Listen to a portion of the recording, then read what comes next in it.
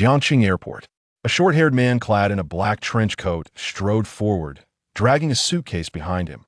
His hair was cropped short, and he sported a pair of dark sunglasses. As he walked, he took out his phone and dialed a number. Soon, an excited voice crackled through the line. "Brother, you're back." "Yes, have there been any updates on my 7 sisters? Your 7 sisters have become formidable figures in their respective realms. But what?" The man halted, the surrounding air chilling in an instant.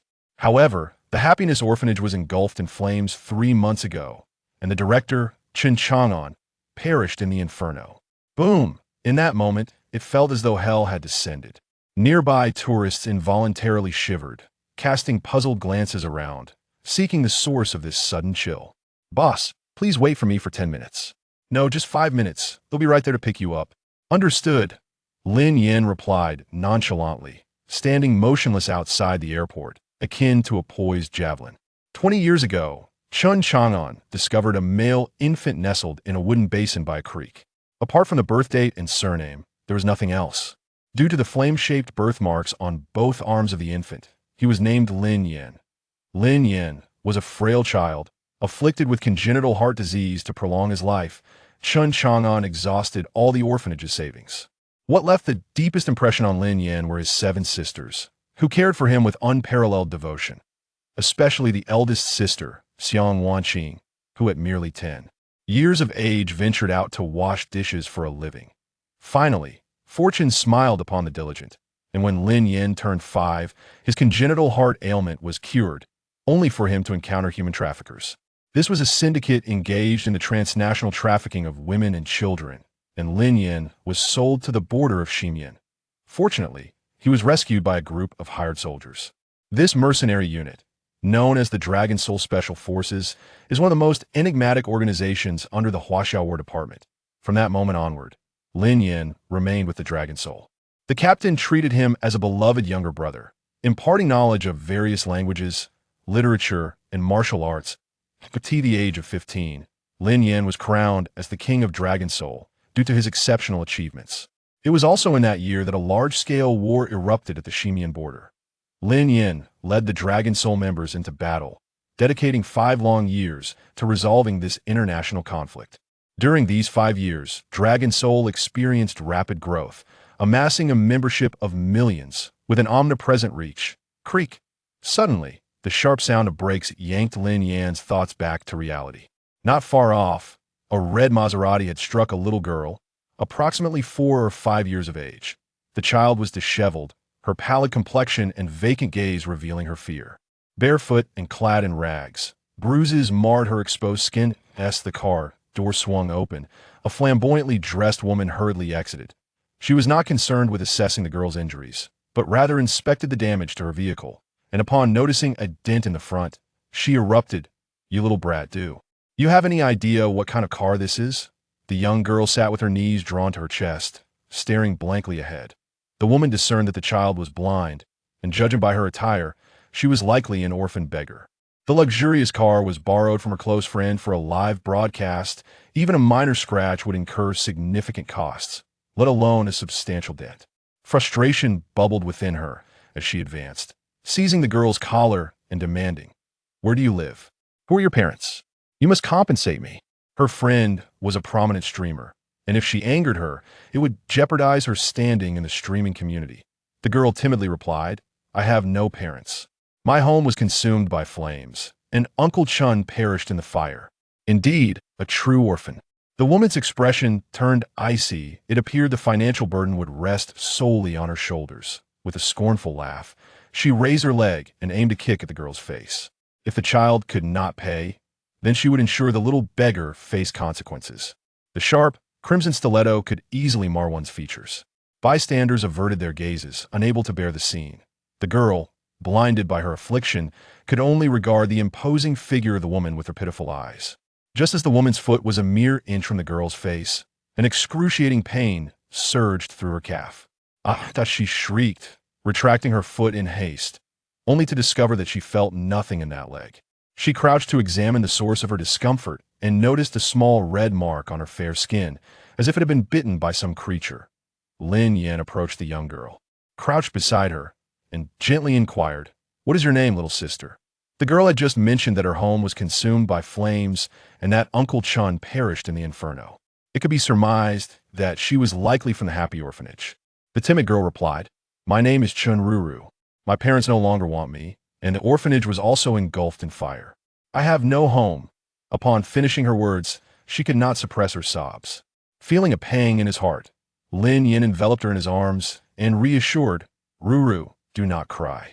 From now on, I shall be your family. With an older brother like me, no one will dare to bully you again." In truth, Lin Yin did not wish to meddle in affairs that did not concern him. However, since this girl was a child adopted by his adoptive father, she was indeed his family. In this world, no one could harm his family, nor would anyone dare to. The woman, clutching her foot, angrily demanded, "Scoundrel, what have you done to me?" Her entire right foot had lost sensation, leaving her too weak to stand. "It is nothing severe. I merely rendered you quiet for a few months. For the next 3 months, you shall not use this foot, or you risk permanent disability." Lin Yan's greatest strength did not lie in his mastery of 12 languages or his extraordinary martial arts skills, but rather in his miraculous medical abilities. These were teachings passed down from the previous leader of the Dragon Soul. The woman's face turned pale with fear as she threatened, "Scoundrel, my best friend is Xiaowan. If you dare offend me, you shall never be able to remain in Jiangcheng." Xiaowan. A faint smile graced Lin Yan's lips. Xiaowan is his 7th sister, and their birthdays are just a day apart. When Lin Yin turned 5, he insisted that Xiaowan call him brother. To fulfill the little birthday star's wish, Xiaowan reluctantly acquiesced. Night. It was also Xiaowan who often snatched his blanket. Doo-doo. A purple Nexel came to a halt beside Lin Yin, followed by several luxurious, limited-edition sports cars, including Rolls-Royces and Bentleys. A handsome young man with white hair emerged from the vehicle, preparing to kneel in greeting, but Lin Yin halted him with a mere glance. The youth approached with a beaming smile. "Boss, I'm 1 minute late." A woman stared wide-eyed at Lin Yin, her voice trembling. "Who are you? Each of these cars is worth tens of millions. What is this man's status?" Lin Yin ignored her, instead enveloping a little girl as he climbed into the Rolls-Royce. The young man leaned toward the car window and whispered, "Boss, did this girl offend you?" Lin Yin cast a sidelong glance at him. "What? Do you intend to harm her? After all, she is my 7th sister's close friend. I just returned and already offended her. How am I to face my sister?" The young man scratched his head and chuckled. "So, where to now?" Lin Yin pondered. "Let's visit the happy orphanage and pay respects to my adoptive father. By the way, arrange for $10 billion. Chapter 2. The inferno of $1 billion in the heart of Jiang City stood a luxurious media building, adorned with hundreds of broadcasting studios. In the chairman's office, a beautiful woman clad in a white dress gazed vacantly at the distant horizon. Suddenly, a woman in a form-fitting black outfit entered silently. "Sister 7, have you found Ruru?" Xiaowan's body trembled as she swiftly turned to face the newcomer. Dressed in black, with raven hair tied in a ponytail and a strikingly exquisite face, she was Sister 3, Yi Hongyu. Xiaowan's eyes glistened with emotion as she hurried to greet her. "Sister 3, you have finally returned." In recent years, Sister 3 had become the most enigmatic figure, often appearing and disappearing without a trace. However, what perplexed Xiaowan was the uncanny pattern. Each time Sister 3 re-emerged, a prominent figure of considerable stature would mysteriously perish in Jiang City. Whether they were corrupt officials or deeply flawed capitalists, each incident turned into a significant unsolved case, eluding any investigative leads from the police. Xiaowan was aware that these occurrences were inextricably linked to Sister 3, yet she could only silently offer her prayers. "I have returned to avenge my adoptive father. Nevertheless, before that, we must locate Ruru. You know well that Xiao Yin was abducted by human traffickers." As she spoke, a glint of ferocity flashed in Yi Hongyu's eyes. She was a killer and the foremost assassin on the international rankings. Over the years, the number of traffickers who had met their demise at her hands numbered no less than 80. Xiaowan sighed and remarked, "I have already instructed my assistant to post a missing person notice. The artists under my management have considerable popularity in their live broadcasts. I hope we can find Ruru." As Yi Hongyu stood to leave, Xiaowan suddenly added, "Third sister, we cannot afford to offend that family. If our adoptive father were still alive, I believe he would not permit you to seek vengeance. Take care of yourself." With that, Yi Hongyu departed without a backward glance. In the happy community, a dilapidated area undergoing demolition. There lay the remnants of a ruin ravaged by fire. Lin Yan clenched his fists, his eyes glinting with a ferocious intent. What agony accompanied such flames?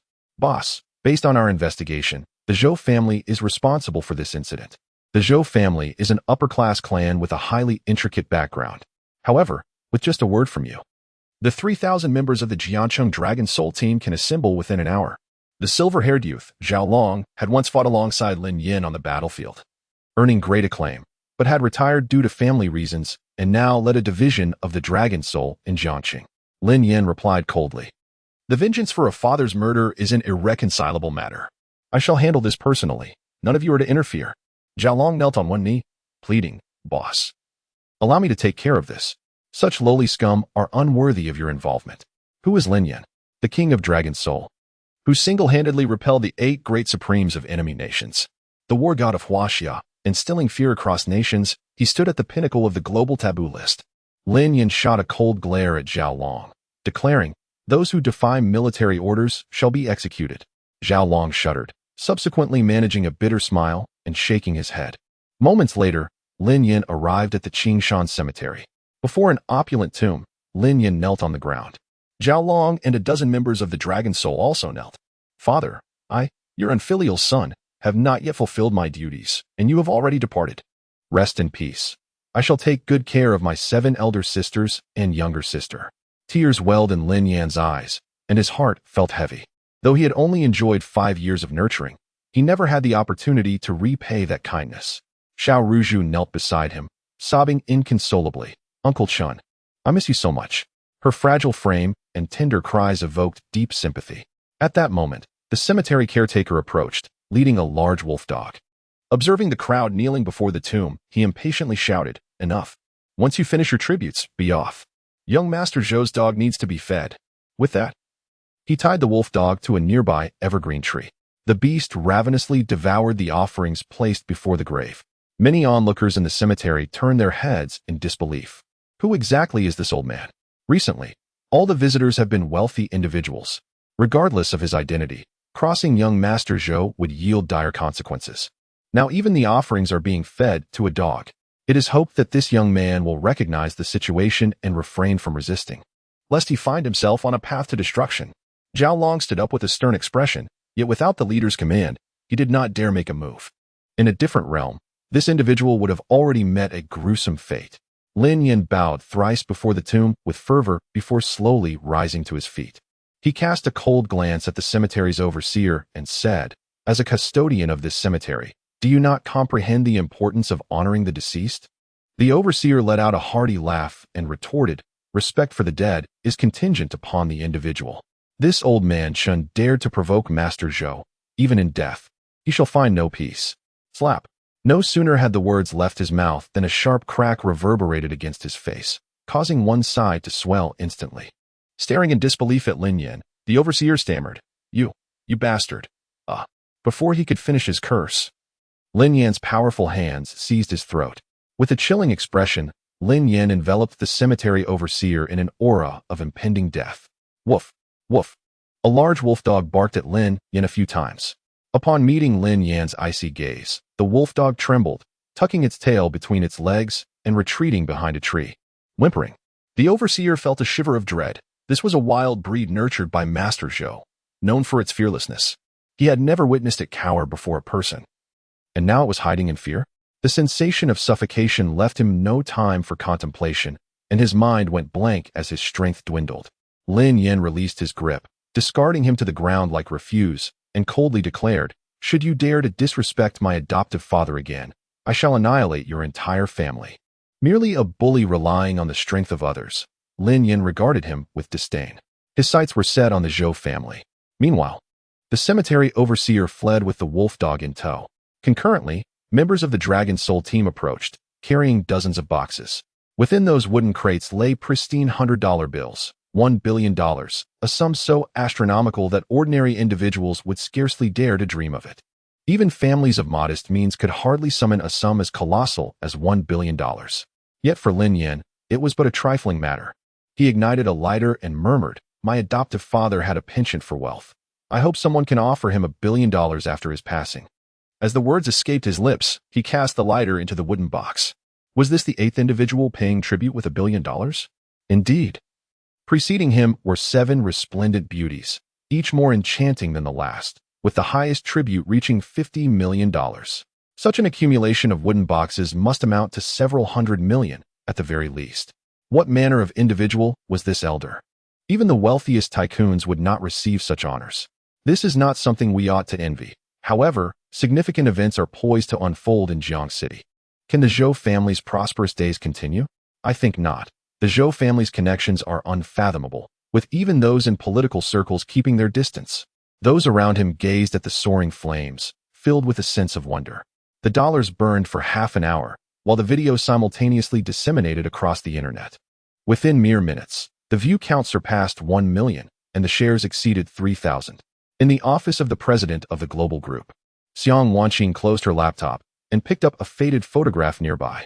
The image featured a man with a square face, seated on a bamboo chair, cradling a young boy, surrounded by 7 girls of varying heights. Suddenly, a bespectacled, demure young woman entered, her face alight with astonishment. President Xiang, someone has burned $1 billion at your adoptive father's grave. Chapter 3. The 7 Sisters, all extraordinary women, $1 billion? Xiang Wanqing's beautiful eyes widened in disbelief. Are you certain it's in dollars and not ghost money?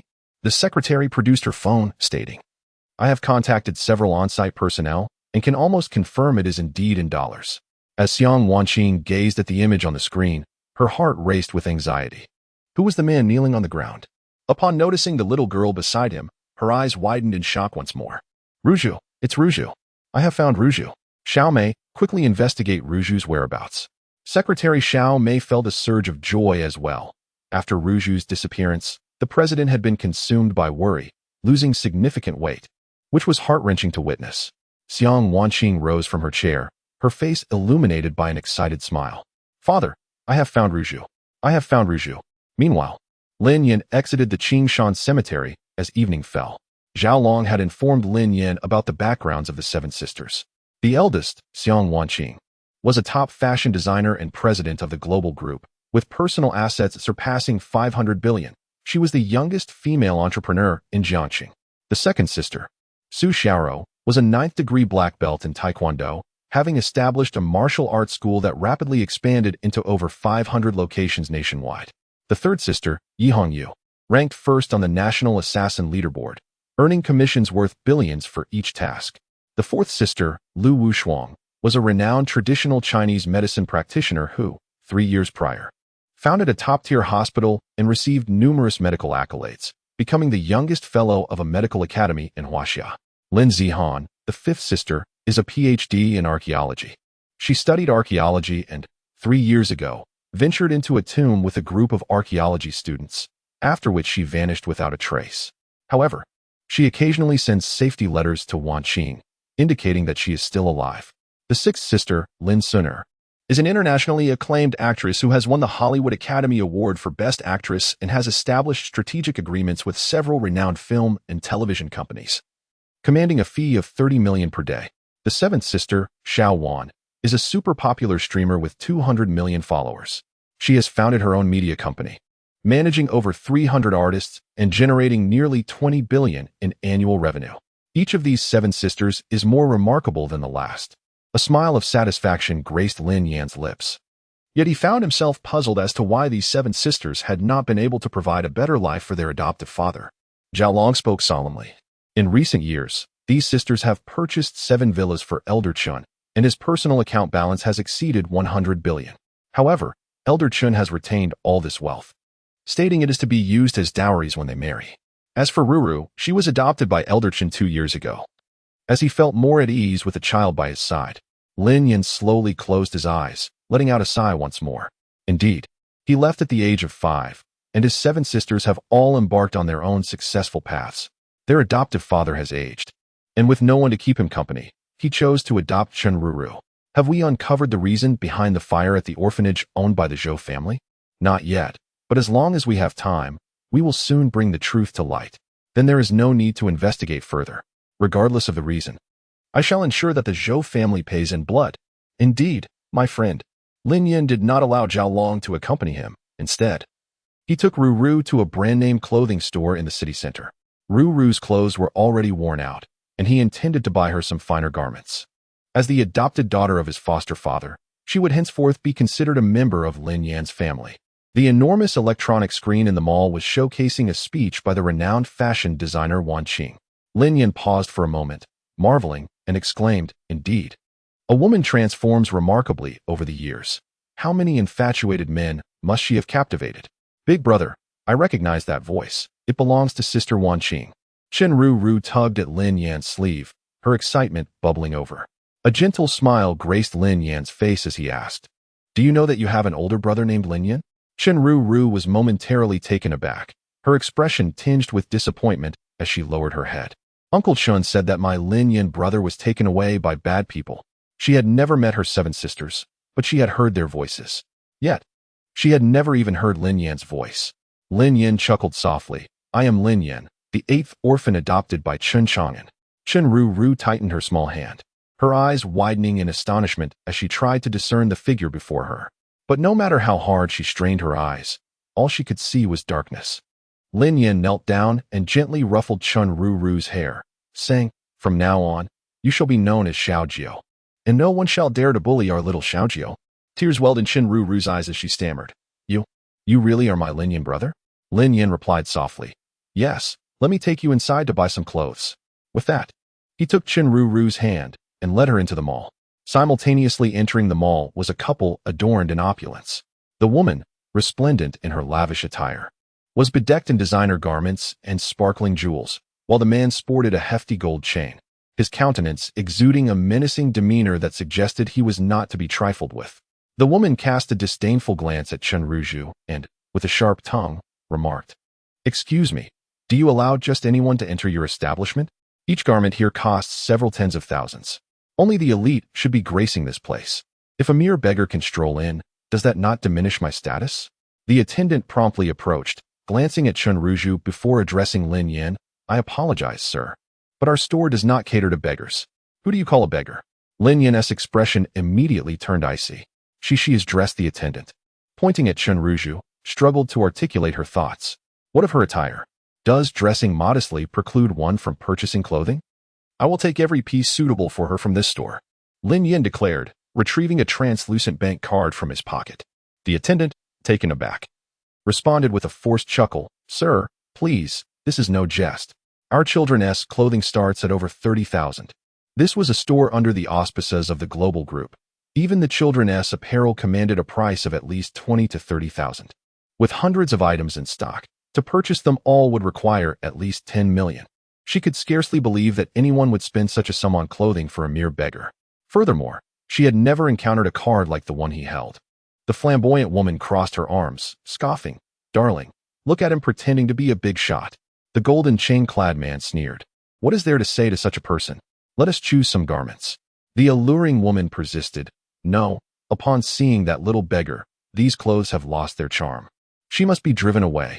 With that, she deliberately made faces at Lin Yan.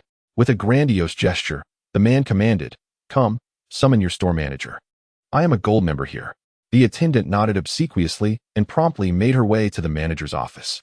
The owner, a middle-aged man, was engaged in a video conference convened by the CEO's secretary, which focused on alerting all branches about a ragged little girl. A photograph appeared on the screen, depicting the girl clad in a tattered gray long-sleeve shirt. "Manager, Mr. Wang wishes to see you," the attendant announced as she pushed open the office door. "Can't you see that I am busy?" the manager replied, glaring at her in displeasure.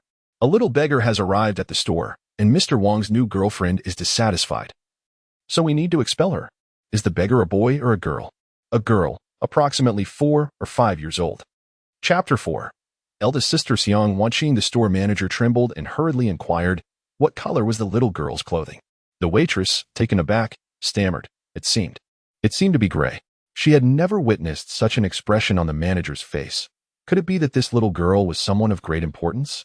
The manager dashed outside in a frenzy. Upon spotting the little girl, his expression instantly shifted to one of anxiety. Wasn't she the very same child from the video? The man in the black trench coat had also arrived, although he did not know who this man was. He was aware that he had just burned through $1 billion. Seeing the manager emerge, Boss Wang immediately fawned, Brother, quickly call security to have these two removed. My girlfriend is repulsed by this little beggar. The manager bellowed, Get lost. Just get out. The alluring woman crossed her arms and approached Lin Yan, saying, Can't you hear? The manager himself has ordered you to leave. You should consider yourself fortunate. The manager forcefully shoved the enchanting woman aside, pointing outside as he declared, I meant for you to get out. Boss Wong, bewildered, was about to speak when the manager struck him across the face. You nearly offended my esteemed guest. Get out now. It turned out the manager was ordering both Boss Wong and the alluring woman to leave, despite being slapped. Boss Wong did not dare to show any anger. The Global Group was a publicly traded company. He could not afford to offend them. His small company relied on the Global Group for its livelihood. The enchanting woman exclaimed, What do you mean? I am a consumer. And you dare to tell us consumers to leave? Is this how you provide service? Shut up, Mr. Wong retorted, delivering a sharp slap across the woman's face. Stunned, she gazed at him in confusion, while he coldly snorted and turned to walk away. The enchanting woman shot a glare at Lin Yan, saying you. Just wait. Don't let me cross paths with you again. Lin Yan remained indifferent. Having chosen to return to the city, he resolved to adapt to whatever came his way. Such pretentious clowns would surely make their appearances again. The manager, adjusting his bow tie, respectfully stated, Sir, please feel free to browse through our clothing. Everything is complimentary today. Lin Yan was momentarily taken aback, then quickly garnered understanding. It seemed the incident involving the American dollars at the cemetery had reached the elder sister's ears. 15 years had passed, and she likely would not recognize him, but she must have identified Chun Ruju. What puzzled him was that the orphanage had caught fire 3 months ago. Why had the 7 influential sisters failed to locate Chun Ruju during that time? Or, Lin Yan's gaze fell upon the bruises on Chun Ruju's body, and a surge of murderous intent rekindled within him. Over the past 3 months, Ruju must have endured considerable suffering. He instructed a waiter to select several outfits for Ruju, then prepared to visit the elder sister's company. At that moment, the manager interjected. Sir, our president will be arriving shortly. Please wait in the VIP room for a moment. The elder sister was on her way. A faint smile graced Lin Yan's face as he pondered what expression his elder sister might wear upon seeing him. Regardless, they would meet eventually, and a brief wait was inconsequential. In the VIP room, the manager personally served tea while Lin Yan took the pulse of little Ruru. After a moment, his countenance darkened. Ruru's health was gravely compromised. Her organs were failing, her brainstem was damaged, resulting in blindness, and she suffered from anemia. The failure of her vital organs without the presence of any disease suggested foul play. Lin Yan inquired solemnly, Ruru, tell your brother. Where did you go after the fire? Ruru shook her head vehemently, declaring, No. Ruru cannot tell you. They are a very wicked bunch. And if I speak of it, my 7 sisters will have no peace. A sharp pain pierced Lin Yan's heart, prompting him to retrieve his phone and dial Xiaolong. Though he had initially hesitated to utilize the power of the Dragon Soul, circumstances compelled him to make an exception. Boss, you must wish to uncover what transpired with Ruru over the past 3 months. He commanded sternly. 3 months prior, following the fire at the Happy Orphanage, Ruru had been abducted by a mad doctor. This deranged scientist and his team had been conducting experiments on the regenerative capabilities of human cells, utilizing Ruru as their subject. The mad doctor possessed a keen sense of counter-surveillance. As they investigated him, he vanished without a trace. Even the might of the Dragon Eye, the intelligence arm of the Dragon Soul, was unable to track him down again. Despite its vast database encompassing half of the world's population, Lin Yan spoke coldly, You must find this madman. Zhao Long vowed earnestly, Boss, rest assured. If I don't locate him within 3 days, I will present my head to you. After hanging up the phone, Lin Yan's expression remained grim. The human experiments had already affected Ruru's biological cells, and recovery would require a considerable period of recuperation. If he did not return, Ruru would soon experience various adverse reactions, potentially not surviving beyond 10 days. Fortunately, he returned just in time. Even the King of Hell could not take her life away now. Before long, the manager entered the VIP room accompanied by an extraordinarily beautiful woman, Xiang Wanqing. Clad in a flowing purple gown, her jet black hair cascaded down her back. Her fair skin was as delicate and smooth as milk. Upon seeing the frail Chen Ruru, Xiang Wanqing rushed forward to embrace her, exclaiming, Ruru, I am so sorry, I am so sorry. It is the elder sister's failure to take good care of you. In the past 2 years, Xiang Wanqing had been preoccupied with her business. rarely visiting the orphanage where her adoptive father had taken in his ninth daughter. Even during the recent fire at the orphanage, she was abroad attending an important summit. Upon her return, all she could find was the charred remains of her adoptive father and a pile of ruins. The fate of her ninth sister, whom her father had adopted, remained unknown. During this time, Xiang Wanqing lived in a state of guilt. If she had not been so focused on making money, perhaps she could have been there for her father, and he might not have met with such misfortune. Rising from the ground, Xiang Wanqing fixed her dark eyes on Lin Yin and inquired, "Did you save my ninth sister? Who are you? And why did you give my adoptive father counterfeit US dollars?" The adoptive father had a penchant for money and had never laid eyes on a dollar bill throughout his life. His sole desire before passing was for someone to offer him American currency in death. This secret was known only to the seven sisters and Lin Yin. However, Lin Yin had been abducted by human traffickers 15 years ago, and her fate remained uncertain. Could it be that one of the sisters' boyfriends was involved? With this thought, Xiang Wanqing extended her delicate hand. "You must be my brother-in-law, right? Thank you for helping me find Ruru." Lin Yin grasped Xiang Wanqing's hand. Her grip gentle and innocent, the skin smooth and delicate. After 15 long years, she was finally reunited with her eldest sister. As Lin Yin continued to hold on, Xiang Wanqing couldn't help but furrow her brow. Just as she was about to break free, Lin Yin spoke. "Elder sister, I am Lin Yin." Suddenly, Xiang Wanqing's body trembled, her beautiful eyes widening in disbelief. She shook her head, exclaiming, "Impossible. Xiaoyan is already." Lin Yin rolled up her sleeves, revealing flame-shaped birthmarks on both arms, which were the origin of her name. Xiang Wanqing stared at Lin Yin as if struck by lightning, her eyes gradually moistening. It truly was Xiaoyan. She embraced Lin Yin tightly, her voice choked with emotion. "Xiaoyan, I thought I would never see you again. It's all my fault for not keeping a better watch over you. I've been a negligent elder sister." Lin Yin gently patted Xiang Wanqing's back, smiling as she reassured her. "Elder sister, it was I who was too mischievous and wandered off, which led to my abduction by those wicked people. You need not blame yourself. I have caused you worry for these 15 years. The store manager was utterly astonished, his shock beyond measure. I initially believed that the president merely knew the child, but to my surprise, this young man is actually the president's brother. Fortunately, he arrived just in time. Otherwise, had the waiter attempted to expel these two individuals, my position as the manager would have been compromised." Xiang Wanqing held Lin Yin tightly, as if fearing his imminent disappearance. After a considerable pause, Lin Yin smiled and said, "First, please arrange a place for me and Ruru to stay. I just returned today and have nowhere to settle."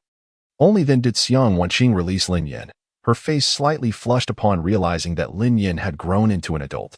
"I purchased a villa for my adoptive father, but he has never lived in it. You may stay there for now, and once I am free, I will buy you another one."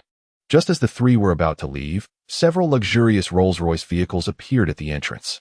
As the doors swung open, a handsome young man clad in a white suit emerged, declaring, "Wanqing, tomorrow is my father's birthday. I have invited you 3 times, since you refused to toast. I shall have to insist that you come." Chapter 5. Homeward bound. Upon catching sight of the individual, Xiang Wanqing's expression grew somewhat awkward. It was Chu Jingyun, the young vice president of Huayu Group. Despite her clear intentions, he remained persistently entangled in her affairs. She held no interest in the birthday banquet for Chu Batian. Furrowing her delicate brows, she spoke with her crimson lips slightly parted. "Chu Jingyun, this is my territory. Do you really intend to force the issue?" Surrounding them were numerous clothing chain stores, half of which belonged to the global group. With a mere phone call, all the personnel from the branches would rush to her aid. With his hands clasped behind his back, Chu Jingyun replied with a faint smile, "If you accompany me to this banquet, I assure you, I shall no longer impose upon you." A shadow flickered in his gaze. If Xiang Wanqing attended the birthday celebration, he was confident he could win over this prideful, icy CEO. "What do you think you are? My woman is not someone you can entangle with." At that moment, Lin Yin suddenly wrapped his arm around Xiang Wanqing's slender waist. A shiver coursed through her, and her cheeks flushed as she turned to him. Yet, she understood that Lin Yin was attempting to extricate her from the predicament. So she embraced his arm and coldly stated, "I already have a boyfriend. I have no interest in your father's birthday banquet, so please refrain from harassing me further."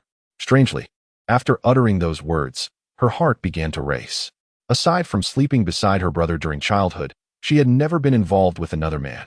Even at business gatherings, she never engaged in handshakes with those men. Chu Jingyun smiled ominously, saying, Kid, you won't be able to keep that hand today. After speaking, he strode directly towards Lin Yan. Xiang Wanqing leaned closer to Lin Yan and cautioned, Xiao Yan, Chu Jingyun is a boxer, a former champion. Stay calm. I will call my second sister. Su Xiaoro, a master with a 9th-degree black belt, was undoubtedly a formidable presence in martial arts. She believed her sister could resolve this matter. Just as Xiang Wanqing took out her phone, a piercing scream echoed through the air. Turning her head, she saw Lin Yan gripping Chu Jingyun's fist. The sound of bones grinding sent chills down her spine.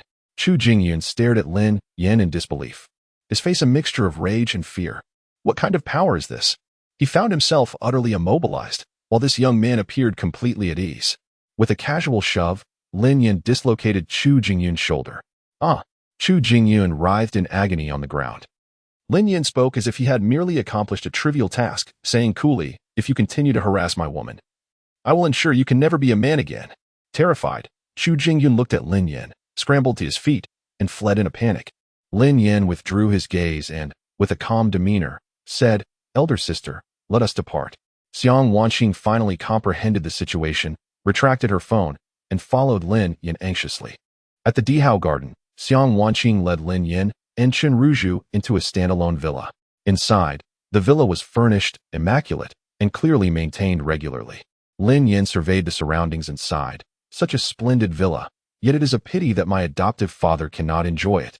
This statement pierced Xiang Wanqing's heart. The desire to care for one's parents is often thwarted by fate. The 7 sisters felt a profound regret for not having honored their adoptive father sooner. Big sister, Ruru wants to take a bath. Chen Ruru said softly, fully aware that they were in an opulent setting and worried about sullying the home. Xiang Wanqing affectionately ruffled Chen Ruru's hair, saying, All right, sister will take you for a warm bath. Xiaoyan, you can sit here for a moment. There are drinks in the fridge. Lin Yan nodded with a smile and went to retrieve a can of beer from the fridge. Just as he opened the tab, an elderly woman in her 60s descended the stairs. She was likely the housekeeper Xiang Wanqing had summoned to clean the villa. The old woman scrutinized Lin Yan with suspicion, asking, Who are you, and how do you possess a key to this villa? Lin Yan cast a sharp glance her way and replied indifferently, Who I am is of little consequence. What matters is who you are. Upon seeing the elderly woman, a sliver of caution crept into Lin Yan's heart. Her footsteps were utterly silent, indicating she was no ordinary person. I am the housekeeper responsible for the villa's cleanliness. Upon locking eyes with Lin Yan, the old woman instinctively lowered her head, a flicker of malice crossing her mind. Lin Yan withdrew his gaze and coldly stated, Your eyes betray your intentions. If you harbor ulterior motives, I advise you to abandon such thoughts. Should I discover any ill will towards my family, I will ensure that you find neither life nor death a solace. From the elderly woman, Lin Yan sensed a faint but palpable murderous intent. He has been through countless battles and is acutely sensitive to the intent to kill. Although the old woman concealed herself adeptly, she could not escape his intuition. Ignoring Lin Yan, the old woman proceeded to carry her bucket outside. Lin Yan took a swig of beer and settled onto the sofa to rest. This villa belonged to his elder sister, and the caretaker was also employed by her. He had no authority to intervene excessively, lest he hurt her pride. Before long, Xiang Wanqing emerged from the bathroom with Chen Ruzhu, who had changed into fresh attire. Chen Ruzhu, merely 5 years of age, possessed a delicate oval face, exquisite features, large expressive eyes, and long, lustrous hair cascading down to her waist. She was undeniably a beauty in the making, destined to be a captivating enchantress in her maturity. The more Lin Yan observed, the more he felt that Chen Chang'an was far from ordinary. The girls he had taken in were all ethereal beings. And even the soul boy had become a legendary warrior of China, wielding supreme authority. Was Chen Chang'an truly an ordinary person? A notion began to stir within Lin Yan, a lingering illusion that perhaps his adoptive father had not perished after all.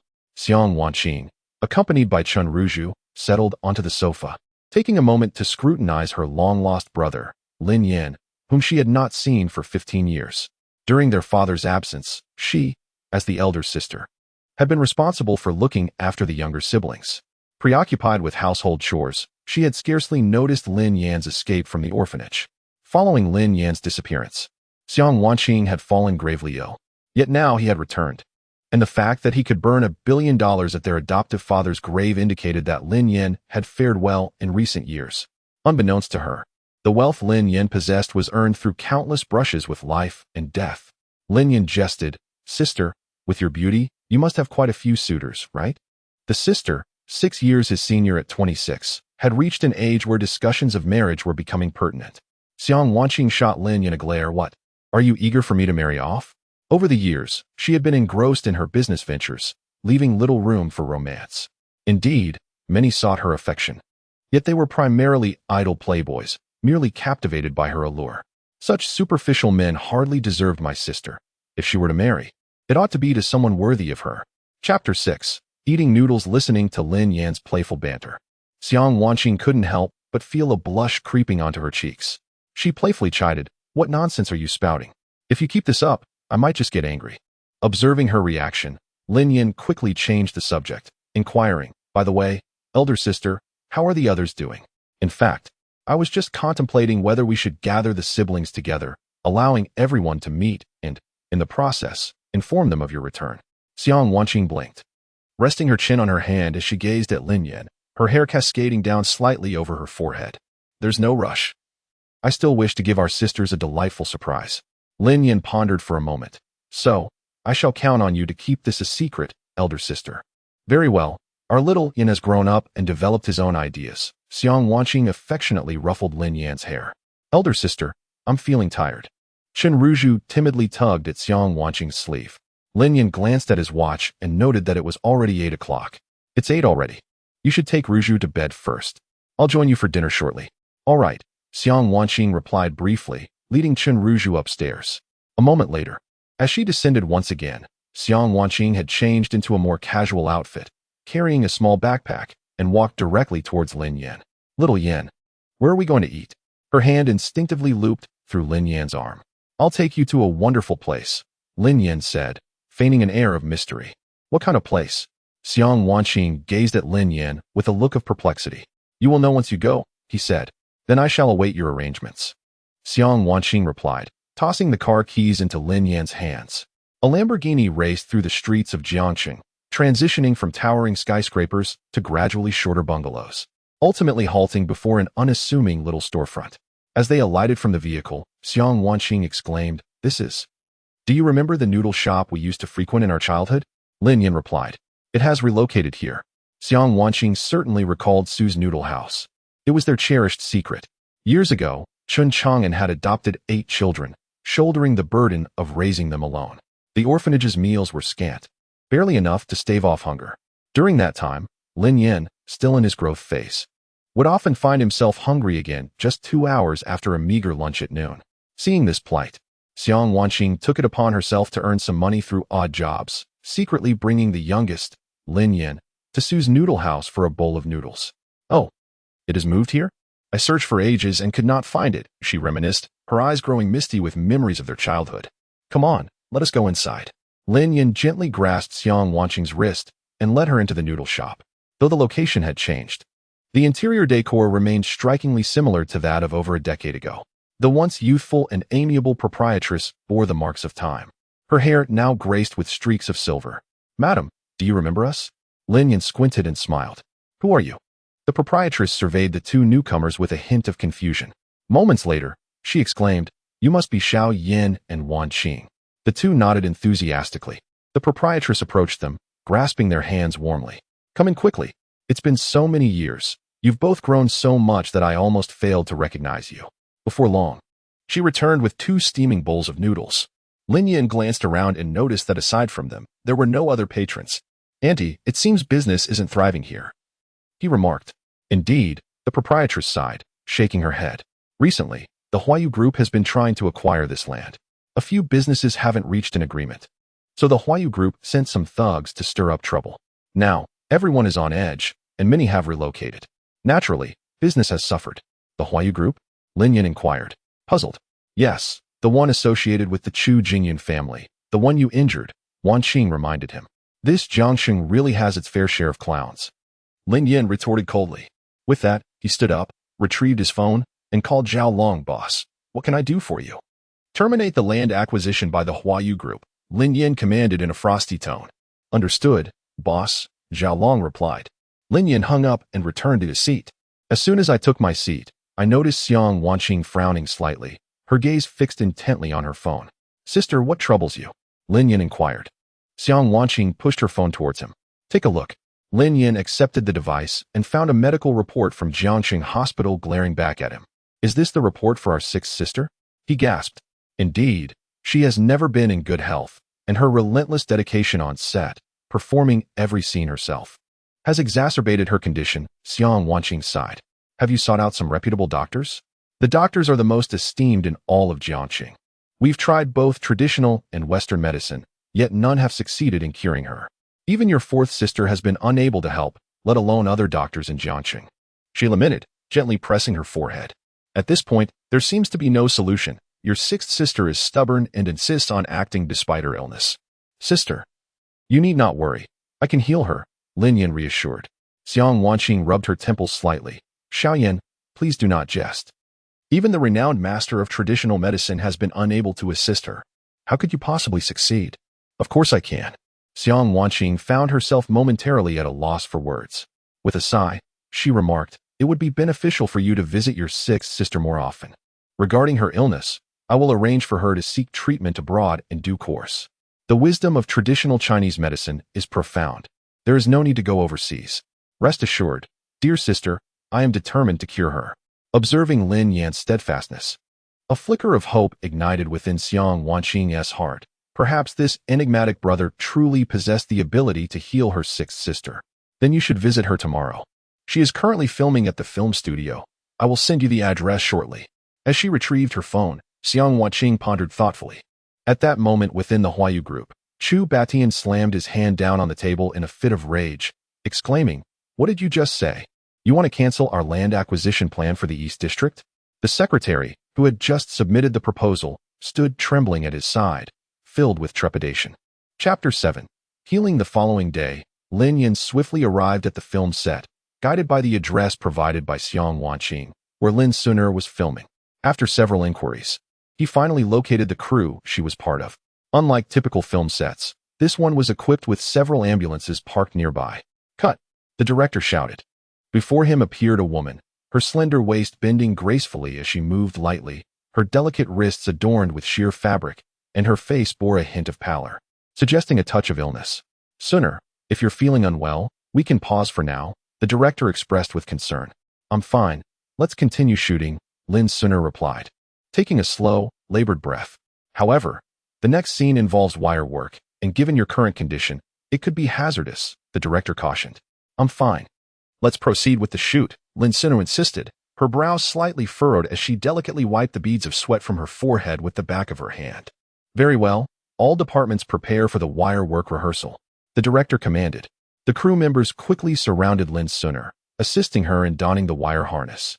Lin Yin stood to the side, observing her relentless determination, feeling a pang of sympathy within him.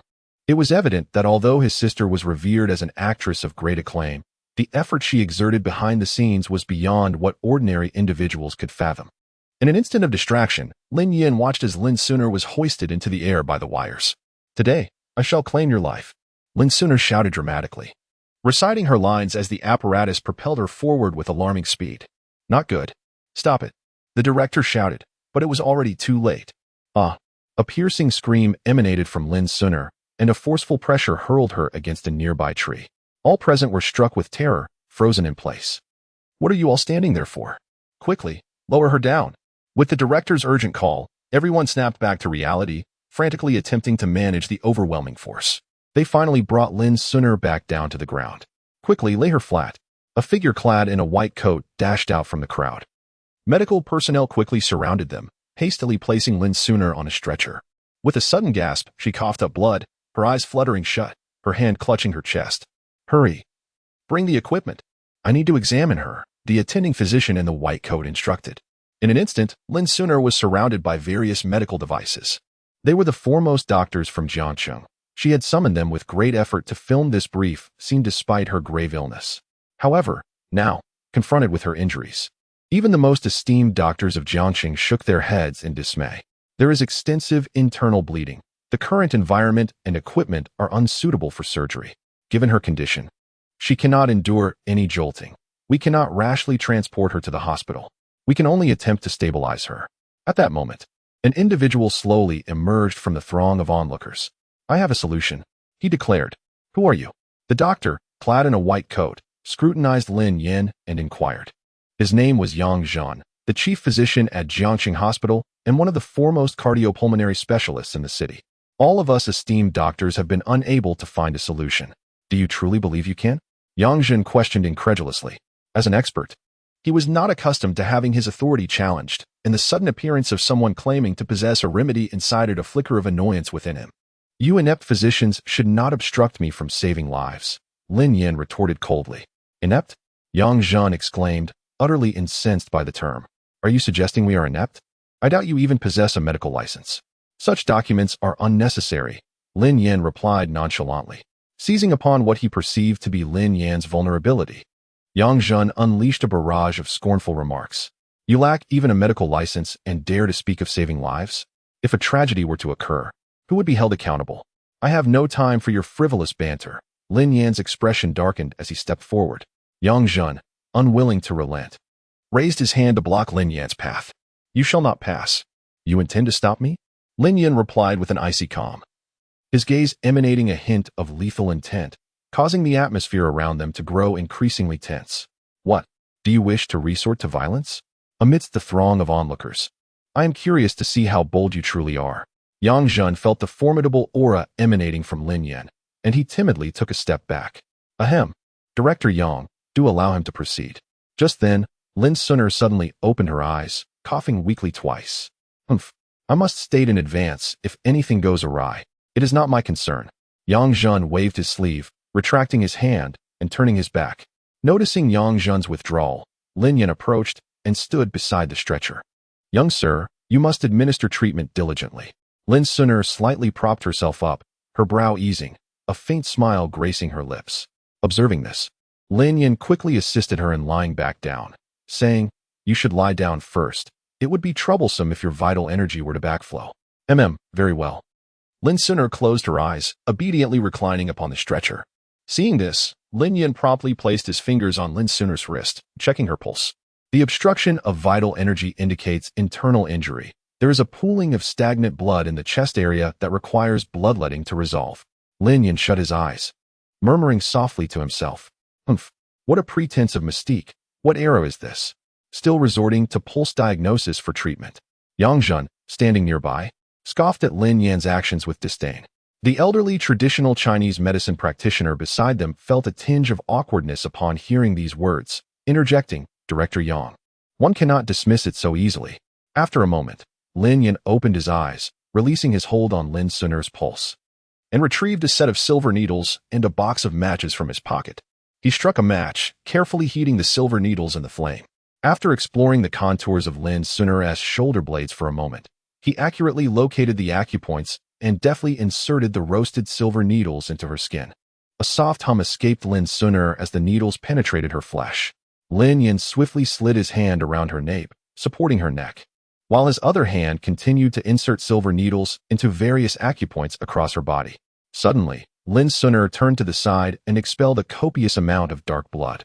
Lin Yan gently caressed her back, waiting patiently for her to purge the tainted blood before rapidly extracting the needles from her body. After completing this procedure, Lin Suner took a deep breath and surprisingly began to sit up unaided. Are you all right? Yang Zhan asked in astonishment, observing her newfound upright position. I feel much better, Lin Suner replied, moving her limbs experimentally. What is this? Exclaimed the elderly traditional physician standing nearby. The 8 extremes profound needle technique. May I inquire about your master, young sir? Mu Chong Kong, Lin Yan replied, slowly articulating the name as he put away the silver needles. Chapter 8. The master ancestor to be precise. Mu Zhong Kong is not my master. He can only be considered my senior brother, Lin Yan remarked with a hint of detachment. Upon hearing the name Mu Zhong Kong, the expressions of those present shifted dramatically. In Jiangxing, it is common knowledge that Mu Zhong Kong's name resonates profoundly, particularly within the medical community. During the outbreak of the epidemic, it was Mu Zhong Kong's singular herbal remedy that delivered countless citizens of Jiangxing from their afflictions. However, this was not made public at the time, which is why the lay populace remains unaware of his contributions. What astonished the medical practitioners present was the revelation that this young man before them was, in fact, a fellow disciple of Mu Zhongkong. The elderly traditional Chinese medicine practitioner's countenance transformed, and he knelt on one knee, exclaiming, "I pay my respects to the master ancestor." What? He is Mu Zhongkong's junior? Yang, standing nearby, expressed his surprise. Such is merely a title. Please rise, esteemed elder. Lin Yan quickly assisted the kneeling doctor to his feet. Elder Yan, how could this impudent young man possibly be your master ancestor? Yang Zhen inquired, perplexed. Indeed, this youth appears to be scarcely in his 20s. How could he possibly be your master ancestor? Elder Yan must have misjudged, others echoed, struggling to reconcile the notion of a master ancestor with the enigmatic young man before them. Logically, anyone capable of being the mentor of the venerable Elder Yan, who has reached his 60s, would have to be a person of considerable age. Among the onlookers, no one could fathom that this youthful individual was indeed the master ancestor of the elderly physician. What do you understand? The venerable old physician exclaimed in a voice brimming with indignation that, even if they questioned his identity, they had not to doubt the efficacy of the Baji Xian needle in his possession. Only those of his master's generation could wield such an instrument. Thus, regardless of any inaccuracies regarding his identity, it would not be an exaggeration to address him as master, solely based on the Baji Xian needle he held. As he continued, his words left the onlookers in astonishment, transforming the young man's image into one of enigma and grandeur. A series of coughs suddenly interrupted the crowd's speculation. Remarkably, Lin Suner, who moments ago had been immobilized on the cart, now sat upright. The director hurried over, concern evident in his voice as he inquired, "Are you all right?" Lin Suner waved her hand dismissively, slowly uttering, "I feel much better." As she spoke, her eyes furtively glanced towards Lin Yan, the one who had come to her rescue, appearing to be of a similar age. Others might remain oblivious, but Lin Suner was acutely aware that her affliction had proven insurmountable even for the esteemed national healer, Sister Lu Wushuang. Yet today, this young man had effortlessly inserted a few silver needles and miraculously alleviated her chronic ailment. Most notably, his visage was of a strikingly appealing nature, characterized by a chiseled jawline and a hint of mature composure, with eyes sharp as an eagle's. These features were indelibly etched in Lin Suner's mind, causing her heart to race uncontrollably as she covertly observed Lin Yan. Suddenly, he turned to face her, and their eyes met in a moment of shared recognition. Lin Suner felt her cheeks flush with embarrassment, the warmth spreading across her face. "You," called, she stammered, her voice barely rising above a whisper, fading to a point where she could scarcely hear herself. "I." Lin Yan stepped forward, intending to disclose his identity to Lin Suner, but was abruptly intercepted by the approaching director. "Are you feeling all right?" the director inquired. "I'm fine," Lin Suner replied softly, shaking her head gently. "Can we continue filming?" "Absolutely. I feel rather guilty for delaying the shoot," she said. "Today's filming schedule isn't too demanding, so if you're well, let's swiftly complete the final scene," the director urged. "Come on, everyone, don't crowd around. Let's get ready to shoot." He clapped his hands, rallying the assembled crew. Unable to resist stealing another glance at Lin Yan, Lin Suner then rose to adjust her attire and called upon the makeup artist for a touch-up. Observing her flurry of activity, Lin Yan relinquished his earlier impulse to engage her in conversation, retreating to the sidelines to await the proceedings quietly. Amidst the bustling preparations, a sudden voice pierced through the commotion. "Director, the male lead cannot make it due to another commitment." "What?" The director, visibly irritated, slammed the megaphone onto the ground. "What an audacious situation. Suner has come to shoot despite being unwell, and he dares to prioritize another engagement over today's filming? Director, what shall we do now?" the stagehand timidly inquired, fearful of further inciting the director's ire. "Quickly find someone to fill in. Just have them stand in when the time comes." "Must I teach you even this?" The director's tone was laced with growing impatience, prompting the stagehand to act promptly. He swiftly exited the sidelines and spotted Lin Yan standing nearby. Noticing Lin Yan's physique bore some resemblance to that of the male lead, the stagehand seized him without hesitation. "Hey, have you ever acted before?" Lin Yan shook his head, but the stagehand was at a loss for alternative candidates. He clung tightly to Lin Yan. "It's all right, brother. You seem to be in good shape. Surely you engage in regular exercise. Please, just help me out for a moment, as I am utterly out of options." Faced with the earnestness of the request, Lin Yan found it difficult to refuse and nodded gently. "All right." Upon hearing Lin Yan's acquiescence, the stagehand's face lit up with joy. He quickly summoned the makeup artist and costume designer to prepare Lin Yan. Moments later, Lin Yan was adorned in a groom's outfit. Strangely enough, the attire lent him a certain ancient charm. The stagehand promptly ushered the freshly attired Lin Yan before the director. The director appraised Lin Yan from head to toe, then expressed his satisfaction. Not bad, not bad. Given your physique, I assume you have some training? Are you familiar with basic martial arts moves? I know a bit of kung fu, Lin Yan replied. The director nodded vigorously. Excellent. That's just what we need. Allow me to explain how we will film this scene. It is quite simple. You are to wed Lin Suner, and then a host of assassins will emerge to attempt to take your life. Your task is to utilize your martial arts skills to fend them off. Give it a try. If you find it too challenging, I can arrange for a martial arts instructor to teach you a few movements. Do you understand? The director inquired. Lin Yan nodded in acknowledgement. Excellent. All departments prepare for the third scene, the first shot of the wedding ceremony. Ready. Upon seeing Lin Yan's ascent, the director promptly called for action. Lin Suner, adorned in her bridal attire, delicately advanced into the set. Upon noticing that the male lead had transformed into the very man who had rescued her earlier, a faint blush graced her cheeks. The crimson bridal veil atop her head gently fell into place. Action! The director bellowed, as the camera smoothly glided along its track toward the two. Chapter 9. The line between pretend and reality. Lin Yan gazed at the girl before him, adorned in bridal attire, and was transported back to their childhood days spent playing house, where they had also enacted such ceremonies. First, we bow to heaven and earth. The call from the supporting actor jolted Lin Yan from his reverie. He slowly lowered his head towards Lin Suner, who mirrored his gesture. Second, we bow to our parents. The actor's voice resonated again. The two knelt in the direction of the grand hall. To the husband, Lin Suner softly called, her voice laced with a hint of nervousness. This marked her debut in such a performance.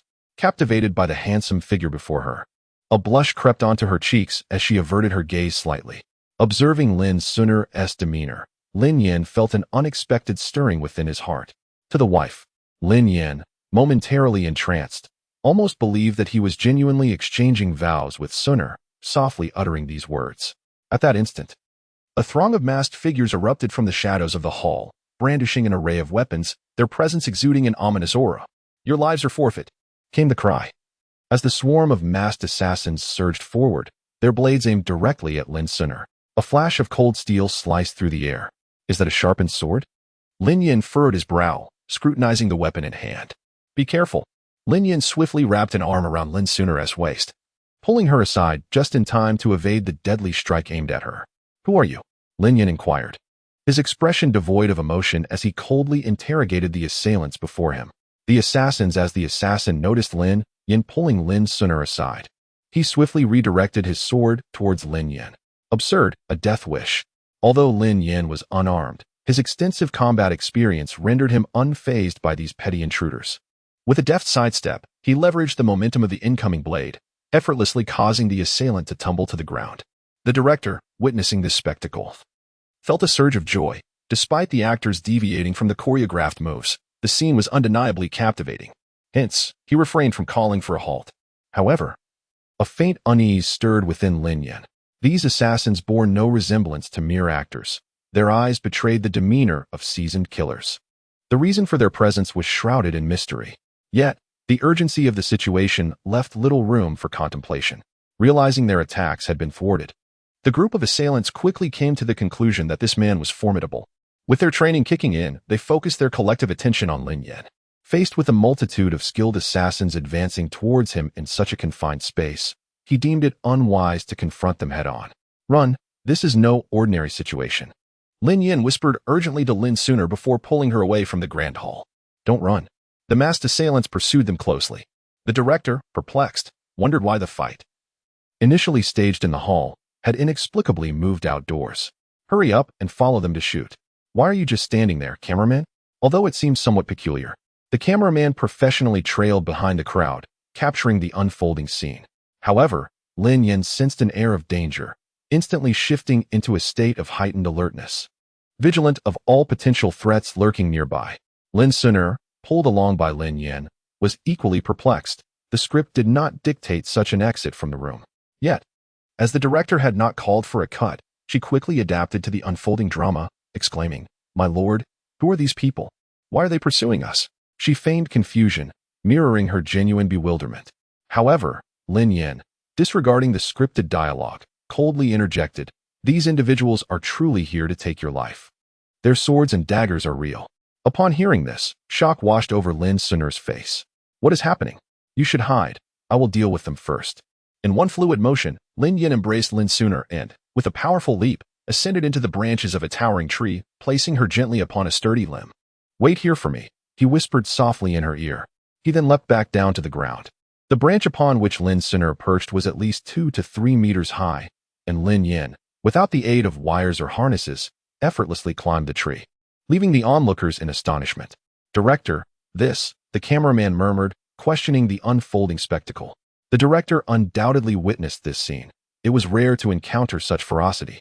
"Quickly, capture this moment. Refrain from speaking." With no reservations, Lin Yin turned his head and neck, stretching his muscles slightly. A chilling smile etched upon his face as he approached the assassins pursuing him from behind. "What is happening?" The two masked assassins exchanged bewildered glances. Instead of fleeing, Lin Yin appeared resolute. Did he intend to confront them rather than escape? Without engaging in idle chatter, Lin Yin declared that anyone who dared to threaten his family must meet their demise. Secretly, he produced a few silver needles, and upon observing Lin Yin, whose countenance was dark and exuded an aura of death, the group of assassins halted in their tracks. "Should you dare to approach, do not expect to depart unscathed." In an instant, Lin Yin flipped his wrist, sending the silver needles soaring forth. The two assassins who had stood slightly ahead collapsed instantly. The onlookers could scarcely perceive the slender needles. They merely witnessed two individuals fall to the ground at the mere lift of Lin Yin's hand. A shriek echoed from the fallen assassins. The remaining standing figures hesitated, no longer daring to advance. "Who sent you?" Lin Yin inquired in a cold tone. "This man is peculiar. We should retreat." The incapacitated assassins suddenly cried out from the ground. Attempting to flee, Lin Yin's silver needles responded with deadly precision. Instantly, two more fell. In that moment, Lin Yin resembled a deity of death. The remaining assassins, in a state of panic, scattered in all directions, each seeking to preserve their lives. In their frantic escape, one individual collided with a nearby cameraman. "Begone!" With a fierce swing of his sword, he inflicted a deep gash upon the photographer's hand. The photographer dropped his camera, clutching his wounded arm as blood trickled through his fingers. "Cut, cut, cut!" The director shouted, rushing over with a megaphone, his face contorted with rage. "What on earth are you doing?" Yet, the masked assassin paid no heed to the director, swiftly turning the blade towards him. A dull thud resonated through the air as the director raised his hands defensively, eyes tightly shut. However, the sword did not strike him.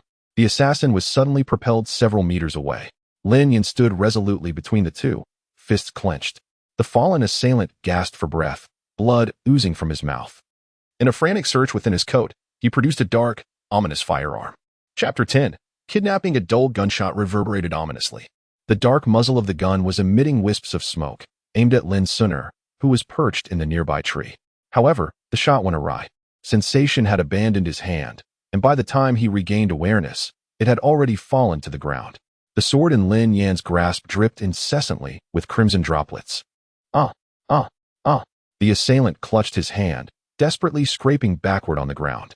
Seeking death, Lin Yan's voice turned even colder. As he severed the man's hand, he simultaneously released a silver needle to seal the assailant's blood vessels, preventing a spray of blood. Yet, the sudden gunshot had indeed terrified the crew present. Everyone instinctively shielded their heads and crouched on the ground. A scream pierced the air from the direction of Lin Suner. Lin Yin turned to see that a killer had somehow managed to reach the base of the tree where Lin Suner was situated and was now attempting to ascend. Cowering on the branches, Lin Suner trembled uncontrollably. Lin Yin furrowed his brow. What remarkable speed! The crew members sprawled on the ground felt as though a gust of wind had swept past them, a fleeting shadow vanishing in its wake. Though the assassin lacked Lin Yan's agility, he nonetheless managed to climb the tree, his knife perilously close to Lin Suner. In a moment of dire urgency, Lin Yin launched his last silver needle. Whoosh! A gleam of cold light flashed through the air as the needle pierced the killer's wrist. The excruciating pain compelled the assassin to halt his actions, rendering his grip on the knife feeble, causing it to clatter to the ground. In that fleeting moment of distraction, Lin Yin swiftly ascended the tree. With a firm grasp, he seized the man's ankle, exerting his strength to drag him forcefully from the branches. Thud! The dull thud of impact resonated as the assassin, who had perched above, lay motionless beneath the tree, his fate uncertain. "Are you all right?" Lin Yin inquired. Lin Suner shook her head. "I am fine." As Lin Yin turned to survey the scene, he noticed several assassins had fled a considerable distance. However, his supply of silver needles was exhausted, making it increasingly challenging to subdue the escaping foes. Yet, his gaze fell upon the hairpin adorning Lin Suner's head. "May I borrow your hairpin?" With a slight nod, Lin Suner acquiesced. Lin Yin swiftly reached for the hairpin, her soft tresses cascading down in a disheveled yet enchanting manner. Ignoring this detail, he launched the hairpin with precision. It transformed into a flurry of formidable darts, striking true as it embedded itself in the calves of the fleeing assassins. The escaping foes collapsed, crying out in agony. Observing this, Lin Yin extended his hand to Lin Suner. "Let us go. I will take you down." Lin Suner placed her hand within his grasp, gently leaning against him as they descended together. Lin Yin gentlemanly placed his hand on Lin Suner's waist, and with a leap, he brought her back to the ground. Upon returning, Lin Suner felt the warmth radiating from Lin Yan's chest. She found herself momentarily dazed. Apart from the playful tussles with her brother during her childhood, she had never experienced such intimate physical contact with a male before. A blush involuntarily crept onto her face. Just as she was about to inquire further, her train of thought was abruptly interrupted by the vibration of her phone. Lin Yin quickly withdrew his hand from her waist and took out his phone, discovering that it was a call from Zhao Long. He promptly stepped aside to answer it. "Boss, there's been an incident." Zhao Long's anxious voice came through the line. "What has happened?" Lin Yin furrowed his brow. "Chen Ruju is missing." "What? Isn't Ruju at my elder sister's villa? How could she go missing?" A glimmer of coldness flashed across Lin Yan's face as he suddenly recalled the peculiar nanny he had seen at the villa the day before. As he had suspected, Zhao Long continued, "The nanny at the villa has also vanished. Aside from the young lady, no one else has entered the villa. This nanny is the prime suspect. Find her and deal with it." "I do not wish to repeat myself," Lin Yin replied coldly. He had no idea who would dare to kidnap Chen Ruju, but he was resolute in his determination to make them regret their actions. "This matter requires your return, esteemed leader. We need the assistance of that system to locate Chen Ruju. As you are aware, its activation necessitates your authorization." Zhao Long's tone bore an air of caution. "Very well. Let us refrain from discussing too much over the phone. I shall return shortly." With that, Lin Yin ended the call. He approached the director directly. "You must contact the police. These individuals should be left to their jurisdiction." Lin Yan's tone conveyed an implicit command that brooked no dissent. "All right, brother. I shall follow your lead." The director, having witnessed Lin Yan's capabilities, dared not delay his instructions. He promptly retrieved his phone to report the incident. Meanwhile, Lin Yan hurriedly vanished from the set. Lin Suner, observing Lin Yan's retreating figure, swiftly summoned her assistant. "Suner, is there something you need?" The assistant inquired. "Please investigate the identity of that individual from earlier. I wish to learn more about his background." Lin Suner's eyes shimmered with tenderness. Yet each time she sought to inquire about the mysterious man's name, distractions would arise. Nevertheless, her heart's admiration compelled her to delve deeper into his identity. "Sinner, this is the first time you have shown such interest in someone. Have you developed feelings for him?" The youthful assistant teased. Lin Suner playfully pouted and lightly tapped her assistant's arm. "Do not speak nonsense. I merely wish to ascertain who my savior is." However, upon mentioning this, Lin Suner felt a twinge of guilt, her cheeks flushing with warmth. Observing her rosy complexion, the assistant reached out to gently touch her face and chuckled. "Suner, it appears you are unwell." "Oh, am I ill?" she inquired. "Not in the physical sense," the assistant replied. "Then what ailment do you imply?" "A matter of the heart." As the assistant tended to Lin Suner's daily needs, she was acutely aware of the young woman's sentiments. Just by observing her preoccupied expression, it was evident what thoughts occupied her mind. With a playful tone, the assistant said, "All right, I won't tease you any longer. I will arrange for someone to investigate this matter. You simply focus on your work." At these words, Lin Suner, blushing, nodded slightly. Within the headquarters of Longyan, Lin Yin strode in confidently. "We welcome Lord Longhan." All members of the Longhan Special Operations Team knelt halfway and respectfully called out. Lin Yin proceeded directly to his designated seat and took a seat. "Where is Zhao Long?" Chapter 11. Seeking Death. Lin Yan's voice reverberated through the hall of the Longyan headquarters. "Boss, you have returned." Upon hearing Lin Yan's call, Zhao Long hastened over without delay. What is the situation? Lin Yin inquired with an air of authority. Report, boss. We have examined the surveillance footage surrounding the villa and have confirmed that the person who took Qin Ruju is none other than the nanny from Xiang Wanqing's villa. Show me the footage. Zhao Long, upon hearing this, quickly summoned someone to bring forth the surveillance recording. In the video, the elderly nanny, not far from the villa, peeled away her facial disguise, revealing a youthful visage. Cradled in her arms was the unconscious Qin Ruju, appearing as if she were in a deep slumber, her fate uncertain. After completing her task, the nanny vanished around the street corner, and the recording abruptly ended. What about the other footage? Lin Yin asked in a low voice. Boss, it is rather peculiar. A portion of the footage seems to have been deliberately concealed. Zhao Long handed over a device resembling a tablet.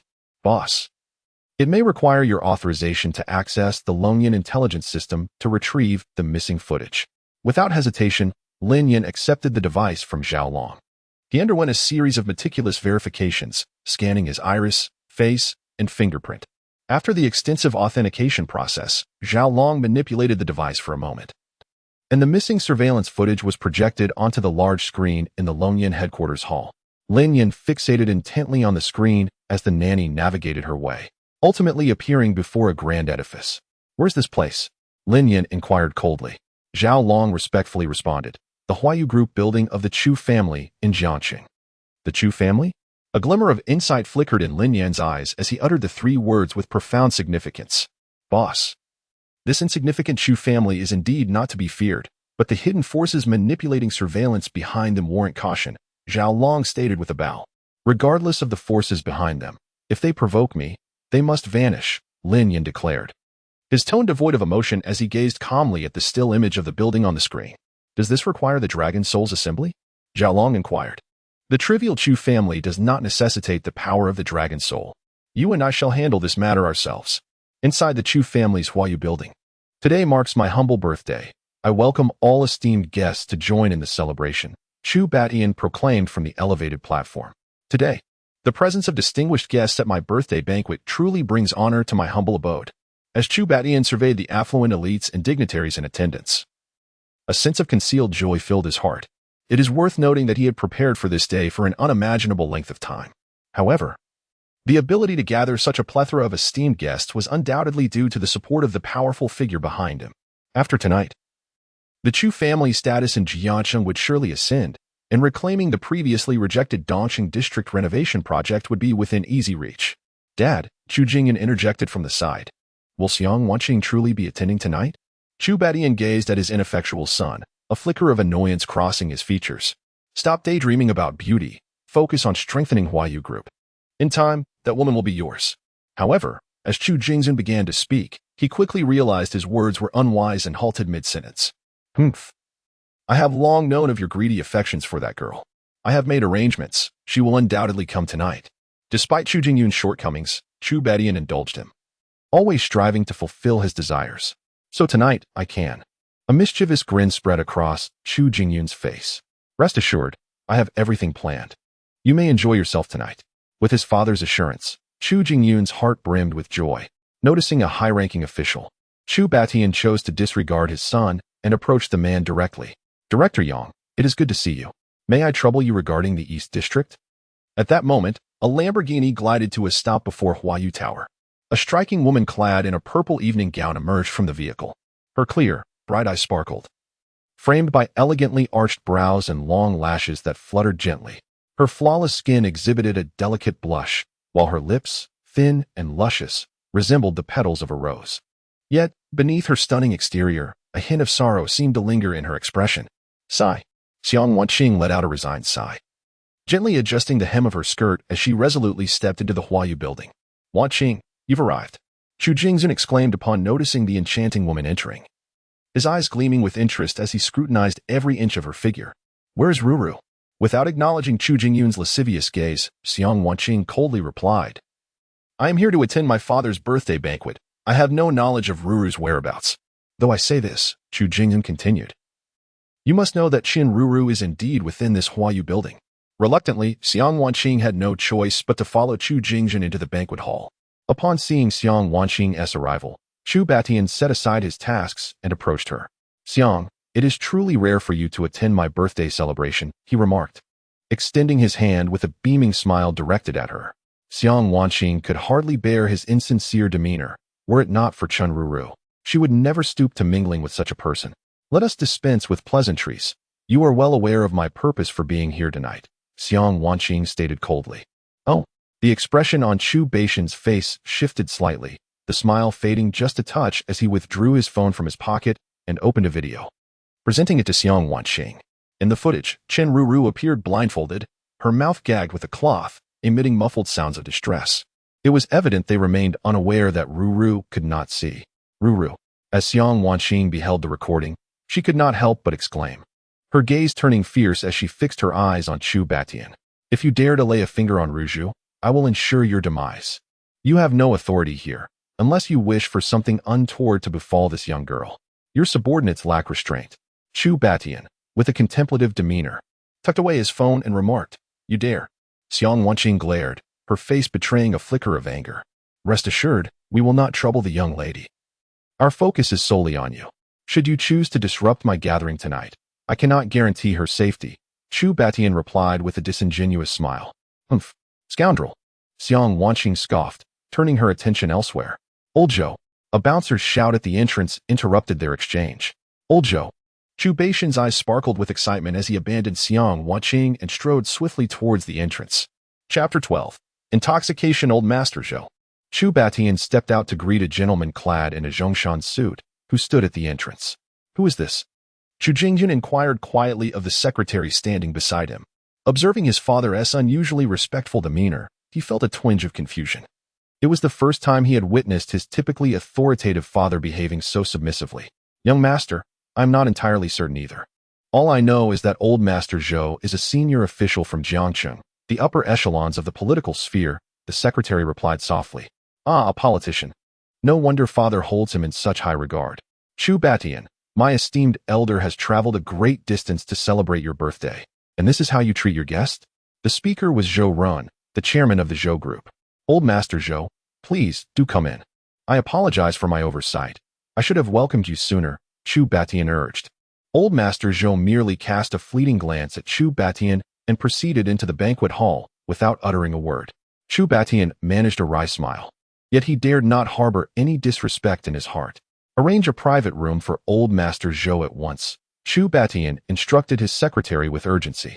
Chu Jingyun had little interest in matters of the political realm. Upon seeing his father attending to the guest, he felt a profound ennui and followed him into the banquet hall. In a moment, his gaze fell upon Xiang Wanqing, who sat alone in a corner, nursing her drink. Chu Jingyun seized a bottle of whiskey from the table and made his way over.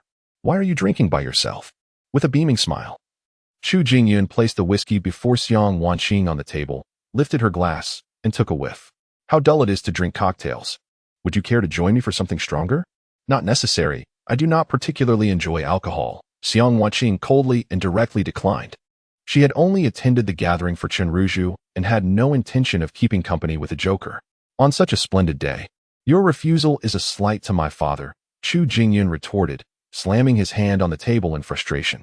Realizing that Chu Jingyun had invoked the name of Chu Batian, and considering Chen Ruju's predicament in their hands, Xiang Wanqing, feeling utterly helpless, grabbed the whiskey and filled her glass to the brim. She downed the drink in one go and slammed the empty glass back onto the table. "Is this satisfactory?" A hint of anger flickered across her face. Rather than retreating, Chu Jingyun, still clutching the bottle, inched closer to Xiang Wanqing. "Since you've already had one drink, why not indulge in another?" He filled her glass once more. "Chu Jingyun, do not put your luck." Xiang Wanqing rose from her seat in indignation. Chu Jingyun reached out, brushing a stray hair behind her ear. "Do not be angry. Think of your sister." Seeing the cunning glint in his eyes, Xiang Wanqing seized the glass from the table once more, downing its contents and then turning the glass upside down on the table. "Oh, what does this signify?" Chu Jingjun inquired, his curiosity piqued. "There is nothing much. Merely that I possess a limited tolerance for alcohol and can drink no more. It matters not. Should you find yourself inebriated, we have guest rooms here, so you may rest without concern." After speaking, Chu Jingjun overturned the wine glass on the table, refilled it, and presented it to Xiang Wanqing. Observing the discontent etched upon her face, Chu Jingjun queried, "What is it? Are you unwilling?" Xiang Wanqing pondered for a moment, yet reluctantly lifted the glass. This shall be the last cup. As the liquid slid down her throat, she slammed the glass onto the table. However, with this final drink, a sense of unease began to creep into her consciousness. Alas, Xiang Wanqing internally lamented. But it was too late. Her head began to spin, and the world around her started to blur. Chu Jingyun, how despicable you are! Xiang Wanqing exclaimed in fury. Hee. Chu Jingyun chuckled gleefully, rubbing his hands together. Fear not. I shall take good care of you this evening. He emphasized the word care with particular weight. You. Xiang Wanqing's words trailed off as darkness enveloped her vision. She clutched her head and slumped in her chair. Chu Jingyun laughed heartily upon witnessing Xiang Wanqing lose consciousness. He wrapped an arm around her slender waist, draping one of her arms over his shoulder. Sir, do you require my assistance? Inquired the secretary standing nearby. Get lost, get lost, get lost. Do you think this is a matter for your assistance? Young master, I meant to assist you in bringing her to the room, not to. The secretary remarked with a knowing glance at Chu Jingyun. Then hurry and lend a hand. Chu Jingyun's smile was uncontainable. Outside the Huayu building, a dark green jeep came to a halt. Lin Yin and Zhao Long emerged from the vehicle. A sharply dressed security guard, upon seeing them, quickly raised his hand to stop them. Hey, wait a moment. Who are you? Do you have an invitation? Lin Yin remained silent, merely casting a cold glare at the guard. The seasoned aura of danger subtly emanated from Lin Yan's eyes, and the guard, a former soldier himself, recognized the lethal intent behind that gaze. What? What do you intend to do? Are you planning to force your way in? Do you have any idea who is inside? The guard stammered, visibly trembling. Step aside, Lin Yin commanded icily. You lot, come here quickly. The guard, sensing the gravity of the situation, hastily summoned a few colleagues to block Lin Yin and Zhao Long's path. I dare you to try and breach this place. With the support of his companions, the guard's confidence appeared to swell. At that moment, Zhao Long delivered a swift kick to the guard's side. Ah! The guard cried out in agony, collapsing to the ground while clutching his abdomen. The reinforcements, witnessing the assault, quickly surrounded him, gritting his teeth against the pain. The head guard shouted, quickly, go fetch help. Do you even know who is inside? If he enters, none of us will have a good outcome. With this exclamation, several individuals dashed into the building. Moments later, a dozen burly figures burst forth from within. Captain, who has assaulted you? The head of the security guards pointed at Lin Yin and Zhao Long, who stood across from him, exclaiming, it is them. Quickly teach them a lesson. The group armed with batons surrounded the two. Just as Lin Yin was about to make a move, Zhao Long restrained him. Boss, there is no need for you to intervene with such scum. I can handle this. Lin Yin stood with his hands clasped behind his back, calmly stating, hurry up. We still need to enter and properly celebrate Chu Baishan's birthday. Preposterous. The guards shouted in unison, their weapons raining down like a torrential downpour. A faint smile appeared on Zhao Long's lips as he charged forward to meet them. Chapter 13. The enemy in one accord in the blink of an eye. Zhao Long charged towards the group of security guards like a ferocious tiger, exuding an aura of invincibility. His martial prowess was exceptionally fierce with each punch. He dispatched the untrained guards effortlessly. None could withstand even a single round against him. It was essentially a matter of a punch for each, sending the guards crashing to the ground. The fallen guards cried out in despair. The initial guard, witnessing the unfolding chaos, gritted his teeth against his abdominal pain and hastily crawled into the building. Lin Yin barely cast a glance at the fallen guards as he stepped over them and entered the hall. Upon entering the banquet room, he immediately spotted Chu Jingyun supporting Xiang Wanqing. Seeking retribution, Lin Yin leaped forward and delivered a powerful kick to Chu Jingyun's head. Ah! Chu Jingyun was caught off guard, and in his moment of pain, he released his grip on Xiang Wanqing. Seizing the opportunity, Lin Yin swiftly gathered her into his arms. Observing the unconscious Xiang Wanqing, he placed his hand on her wrist to check her pulse. In an instant, he comprehended Chu Jingyun's vile intentions. Zhao Long, assist me in getting her to the car, Lin Yin commanded, his voice devoid of emotion. Zhao Long hurriedly approached, taking Xiang Wanqing into his care as they rushed outside. Regaining his senses from the pain, Chu Jingyun panted heavily, clutching his face, which bore the imprint of Lin Yin's shoe. Father! Chu Jingyun shouted loudly. Chu Batian slowly emerged from the private room, followed closely by the timid security captain. What brings you here, young brother, in such haste? How dare you intrude upon my banquet? As these words escaped his lips, the guests in the banquet hall turned their attention towards Lin Yin. Chu Batian held a significant position in Jiangxing. To challenge the Chu family in such a manner was audacious, especially with the formidable figure of old Zhou backing him. It was well known that old Zhou was currently supporting the Chu family. The guests were apprehensive for Lin Yan, sensing the peril he was in. "Where is he?" Lin Yan, without even a glance at Chu Batian, coldly inquired. "Who are you, young brother? You have yet to reveal your identity." He reiterated, "I ask you once more. Where is he?" Lin Yan's eyes widened in fury, filled with an aura of impending death. Such palpable killing intent. Chu Batian exchanged a glance with Lin Yan, inwardly astonished. At such a young age, possessing such an aura, he must not be an ordinary individual. However, with so many guests present, allowing this to pass would be a tremendous loss of face. "Father, I must tell you, he was the one who attacked me earlier," Chu Jingyun suddenly interjected, pointing at Lin Yan. "It seems you have some grievances with my son." "I do not recall him. I only seek the person," Lin Yan replied, dismissing Chu Jingyun entirely, viewing him as a mere jester unworthy of consideration.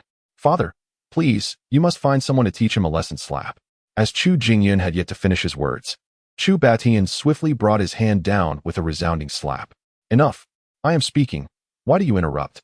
Chu Jingyun, wincing in pain as he shielded his face, recognized the jovial facade of his father concealed a deep-seated anger. Thus, he wisely retreated to the sidelines. "My young brother, I apologize for the spectacle. It is my failure in parenting. Where is Chen Ruzhu?" Lin Yan interjected, coldly interrupting Chu Batian's words. "Chen Ruzhu?" Upon hearing that name, Chu Batian's brow instantly furrowed. At that moment, Zhao Long, having ensured that Xiang Wanqing was settled, returned to the banquet hall. "The Zhao family has come to celebrate." The Zhao family. The moment Zhao Long spoke those words, a wave of astonishment swept through the guests. They had all heard of the Zhao family, a prominent lineage in Jiang City, whose descendants held significant positions within the military across generations. However, they had remained elusive in the business world, often shrouded in mystery. Why would the Zhao family come to congratulate Chu Batian today? The crowd was perplexed. Yet, the expression on Chu Batian's face was particularly telling. It was worth noting that merely a few days prior, it was the Zhao family that orchestrated the withdrawal from the Huayu Group's East District redevelopment project.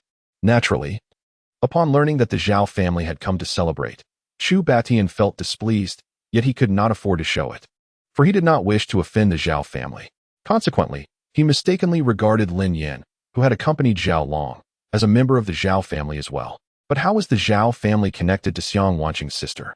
It turns out that the young man is from the Zhao family. "I apologize for any offense caused earlier. Please hand over the individual at once." Lin Yan disregarded Chu Batian's roundabout remarks, continuing to coldly inquire. "Today marks the birthday of Chu, and I believe you two should show me some respect, considering that everyone present is either affluent or of high status. Disturbing my esteemed guests would not bode well." Chu Batian stated. "And what of it? If you do not surrender the person today, the Chu family shall be expelled from Jiangxing." Lin Yan's calm declaration immediately ignited a stir among the guests. Expelled the Chu family? Surely, even the head of the Zhao family would hesitate to utter such words. Yet, here stands this young man, exhibiting such audacity. Upon hearing this, Chu Batian's expression darkened. He promptly instructed his secretary to summon reinforcements to expel these two individuals. The Chu family does not welcome such impolite guests. With that, dozens of security personnel surged forward. Subsequently, Chu Batian turned to the guests in the banquet hall and declared, "The Chu family needs to address a matter. I kindly ask each of you to move to the private rooms. Once this issue is resolved, I, Chu Batian, will personally extend my apologies."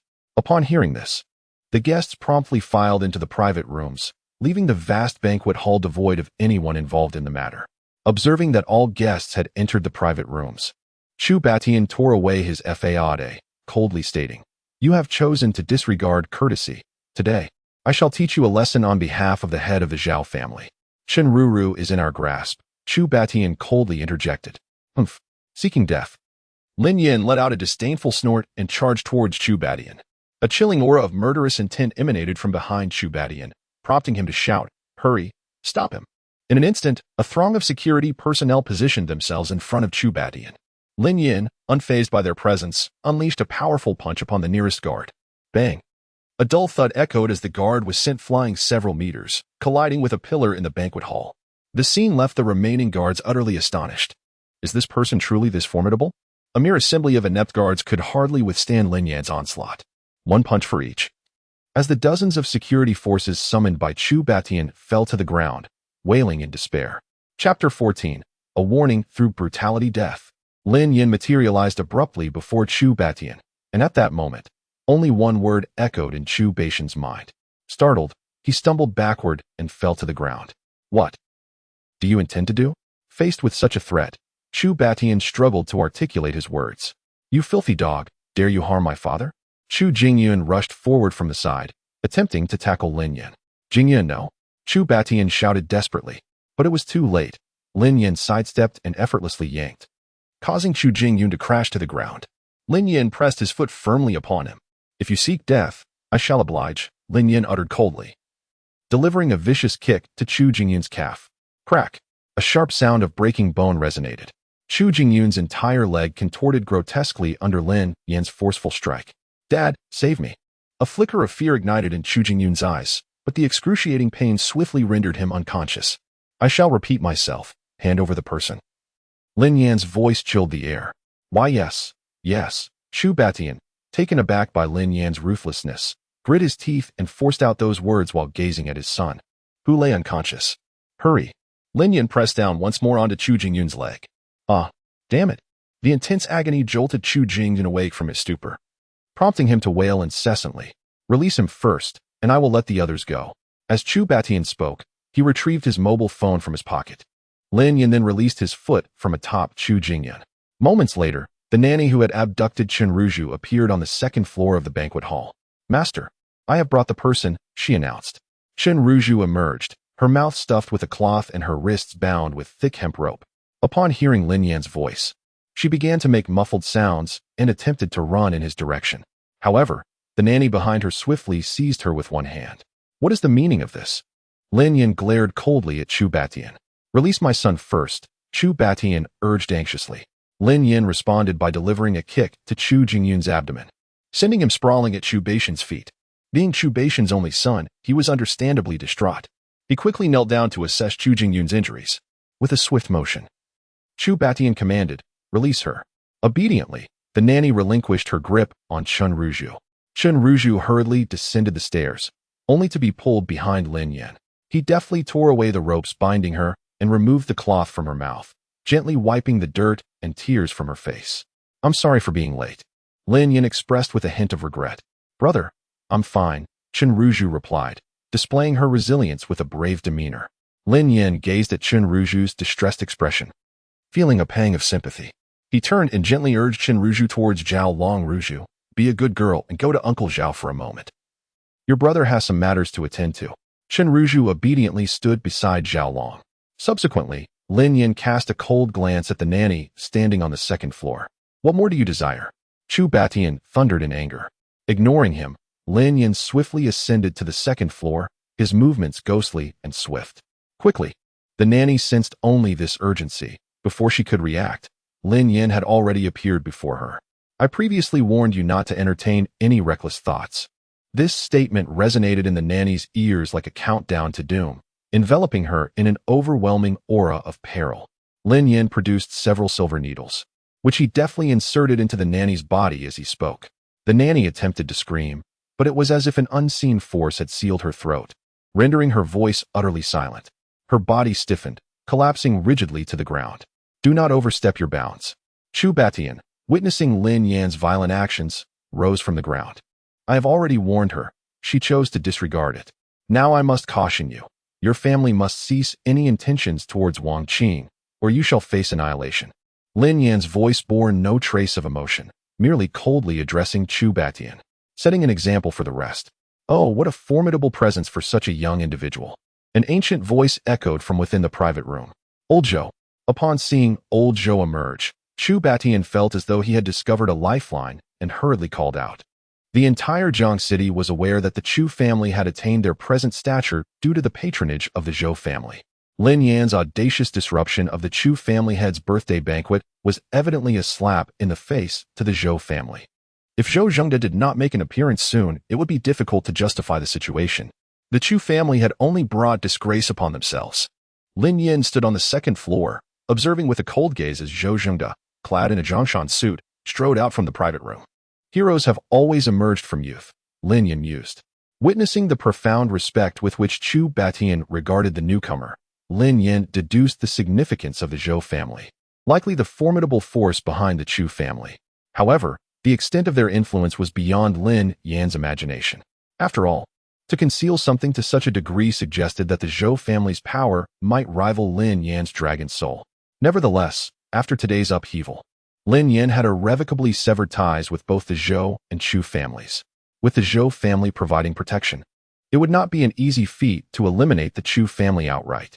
It would be prudent to temper one's approach. The Chu family had indeed erred, yet there was no need to press them relentlessly.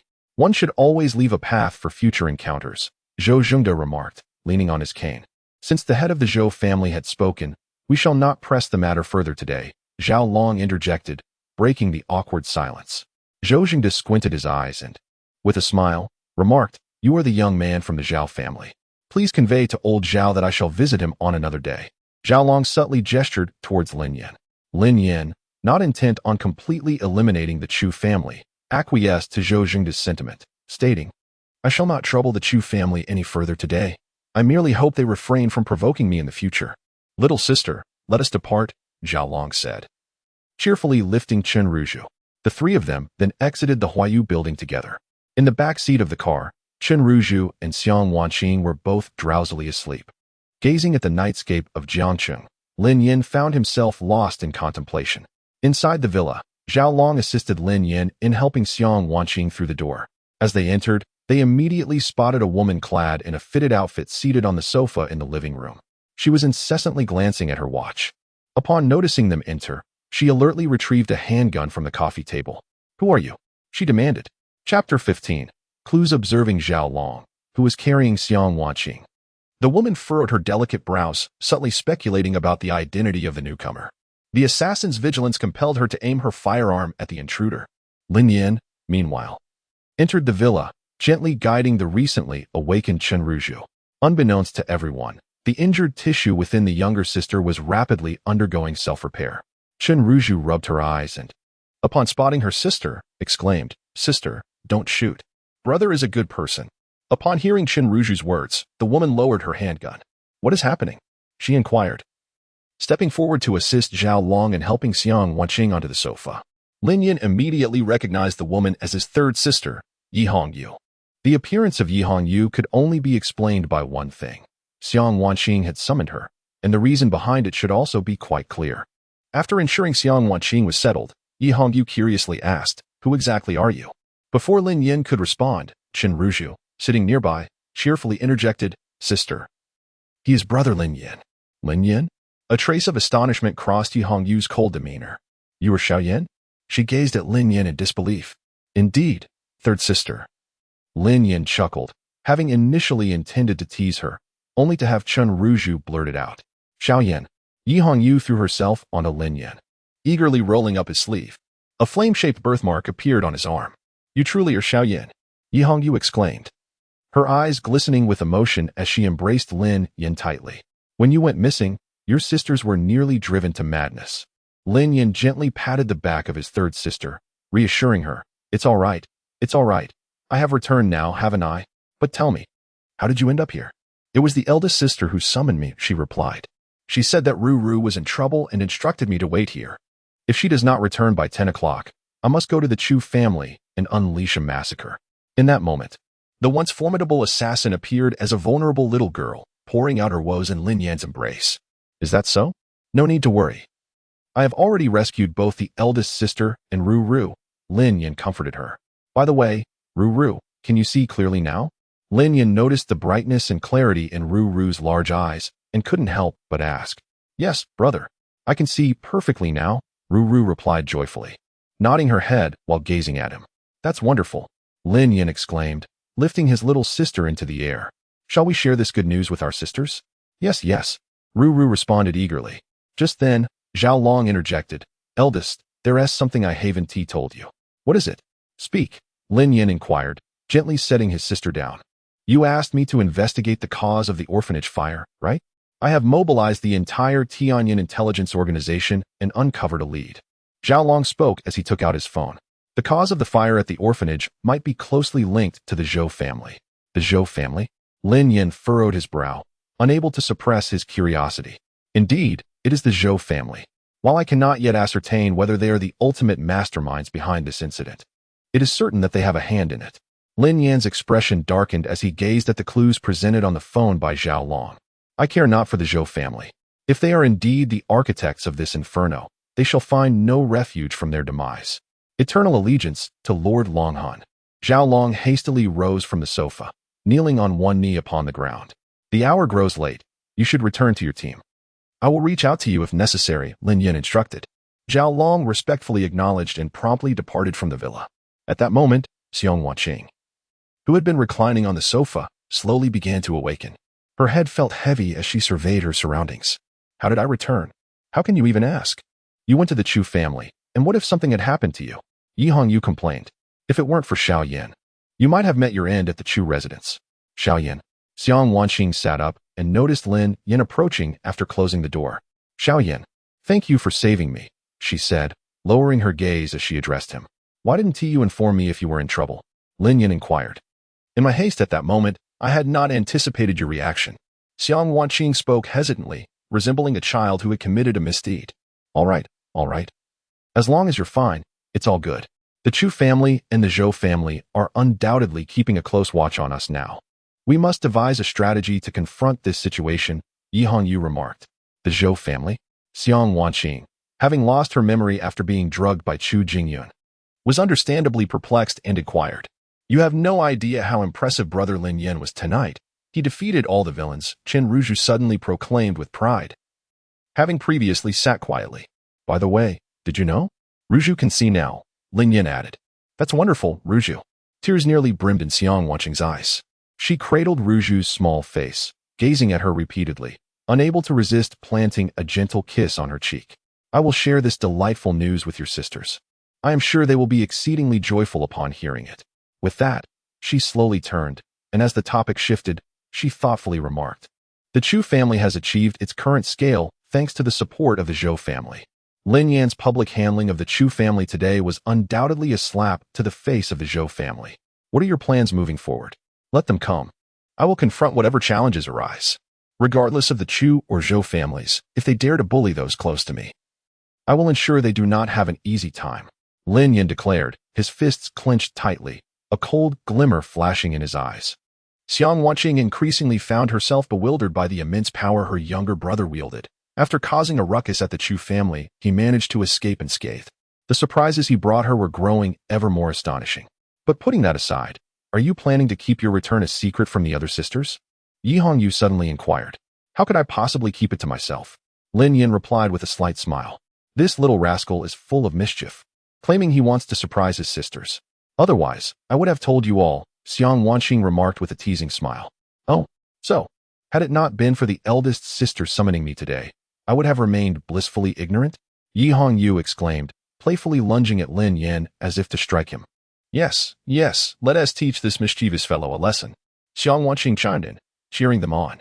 You cannot hit Brother Lin Yin. He is a good person. He saved my life. Chen Ruzhu promptly interposed, standing protectively in front of Yi Hongyu. The trio couldn't help but laugh at the sight of Chen Ruzhu's bright and clear eyes.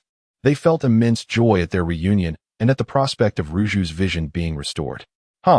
Life seemed to have reverted to the joyful days of the orphanage, filled with laughter and mirth. Inside Jiangqing Hospital, Chu Jingyun's leg was encased in a cast, suspended in the air. Father, you must avenge me. Chu Batian gripped his son's medical report tightly, determination etched on his face. You, Zhao family, dare to assist outsiders in breaking my son's leg. I shall ensure your utter destruction, erasing your existence from this Jiang city. For the loss of one leg, your life shall be the price. Meanwhile, in another ward, lies the nanny grievously injured by Lin Yan's hand. A nurse aids her in changing her diaper, yet she remains unresponsive to the world around her, reduced to a state of vegetative existence. Chapter 16. Investment Brother, you're awake. Lin Yin stirred from his slumber, greeted by the sweetly melodic voice of Chen Ruzhu. He had unknowingly succumbed to sleep on the sofa the previous night. A seasoned warrior, he was accustomed to sleeping in various places. However, this was the first time in many years that he had experienced such a deep and restful slumber. Perhaps this was what it meant to feel at home. "Brother, hurry and have breakfast," Chen Ruju urged, pulling Lin Yan up from the sofa. At the dining table, Yi Hongyu was engrossed in a sandwich, her attention divided by her phone. Yet, the absence of Xiang Wanqing was conspicuous. Curiosity piqued, Lin Yan inquired, "Where has the eldest sister gone so early?" With her mouth full, Yi Hongyu replied, her words somewhat garbled. Eldest sister mentioned she had to meet some client early this morning. She paused, then added, "Check your phone. She sent you the location. She wants you to join her for the meeting at noon." As Lin Yan observed Yi Hongyu's voracious appetite, he couldn't help but feel a twinge of empathy. Her mannerisms mirrored those of the Dragon Soul members during combat, a testament to the hardships faced in their line of work. The life of a killer must surely be fraught with difficulties. Unsure of how to respond, Lin Yan simply acknowledged her words and promptly took a seat at the table, indulging in the breakfast prepared by Xiang Wanqing. After hastily finishing his meal, Lin Yan quickly freshened up and prepared to depart for the hotel where Xiang Wanqing was meeting her client, the Jiangqing Hill Hotel, room 666. As Lin Yan pushed open the door, he beheld 4 or 5 individuals seated within, each clad in tailored suits, exuding an air of sophistication. At the far left sat Xiang Wanqing, adorned in a pristine white gown that radiated elegance and grace, her every gesture imbued with poise. "Sorry for being late, sister." Lin Yan acknowledged the gathering with a nod. Xiang Wanqing promptly approached him, grasping his hand with a beaming smile as she introduced him to the assembly. "This is my brother Lin Yan. I hope all you esteemed gentlemen will kindly look after him." As she spoke, her enchanting eyes swiftly swept over Lin Yan, and it was evident that he was indeed her brother. The suit he wore accentuated his striking features, and the subtle hint of charisma he emanated quickened her heartbeat. "Miss Xiang has spoken. We shall gladly oblige," came a chorus of agreement. "Here we have Chu Xiaopeng, chairman of the Chu Entertainment Group. My sister's film is one of his investments," Xiang Wanqing explained to Lin Yan. "Another individual with the surname Chu?" Lin Yan pondered, recalling the Chu family from the previous night, his brow furrowing in response. "He has no ties to the notorious Chu Batian of Jiangqing. He is a returnee who has established his own entertainment company," Xiang Wanqing quietly clarified to Lin Yan. Unperturbed, Lin Yan felt confident in dealing with one Chu. Another would pose no threat. He offered a slight nod to Chu Xiaopeng. However, the man seated beside Xiang Wanqing cast a cold glance at Lin Yan, his eyes now imbued with an ominous intensity. "Ah, Wanqing, I was unaware that you had such a brother." Xiang Wanqing drew Lin Yan closer, her tone devoid of emotion as she replied, "There are many matters that Mr. Chu remains oblivious to. We are here to discuss business, and I trust you will refrain from prying into my personal affairs." True to her persona as the domineering CEO, Xiang Wanqing exuded an air of authority from her very first words. Mr. Chu's lips curled slightly, a shadow of a smile gracing his features. Yet his expression bore an ominous undertone as he turned his gaze towards Lin Yan. "That may be true, but my curiosity persists. Is he truly your biological brother? Or perhaps something more?" The color drained from Xiang Wanqing's face as she coldly retorted, "Mr. Chu, do be mindful not to overstep your bounds." Upon hearing that he, too, bore the surname Chu, Lin Yan's irritation had already reached a boiling point. Now, witnessing Mr. Chu's tone towards Xiang Wanqing, his countenance darkened further. "Is Mr. Chu planning to conduct an inquiry? The nature of my relationship with my sister is hardly your concern." The moment Mr. Chu laid eyes on Xiang Wanqing, he had coveted her beauty, and upon observing her companion, a handsome man, his jealousy surged to unbearable heights.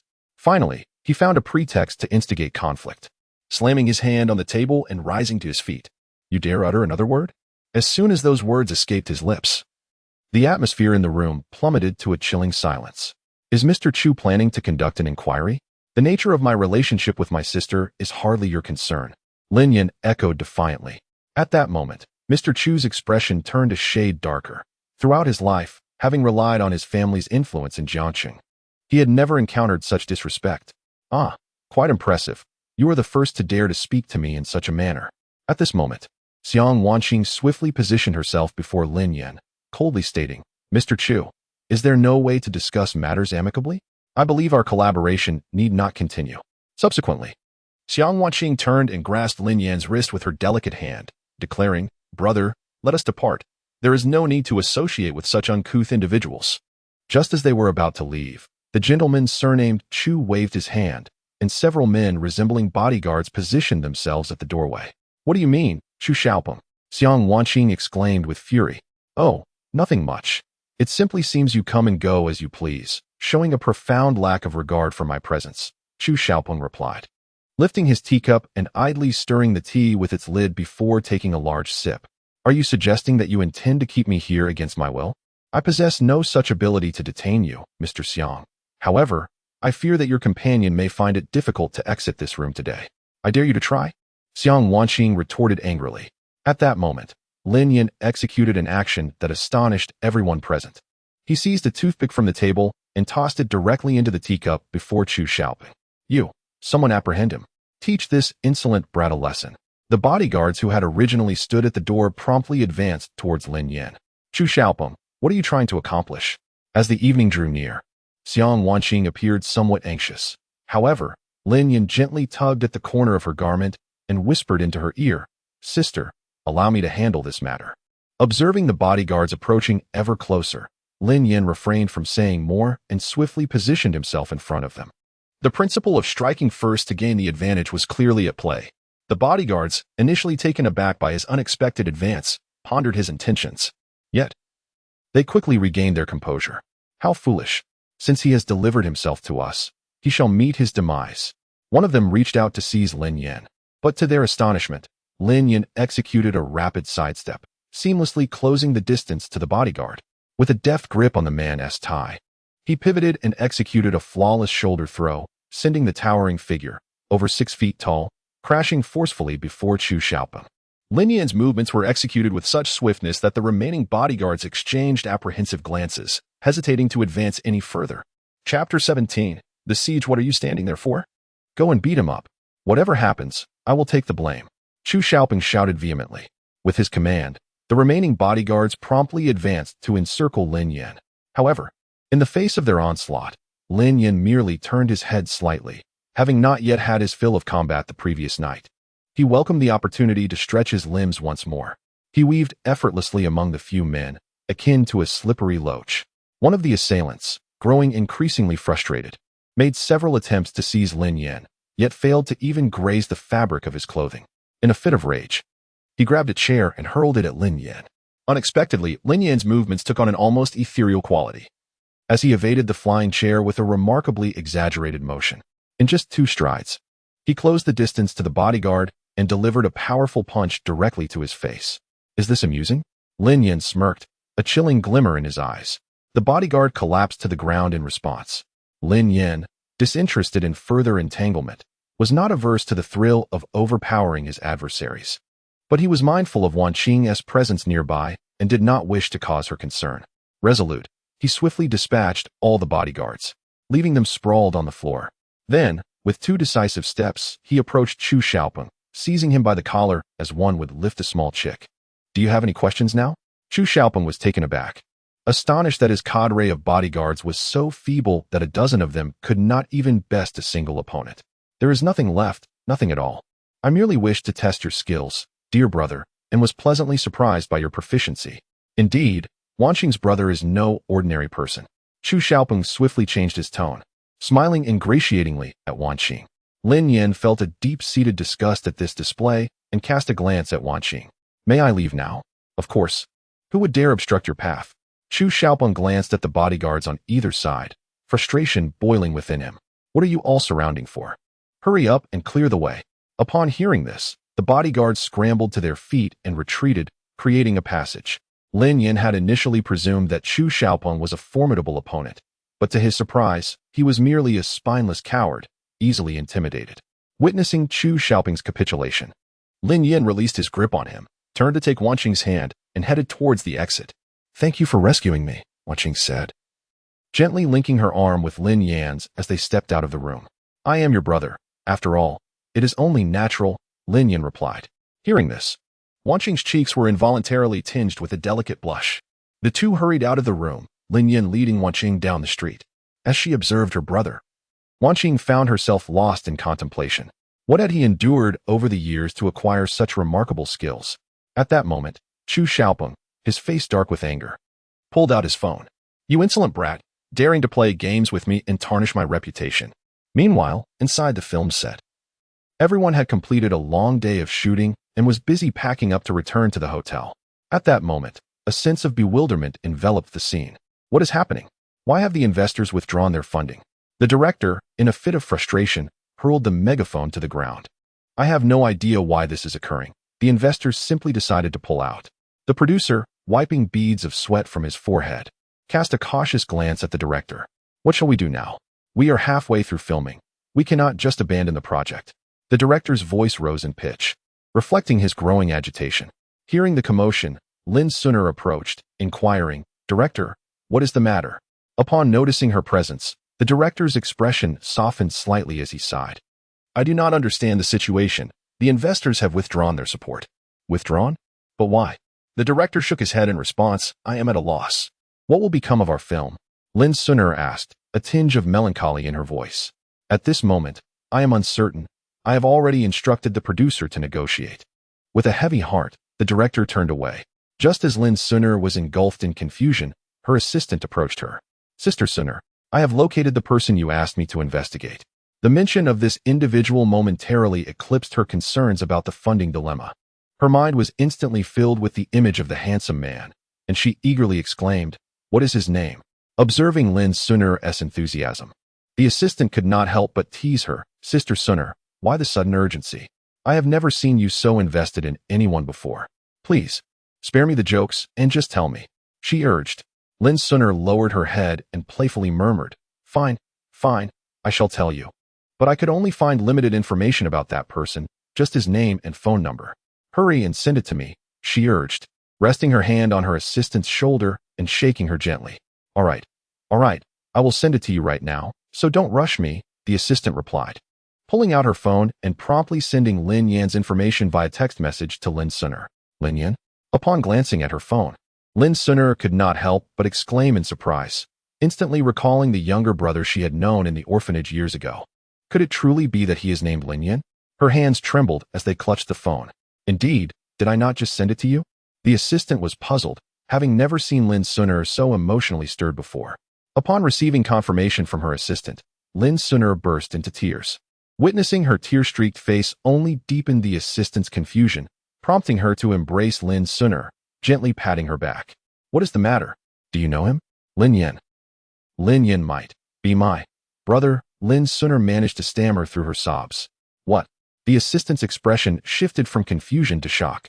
"Sister Suner, I had never heard you mention having a brother before. He was abducted by human traffickers over a decade ago. I cannot ascertain whether this Lin Yan is indeed my brother. I simply do not know." Lin Suner shook her head, her tears flowing without cease. "Fool, why not simply call him out for a meeting to find out?" Her assistant gently tapped her on the head. "But what if he is not my brother? Wouldn't it be somewhat abrupt to invite him out like this?" Lin Suner replied, her eyes glistening with tears. She was so overwhelmed by the name Lin Yan that she had completely forgotten about the day he had saved her. "You silly girl. Just express your gratitude for his life-saving act. It's such a simple matter. In ancient times, one might even offer oneself in return," the assistant remarked, casting a knowing glance at Lin Suner. "I simply cannot bring myself to do it. You must help me arrange the meeting," Lin Suner said, covering her face. "Very well. I shall assist you in making the arrangements." Chapter 18. Tailored suit. As Lin Yan had just returned Xiang Wanqing to her company, his phone unexpectedly rang. Upon picking it up, he noticed it was an unfamiliar number, causing him to furrow his brow slightly. After a moment of contemplation, Lin Yan decided to answer the call. "Hello, Mr. Lin Yan." Before he could respond, a female voice came through the line. "Who are you?" Lin Yan instinctively inquired, his tone laced with caution. "Oh, I am Miss Lin Suner's assistant. The other day, you heroically saved Miss Suner, and she wishes to invite you to dinner as a token of her gratitude," the assistant explained. Upon realizing the call was from Lin Suner's side, Lin Yan felt a sense of relief wash over him and replied, "All right, that sounds good. Mr. Lin Yan, when would you be available? I will arrange Miss Suner's schedule accordingly. How about today? I happen to be free." "Very well. I shall arrange for Miss Suner to meet you tonight. I will send you the time and location shortly, so please keep an eye out for my message, Mr. Lin Yan." "Okay." After hanging up, Lin Yan slipped his hand into his pocket, only to discover a small tear in the fabric around his waist. It seemed he had inadvertently ripped his suit while dealing with the earlier confrontation, a detail he had overlooked at that moment. As a notification chimed, His phone displayed the message from the assistant containing the details of their meeting. Glancing at the time, he noted that he still had ample time, prompting him to enter the nearby shopping mall. This would be his first formal meeting with his sister. He certainly could not appear before her in tattered clothing. Time is still on my side. I might as well use it to pass the hours. However, Lin Yin was never particularly fond of shopping malls. Despite the intention to buy time, he found himself heading straight towards a boutique specializing in suits. Upon noticing a customer, the sales associate approached with great enthusiasm. "Good day. Sir, may I inquire if you have an appointment?" "What?" Lin Yin was taken aback, wondering why one would need an appointment merely to purchase a suit. The sales associate scrutinized Lin Yan's appearance, noting his tattered clothing, and felt a sense of disdain. "Sir, are you not aware? Our brand of suits requires an appointment for custom orders, and they come at a rather steep price." "Oh, is that so? This is the first I've heard of such a practice." Having been away from the city for quite some time, Lin Yin was unaware that clothing stores had adopted such a policy. "And how much might that cost?" He inquired further. "A minimum of 100,000 yuan, as our suits are all custom." The sales associate's explanation was interrupted as another individual entered the store. Lin Yin turned to see that it was none other than Chu Xiaopeng, whom he had encountered at the hotel. Striding confidently into the suit shop, Chu Xiaopeng inquired, "Is the suit I ordered yesterday ready?" He was flanked by a cadre of ostentatious bodyguards, exuding an air of arrogance. Truly, it is said that enemies are fated to meet, and Lin Yin was surprised to find himself face to face with him so soon. Upon noticing the arrival of Chu Xiaopeng, the salesperson immediately disregarded Lin Yin, approaching Chu with enthusiasm. A broader smile graced the salesperson's face as she cheerfully nodded at Chu Xiaopeng, saying, "Mr. Chu, you have arrived. Your suit is ready. Allow me to fetch it for you." "Hurry, I need it for dinner tonight," Chu Xiaopeng replied, his tone tinged with impatience. "Of course, Mr. Chu." The female salesperson responded promptly, turning swiftly to retrieve the suit. As she passed by, she cast a disdainful glance at Lin Yin, silently disparaging him as a rustic fool. Before long, the female salesperson returned, presenting a pristine suit to Chu Xiaopeng. "Mr. Chu, do take a look. Are you satisfied?" Chu Xiaopeng accepted the suit, nodding appreciatively. "Your suits are quite commendable." At that moment, his peripheral vision caught sight of Lin Yin seated on the corner sofa. "Oh, isn't that Brother Lin? Are you here to purchase a suit as well?" A smirk of contempt played on his lips as he flaunted the suit before Lin Yin. Lin Yin, however, chose to ignore him, offering only a cold smile. Yet, Chu Xiaopeng's audacity escalated. He strode directly to Lin Yin, tossing the suit at his feet. "Look at you, Brother Lin, in such tattered attire. Surely, you must be in need of clothes. Would you like to borrow my suit?" "Mr. Chu, do you really acknowledge such a rustic fool?" His attire was tattered, suggesting a lack of financial means. The female sales associate chimed in, remarking that it wasn't a matter of being unable to afford it. He was, after all, the younger brother of the esteemed Mr. Xiang. However, it seemed he was rather unsophisticated, unaware that suits from their family required customization, which is why he had come to purchase one in such a manner. Chu Xiaopeng observed Lin Yin with a smirk that hinted at mockery. Upon hearing Chu Xiaopeng's words, the saleswoman was momentarily taken aback. "Xiang Wanqing, Mr. Xiang?" She was well aware that Xiang Wanqing was a frequent patron of their establishment. Indeed, he was the younger brother of Mr. Xiang, yet his taste appeared to be significantly lacking. As Chu Xiaopeng laughed heartily, he continued his jest. "As the saying goes, a guest is a guest, Mr. Chu. You shouldn't speak so." The saleswoman echoed the sentiment, yet she too joined in the laughter. Lin Yin cast a cold glance at the two, causing Chu Xiaopeng to abruptly halt his mirth, while the saleswoman remained obliviously amused. "What do you intend to do? Are you threatening to strike me here?" Chu Xiaopeng, recalling the incident from earlier that day, instinctively took a few steps back in trepidation. Lin Yin slowly reached into his pocket, which sent a jolt of alarm through Chu Xiaopeng. "Here, take this. Charge me for the most expensive garment in your store." Lin Yin produced a sleek black card from his pocket and presented it to the saleswoman. Instantly, relief washed over Chu Xiaopeng, as he had feared Lin Yin would brandish a weapon. However, as his gaze fell upon the black card in Lin Yan's hand, he stood there, momentarily stunned. "How is it that you possess the supreme black card of the central bank?" The saleswoman gazed at Chu Xiaopeng, astonished by his expression, her heart racing with trepidation. This was it. She had inadvertently entangled herself with a person of immense stature.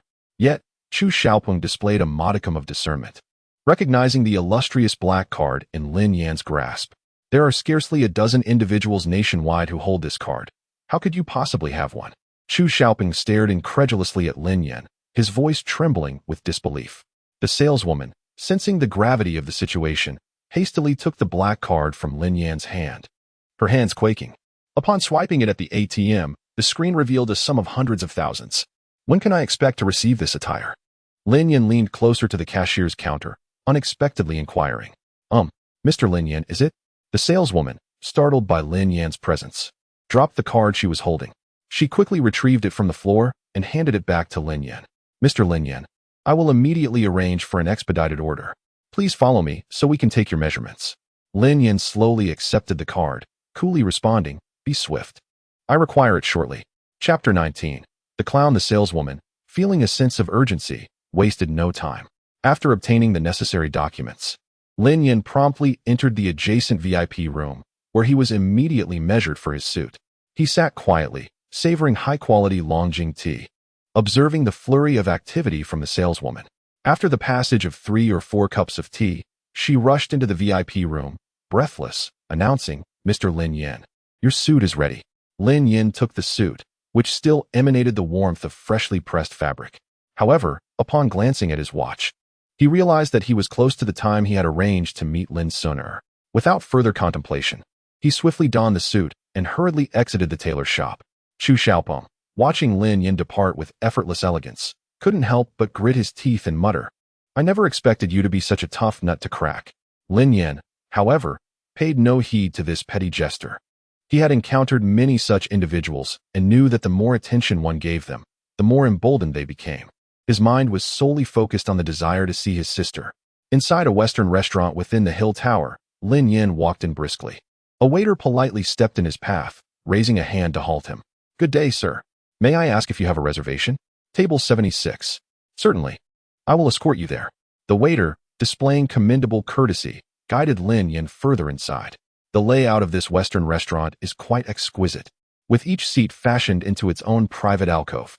The lighting is subtly dim, creating an ambience that is decidedly intimate, making it an ideal venue for couples seeking a romantic experience. Not far away, a small stage features a soloist skillfully playing the cello. After navigating through the winding paths, the waiter guides Lin Yan to seat number 76, where Lin Suner has been patiently waiting. Her face, adorned with a hint of crimson on her lips, radiates a bashful allure. She resembles a delicate peach blossom, her demeanor reminiscent of an elegant orchid. Time has gracefully transformed her into a poised young woman, far removed from the playful girl of yesteryears. Lin Yan finds himself momentarily entranced by Lin Suner's breathtaking beauty. Clearing her throat softly, Lin Suner breaks the silence, prompting Lin Yan to divert his gaze from her enchanting visage. Please, take a seat. Why are you standing? She smiles gently, rising to pull out the chair for him. Lin Yan promptly sits down, hesitatingly beginning to address her as sister, but pausing mid-sentence. You must be Xiao Yin, Lin Suner observes, her eyes clouded with a dreamy haze. Lin Yan remains silent, nervously sipping his water, truthfully unprepared for this reunion with Lin Suner. Noticing his reticence, Lin Suner suddenly leans forward, grasping the fabric of Lin Yan's clothing, revealing a glimpse of the fiery birthmark that adorns him. Indeed, it is you. Lin Suner's vision had become utterly blurred, her eyes filled with tears. Sixth sister, Lin Yan gently called out, softly enveloping Lin Suner in his embrace. I have returned. Sixth sister, where have you been all these years? We searched for you tirelessly. Lin Suner was on the verge of dissolving into tears. Observing this, Lin Yan hurriedly wiped away the tears from the corners of her eyes. Do not cry, do not cry. Am I not back now? Just as the two were caught in their emotional moment, a sharp click resonated through the air. Who is it? Lin Yan turned alertly, spotting a figure in a baseball cap fleeing towards the restaurant's exit. Wait for me here, he softly instructed Lin Suner before rising to pursue the figure. Xiao Yan. Before Lin Yan's words had fully escaped his lips, he vanished from sight, and Lin Suner barely managed to call out. The cap-wearing individual gazed gleefully at the images captured on his camera, a sinister smile creeping across his lips. The film queen Lin Suner is secretly meeting a young heartthrob. Tomorrow's headlines are secured. He continued to shake the camera in his hands, cursing under his breath. This woman is far too cautious. It took me 3 days of relentless following to capture this scandal. In the blink of an eye, the once smug paparazzo found his camera shattered on the ground. Who is it? The furious paparazzo scanned his surroundings, and at the end of the alley, a figure slowly approached him. He was somewhat astonished by how this individual managed to shatter his camera from such a distance. Just as he momentarily lost his focus, Lin Yin suddenly materialized before him. Be more cautious. Refrain from indiscriminately taking photographs. Lin Yan's voice resonated with the chilling finality of death itself, causing the paparazzo to gaze in terror at Lin Yan, who had appeared so unexpectedly. Brother! Ah! A shrill scream echoed through the alley, accompanied by a flash of cold light. The paparazzo clutched his knee and collapsed onto the ground. Cease your cries. Consider this a minor lesson. In about 10 minutes, you will be fine. However, should you dare to take indiscriminate photos again, it may very well be your leg that suffers next time, Lin Yan stated coldly. After uttering these words, he extracted a bundle of film from the shattered camera on the ground. Having completed this task, the man's figure vanished into the shadows at the end of the alley. Upon returning to the restaurant, Lin Yan eagerly placed the film on the table. Sister, I brought it back for you. Yet, Lin Sinner furrowed her brow, appearing preoccupied with heavy thoughts. Sensing something amiss, Lin Yan inquired, Sister, what troubles you? Nothing much. Lin Sinner replied, gently brushing aside the loose strands of hair from her forehead, offering a vague response. Nevertheless, Lin Yan detected an undercurrent of unease and pressed further, Sister, if you still regard me as your brother, you must share your worries with me. Truly, there is nothing significant. It is merely some work-related matters. Lin Sinner replied with a faint, strained smile. Speak of it. I can help you think of a solution. Sigh. Lin Sinner gently exhaled, then slowly began to speak. It's nothing much, really. It's just that the investment for the film I was working on has been withdrawn. How could they pull out halfway through filming? Lin Yan asked, his face a picture of confusion. I'm not entirely sure. The investors brought it up suddenly. Now they are saying that if the film is to continue, we must either change the leading actress or revise the script. Lin Sinner's voice carried a hint of helplessness, yet her eyes sparkled with a glimmer of determination. Little Yen, it's all right. If necessary, we can simply halt the project for now, she said with a wry smile. Do you still wish to continue filming? Lin Yen inquired. Lin Sinner's gaze flickered momentarily before she nodded. Then I shall assist you in negotiations. You need not worry. If all else fails, I can help with the funding, he assured her. Really? A light ignited in Lin Sinner's eyes. Indeed. Please tell me the name of the company that withdrew its investment. Chuyu Group. Chapter 20. Revenge. Upon hearing the name Chuyu Group, Lin Yan couldn't help but smile slightly. So it is the Chuyu Group. That makes things easier. I can have a conversation with Chu Xiaopeng. Do you know Chu Xiaopeng? Lin Sinner asked, her face a portrait of disbelief. It is well known that Chu Xiaopeng is one of the most prominent figures in Jiangxing. How could her brother speak of him so casually? Although she is an acclaimed actress, it is the powerful conglomerate behind her that truly holds influence. Without their backing, pursuing her acting career would be a formidable challenge. Well, I can't say I know him well. We've only met a couple of times, Lin Yan replied slowly. You dare to approach someone else's company after just 2 meetings? Be careful, they might just throw you out. Lin Sinner furrowed her brows, her concern evident. That won't happen. I should still be able to hold a conversation, Lin Yan reassured her. Observing Lin Yan's confident demeanor, Lin Sinner felt it prudent not to press further. Instead, taking a sip of red wine from her glass, lost in thought. After a moment, driven by curiosity, Lin Sinner finally asked, Little Yan, what have you been up to all these years? Your skills seem quite impressive. Not much, just getting by, Lin Yan replied. Cutting a piece of steak and speaking with his mouth half full. He was reluctant to reveal his true identity to his sisters just yet. To be honest, he had yet to uncover the mastermind behind the orphanage fire and was uncertain whether those individuals were targeting the orphans or had other motives. Alternatively, perhaps it is directed towards oneself. After years of battles, one has indeed accrued a fair share of adversaries. Revealing her identity to them might, in fact, become a burden. How petty. If she refuses to speak, who is truly interested anyway? Lin Sinner, sulking, cut a piece of steak from her plate and stuffed it into her mouth. Lin Yan found it somewhat amusing. This sixth sister had always been the most proud and temperamental among the sisters. He extended his hand, gently brushing her nose as he had done during their childhood. No sulking allowed. Upon witnessing this scene, Lin Sinner felt a sudden warmth in her heart, as if time had reverted to more than a decade ago. The following day, Lin Yan obtained the address of the Chu Entertainment Group and the phone number of Chu Xiaopeng from Xiang Wanqing. After breakfast, he proceeded directly to Chu Xiaopeng's entertainment company. Inside Chu Xiaoping's office, he was reclining in his executive chair, embracing a blonde foreign girl, exuding an air of nonchalance. Opposite him stood none other than the head of the Chu family, Chu Batian. Xiaoping, you need to exercise some restraint. This Lin Yan is no ordinary individual, and any confrontation with him requires careful planning. Uncle, weren't you supposed to help my cousin seek revenge? Why are you suddenly so timid? Has Lin Yan frightened you into submission? Chu Xiaoping quipped, gripping the blonde girl's chin. Humph. Should you suffer the consequences later, do not blame me for not warning you. Chu Batian retorted, somewhat irritated as he waved his sleeve. What kind of society is this now? Once again, engaging in such violent antics like your uncle. You will surely find yourself outmatched. A glimmer of cunning flickered in Chu Xiaoping's eyes as he pushed away the blonde beauty in his arms, declaring, if we cannot defeat Lin Yan, surely we can eliminate those around him? As he spoke, a sly grin crept across his face, revealing a rather unscrupulous demeanor.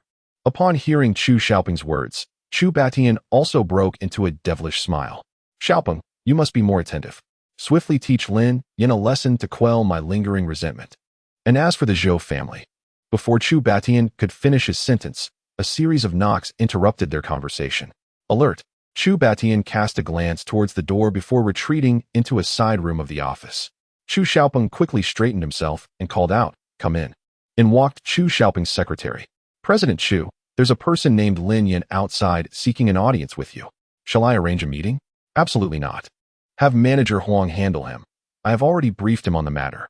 The secretary acknowledged and exited, while Chu Xiaoping resumed his embrace with the blonde beauty. I have arrived. Lin Yan had been waiting in the reception area for some time when a rather unappealing figure entered, bearing an unsettling demeanor. Are you Lin Gu? Today, President Chu is unavailable, and he sent me to attend to you. Casting a glance at the name tag before him, Lin Yan replied, Ah. You are Manager Huang from the film and television department, correct? A pleasure to meet you. Likewise, a pleasure indeed, Manager Huang responded, extending his hand in greeting. The hands of the two intertwined, and Lin Yan exerted a slight pressure, causing Manager Huang to wince in discomfort. Brother Lin, what on earth are you doing? Lin Yan feigned a touch of embarrassment, replying, I apologize, Manager Huang. I am a rather rough individual, lacking in delicacy, and I must have caused you some pain. Naturally, as this Chu Xiaoping had sent a mere lapdog to receive him, Lin Yan felt it only fitting not to allow this dog too much comfort. Nonetheless, Chu Xiaoping had also instructed Manager Huang to attend to Lin Yan with utmost care, albeit with the understanding that he would not lift a finger himself. Thus, Manager Huang suppressed his simmering anger. Had it been any other day, he would have already exploded in fury. No worries, Brother Lin. Your physique suggests you are a practitioner of martial arts. Remarkable skill, indeed. Manager Huang proclaimed with a forced smile, though inwardly he cursed Lin Yan's ancestors to no end. May I inquire what brings you here today, Brother Lin? Manager Huang hastily asked. Lin Yan, feigning distress, responded, I initially intended to catch up with Chu Xiao. But since he is absent, this matter becomes rather complicated. What matter? With General Manager Chu away today, I am fully authorized to handle it. He emphasized repeatedly before departing that I should cater to your needs, Brother Lin, Manager Huang said, his face a mask of sycophancy. Lin Yan regarded Manager Huang with a wry smile. Oh, General Manager Chu was aware of my visit? It appears we share a remarkable connection. It would be remiss not to establish a brotherly bond. Is that so? I shall ensure that General Manager Chu pays you a visit for such an occasion in the near future. Lin Yan observed the silver-tongued individual before him and, weary of idle chatter, directly inquired, You assert that you can handle everything today? Indeed, Manager Huang nodded in affirmation. It was entrusted to me by General Chu before he departed. Then I request that you reinstate Lin Suner as the female lead. Lin Yan, eschewing any further circumlocution, plainly stated his intention. Yet, upon hearing this, Manager Huang's countenance shifted to one of evident discomfort. Ah, Brother Lin, your request may prove somewhat challenging to fulfill. Why do you say that? Did you not claim you had full authority? The crux of the matter lies beyond the company's jurisdiction. The screenwriter insists on alterations. For the sake of a quality production, we cannot disregard the opinions of others, can we? Manager Huang continued to obfuscate, then summoned the screenwriter. I wish to engage him in a discussion about the literary aspects. Who dares to express dissatisfaction with my script? At that moment, a middle-aged man with graying hair entered the room. Chapter 21, Breach of Defense Teacher's Son. What brings you here? Manager Huang exclaimed upon seeing the visitor. Nothing much. Just passing by and overheard some inquiries regarding the script I penned, teacher's son replied, narrowing his eyes as he cast a glance at Lin Yan, who sat nonchalantly with his legs crossed. I merely spoke the truth. Lin Yan shrugged, feigning helplessness. At that moment, beads of sweat began to form on Manager Huang's forehead. The arrival of teacher's son had completely disrupted his plans. Originally, Chu Xiaopeng had instructed him to keep Lin Yan steady, but now, with this obstinate old fellow present, it was uncertain what kind of sparks might fly. "Oh, is that so? You seem to possess some insights into the script," teacher's son remarked sarcastically. "Just a bit of research," Lin Yan replied, tilting his head back with a look of disdain. Teacher's son, brother Lin, is a close associate of President Chu. Concerning the script, it would be best for us to handle it internally, Manager Huang quickly interjected. "We're merely discussing matters of art. If you lack understanding, kindly refrain from interrupting." Teacher's son's expression shifted slightly as he spoke. With that, teacher's son slammed a hefty script down in front of Lin Yan. "This obstinate old man is truly a menace," Manager Huang silently cursed in his heart, then turned to Lin Yan and said, "Brother Lin, teacher's son has a rather volatile temperament. Perhaps we should step back?" Caught in the middle, Manager Huang felt trapped, and the atmosphere became increasingly awkward. Lin Yan wore a nonchalant expression, chuckling softly as he spoke. "Since teacher's son wishes to delve deeper, I cannot refuse. If there's nothing pressing, let us converse while you attend to your duties." With that, he picked up the script that teacher's son had carelessly tossed onto the table and began to scrutinize it intently. Manager Huang was drenched in cold sweat. The two individuals were on the verge of a confrontation, one being a guest of Chu Xiaopeng, and the other a highly esteemed screenwriter within the company. It would be precarious to alienate either party. A mishandled situation could jeopardize his job. At that moment, Manager Huang reflected on the arduous journey that had led him to this position, and a wave of melancholy washed over him. Lin Yan was engrossed in the script. After a brief pause, he spoke slowly. "I feel it cannot be amended. It needs to be entirely rewritten." Lin Yan's casual remark ignited teacher's son's ire. "How presumptuous! Pray tell, how would you suggest altering this script? I have penned scripts for decades. How could you, a mere youth, surpass my experience? To be frank, if this script were presented a decade ago, it might have been deemed quite mature. However, in the present day, it seems to lack a certain essence," Lin Yan asserted, shifting his gaze from the script to teacher's son. "What essence is lacking?" Teacher's son inquired, displaying a look of profound bewilderment. "The character portrayals are overly rigid. Your backdrop is set in a martial arts realm, is it not?" Lin Yan probed further. "Indeed, and what of it?" Teacher's son retorted. "In the realm of martial arts and chivalry, what is truly required is the exhilaration of the world, where individuals should embody a sense of carefree abandon. The narrative elements you have devised, such as themes of love and vengeance, are nothing more than worn cliches from over a decade ago. You speak nonsense. Do you have any idea how many acclaimed works I have produced? They all follow this very design. What is the issue?" Upon hearing Lin Yan's remarks, teacher's son began to feel a surge of indignation. He forcefully slammed his hand on the table, startling Manager Huang, who was nearby. You. What seems to be the matter, old sir? You appear quite agitated," Lin Yan remarked with a semblance of a smile, finding his counterpart's evident distress rather amusing. The truth behind teacher's son's fury lay in the numerous critiques that labeled his plots as exceedingly trite. Lin Yan had unwittingly struck a nerve, which naturally provoked some ire. Lin Yan raised his hands in a gesture of feigned innocence, casually stating, "I apologize. It seems I have inadvertently touched a sensitive spot. It was not my intention to offend you." However, this seemingly apologetic remark only served to infuriate teacher's son further. The dignified demeanor of a scholar had vanished, replaced by a barrage of questions. "Do you comprehend the essence of a script? Who granted you the authority to disparage my work in such a manner? My script is not subject to critique from a mere novice like you. You were the one who expressed a desire to engage in discourse. If you lack humility, I fear your reputation may suffer." Lin Yan feigned a sigh, expressing a sense of helplessness. "Expel this insolent youth at once."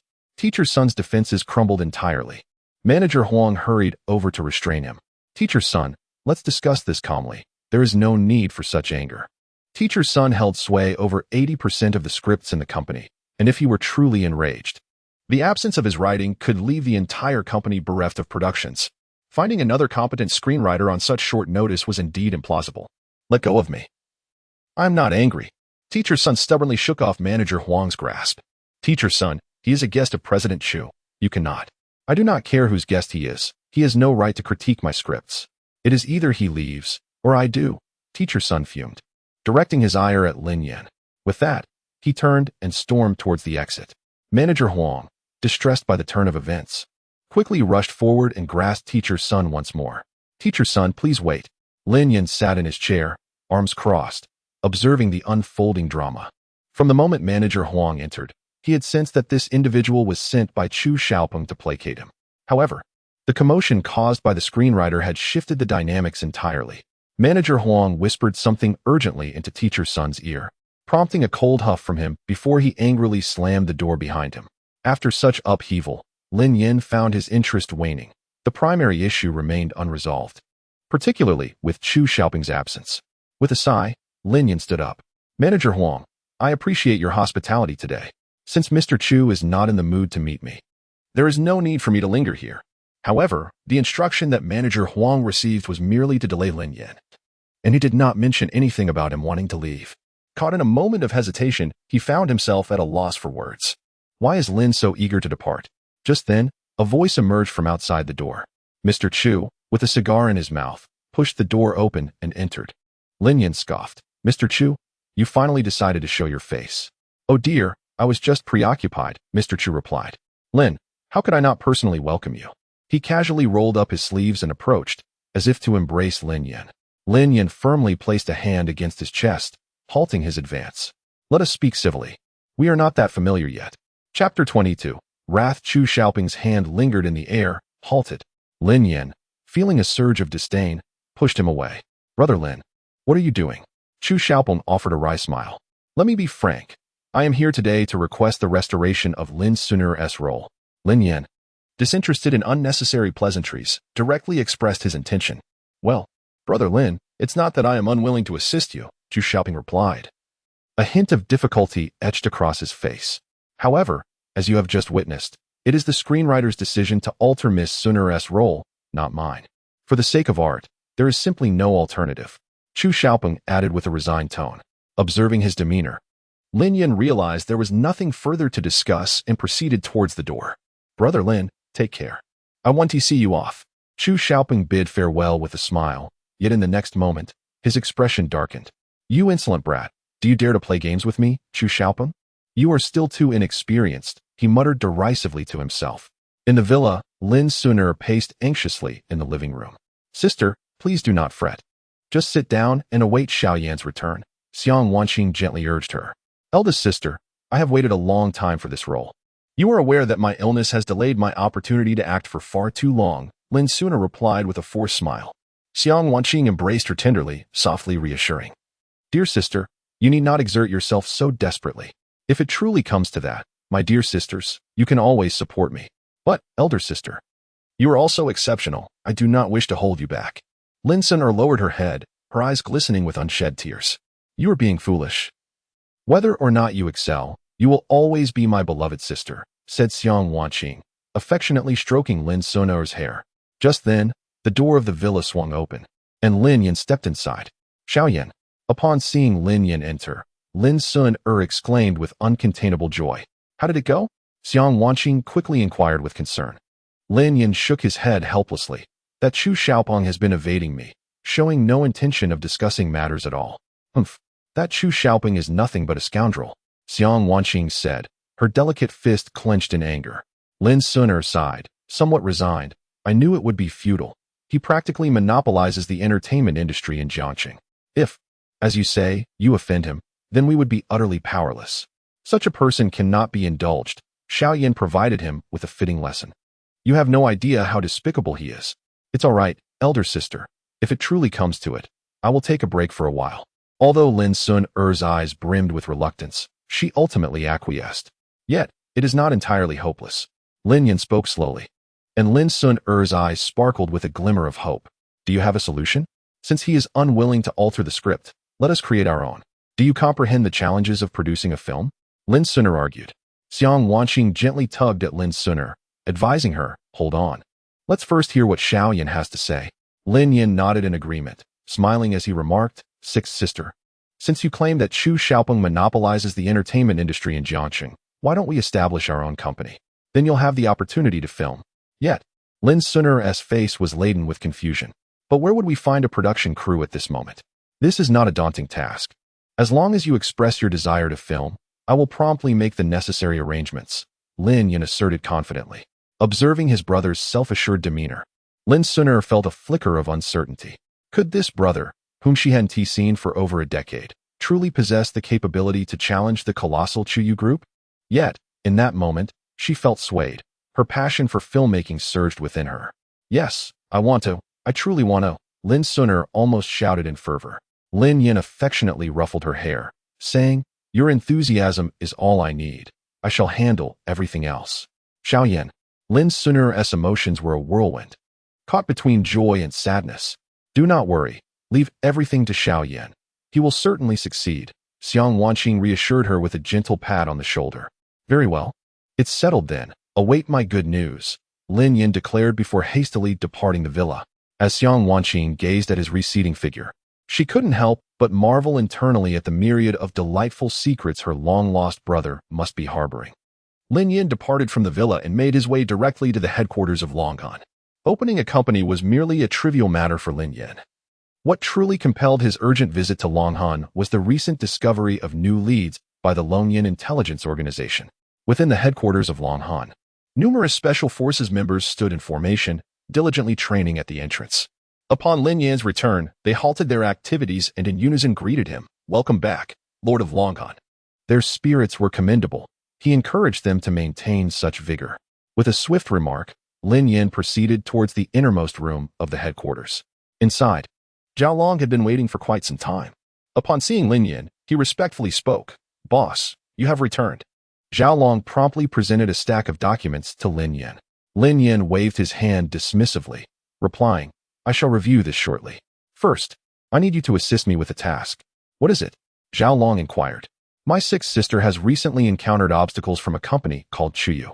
Investigate the foundation of that company and establish a new one to supplant it," Lin Yan stated coldly. "Understood, boss.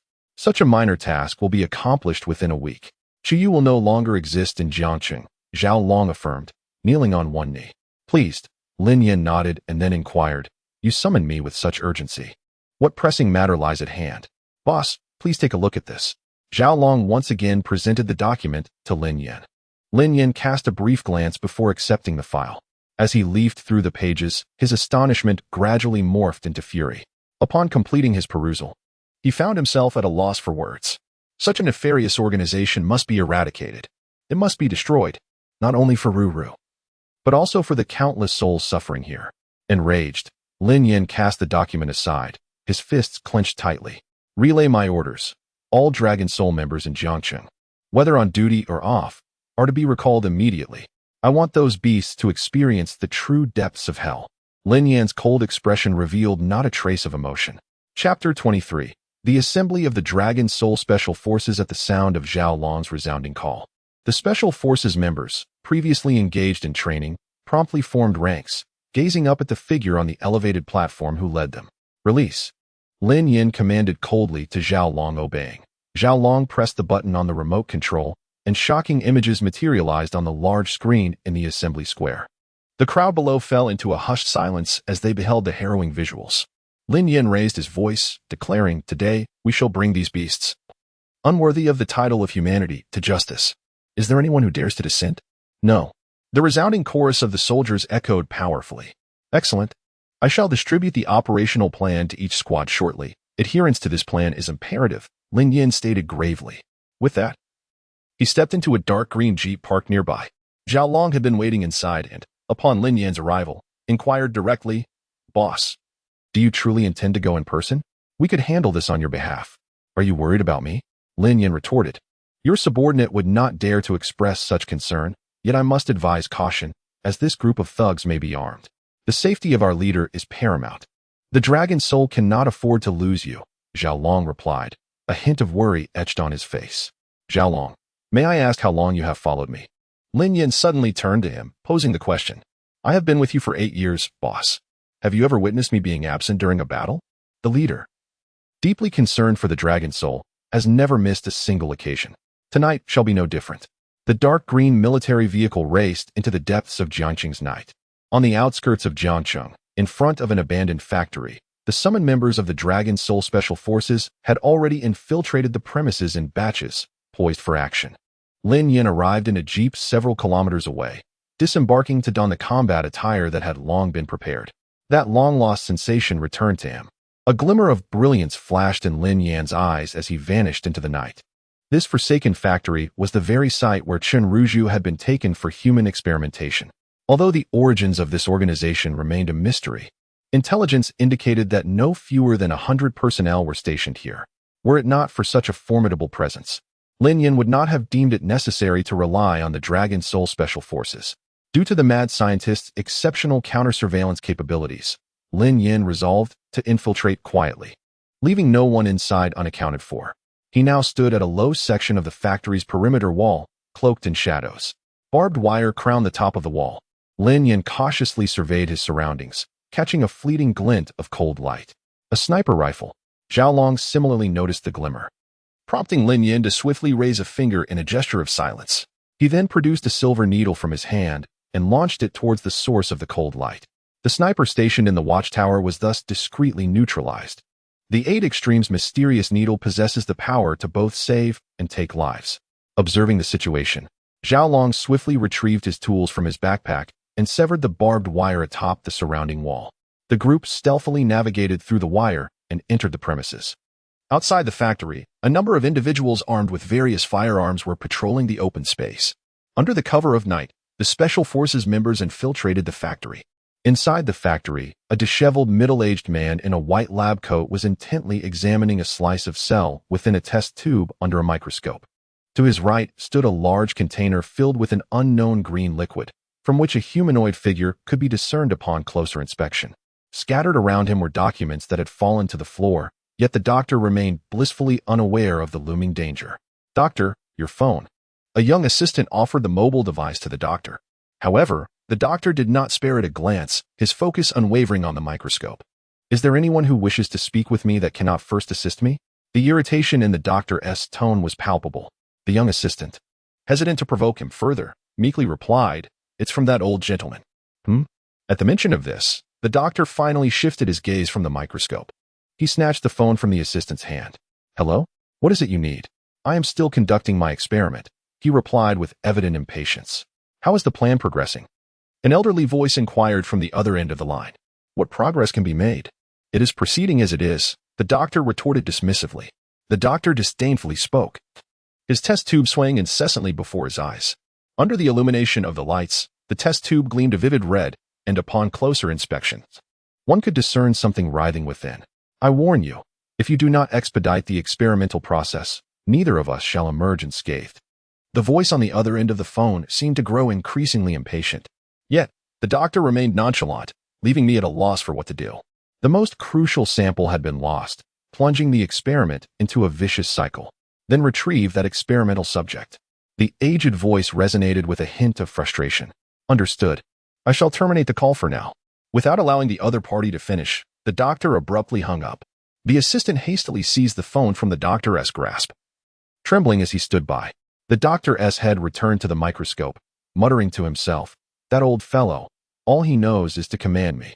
If he possesses the ability, let him do it himself." The assistant, clearly intimidated, dared not respond. One misstep could result in him sharing a fate with the creature in the green liquid. Suddenly, a violent explosion shattered the atmosphere, interrupting the doctor's actions. What on earth? He instinctively turned to look, only to be startled by a small red that appeared above him, causing him to freeze in place. "Be careful. Do not move recklessly." Zhao Long stood at the blown-open iron door, gripping a submachine gun marked with the red dot. Lin Yin entered, dusting off his clothes. "Who are you?" The doctor inquired solemnly about those who came to impose punishment upon them. Lin Yin responded coldly, his face betraying no emotion. "Since you have found your way here, I trust there is no need for further elaboration. You may kill or maim as you wish. Nothing of significance will be extracted from my lips." In the presence of the well-trained special forces, the doctor remained remarkably composed. "Seeking death," Zhao Long exclaimed furiously, his finger poised to pull the trigger. "Wait a moment," Lin Yin interjected, placing a hand before Zhao Long. "Boss, why must you prevent me from eliminating this fiend?" Zhao Long glared at the individuals contained within the liquid, his heart brimming with rage. I wish to inquire about a matter. You should first ascertain if anyone else remains alive, Lin Yin commanded in a low voice. Understood, boss. Chapter 24. Interrogation upon receiving Lin Yan's orders. Zhao Long swiftly organized the Special Forces team to execute a rescue operation. The assailants outside could not withstand the onslaught of the highly trained operatives for long. Within mere seconds, the Dragon Soul Special Forces had subdued them all. After Zhao Long and the team departed, only the doctor and Lin Yin remained in the room. What is your objective? Lin Yin asked in a low voice. Ha. I advise you not to waste your efforts. I shall reveal nothing. The mad doctor suddenly erupted into laughter. Who was the elderly person you spoke with? Lin Yan's tone rose sharply. A flicker of astonishment crossed the doctor's face. They communicated via satellite phone. How could this individual possibly know? Tell me who is pulling the strings. I do not wish to repeat myself. Lin Yin coldly fixed his gaze upon the doctor, instantly appearing before him. An intangible pressure descended upon the doctor, causing him to stagger backward in shock. Observing this, Lin Yin reached out and seized his collar. Ha. Spare yourself the effort. The doctor's words were abruptly cut off as a silver needle pierced his shoulder, driven by Lin Yan's fingertip, eliciting a series of agonized screams. Will you speak? Another silver needle struck his calf, sending waves of excruciating pain through his body. Blood oozed from the corners of the doctor's mouth. Do you intend to bite your tongue and end your life? Lin Yin, with swift reflexes and keen eyesight, seized the doctor's chin, inserting a silver needle into his cheek. The doctor's entire mouth froze in an instant. To speak or not to speak? Lin Yin plunged another silver needle into his arm. The doctor felt as though his entire body had become foreign to him, the pain nearing a state of numbness. No ordinary person could maintain their composure under Lin Yan's 8 Extremes mystic needle technique. With each needle that pierced him, the doctor emitted a series of muffled sounds. Lin Yin withdrew the needle from his cheek, and only then did the doctor regain his voice. I'll talk. Spare me, he pleaded, tears and mucus nearly spilling from his face in agony. Before he could utter a second phrase, white foam began to froth from his mouth. Poisoned. Lin Yin felt a jolt of alarm. He hastily inserted a silver needle to treat him. However, the doctor's body convulsed violently before becoming completely rigid on the ground. Lin Yin placed his hand on the doctor's wrist, only to discover the absence of a pulse. He was dead. Even his 8 Extremes mystic needle could not salvage the doctor's life. Who could it be? Lin Yin surveyed his surroundings, questioning who had silently poisoned the doctor. In the dim light, aside from the containers emitting a murky greenish-yellow glow, there was nothing else present. But just then, a shadow flickered behind one of the containers.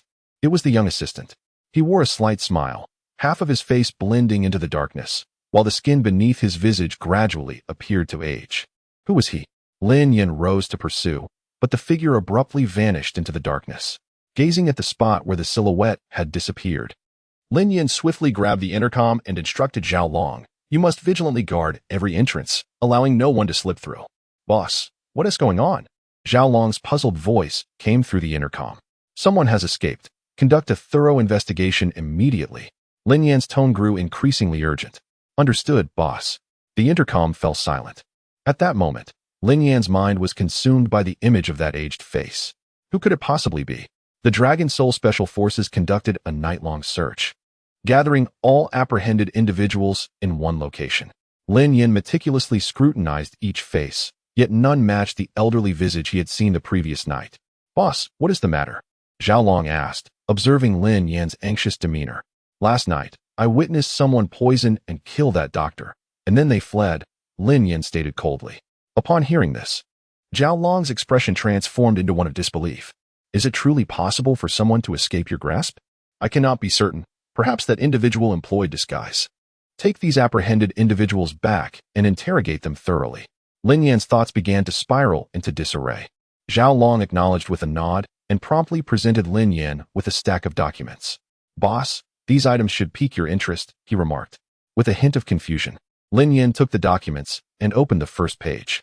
The name Chen Ruru prominently appeared before him, causing Lin Yin to furrow his brow slightly. He continued to turn the pages, encountering the term innate absolute in Xianmai. What could this mean? Lin Yin inquired coldly. "This was discovered during our examination in the office. We are not entirely certain of its significance," came the reply.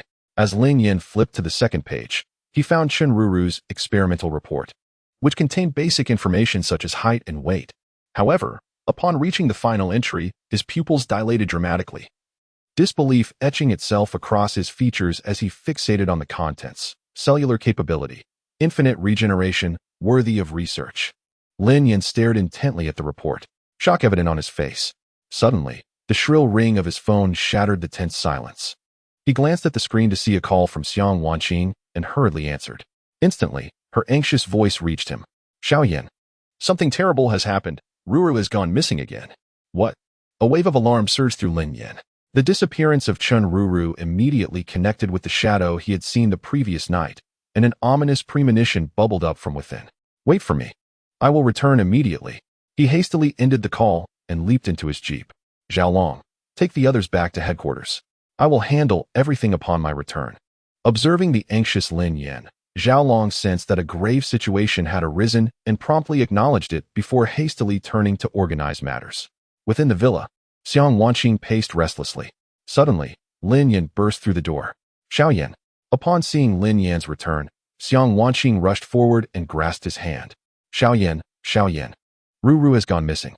Tears welled in her eyes, threatening to spill over. Lin Yan gently wiped the tears from her face and spoke slowly. Elder sister, please do not panic. Take your time and tell me what has transpired.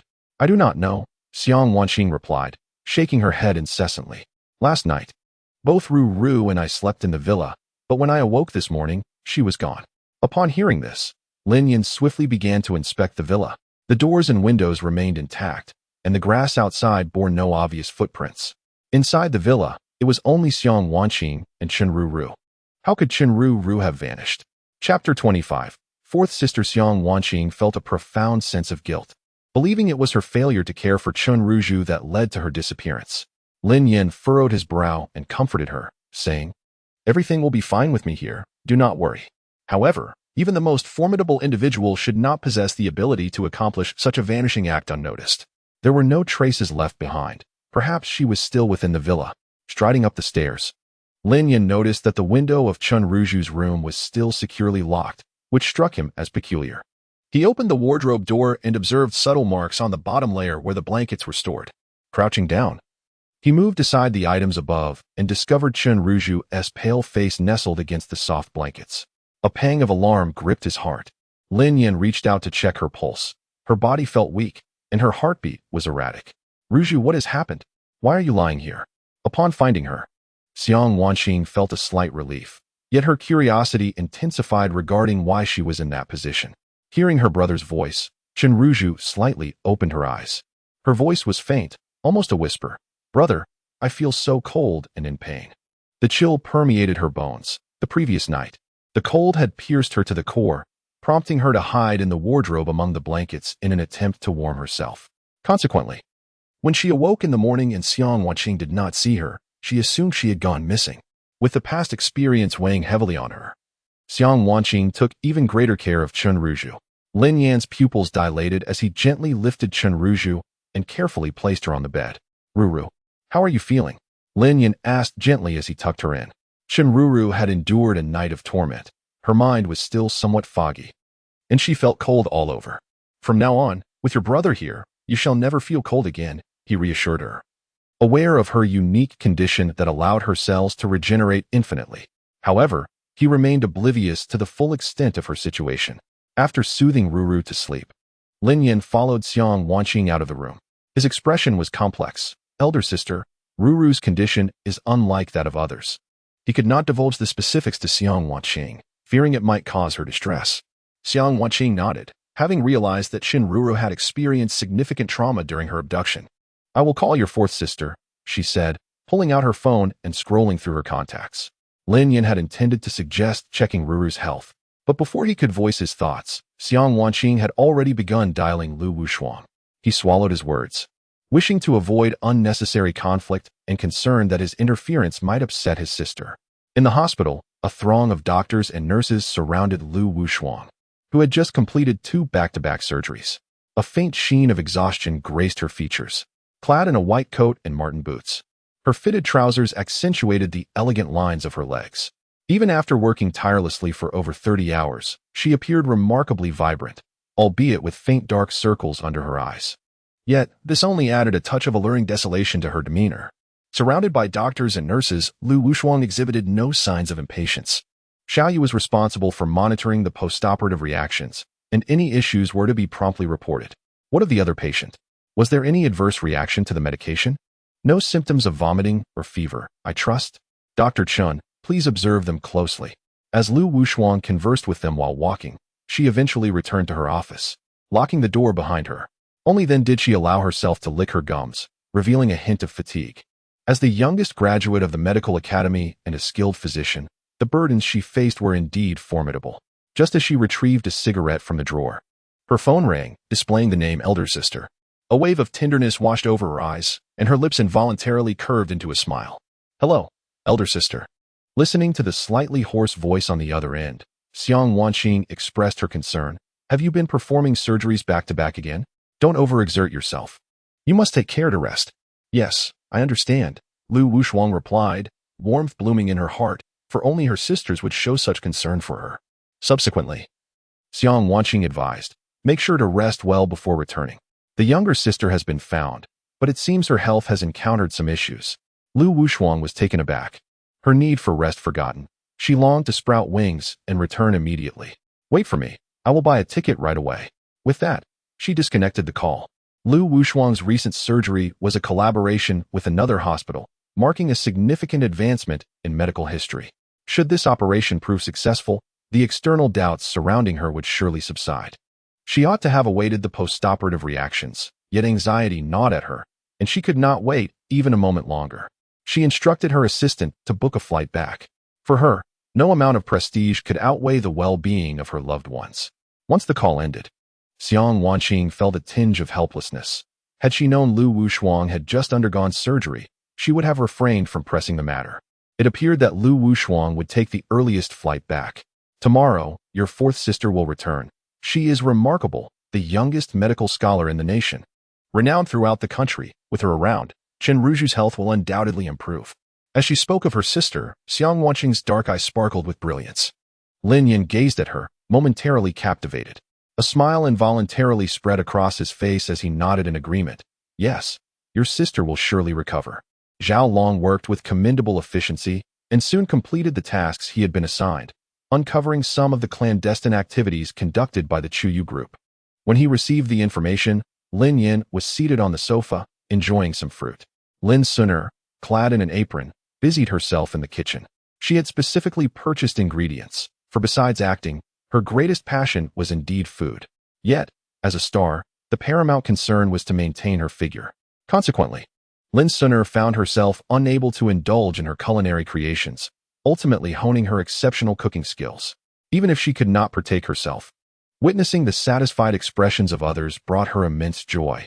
Lin Yin cast a glance towards the kitchen, noting Lin Suner's striking beauty, her curvaceous figure, and her refined demeanor. With a spatula in hand, her long eyelashes fluttered as she focused intently on the food simmering in the pot.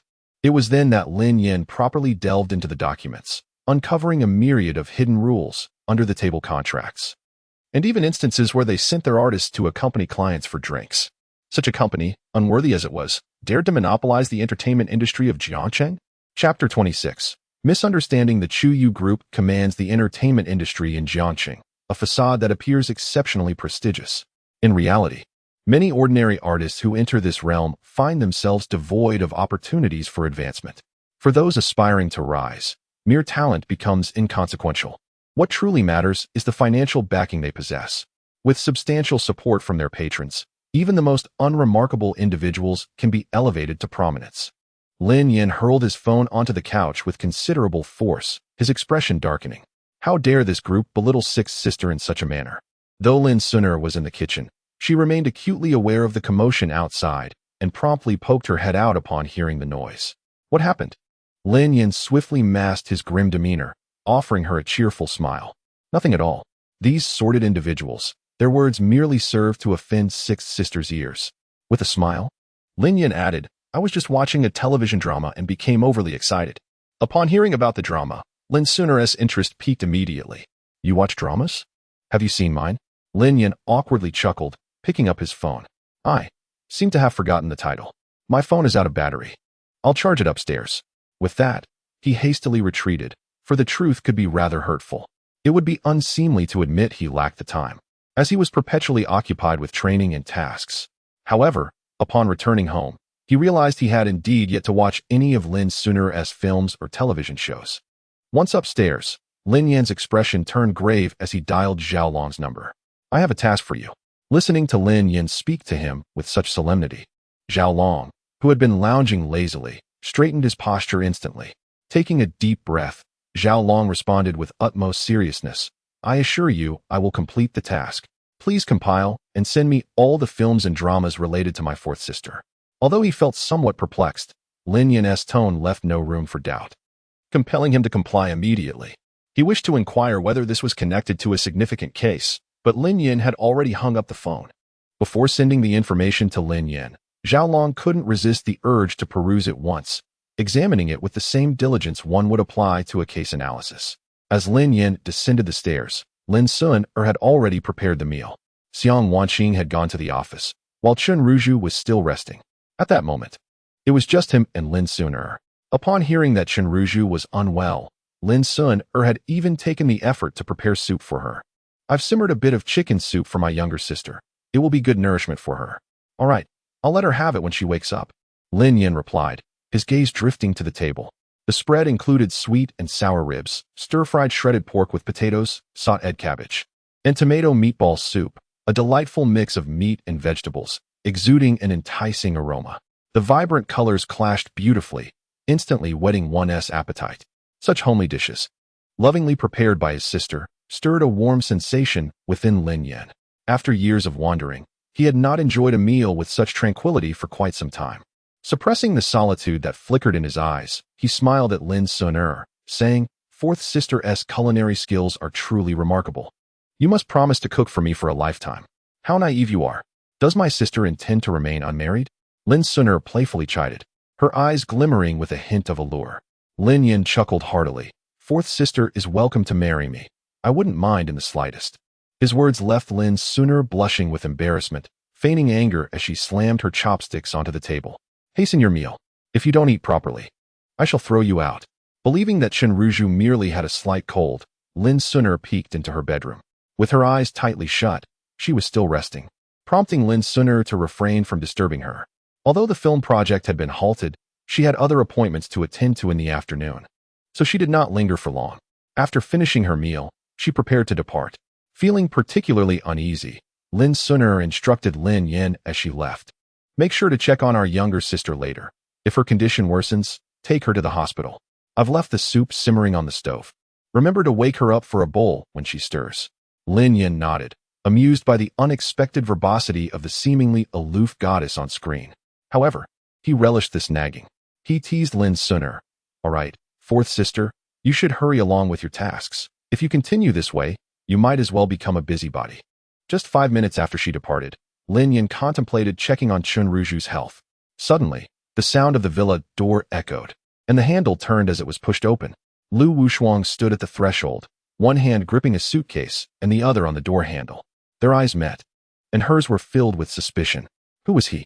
Why was he in her elder sister's home, her boyfriend? Yet she had never heard her sister mention him before. Moreover, the sisters had mutually agreed to inform one another if they had boyfriends. Could he possibly be a kidnapper? Lu Wushuang's mind raced as she scrutinized him for a brief moment before concealing her expression. I apologize, I must have taken a wrong turn, she said, retreating hastily, leaving her belongings behind. Lin Yan was taken aback for a moment, then hurried after her. Lu Wushuang ran with great urgency, dialing Xiang Wanqing's number, her voice laced with desperation.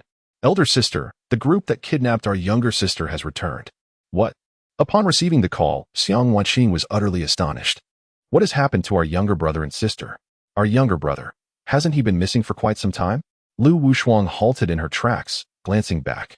Lin Yan stood at the door, looking rather helpless as he noticed her gaze and broke into a cheerful wave.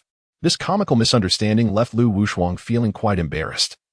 She inwardly chastised her elder sister for not informing her sooner about their younger brother's return, nearly leading her to mistake him for a kidnapper. Having abruptly ended the call, Xiang Wanqing, believing there was an emergency, abandoned her project and rushed home. Along the way, she notified the formidable Yi Hongyu, urging her to hasten to their residence. Lin Yan leaned against the sofa, a smirk playing on his lips as he observed Lu Wushuang, whose fair cheeks were flushed. The cold and aloof beauty possessed a unique charm when shy. Lu Wushuang feigned seriousness. Why didn't you tell me you were Lin Yan? You've caused me. You've caused me. Lin Yan shrugged with a smile. Fourth sister, it's not that I didn't inform you. Rather, you were simply too swift in your departure. Even if one wished to explain, there was no opportunity to do so. Fourth sister noticed that within a mere 3 seconds, she had fled, leaving everyone utterly unresponsive. As the two conversed, a loud bang resounded as the door was forcefully kicked open. Lin Yan's gaze sharpened, and he swiftly rose to his feet, his muscles tensed, exuding an aura that was instantly formidable. At the entrance stood Yi Hongyu, clad in a fitted black outfit that accentuated her exquisite figure. Her long hair cascaded down as she arrived in haste on her motorcycle, her breath still somewhat labored. Upon learning that unfamiliar intruders had breached her home, she felt a surge of urgency and rushed over without a second thought. However, upon her arrival, she discovered only Lu Wushuang and Lin Yan, seated and engaged in light-hearted conversation. Where were the kidnappers? Yi Hongyu's gaze shifted, filled with confusion. The moment those words escaped her lips, Lu Wushuang was caught off guard, choking on her own saliva, her cheeks flushing a deep crimson that seemed to reach her ears. Lin Yan stifled a laugh, remarking, I scared them away. Chapter 27. Kneeling in a hurried manner, Xiang Wanqing rushed over, concerned for her well-being. Lu Wushuang felt compelled to recount the day's events in their entirety. Following this, she ascended the stairs to examine her younger sister's health, aware of her sister's ailment. Yi Hongyu naturally accompanied her to assess the situation. Lu Wushuang first took her sister's pulse. Furrowing her brow as the findings mirrored those of Lin Yan, her sister's condition appeared frail, with a notably erratic pulse. The underlying health had deteriorated significantly and would necessitate gradual recuperation. At first glance, there seemed to be no discernible issues. I shall draw a small sample of blood for analysis to ascertain the underlying problem, Lu Wushuang stated. Lin Yan raised an eyebrow, remaining silent. As a physician, Lu Wushuang carried a set of surgical instruments and various rudimentary medical tools in her belongings, including essential syringes. She intended only to extract a modest amount. The needle pierced Chen Ruju's arm, and a trickle of blood seeped forth. Lin Yan's pupils constricted sharply, disbelief etched across his face as he observed them. Yi Hongyu's previously languid gaze turned grave. Both were martial artists, acutely aware of the formidable power contained within Chen Ruju's blood. Should a cultivator ingest it, they would undoubtedly overcome their limitations. Fourth sister, this blood test must be conducted solely by you. No one else should interfere, Yi Hongyu asserted.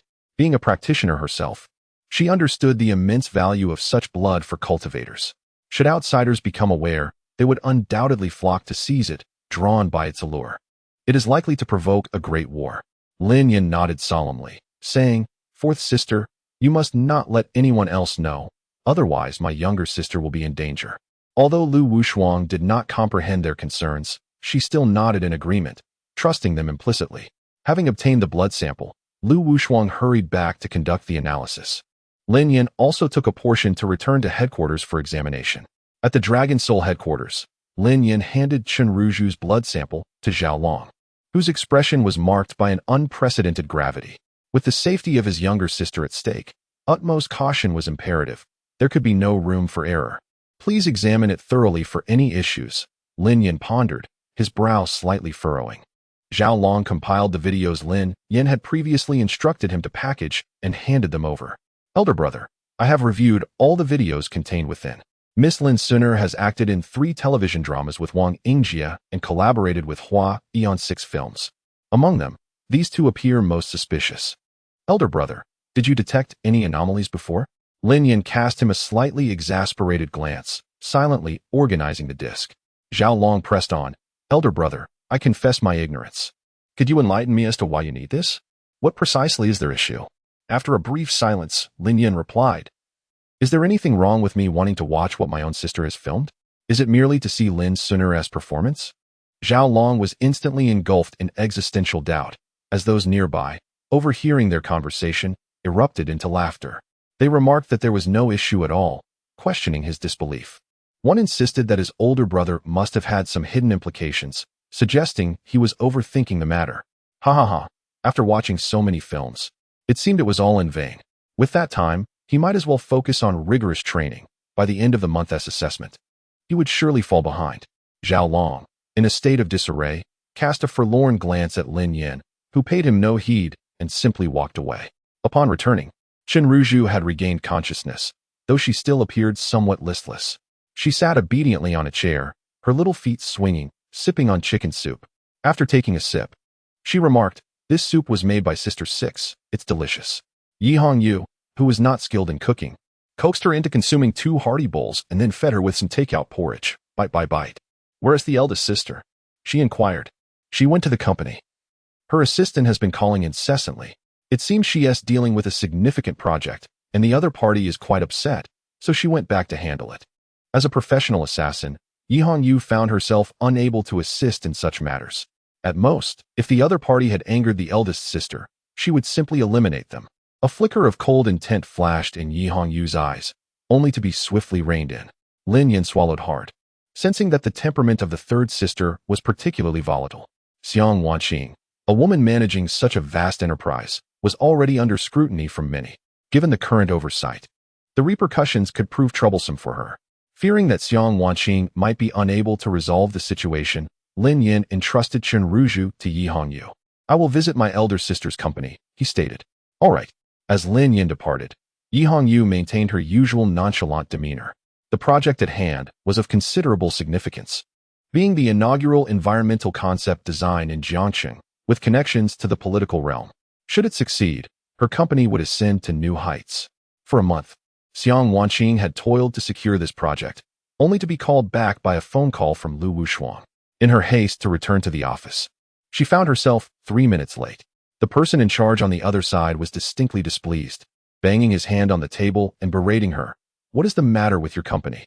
For such a crucial collaboration, you arrive late. Do you even care about this opportunity?" Xiang Wanqing recognized that this was indeed her fault.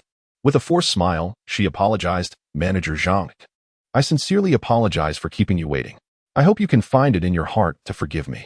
However, Manager Zhang seemed intent on finding fault. He had taken a liking to Xiang Wanqing, finding her figure and beauty superior even to the starlets he usually entertained. His lewd gaze roamed over her, and with a disdainful snort, he remarked, "If you wish for my forgiveness, it is not beyond possibility, but you must join me for a chat this evening." The implication of his words was unmistakable. Xiang Wanqing's smile waned slightly. "Manager Zhang, this is rather inappropriate. We are merely business associates, and such conduct is unsuitable." Seeing her lack of tact, Manager Zhang became enraged. In all the projects he had overseen, there was not a single individual who did not cater to his whims. Was it too much to ask for Xiang Wanqing to spend just one evening with him? It would not cost her a thing, yet she refused. "Manager Zhang, how about this? We can allocate an additional one of this profit to your company as compensation. What do you think?" 3 minutes of her time in exchange for one of the profits was already an exceptionally generous offer. Manager Zhang nodded. "You can kneel and apologize to me for this one profit, and we can consider the matter settled. I dare anyone to make my sister kneel before him." Chapter 28. The broken leg. As Lin Yin entered, he was immediately met with the audacious remarks of the other party, igniting his fury. His sister, whom he cherished dearly, was being compelled to kneel and apologize in front of these outsiders.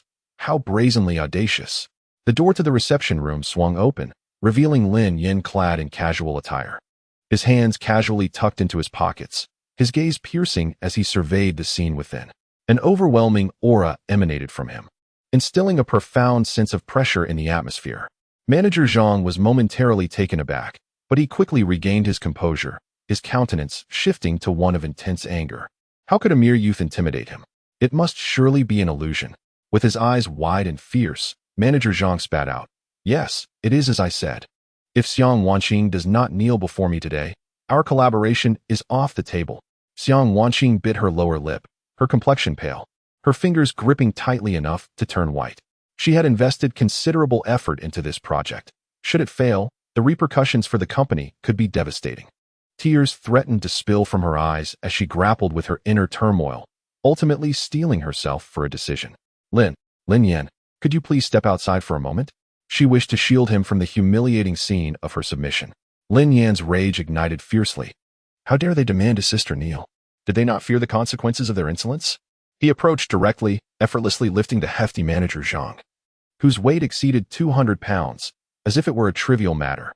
Manager Zhang, taken aback, could hardly fathom the strength possessed by this young man. Overwhelmed by Lin Yan's might, he quickly regained his composure. Being grasped by the collar was undeniably an embarrassing predicament. Zhang's gaze shifted to Xiang Wanqing, and he thundered. If you dare allow your brother to lay a hand on me, our collaboration is off the table. Lin Yan, release Manager Zhang, please, Xiang Wanqing sighed inwardly. Reluctant to speak harshly to Lin Yan, even her request bore an undertone of inquiry. Observing her distress, Lin Yan relinquished his grip, though his demeanor grew even darker.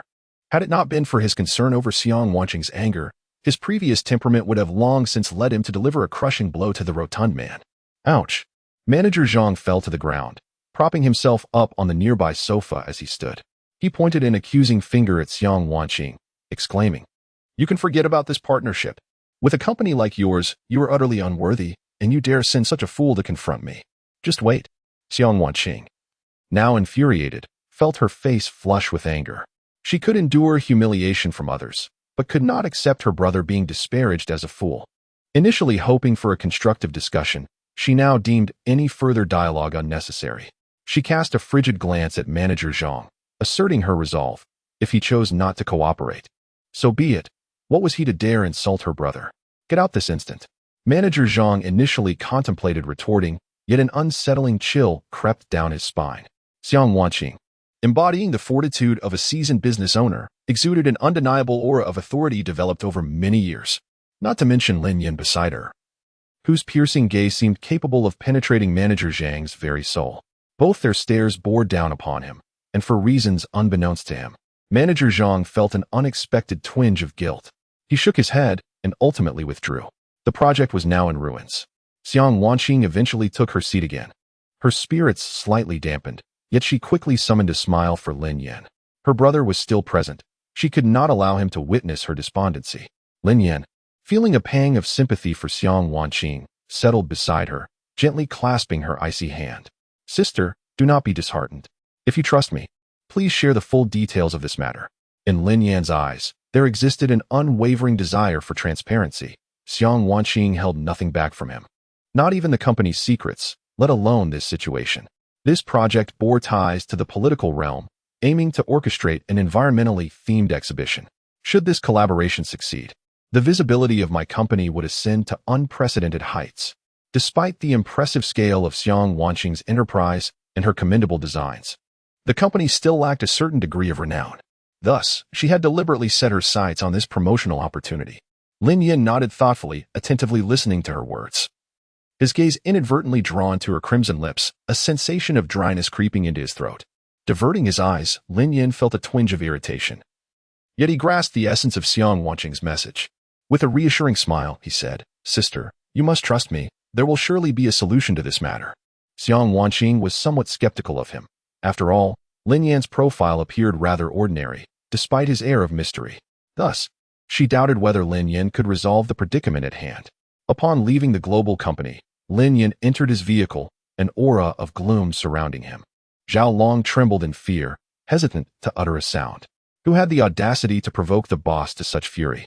That individual was surely doomed. Zhao Long swallowed hard as he heard Lin Yan command, investigate that environmental project and Manager Zhang. What environmental project? Who was Manager Zhang? Zhao Long had never heard of it. Nevertheless, he nodded obediently. A minor character like him dared not offend the boss, as it was tantamount to courting death. To the outside world, this matter remained largely clandestine. Yet, with a mere flick of their fingers, they uncovered information about Manager Zhang Defo within 3 minutes, including a litany of his unscrupulous deeds. Lin Yan cast a cursory glance at the findings. Let us pay him a visit. Upon returning to his villa, Zhang Defo was too irate to seek out his mistress, barely settling into his seat before the storm of his anger erupted. The door was forcefully kicked open, revealing Lin Yan and Zhao Long standing at the entrance. Upon seeing Lin Yan, Zhang Defo was filled with fury. How dare you come here? You must be seeking your own demise. Security, where are the guards? Quickly, apprehend them. Zhao Long stepped back, effortlessly lifting a man who had been rendered unconscious and tossing him into the living room. Lin Yan, with a smile, inquired, "Is this the person you were referring to?" The security personnel, whom Zhang Defa had hired at great expense, were easily subdued by the two, without a sound being made. Zhang Defa's eyes widened in disbelief as he stared at them, realizing that he was utterly defenseless if they chose to turn their aggression towards him. Are you sent by Xiang Wanqing? I signed a contract. I signed it. Lin Yin shook his head. No. I did not come here to discuss contracts. I am here to break your dog legs. Anyone who dared to make his sister kneel must be prepared for severe repercussions. Chapter 29. The drugging. There is little need to elaborate on such matters. Lin Yin would not afford him any opportunity. He pressed down forcefully on the man's shin, eliciting a piercing scream that reverberated through the air. May you suffer a fate worse than death. Zhang Defa gasped in agony, his eyes wide and brimming with hatred. If he ever escaped, he vowed to make them pay dearly. He harbored a deep-seated enmity with the global group. To Lin Yin, Zhang Defa was merely a minor pawn. Even if he were to end his life today, he would bear no consequences. Yet, Lin Yin refrained from such an action. Breaking his legs was merely an outlet for his rage. Subsequently, Lin Yin retrieved the documents from Zhao Long's grasp. Like a judge presiding over a trial, he looked down upon Zhang Defa. On August 20th, you accepted a bribe of 500,000 at the Haitin Hotel. On August 23rd, you were invited to an exotic dance party, where you spent the night with a starlet from the Chuyu group. The hidden secrets were laid bare, articulated in Lin Yin's chillingly indifferent voice. Zhang Defa felt a wave of humiliation, but greater still was his fear. Who was this man before him? How could he uncover all of his secrets in such a short span of time, with such meticulous detail, even recalling some things he had long forgotten? At that moment, all else faded from his mind. He realized that if this information were to be disclosed, his life would be irreparably ruined. Tears and snot streamed down Zhang Defa's face as he sobbed. I understand my mistakes now. Please, spare me. Have mercy. I went to apologize to Miss Xiang. This incident was entirely my fault. After the project was signed, I would allocate an additional 5 profit. Lin Yin cast a casual glance at him, pondering whether to render him useless. However, if he were to be discarded, it remained uncertain whether a replacement would ensure a smooth collaboration. After a moment's hesitation, Lin Yin resolved to keep him. He placed the documents on the table and declared a 10 profit. I cannot make that decision. I fear. Lin Yin shot him a nonchalant glance, a smile curling at the corners of his mouth, which sent Zhang Defa into a state of panic. Just moments ago, that same smile had preceded a brutal act that shattered his leg bones. Sweat trickled down Zhang Defa's round face, but he had no time to wipe it away. Zhang Defa hastily nodded. All right, 10 it is. He was terrified that Lin Yin might suddenly change his mind and expose him. Lin Yin attained the desired result and left with satisfaction. Once the man had walked far away, Zhang Defa trembled and allowed himself to lie down. He then shouted at the butler, who was lurking nearby, "What are you still watching? Hurry and take me to the hospital." Both of Zhang Defa's legs had been crushed by Lin Yin, causing him excruciating pain. Meanwhile, Xiang Wanqing remained anxious. She contacted her partner, In Yufan. They had known each other for quite some time, and In Yufan belonged to the influential and family of Jiangqing, wielding more power than she did. Yufan this time. I have offended Zhang Defa. Can you assist me with this project? Xiang Wanqing found herself in a profound dilemma. She had always been a resilient woman, seldom seeking assistance from others. Yet, this time, she truly felt at a loss. And Yufan gazed at Xiang Wanqing's fair skin, his eyes ardently fixated on her graceful figure, a ripple of emotion stirring within him. He harbored feelings of affection for Xiang Wanqing, but she had consistently rebuffed his advances. Now that Xiang Wanqing had approached him, and Yufan was determined not to let this opportunity slip away. He grasped the smooth, delicate back of her hand, his expression earnest. Rest assured, with me around, there will be no unforeseen mishaps. The contact of their skin caused Xiang Wanqing to momentarily stiffen. She forced a smile, retracting her hand. Feeling awkward, she stammered, "Thank you so much." A flicker of darkness passed through in Yufan's eyes as he maintained a facade of politeness, lifting his glass. "Since you are grateful, why not join me for a drink?" Lin Yin, having completed his tasks, returned home leisurely. By evening, Chenruzhu had slightly recovered, her large eyes bright and sparkling. In a sweet, childish voice, she inquired, "Brother, why hasn't his elder sister returned yet?" Though young, Chenruzhu remembered that at this hour, Xiang Wanqing would typically be home. Lin Yin coaxed Chenruzhu to sleep, saying, "She will be back shortly. Let me give her a call." After dialing Xiang Wanqing's number, several seconds elapsed before the call connected. Leaning against the wash basin, Xiang Wanqing felt a wave of dizziness wash over her as she hazily registered the ringing of her phone. Struggling to retrieve it from her bag, she answered, her mind clouded and unfocused. "Ah, I am Xiang Wanqing. What's wrong?" Lin Yin frowned, hearing her somewhat slurred voice. His eldest sister was always a woman of grace and gentleness, and she would never be so disheveled. Something must have happened. Lin Yin asked with slight anxiety, "Eldest sister, where are you?" "Ah, where am I?" Ah, let me go." Before she could finish speaking, the phone was hung up. Lin Yin stood up and called Zhao Long with pursed lips. "Investigate where my eldest sister is." Zhao Long responded and had the Dragon Souls technicians locate Xiang Wanqing's position. In just 3 minutes, it was found. Huatheng Hotel. This was a 5-star hotel located in Jiangsheng, elegantly decorated, and also a hotel under the Yin family's name. And Yufan had already booked a room, and carrying the unconscious Xiang Wanqing, he opened the door to the room. He tossed Xiang Wanqing onto the bed, her dark, thick hair spreading out, her cheeks flushed. She bloomed like a delicate flower, just waiting to be picked. And Yufan smiled wickedly. He had been eyeing Xiang Wanqing for a long time, and now he had finally found an opportunity. And Yufan took off his coat and threw it on the ground. His large hand caressed Xiang Wanqing's slender thigh, exploring upwards inch by inch. Smelling the fragrance on her body, it invigorated in Yufan. Xiang Wanqing's consciousness was very vague. She had been drugged by an Yufan, and at this moment, she only felt a burst of heat all over her body. Her body trembled uncontrollably, and Xiang Wanqing tugged at her top, revealing a large expanse of fair, tender skin. And Yufan's large hand rested upon the delicate waist of the enchanting beauty. Her slender figure seeming so fragile that it appeared one could easily snap it with just a slight exertion. Lin Yin hurriedly arrived at the hotel, having unknowingly run through countless red lights along the way. Bursting through the door, he beheld the disheveled Xiang Wanqing, with an Yufan sprawled over her. In an instant, Lin Yan's vision turned crimson with fury. How dare he lay hands on his elder sister?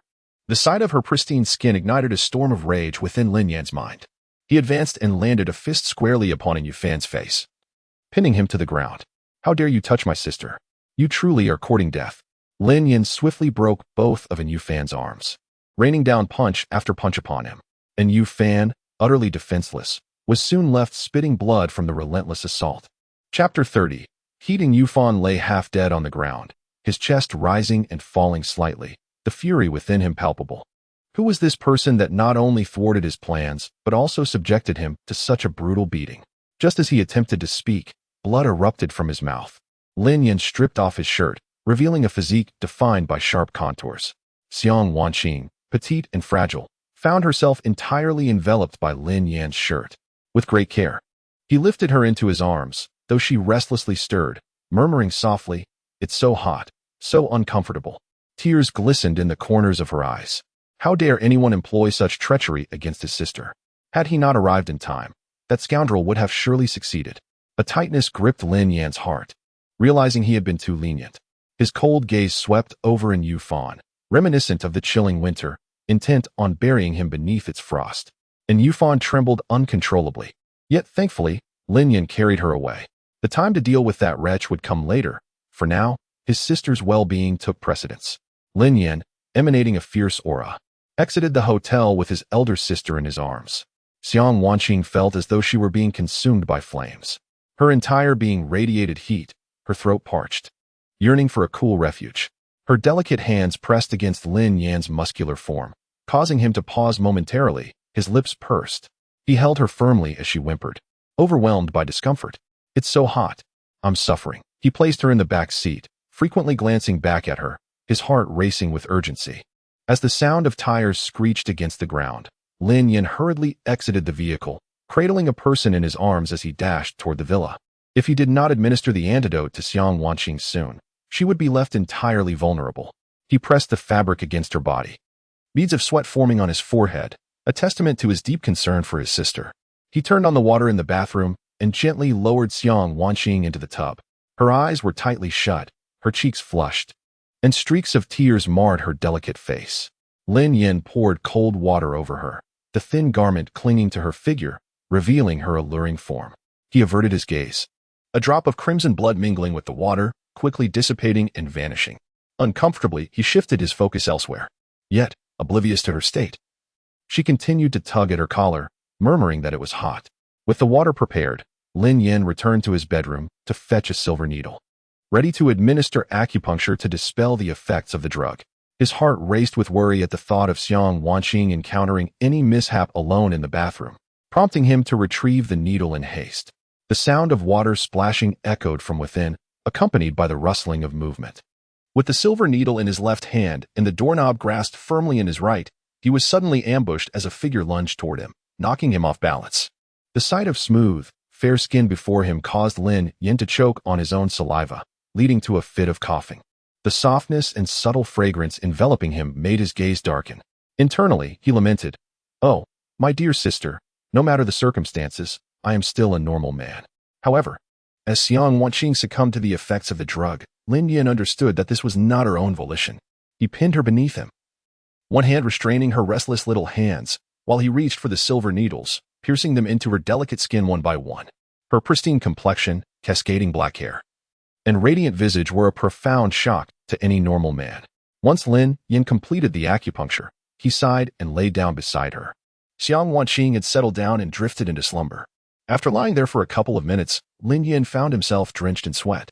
Finally, he rose to wipe her body, striving to prevent her from catching a cold.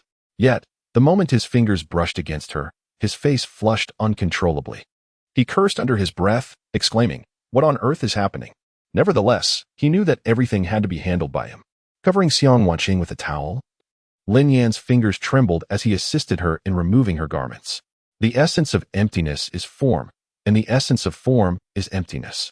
Lin Yin could assure that during his first experience with needles, his hands had never trembled as they did now. Once he had wrapped her securely, he gently nestled her into the bedding. His movements were tender, as if he were handling a rare treasure, as he helped her dry her hair. Lin Yin bent low, tidying up the entire bathroom with care. Even with his nose bleeding, he washed Xiang Wanqing's clothes and hung them up to dry. By the time he finished everything, the night had already advanced significantly. Returning to his own room, Lin Yin took a cold shower and casually picked up his phone. Now fully aware of the day's events from beginning to end, Xiang Wanqing sought the assistance of an Yufan for an environmental project, only to be met with his malicious intentions as he drugged her without hesitation. Just the sight of the situation incited a fury within Lin Yin. The infamily. And Yufan, he would remember this well. With a cold snort, Lin Yan's mind concocted myriad ways to torment an Yufan. And Yufan was discovered by hotel staff and subsequently transported to the hospital. In the intensive care unit, he lay there peacefully. And Jiaxu gazed upon his severely beaten son, a wave of rage washing over him. Who dared to be so reckless as to harm the son of Jiaxu? In Jiangqing, while the family may not be a top-tier clan, they were certainly among the elite, and most would think twice before provoking them. To his astonishment, his son had been assaulted within their own hotel. Where were the hotel security personnel? What were they doing? The hotel manager bowed his head, hesitant to speak, as they had never anticipated that young master and would be attacked. Yet, what could be done now? The damage was already done, and no amount of accounting could reverse it. They had, however, obtained the surveillance footage, which the hotel manager presented to Jiaxu. The footage revealed that the young master had arrived at the hotel with the president of Global Corporation, Xiang Wanqing, when an unfamiliar man intruded and abducted Xiang Wanqing. And Jiaxu cast a glance at the footage, recognizing none other than Lin Yin, a mere inconsequential figure who dared to lay hands on his son. He was simply courting death. Go ahead and give Wang Hao a call. Those engaged in business inevitably know a few individuals from the underworld. And Jiaxu casually recounted the situation, and the other party immediately understood. As dawn broke, a group stealthily approached the entrance of Xiang Wanqing's villa. Lin Yin, having endured a long night, was weary and sensed an intrusion. Frowning, he opened his irritated eyes. Early in the morning, this was akin to courting death. Wang Hao, cigarette in mouth, signaled to his subordinates to force the door open. Taking a deep drag, he exhaled the stale smoke. Wang Hao swaggered inside, where Lin Yin stood in the living room, wielding a toilet plunger and eyeing them intently. You've arrived? Chapter 31.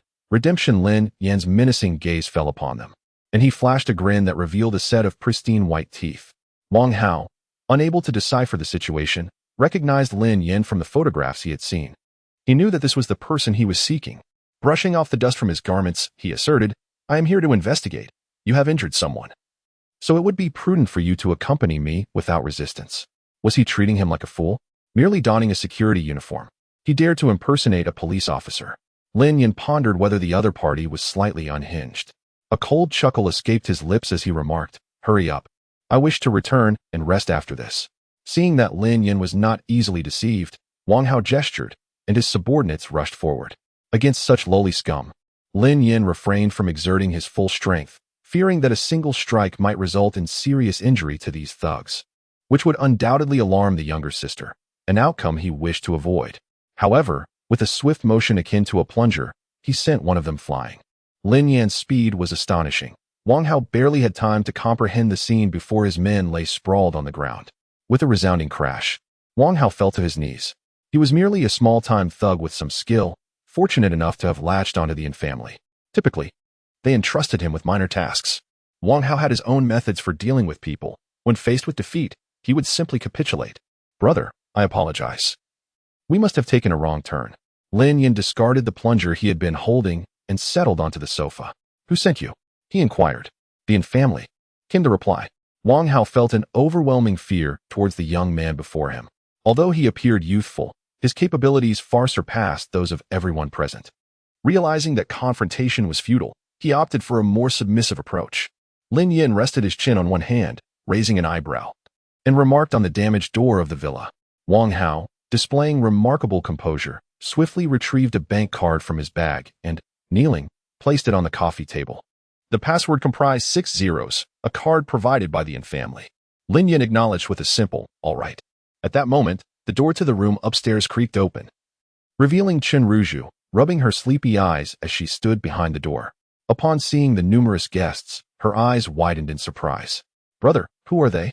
Lin Yan's previously cold demeanor softened into a smile. "Ruzhu, have you just woken up?" "Yes, I'm a bit hungry," she replied, shyly sticking out her tongue. Her third sister, Yi Hongyu, was not adept at cooking and had only managed to feed her a bit of porridge the previous day. This morning, she had awakened from hunger pangs. Lin Yan chuckled as he ascended the stairs and lifted Chen Ruzhu into his arms. "They are here to tidy up," he explained, affectionately pinching her little nose before turning his icy gaze back to the others. "What are you all still standing around for? Get to work." The speed at which he shifted emotions was remarkable. He could easily captivate an audience in a Sichuan opera. I, Wang Hao responded promptly, seizing a broom left on the first floor and diligently began to clean, fearful that any delay might result in Lin Yan's wrath. The small accomplices brought by Wang Hao quickly followed suit, joining in the cleaning efforts with impressive dedication and agility. Lin Yan held Chen Ruzhu in one arm as he made his way to the kitchen, where he opened the refrigerator to reveal an abundance of ingredients. "Someone needs to cook," he called out. "Here I come." Wang Hao, genuinely intimidated, realized that Lin Yan was quite the handful. Nevertheless, he dared not voice any objections. Having witnessed Lin Yan's capabilities, he found himself devoid of any rebellious thoughts. Fortunately, Wang Hao was no stranger to culinary endeavors. He swiftly prepared a healthy and sumptuous breakfast. Artfully arranged, Lin Yan lifted his gaze and cast a glance at him, causing Wang Hao to shudder, fearing he had failed to impress. Then, he heard Lin Yan remark, "Such skill would be wasted if you didn't open a breakfast shop." He served Chen Ruzhu a steaming bun, which she devoured with relish, her mouth glistening with grease. Her eyes sparkled with delight as she echoed, "Such skill would be wasted if you didn't open a breakfast shop." Wang Hao was a somewhat notorious figure, often looked down upon by others. In that fleeting moment of receiving Lin Yan's praise, he was momentarily taken aback, before responding with barely contained excitement. "See, could I really open a breakfast shop?" Lin Yan took a bite and mused, "Why settle for such a path? Why must you choose the life of a hoodlum?" He continued, "And it seems you lack a bit of common sense, donning a security uniform and daring to impersonate a police officer. Not to mention your utter lack of professional ethics, surrendering at the mere sight of someone stronger." Lin Yan found the Yin family quite unimpressive for employing such a person to seek vengeance for a new fawn. The villa was spotless, and Chen Ruzhu, fully satisfied, sat beaming on her stool. Gazing at Chen Ruzhu's charming smile, Lin Yan felt the remnants of his displeasure dissipate. He raised his hand, saying, "Consider this card as remuneration for your cleaning and breakfast duties. Now, be on your way." Upon hearing they could leave, Wang Hao, accompanied by his companions, swiftly seized the bank card and fled with alacrity. As they dashed out, Wang Hao gazed at the card in his hand, momentarily entranced. finding the experience both wondrous and somewhat unbelievable. Boss, what should we do now? We've certainly botched this affair, and the Yin family will undoubtedly cease to employ us. He lamented. Indeed, if we are no longer under the Yin family's employ, what prospects remain for us? With a dismissive wave, Wang Hao declared, to hell with it. We shall return and open a breakfast shop. Unbeknownst to Lin Yan, his casual remark had a profound impact on a wayward leader, prompting a decisive shift from darkness to light. Xiang Wanqing awoke from her slumber, lying on a soft, expansive bed, her body smooth and bare. The previous evening, she had imbibed copiously. Suddenly sitting upright, she surveyed her familiar surroundings, realizing she was in her own home. Yet, she could not recall how she had returned. As if her memory had escaped her entirely. Moreover, her attire had been removed. Countless thoughts swirled in her mind, but she suppressed them all, throwing off the covers. She rummaged through her wardrobe for a fitted black suit, the pencil skirt accentuating her figure, showcasing her curves and long legs.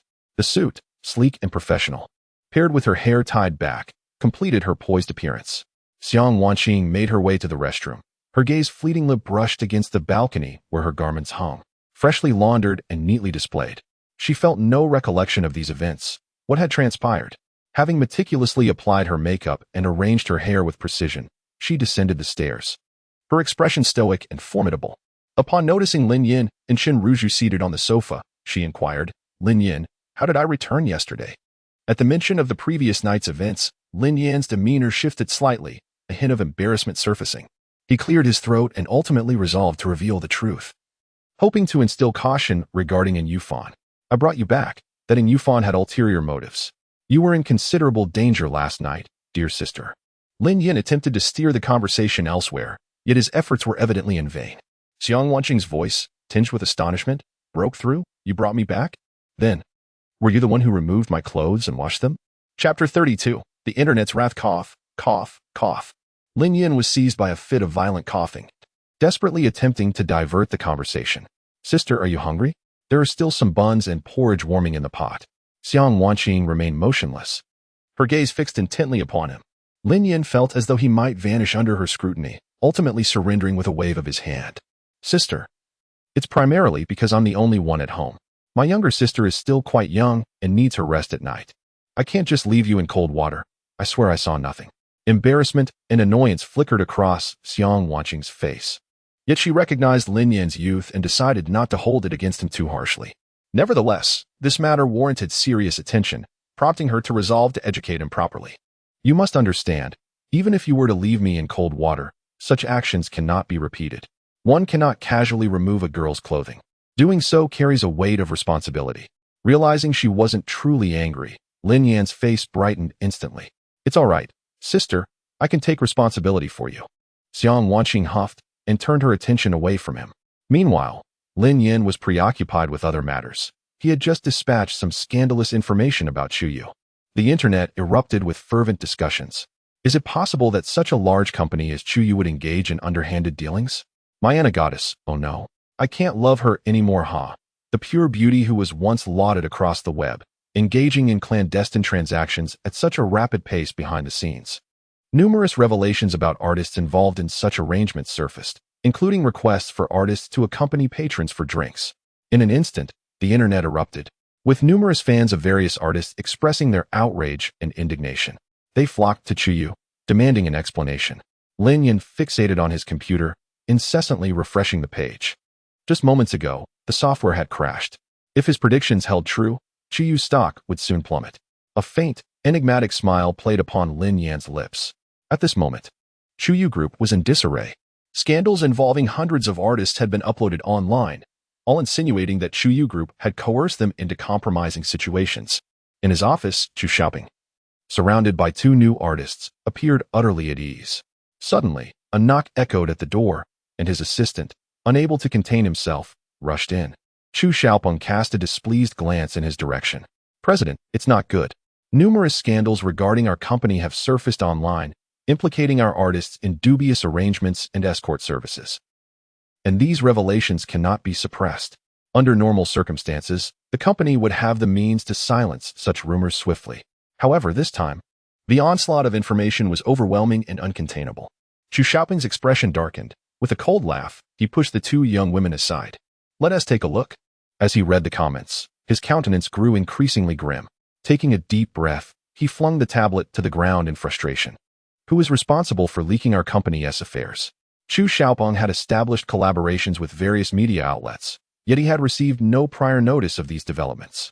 Nevertheless, he steeled himself, striving to maintain composure. Chu Xiaopeng immediately realized that someone was attempting to undermine him. However, upon glancing at the sensational revelations, his eyes narrowed. These artists were of little significance to the company. He decided it would be best to disregard them entirely. After a brief contemplation, an idea struck him. These artists were not particularly prominent, so he could simply dismiss them and extricate the company from the situation. Subsequently, he could recruit new talent and concoct even more sensational news to overshadow the current scandal, fabricating some thrilling stories to divert attention. The online community has a short memory. As long as fresh news surfaces to eclipse the old, everything could swiftly be buried. Chu Xiaopeng's thoughts were astute, and his assistant understood his intentions, promptly setting out to execute the plan. Explosive. The nation's goddess rumored to be in a new relationship, allegedly being kept. Once this news broke, it was immediately met with overwhelming attention from netizens. Who is this national goddess? Aside from Lin Suner, no other artist would dare to claim such a title. Lin Suner is not only stunningly beautiful, but also possesses exceptional singing and acting talents. Although her screen presence has diminished in recent years, she remains a top-tier celebrity among her peers. Whatever the circumstance, anything associated with her garners significant attention, which attests to her influence.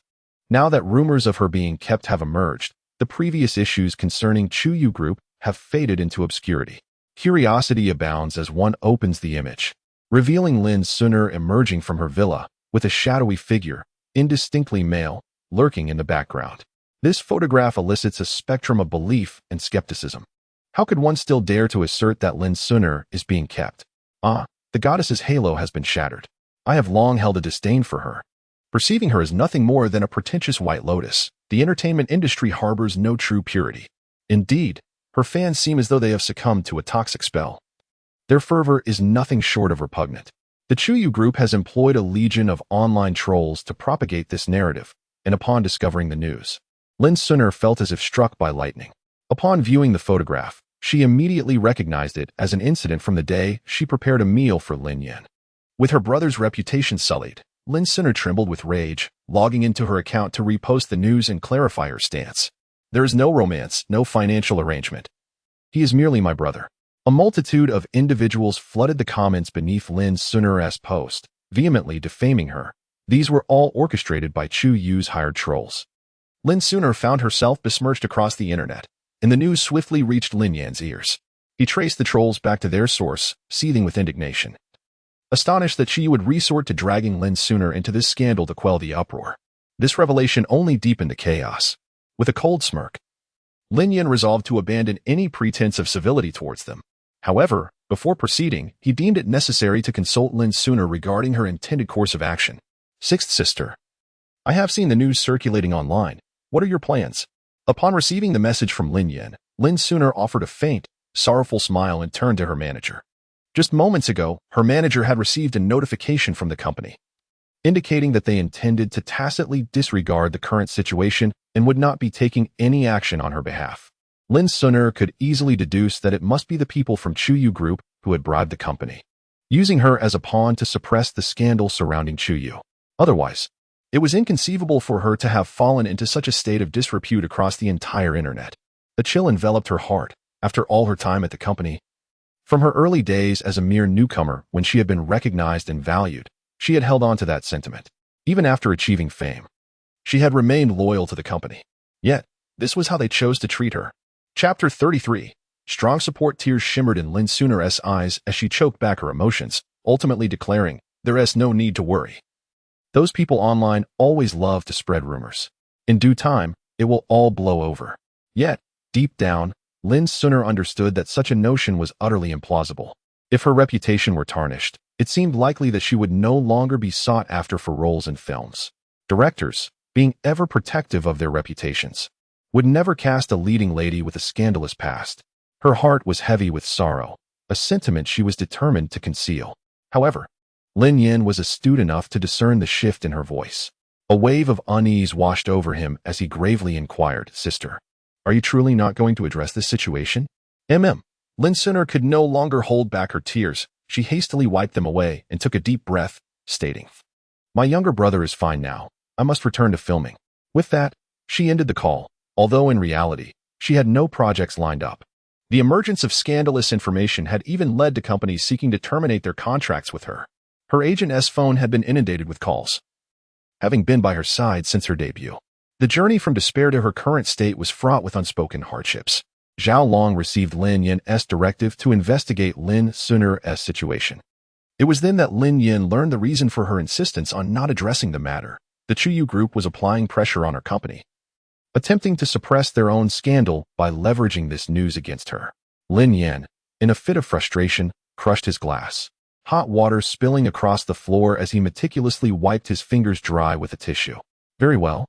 The Chuyu Group has now found itself in an even more precarious situation. Xiang Wanqing received a call from Zhang Defa, whose demeanor was exceedingly respectful. "Miss Xiang, may we discuss the environmental project further?" Having just recovered from a leg injury, which still ached faintly, Zhang's heart raced with urgency as he reached out to Xiang Wanqing, fearing that a delay on his part might incite Lin Yan's ire. Xiang Wanqing was momentarily taken aback. Her previously troubled expression swiftly transformed into a smile. "Of course, we can certainly discuss it again." Although she was unaware of the reasons behind Zhang Defa's sudden desire for a conversation, an instinctive suspicion lingered in her mind that it might pertain to Lin Yan. They arranged to meet at a CAF. As a fashion designer, Xiang Wanqing presented herself impeccably, her striking appearance enhanced by a crisp white shirt and fitted black casual trousers that accentuated her long, slender legs. She had arrived early, deliberately waiting for him in the CAF.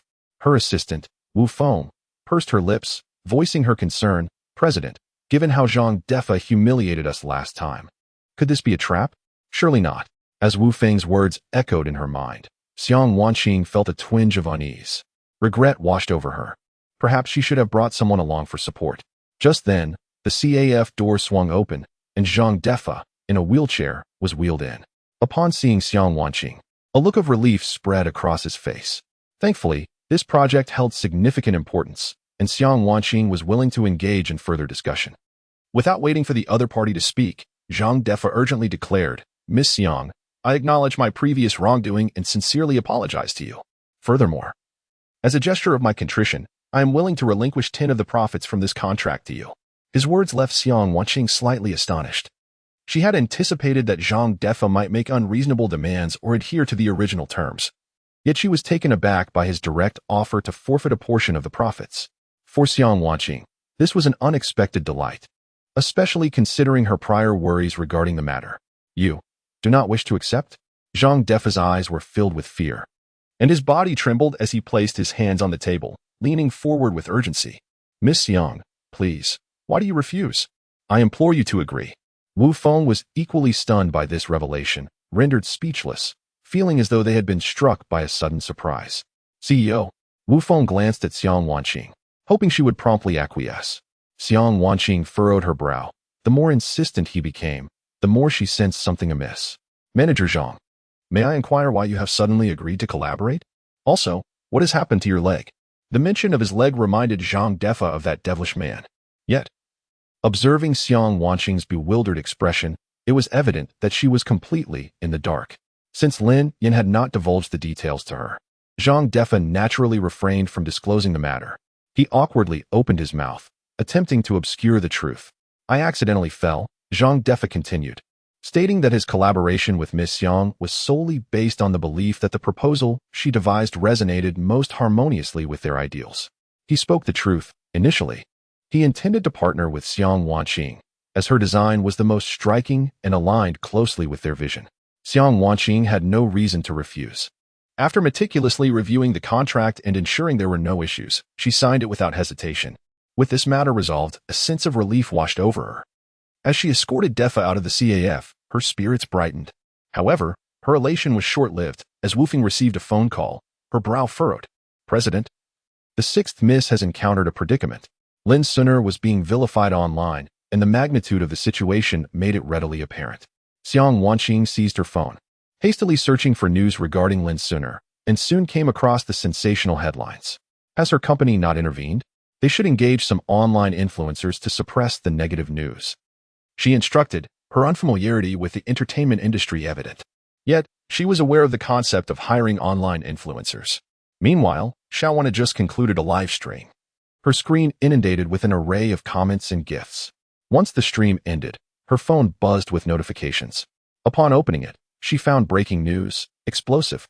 The national goddess's image shattered, suspected of being kept. Frowning, she clicked on the article, only to discover that the internet was rife with disparaging information about Lin Suner. What was happening? After a cursory glance, Xiaowan seethed with anger, clicking on Lin Suner's online profile, where all comments were overshadowed by a barrage of slanderous content. Amidst the barrage of insults directed at Lin Suner, Xiaowan logged into her account and, in a gesture of support, liked the clarifying message posted by Lin Suner. She hoped to leverage her influence to assist her. However, unexpectedly, some individuals took to her account to berate her as well, accusing Xiaowan of being a kept woman and asserting that she and Lin Suner were cut from the same cloth, neither being virtuous women. This ignited a fierce exchange between Xiaowan's supporters and the detractors, further escalating the chaos across the internet and amplifying the spread of the news. The hired online commentators that Xiang Wanqing had engaged proved ineffective, failing to quell the uproar. Gritting her teeth, she resolved to release a statement announcing that for the upcoming environmental project, her company would invite Lin Suner to serve as the model. Chapter 34. Exposed. Upon hearing her words, Wu Feng appeared somewhat hesitant. She pondered thoughtfully and remarked, "President, the commotion caused by Miss Lu this time is rather significant. Even if we invite her to be a model, it may not suffice. Our company might also be adversely affected. This project is precarious yet crucial for our firm." Wu Feng truly wished to avoid any further complications. While procuring online support for Lin Suner would be an acceptable expenditure, Xiang Wanqing's actions had perilously suspended the freshly launched project. Nevertheless, as a protective elder sister, she felt compelled to shield her sibling. "Go. Instruct our team to release a statement."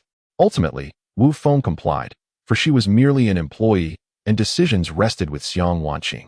Lin Suner could undoubtedly perceive the unwavering support from her two elder sisters. She felt deeply moved, yet was presently powerless to act, relegated to observing the unfolding events. Lin Yin had already processed most of the documents, simplifying and clarifying the scandal surrounding Chuyu to ensure it was readily comprehensible. This time, he intended to render the Chuyu group irredeemable. Initially, he had planned a gradual approach, but to his astonishment, they had seized this opportunity to turn against their own sister. Lin Yin made the information public across the internet, disseminating it widely. Instantly, Lin Suner and Xiaowan were forgotten. The software crashed under the deluge of traffic, leading to a system breakdown. It was only after the staff worked overtime to maintain the network that users could reconnect, albeit with considerable difficulty. Lin Yan's online presence is indeed remarkable, having taken half a day to refresh and display. The comments are densely packed, and within mere minutes, they have surged past 1 million. Is this truly the nature of Chuyu Group? Are there truly no virtuous individuals in the entertainment industry? Alas, I have always believed that Lin Suner was wronged. She shall forever remain my goddess. The unscrupulous Chuyu company has stooped so low as to hire internet trolls to besmirch Lin Suner's reputation. It is utterly pitiful, yet she has remained silent throughout. As the scandalous information about Chuyu surfaces, it becomes evident to everyone that Lin Suner has been unjustly accused. Moreover, upon delving into the details, the first revelation confirms that Chuyu company orchestrated a smear campaign against Lin Suner and colluded with her agency. Just moments ago, many netizens were misled into vilifying Lin Suner, but now, realizing they have been deceived, their anger has intensified, directing all their ire towards Chuyu Group. Lin Yin observes the online developments with a calm demeanor, likely knowing that Chuyu's downfall is imminent. The revelations this time are far more devastating than before. As Chu Xiaoping opens the files, darkness envelopes him. How could all their clandestine deeds be exposed? Who could possibly be behind this? Beads of sweat at his forehead as his eyes widen in shock, collapsing into his chair, fully aware that this time he is doomed. Quickly, he must contact my uncle. This predicament is beyond Chu Xiaoping's capacity to resolve. Only the might of Chu Batian can help him navigate this crisis.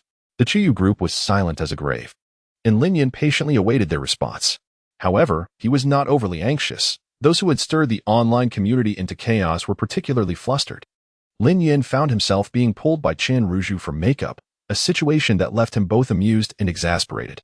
Chen Ruju, wielding children's cosmetics, applied a vivid purple lipstick to Lin Yan's lips, as if preparing to feast upon a child. She then diligently dabbed 2 rosy circles on his cheeks. Lin Yin felt utterly helpless, yet he could not bear to deny his little sister's whims. Fortunately, the members of Long Hun were absent. Had they witnessed this, his dignity would have surely suffered.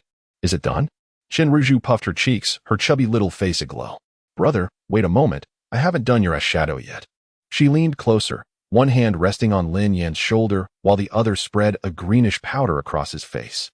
Her plump fingers rubbed against his skin, causing a slight itch, but seeing Chen Ruju so delighted, he chose to indulge her. Amidst this playful chaos, Lin Yan stole a glance at the news online, finding everything unfolding as he had anticipated. Previously, the online community had lambasted Lin Suner with great fervor. Now, the reputation of Chuyu was equally tarnished. Xiang Wanqing, having resolved the company's affairs and learned of the resolution regarding Lin Suner, felt her brow unfurl in relief. With a light heart, she opened the door to the villa. In the spacious living room, she was taken aback to find a man adorned in garish splashes of red, purple, and green seated on the sofa. Xiang Wanqing paused, stepping back a half pace. Raising her gaze, she checked the house number, confirming that she was indeed at her own home. Lin Yin felt particularly embarrassed as he exited the webpage and closed his laptop. Sister, you're back. He had been playing a makeup game with Chen Ruju, and he was acutely aware of how ridiculous he must look with such a face. Just then, Chen Ruju, sporting a vibrant and exaggerated makeup herself, dashed over. Big sister, you've returned. She leaped into Xiang Wanqing's arms, her face beaming with joy. The warm welcome filled Xiang Wanqing's heart with warmth as well. However, upon seeing Lin Yin's appearance, she couldn't help but burst into laughter. Ha ha ha, you look absolutely, utterly hilarious. Her usually serious brother, resembling a little old man, had transformed into a clownish visage. It seemed much more fitting for his age. This was truly how a young person ought to appear. Chen Ruju tugged at Xiang Wanqing's sleeve, pulling her toward the sofa. Sister, do you think I did well? Absolutely, you did wonderfully. Little sister, you possess an extraordinary talent for makeup artistry. Xiang Wanqing exclaimed, her face lighting up with delight as she playfully glanced at Lin Yin. Leaning against the sofa, Lin Yin remarked to Chen Ruju, yes, little sister is indeed remarkable. How about you create a masterpiece for big sister as well? She seems to be quite fond of it. Xiang Wanqing shot him a warning glare, for who could fathom how mischievous Lin Yin could be? Yet, when her gaze met Chen Ruju's hopeful eyes, she found it difficult to refuse. With a sigh, she relented. Indeed, I genuinely adore it. Little sister, please paint one for me as well. That is fantastic. Chen Ruju cheered and hurried to fetch her cosmetics. Filled with curiosity, Xiang Wanqing turned her gaze toward Lin Yin and voiced her thoughts. Do you know anything about Manager Zhang? She inquired.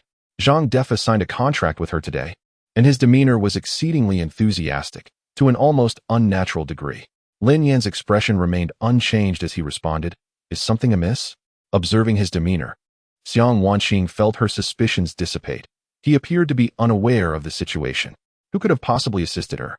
As Xiang Wanqing pondered, she found herself at a loss for any particular individual and ultimately decided to relinquish her thoughts. Chapter 35, Abandonment in the End. Chen Ruju painted a whimsical face on Xiang Wanqing as well. The three of them washed their faces and ordered takeout, preparing for a meal. Lin Yin was not particularly skilled in the culinary arts, and although Xiang Wanqing possessed some ability, her cooking left much to be desired. Not wishing to make their younger sister a test subject, they opted for takeout instead. Fortunately, the restaurant they chose was known for its healthy ingredients and delightful flavors, rendering the meal quite enjoyable. Yet, it inevitably lacked the warmth of home-cooked dishes. Dining with family is always a cherished experience.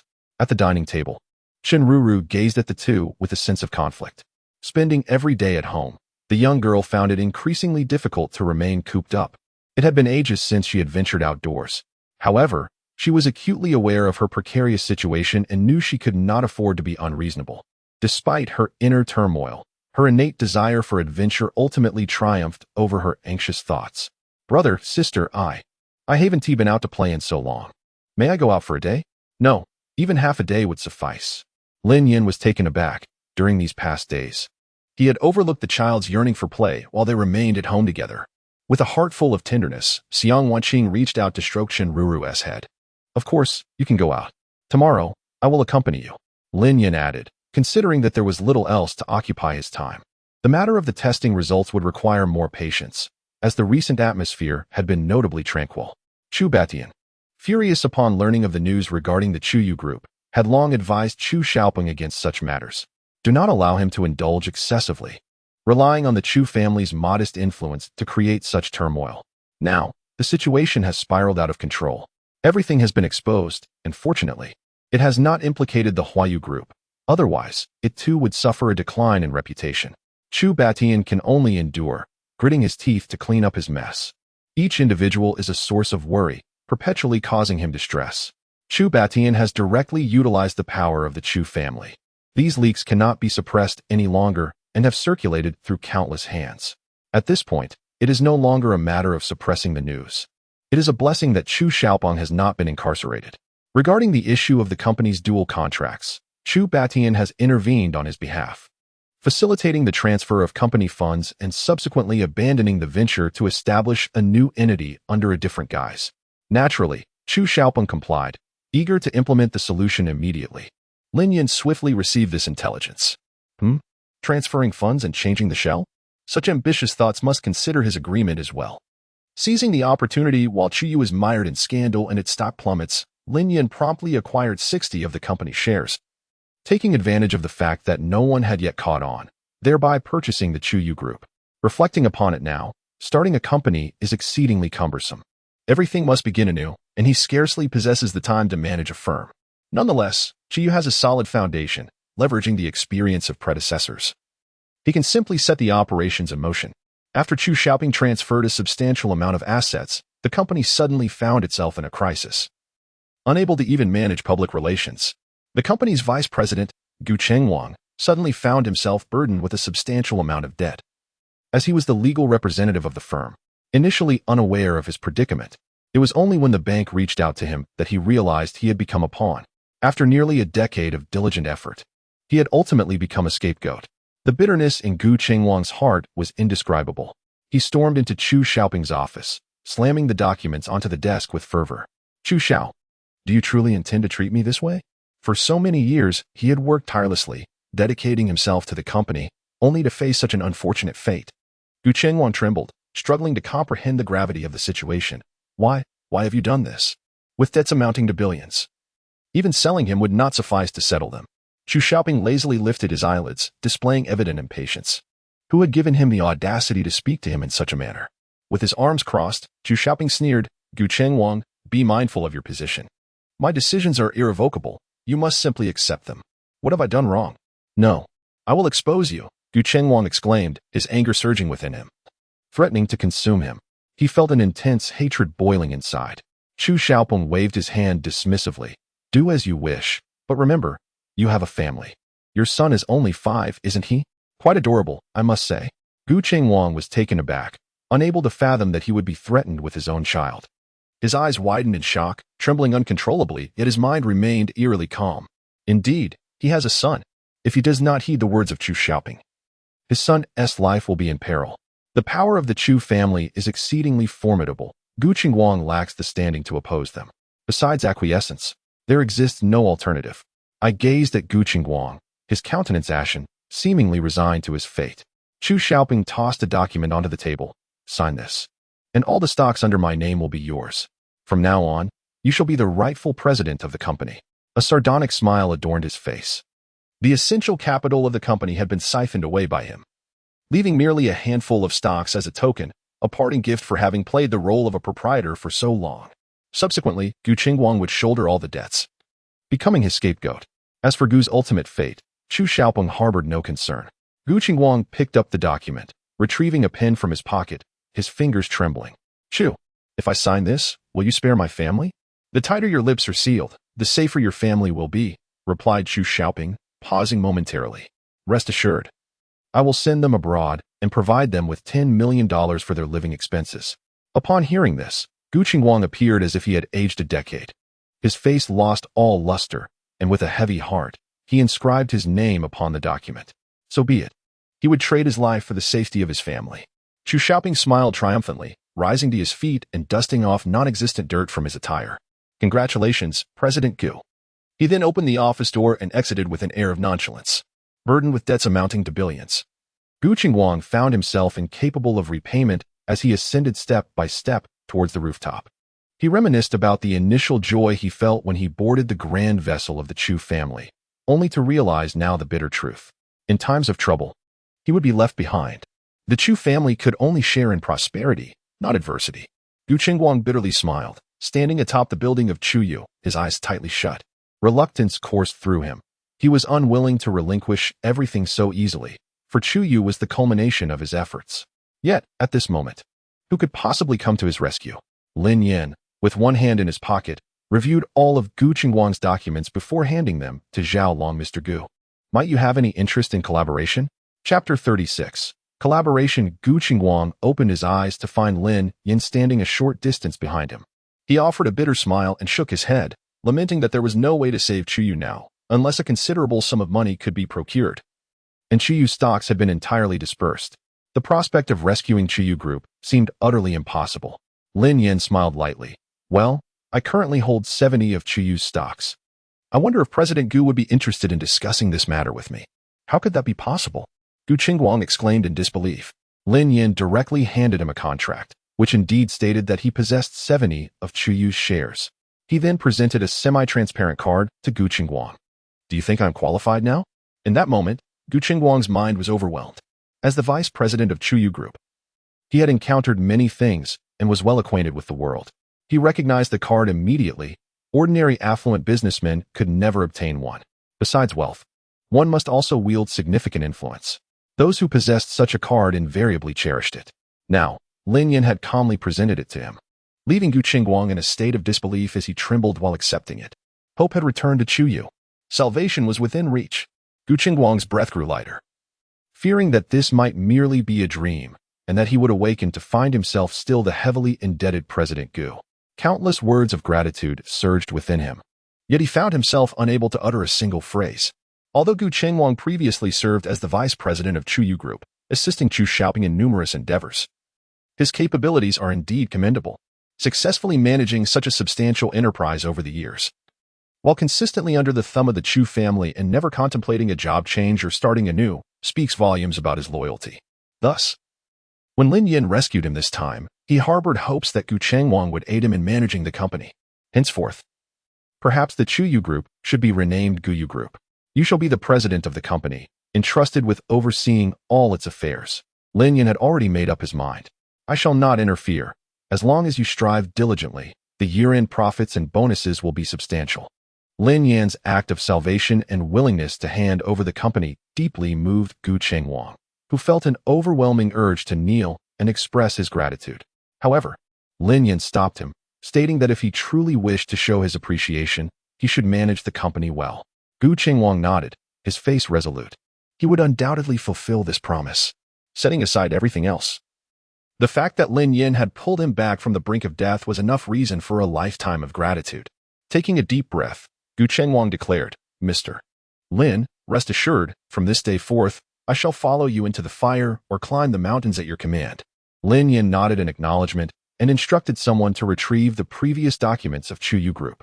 Currently, Gu Qingguang holds 30 of the shares, while Lin Yan possesses 70, allowing them to jointly exert control over the company. Gu Qingguang is indeed a person of considerable means. Initially, he clarified matters online, announcing that from now on, she would be renamed Guyu.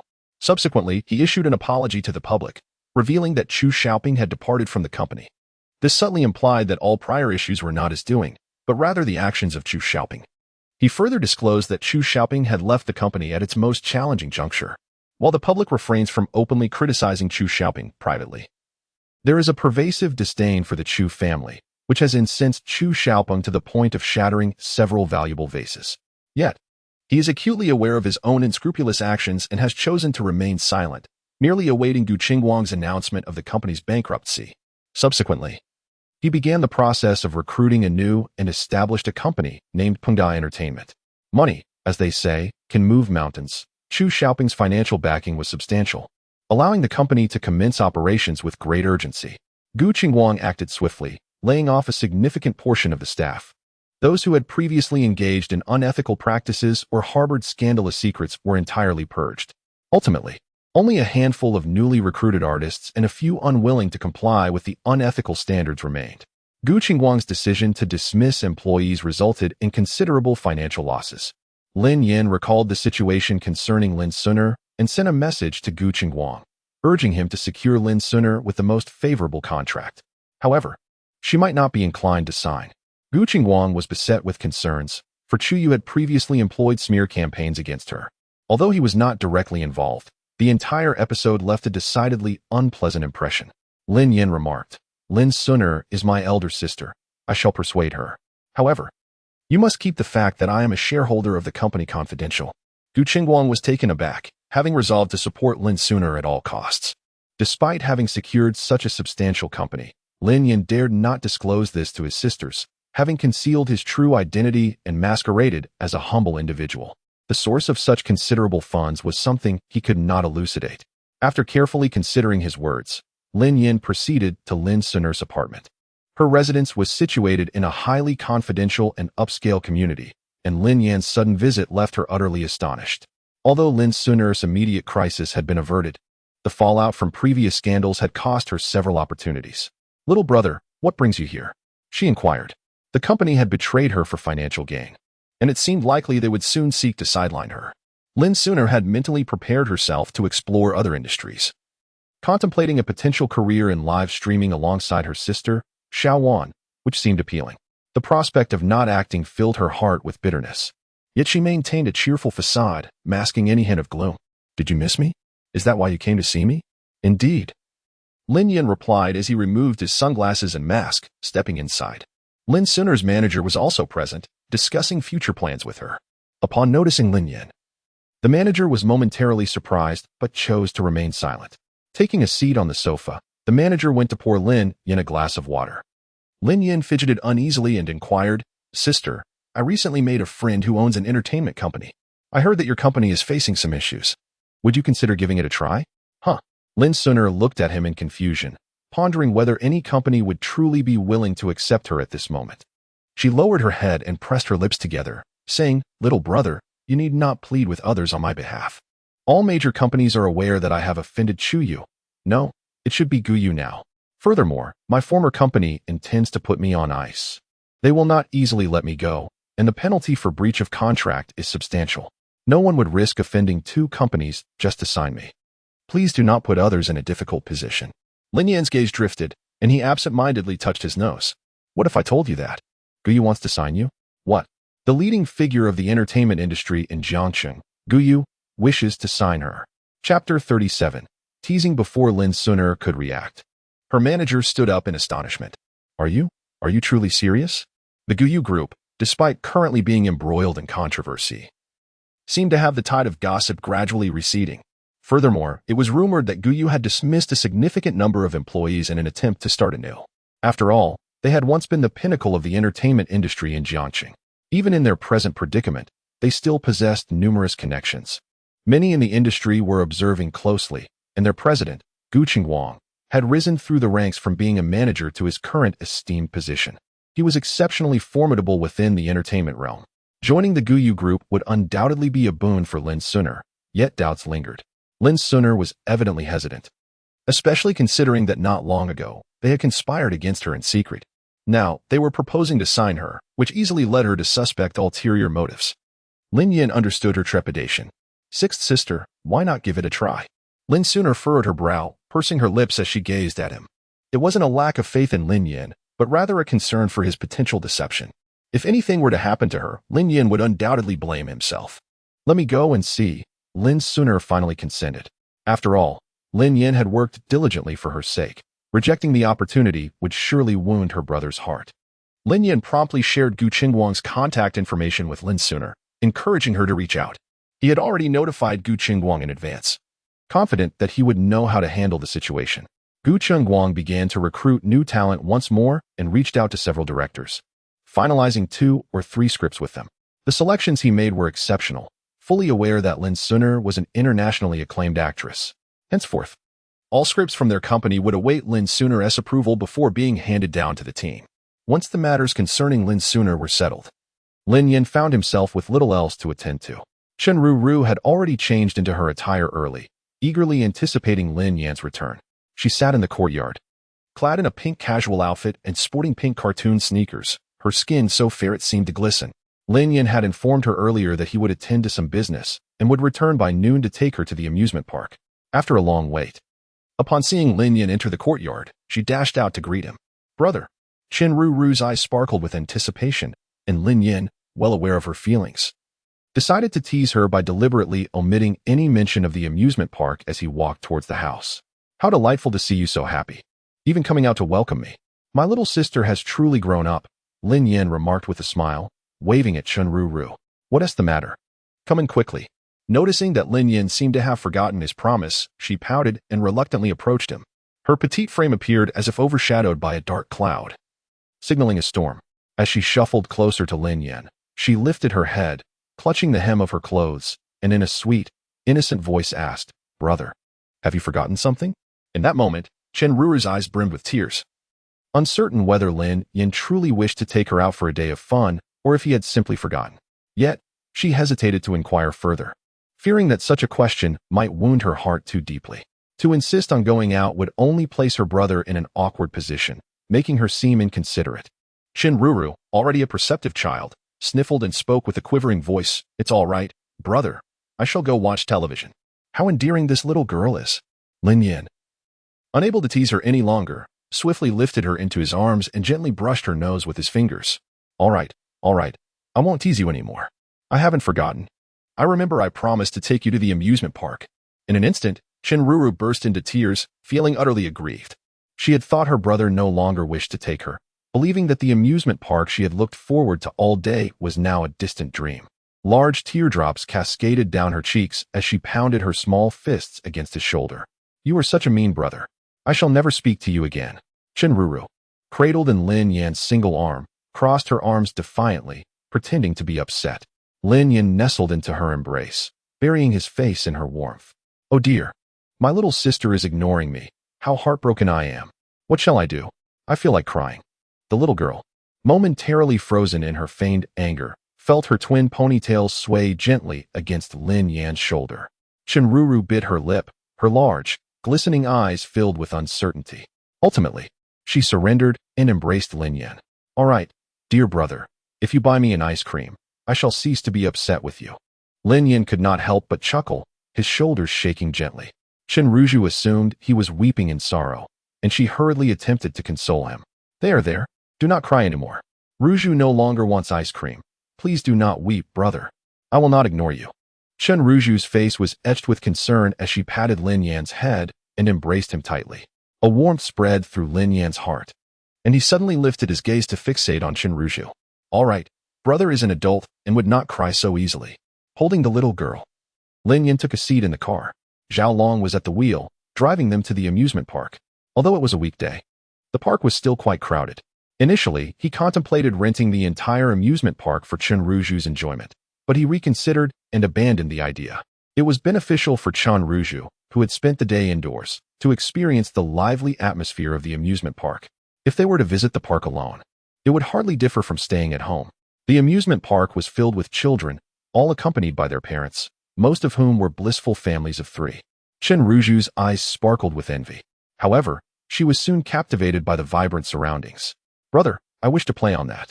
The dazzling, glimmering carousel and the petite Ferris wheel caught Chen Ruju's wide-eyed attention, and she was unable to look away. Witnessing Chen Ruju's unbridled joy, Lin Yan felt a profound sense of satisfaction. Chen Ruru seldom visits amusement parks, understanding that her sisters are perpetually occupied with arduous work. Thus, she never makes unreasonable demands. However, during this period, Lin Yan has been accompanying her at home every day. Chen Ruru believes he is not as busy as he claims, which emboldens her to voice her desires. A strikingly handsome man, cradling an adorable little girl, plays within the amusement park, occasionally drawing glances from passers-by due to their remarkable beauty, which is undeniably captivating. After indulging in several attractions, Chen Ruru's cheeks are flushed, her hair dampened with sweat. Clinging to her face, brother, this amusement park is simply delightful. She exclaims. What is so enjoyable here? It's rather disappointing. Chapter 38. Kindergarten at this moment. Chinruru was still enveloped in excitement, unwilling to tolerate any dissent. Puffing out her cheeks, she glared at him. Not far away stood a little boy in a miniature suit, his round and adorable face betraying a mischievous demeanor. This place is utterly unremarkable, far too dull, lacking the charm of the amusement parks in the capital, which are infinitely more entertaining. Chinruru huffed. You're talking nonsense. This place is absolutely fantastic. The most enjoyable I've ever experienced. The little boy shrugged, a smirk on his face that suggested he was asking for trouble. That's surely because you haven't visited many amusement parks, hence you think this one is the best. His words struck a nerve with Chinruru, as she had indeed not frequented many amusement parks, leaving her unaware of any alternatives that might surpass this one. Her eyes reddened, and tears cascaded down her cheeks. Whoa. Wah. The boy across from her was instantly taken aback, his face flushing crimson. He hadn't intended to provoke Chinruru to tears. He merely spoke out of turn. Flustered, he stood helplessly, only to receive a sharp slap on the back of his head. You little rascal. I turned my back for just 2 minutes, and you've made another girl cry? A middle-aged man behind him glared, completely taken aback by how his son, Lei Tianshan, could stir up trouble in such a short span of time while he had merely stepped away to buy a bottle of water. With a firm grip, Lei Tianshan pulled his son, Lei Xiaoli, closer and urged him to apologize to the girl. I am sorry. Lei Xiaoli, blushing furiously, bowed towards the two. He hadn't anticipated that Chinruru would be so fragile, breaking into tears at the slightest remark. Lin Yan gently picked up Chinruru to comfort her. Although the little rascal had made his sister cry, as an adult, he found it difficult to hold a grudge against him. After all, it would be unreasonable to scold him excessively. Instead, Lin Yan focused on soothing Chinruru. All right, don't cry. In the future, your brother will take you to more amusement parks and let you experience all the fun rides. His tender words elicited a smile from Lei Tianshan, who couldn't help but pinch his son's cheek. The young lad was indeed mischievous and rather full of himself, always provoking others. Now, little girl, please stop crying. How about I treat you to some desserts? I know a delightful cake shop nearby. Chinruru, still sniffling, nodded her head at Lei Tianshan. Okay, she wanted to eat some small cakes. Lin Yan couldn't suppress a chuckle, and soon the four of them made their way to the dessert shop for cake. Normally, their father wouldn't allow them to indulge in such treats and would never take them out for it. Seizing the moment, Lei Xiaoli eagerly grabbed the menu and ordered a plethora of items. Lei Tianshan's forehead twitched in irritation as he lightly tapped his son's head. If you order so much, you won't finish it, and your eyes and nose will be stuffed with food. Lei Xiaoli's eyes widened in fear, reluctantly giving up several items. Just these then. I'm sure I can finish them. Observing the father-son dynamic, Lin Yan couldn't help but smile. He turned to Chinruru. What would you like to eat? Feel free to order. Okay. Chinruru exhibited an exceptional demeanor. Despite her slightly reddened eyes, she cheerfully picked up the menu. Lei Tianshan gazed at Lin Yan with a tinge of envy, recalling his own desire for a daughter.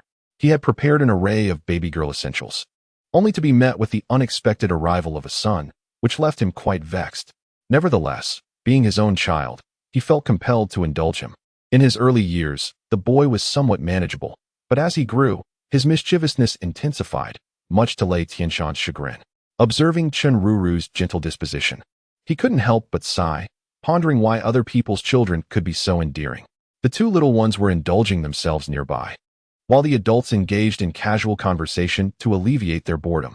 Lin Yan was not particularly talkative, yet he seamlessly responded to Lei Tianshan's every remark. From celestial phenomena to geographical matters, he articulated his life experiences with eloquence. However, when it came to parenting, Lin Yan admitted his lack of experience. As they conversed, Lei Tianshan felt an instant camaraderie with him. Your child is 5 years old. Which kindergarten does he attend? He inquired. Nowadays, the choice of kindergarten holds significant importance. Lin Yan glanced at Chinruru, whose unique health circumstances had prevented her from attending school thus far. However, once the test results were available, he intended to enroll her. She hasn't started yet. What do you think about the kindergartens in Jiangxing? He asked. Lei Tianshan immediately perked up, eagerly joining Lin Yan in analyzing the significance of kindergartens, even recounting the various options available in Jiangxing. It was evident that he had thoroughly researched schools when selecting one for his son. Lin Yan meticulously recorded what he had said, and only then did the two part ways. The journey to the amusement park had been quite delightful, culminating in a reconciliation between Chun Ruru and Lei Xiaoli. Lei Xiaoli, not particularly mischievous, sincerely apologized to Chun Ruru, who graciously overlooked his unintentional missteps. When Xiang Wanjing returned from work, Lin Yan finally broached the topic of the day's events with her. Eventually, his younger sister would need to attend school. After a period of stability, he intended to enroll her. Elder sister, do you have any recommendations? We cannot allow her to fall behind from the very beginning. Xiang Wanjing nodded, recalling her prior inquiries. I learned that when your sister was 3, she attended preschool, but her interactions with the other children were quite discordant. She was often bullied. She frequently came home with bruises from various schools, and eventually, her adoptive father, frustrated, decided against sending her back to those institutions, opting instead for homeschooling. Upon hearing of his sister's past torment at school, Lin Yan felt a profound sorrow. Once the results were clear and issues resolved, he would ensure she was sent to school to receive a proper education. As Xiang Wanjing spoke, another thought crossed her mind. By the way, you haven't seen your second sister in quite some time, have you?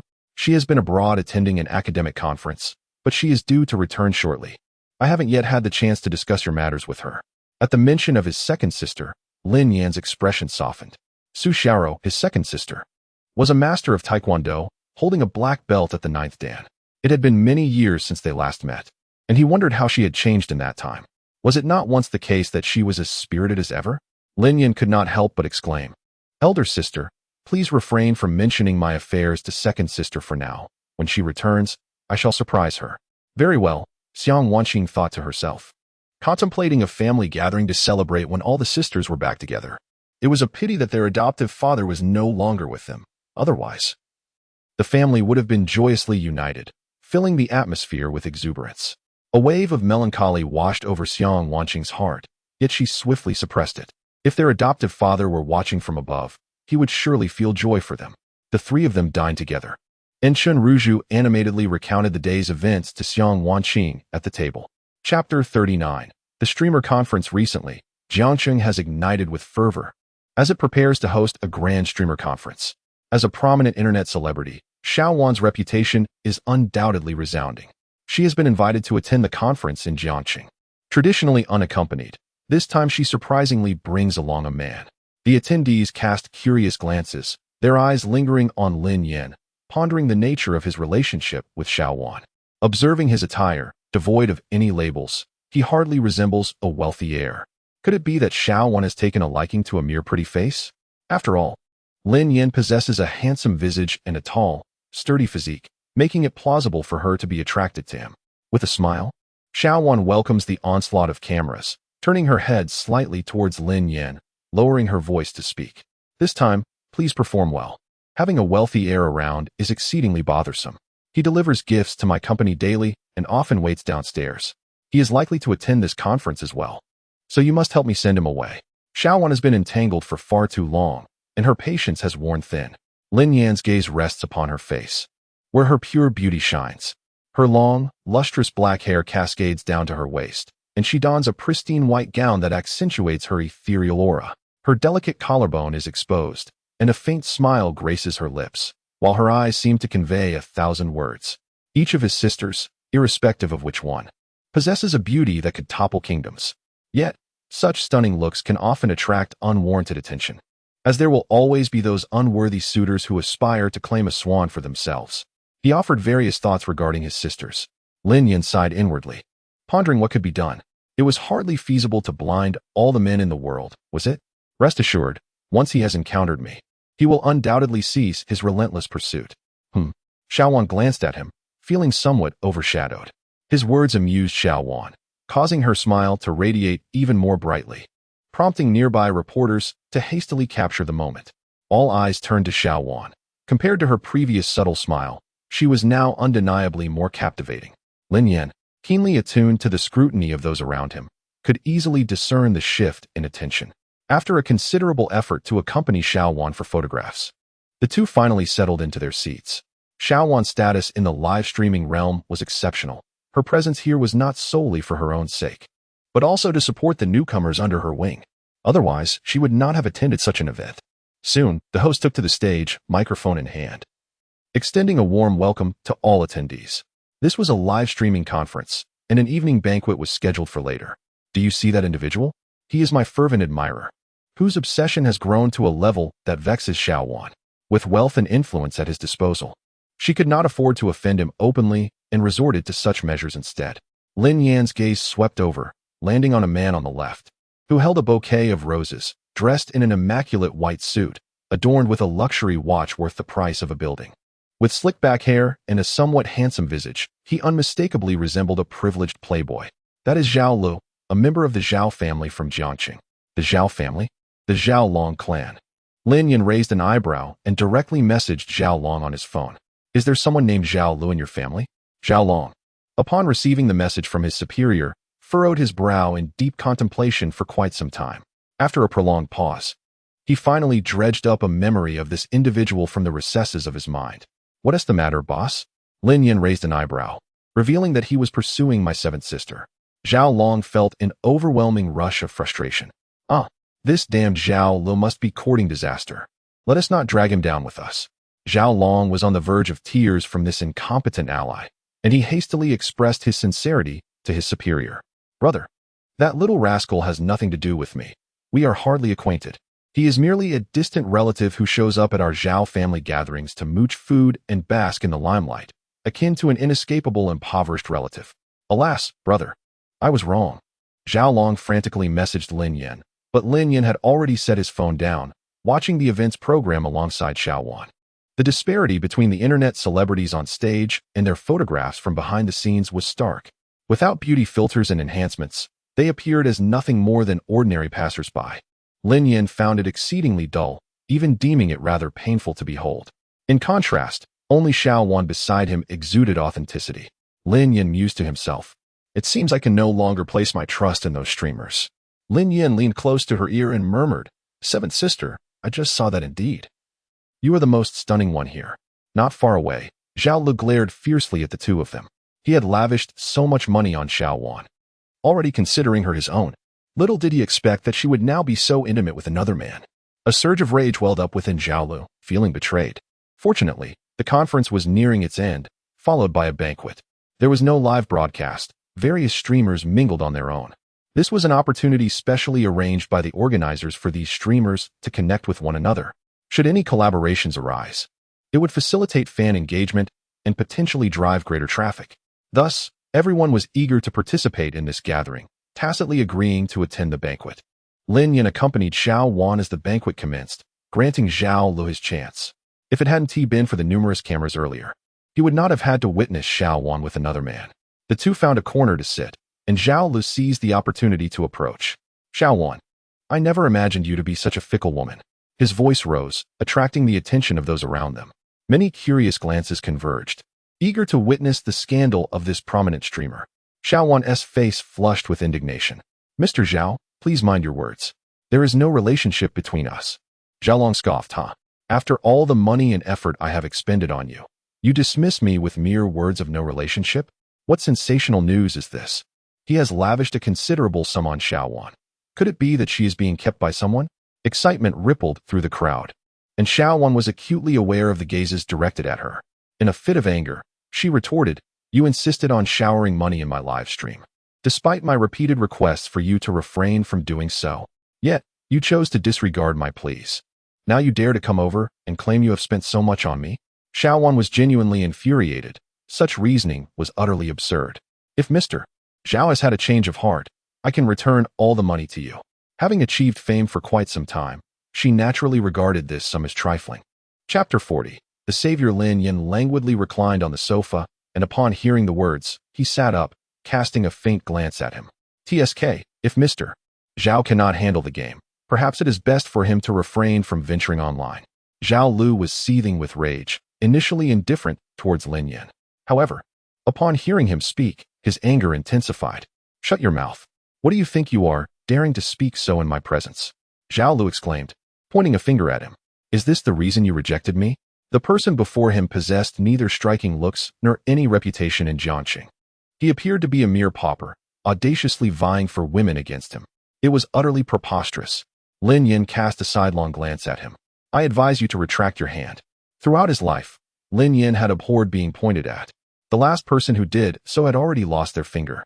However, considering Zhao Li's affiliation with the Zhao family, he chose to spare Zhao Long's face. Otherwise, that finger would have met the same fate. Zhao Lu sneered. I will point at you as I please. What can you do about it? He remained unconvinced, believing that as a member of the Zhao family, Lin Yin would not dare disregard him. The Zhao family status in Jiangcheng was exceedingly high. Even the prestigious Chu family would grant them a modicum of respect. Lin Yin coldly surveyed him and stood up, only to hear Zhao Lu let out a blood-curdling scream. Before anyone could react, his finger was abruptly snapped. Ah, how dare you break my finger? Zhao Lu, in disbelief, bellowed. Do you have any idea who I am? I hail from the Zhao family of Jiangcheng. The mention of the Zhao name astonished those around him, who turned their gazes toward Xiao Wan, surprised that someone from the Zhao family had taken an interest in her. Alas, Xiao Wan had always held herself in high regard, and it seemed she had chosen to associate with a mere impoverished youth, disregarding the significance of the Zhao family. After all, this was a member of the Zhao family, and that young man had audaciously dared to break his finger. Surely he was doomed, likely to meet his demise by dawn. Indeed, one could only wonder what Xiao Wan was thinking. The onlookers regarded Lin Yin with disdain, convinced that his fate was sealed. However, Lin Yin remained indifferent to their remarks. Having faced scorn from various individuals during his youth on the borders, he had grown accustomed to such derision. Their words held no sway over him whatsoever. Conversely, Xiao Wan's face paled, fully aware of the Zhao family's formidable influence. This was precisely why she had consistently declined to confront Zhao Lu openly. Tentatively, she tugged at Lin Yan's sleeve, suggesting, Zhao Li's status is not trivial. Allow me to apologize on your behalf. Lin Yan glanced at the spectators reveling in the spectacle, positioning Xiao Wan behind him. Rest assured, everything will be fine. He reassured her, yet Xiao Wan remained anxious. If matters escalated, she would not hesitate to personally atone to Zhao Lu on behalf of Lin Yan. For him, she was willing to sacrifice anything, even her own dignity. Zhao Li's eyes gleamed with a crimson hue as he summoned his bodyguards. Seize him. I demand his hands. Since Lin Yan had dared to sever one of his fingers, Zhao Lu resolved that Lin Yan must pay with both hands. Lin Yan regarded him coldly, an aura of menace enveloping him, instilling fear in all who beheld it. The bodyguards exchanged glances, their resolve faltering in the face of Lin Yan's imposing presence. Are you certain you wish to make a move against me? Lin Yan inquired, and for reasons unknown, Zhao Lu felt an unsettling dread creep into his heart. Yet, the pain in his hand ignited a cold snort. Attack. Zhao Long hurriedly rushed over, having received the news, only to find he had arrived too late. Who dares? Zhao Lu, you wretched fool, are you courting death? Zhao Long exclaimed, his breath ragged and his fury palpable. He would not restrain Zhao Li's reckless impulses, but he implored him not to drag the Zhao family into peril. If Lin Yan were to take offense, the Zhao family's very existence would be at stake. Enraged, Zhao Long lamented the incompetence of his subordinates, who, upon receiving a slight reprimand, sought to retaliate.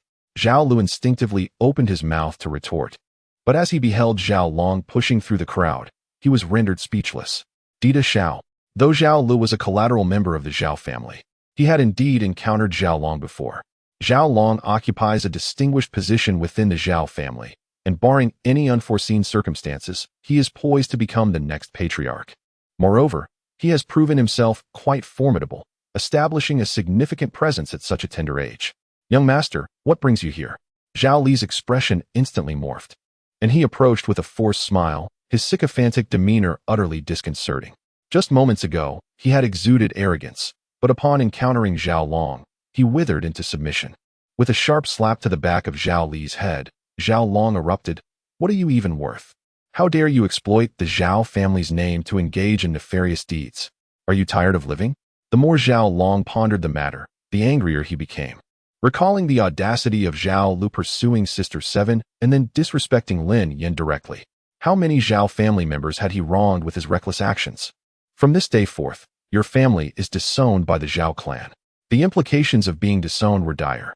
It signified that they would no longer receive the Zhao family's protection and would be severed from any ties.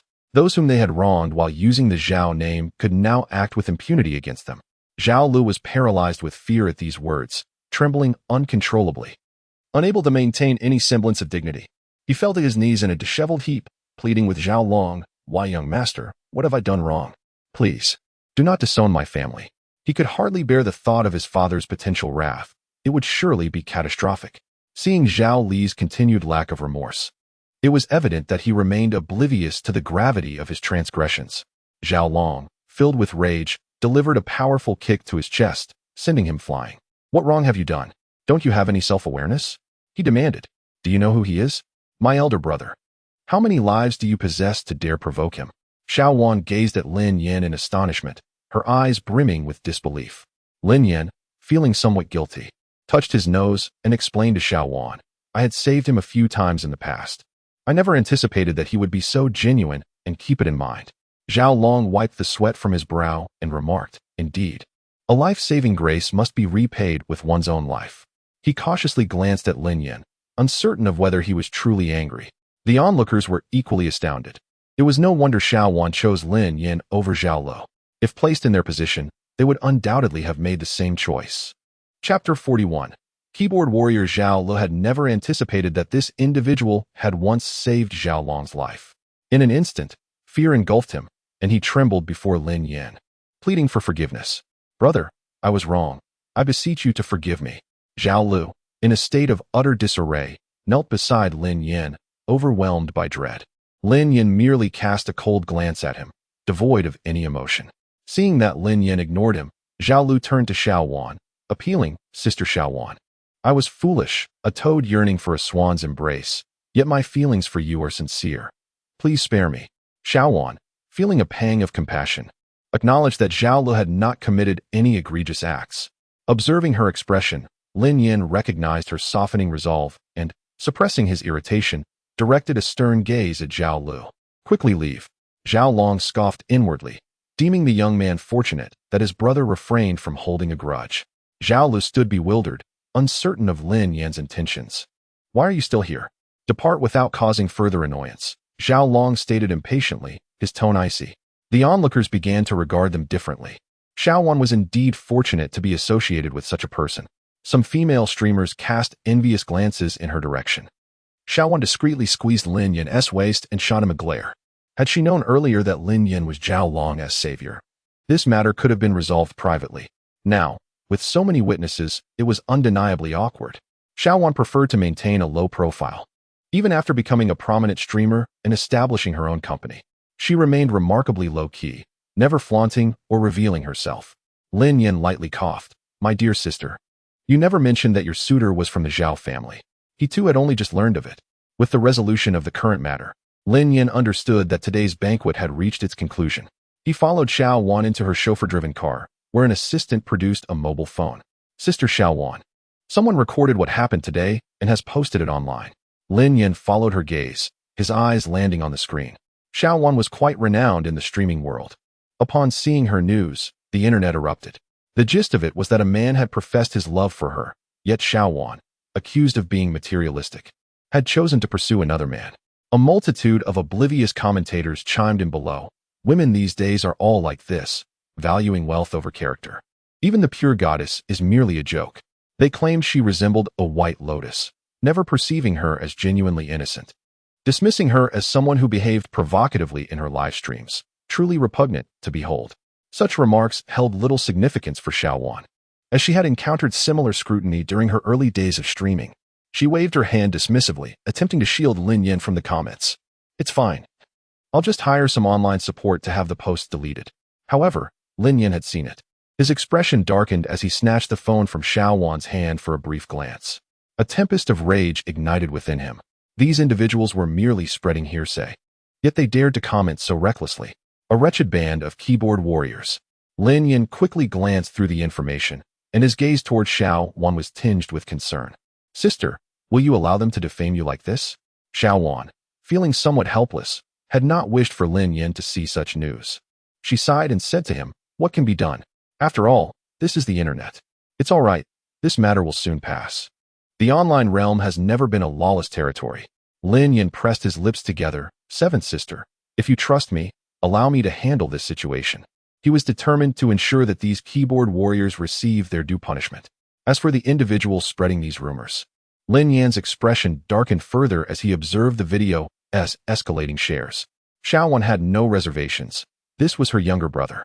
If she could not trust him, then there would be no one in this world worthy of her trust. With a faint smile, Xiaowan encouraged him, "Go ahead and do what you must." Since her brother wished to stand up for her, she could not possibly undermine his confidence. Moreover, she had come to realize that Lin Yin possessed considerable capability. After dropping him off at the villa, she noted that Wan Xing was not home, and today, their third sister, Yi Hongyu, was taking care of things. After all, Chen Ruzhu was still young, and it was concerning to leave her unattended. Dressed in athletic attire, Yi Hongyu sat upright on the sofa, keeping company with Chen Ruzhu. It seemed she was always there whenever her sisters needed her. However, there were times when she had to undertake missions, during which she would disappear for a while. Yi Hongyu tucked her phone away, her hands grasping a specially assembled device that starkly contrasted with conventional smartphones, featuring a keyboard akin to a miniature computer. Lin Yin recognized it at a glance. It was the latest model developed by the Domestic Security Department. It was rumored that even the most elite hackers could not breach its system. He possessed one as well. Yet he found it unappealing and had relegated it to a dusty drawer. Lin Yin pretended not to notice, subtly averting his gaze. Moments earlier, Yi Hongyu had been in communication, discussing their next assignment, and upon seeing Lin Yin enter, she nodded in acknowledgement. "You're back. How did you handle the matter with seventh sister?" Though Yi Hongyu was typically reticent, she was well aware of all affairs concerning her sisters. As she spoke, a glimmer of lethal intent flickered in her eyes. If the situation were not managed properly, she would eliminate that individual. Lin Yin was not surprised. After all, Yi Hongyu had her own network of information. However, he still swallowed hard at her murderous aura. How had he previously perceived second sister as the most volatile? It was evident now that third sister was exceptionally fierce. "I must be on my way. I have work to attend to," Yi Hongyu stated, her phone vibrating incessantly in her pocket, causing her to frown, her thoughts tumultuous. Initially, she had been reluctant to take on this task, as fulfilling a single objective required a week of meticulous planning. This assignment had come too abruptly, relying on connections from former acquaintances. Bolstered by assurances and the temptation of a substantial commission, Yi Hongyu consented at last. Lin Yin nodded, saying, "Sister, you may go. If there is anything that cannot be resolved, simply reach out to me." Yi Hongyu acknowledged with a nod, making her way to the door while typing on her phone. The villa was left with Lin Yin and Chen Ruzhu, exchanging glances. After a long day of play, Chen Ruzhu was already feeling famished. "Brother, what shall we eat? What do you desire?" "I will take you there," she inquired, her eyes sparkling with anticipation, yearning for fried chicken. Although indulging in fast food excessively is not advisable, children often have their whims. A rare treat now and then poses no harm. Chapter 42. Finding trouble as the most cherished parent. Lin Yin naturally took Chen Ruzhu out for a meal. He brought her to a Japanese restaurant in Jiangcheng, a place he had visited once by chance and found the flavors delightful, with meticulous attention to fresh and clean ingredients. Guided by the waiter into a private room, Lin Yin handed the menu to Chen Ruzhu. Chang Wanqing had already called to inform him that she would be unable to return for dinner that evening due to a demanding environmental project at the company, which was set to commence shortly, leaving them quite busy. After indulging Chen Ruzhu to her heart's content, they finally emerged from the establishment. Strolling along the roadside, the dimly lit street lamps emitted a faint glow, sufficient to illuminate the area. As they walked, Chen Ruzhu grew weary and requested Lin Yin to carry her.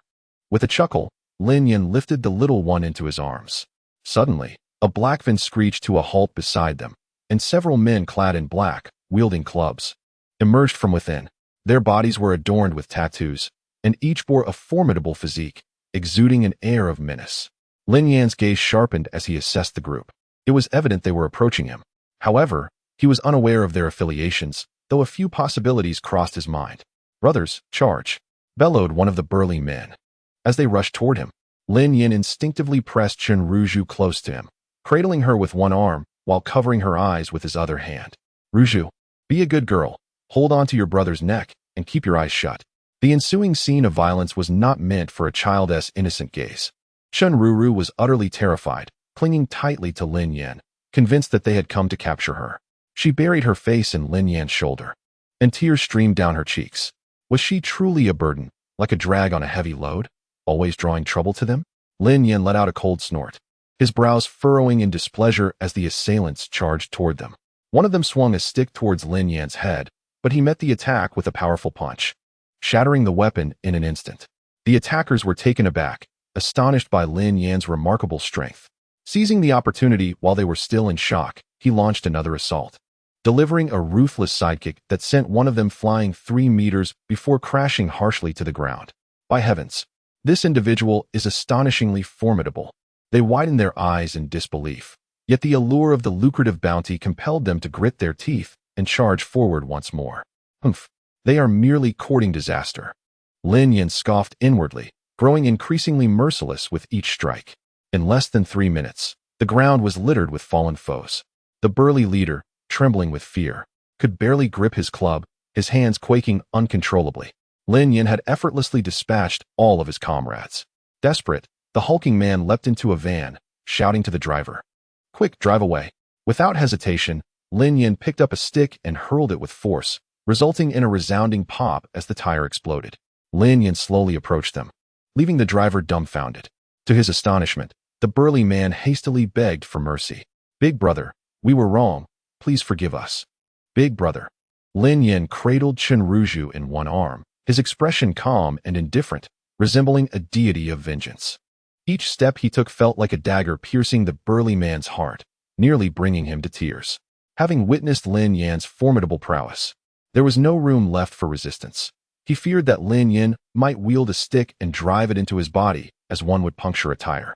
A mere wooden stick, in Lin Yan's grip, transformed into a sharp blade. "Was it the infamily that sent you?" Lin Yan inquired, stroking his chin thoughtfully. He had considered the possibility of the Chu family, but recalled that their members had not shown themselves recently. After some deliberation, he concluded that it was likely the infamily, who had failed in their previous attempt and sent others to pursue their objectives. The burly man was slightly taken aback, astonished that Lin Yan could deduce this with such ease. Acknowledging Lin Yan's insight, he quickly nodded. "Yes, it's the infamily." Lin Yan clicked his tongue, seemingly displeased. The burly man, overwhelmed by fear, knelt before him, beads of sweat rolling down his forehead. "Big brother, please spare me. We are merely hired hands, and were unaware of your stature in the underworld. We meant no offense." Lin Yan let out a cold scoff, his toes pressing down on a stick, grinding it beneath his foot until it splintered. "I hope no one dares to disturb me again in the future, understood?" The robust man nodded vigorously, assuring, "Rest assured, brother. I will spread the word as soon as I return. I guarantee no one will dare to accept their orders again."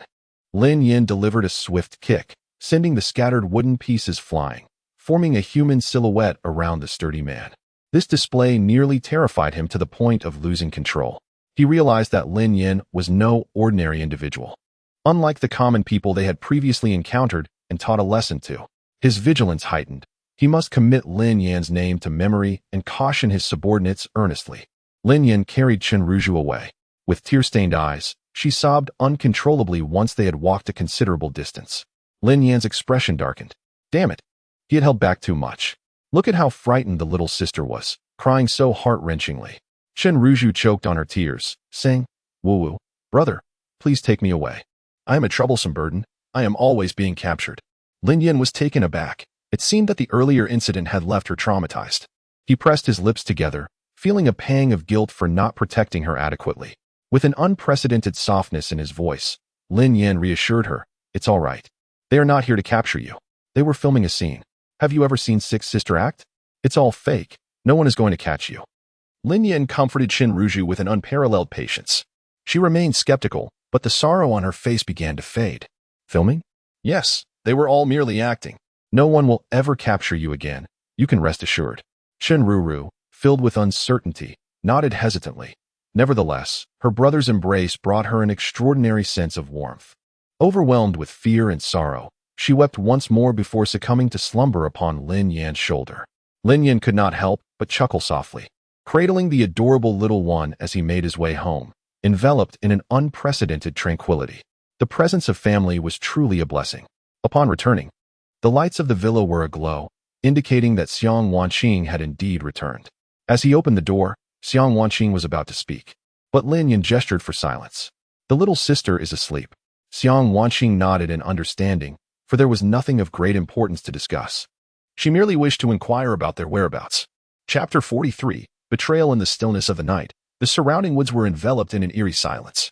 Behind her, pursuers armed with flashlights were in relentless pursuit, while Yi Hongyu, grievously wounded, raced forward in a frantic dash. She had fallen into a trap. Hwada had betrayed her, and a fierce determination gripped her heart. If she could escape this time, she vowed not to let this man go unpunished. Yi Hongyu's eyes glinted with cold fury. She felt a pang of bitterness. Had she not just reunited with her comrades? Was she now destined for eternal separation? The figure before her laughed maniacally, raising his weapon and aiming it directly at her. Fish scale, accept your fate. Coughing violently, Yi Hongyu spat out a mouthful of blood, wiping the crimson stain from the corner of her lips. Her gaze remained icy as she clutched her abdomen, fixing her stare upon him. Hwada, do you dare betray me? Do you not fear retribution from them? Did he think her words would instill fear? Hwada chuckled softly. In the course of missions, failures are inevitable. Though you have always been number one failure is hardly a concern, is it? He had long coveted Yi Hongyu's position. This woman was an enigma, far too formidable to be subdued. Instead of diminishing, she only grew stronger with time, widening the chasm between them. Thus, he was left with no choice but to resort to underhanded tactics. Hwada had exerted immense effort this time. His objective was to eliminate Yi Hongyu, and now he needed but a single bullet to extinguish her life. Ward chuckled, his face brimming with arrogance. Ha ha ha, fish scale. Did you ever anticipate that you would meet your demise at my hands? Indeed, she had not foreseen it. Yi Hongyu summoned every ounce of strength within her, executing a roll to evade his bullet. In a swift motion, she unleashed a flurry of black darts from her delicate hand. Ward was taken aback, immediately seizing a nearby individual, who fell lifelessly in an instant, resulting in a wound to Ward's left hand. He cried out in frustration, his composure visibly shaken. To his astonishment, Yi Hongyu still possessed the will to resist, further solidifying his resolve to eliminate her. Ward unleashed a frenzied barrage of gunfire. You deserve to die? Yi Hongyu closed her eyes, a solitary tear escaping the corner of her eye. She truly felt a sense of unwillingness. Clang, clang, clang. All the bullets were blocked, and before her stood a man clad in casual attire, wearing a black devil mask. The menacing mask adorned his face, and the surrounding aura was strikingly fearsome, as though a demon had descended upon the earth. Lin Yin found it hard to fathom that had he arrived even a moment later, his third sister would have likely met her end. A surge of anger coursed through him, and he lowered his voice to utter, "You shall pay for this." Ward was taken aback by the sudden appearance of this man, a flicker of anger crossing his face. "Who on earth are you?" Lin Yin scoffed. "You are not worthy of knowing my name." Like a specter, Lin Yin abruptly vanished from sight, only to reappear behind an unsuspecting individual. He placed his hands around the man's neck, twisting it with a swift motion that extinguished the man's life in an instant, causing him to collapse lifelessly. This man was a demon. Ward's eyes widened in disbelief. The speed of the act was so astonishing that he could scarcely comprehend it. He gasped for breath, his eyes brimming with shock. You are not human. You are a ghost, a specter." A wail pierced the heavens. Ward fled frantically, while Lin Yin executed his lethal maneuvers with ease, dispatching lives with a mere flick of his wrist. They had no opportunity to resist. These were individuals Ward had meticulously gathered. Although not exceptionally powerful, they were certainly capable of taking on 10 adversaries at once. Otherwise, Yi Hongyu would not have sustained such grievous injuries today. Yet, in Lin Yan's grasp, they were merely fodder for slaughter. How could this not astonish Ward? Lin Yin remained unperturbed as Ward suddenly halted mid-flight, collapsing to the ground. Lin Yin turned back to see Yi Hongyu struggling to her feet, her hand launching a dart even as her body retained the stance of throwing it. "Traitor, meet your demise." She coughed, spitting out a mouthful of blood. These were members of her organization, and thus they were destined to perish by her hand. Her gaze lingered for a moment on the mask adorning Lin Yin's face before she ultimately succumbed to unconsciousness. In a flash, Lin Yin enveloped Yi Hongyu in his arms, his eyes filled with concern. His heart ached at the sight of his sisters suffering such severe injuries, and he deemed those responsible utterly deserving of their fate. Yi Hongyu awoke to find herself resting upon a soft, luxurious bed, realizing she was in her own home. Having tended to her wounds, she coughed softly, propping herself up to rise from the bed and slowly made her way outside. However, a heavy sense of unease settled within her. Who exactly was that figure in black? What motives lay behind their act of saving her? Moreover, Yi Hongyu couldn't shake the feeling that the figure bore a striking resemblance to someone familiar, perhaps a subordinate of hers. Yet, upon further reflection, that seemed rather improbable. Upon entering the living room, Yi Hongyu was greeted by the enticing aroma of food. A bowl of warm millet porridge was set on the table, accompanied by various nourishing supplements. Her expression shifted, and she took a seat. It was evident that these dishes had just been prepared, still steaming with warmth. As she ate in silence, an indescribable emotion welled up within her. She had always been a strong and aloof individual, and now, finding herself treated with such kindness, she accepted it, regardless of the other party's intentions. Meanwhile, Lin Yan stood downstairs, gazing towards his sister's home. After a brief pause, he turned and departed. Fortunately, those from the Dragon's Soul had been vigilant, alerting him that there were complications with his sister's current mission. Without hesitation, he made his way there. Otherwise, it could have led to a lifetime of regret. Carrying an assortment of items, Lin Yan returned home, just as Xiang Wanqing finished tidying up and descended the stairs, only to find him entering with an air of chill. She glanced at him, her question unvoiced. "Sister, it's time for breakfast," Lin Yan exclaimed, a smile instantly brightening his face as he raised the bag in his hand. He placed the items on the table and then headed back upstairs. "I'll go call for our younger sister."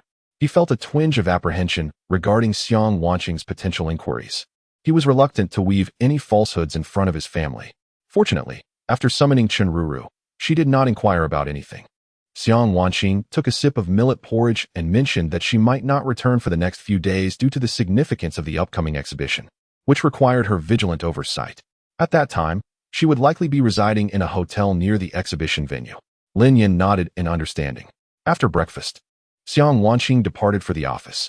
Lin Yan tidied the table while Chunruru observed him closely. Lin Yan paused, glancing at her. "What is it? Do you wish to go out and play?" Chunruru gazed at him with anticipation. Lin Yan chuckled softly. This little girl had developed an addiction to outings, yearning to venture out every day. "Wait for me a moment," he said. "I will finish this task and then take you out." He needed to address this group of keyboard warriors first. Chunruru, without crying or throwing a tantrum, obediently sat beside him, waiting. Chapter 44. The Fiery Second Sister. Yesterday, I sought out Zhao Long, who in turn reached out to the most esteemed lawyer in Jiangqing. Upon hearing about the situation, the lawyer grasped Lin Yan's demands. Lin Yan desired that this group of individuals receive the punishment they rightfully deserved. However, broadcasting such matters online does not carry particularly severe repercussions. Only those who initially fabricated the rumors are likely to face consequences. As for the keyboard warriors, some may merely face a few days of confinement. Lin Yan listened attentively to the lawyer's counsel and nodded in agreement, acknowledging that a moderate response would suffice. Nevertheless, the lawyer expressed skepticism, stating that given the magnitude of this incident and its widespread dissemination, pursuing individual lawsuits would entail significant time and financial expenditure. Yet, who is Lin Yan? Is he truly in need of financial resources? Patience is key. It is essential to let them understand that being a keyboard warrior is not as easy as it seems, as they must always be prepared for the possibility of incarceration. Lin Yan tapped his fingers on the table, arriving at a resolute conclusion. "I will sue. I possess the means." Well then, since the client has spoken so decisively, the lawyer offered no further objections. After all, the fee proposed was sufficient to sustain him for 2 to 3 years, a testament to the adage that money can indeed move mountains. The lawyer summoned his firm's personnel to address the matter, tirelessly dispatching legal letters and meticulously documenting every detail. The law firm had already taken charge. Online, the incident had stirred controversy. Xiao Wan's decision to sue the keyboard warriors sparked a wave of reactions, with some offering support while others accused her of seeking attention. Xiao Wan was equally astonished, completely unprepared for Lin Yan's resolution. However, she wholeheartedly endorsed it and even placed a call to him. "Brother, you did exceptionally well." Xiao Wan praised him with a smile. "Do you have any money left? Let me transfer some to you." Before Lin Yan could finish his reply, the call was abruptly disconnected.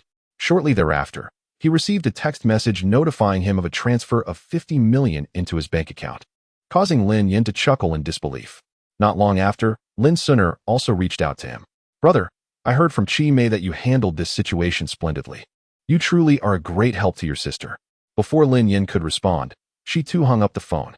Moments later, his phone buzzed again, indicating 2 more transfers along with encouraging messages from Xiang Wanqing. This group of sisters was extraordinarily generous towards him, leaving Lin Yan at a loss for words, his heart shining brightly like a sunlit day, warmed by their kindness. Closing his laptop, Lin Yan picked up Chunruru. "All right, Let's go out and have some fun. Okay. Chen Ruzhu exclaimed with delight, wrapping her arms around Lin Yan's neck. Having an elder brother was truly wonderful. He would take her out to play, buy her delicious treats, and shower her with beautiful gifts. Chen Ruzhu adored her brother immensely as they wandered through the bustling streets, basking in the radiant sunshine of the day. Lin Yan squinted slightly against the glare, holding Chen Ruzhu's hand as they strolled leisurely along the avenue. Suddenly, a man dashed forward, seemingly on the verge of colliding with Chen Ruzhu. Lin Yan swiftly extended his hand to shove him aside. The man promptly fell to the ground, cursing, "Damn it. You bastard. Are you trying to get yourself killed?" Lin Yan cast a cold glance in his direction, while Chen Ruzhu clung to Lin Yan's leg, cautiously observing the man. Out of nowhere, a woman clad in a flowing dress rushed over, leaping onto him and raining down punches. "Are you looking for death? Did you not inquire who I am before daring to snatch my belongings?" It appeared she had forgotten her attire as she unleashed a flurry of punches upon the man. Her movements were fluid, each strike eliciting cries of pain from him. "Ah, damn it. I didn't even steal anything. Stop, please." The man was utterly unprepared for such a fierce encounter. Not only did he find himself outmatched in skill, but he also failed to secure his intended theft, resulting instead in a thorough beating. Seizing an opportunity, he attempted to flee, only to discover she was in hot pursuit. The thief, on the verge of tears, shouted, "Call the police. Someone help me." Bystanders looked on, pitying the unfortunate thief. Some, misunderstanding the situation, assumed it was merely a couple having a quarrel and began to intervene. Oh dear, what kind of conflict could a couple have? Resolve it peacefully, without resorting to violence. Indeed, give your man a bit of face, will you? It's not appropriate to be so rough in public. Su Xiaoro, perplexed, lifted her gaze, bewildered by the unfolding drama. "He is a thief," Su Xiaoro exclaimed, her face flushed with anger.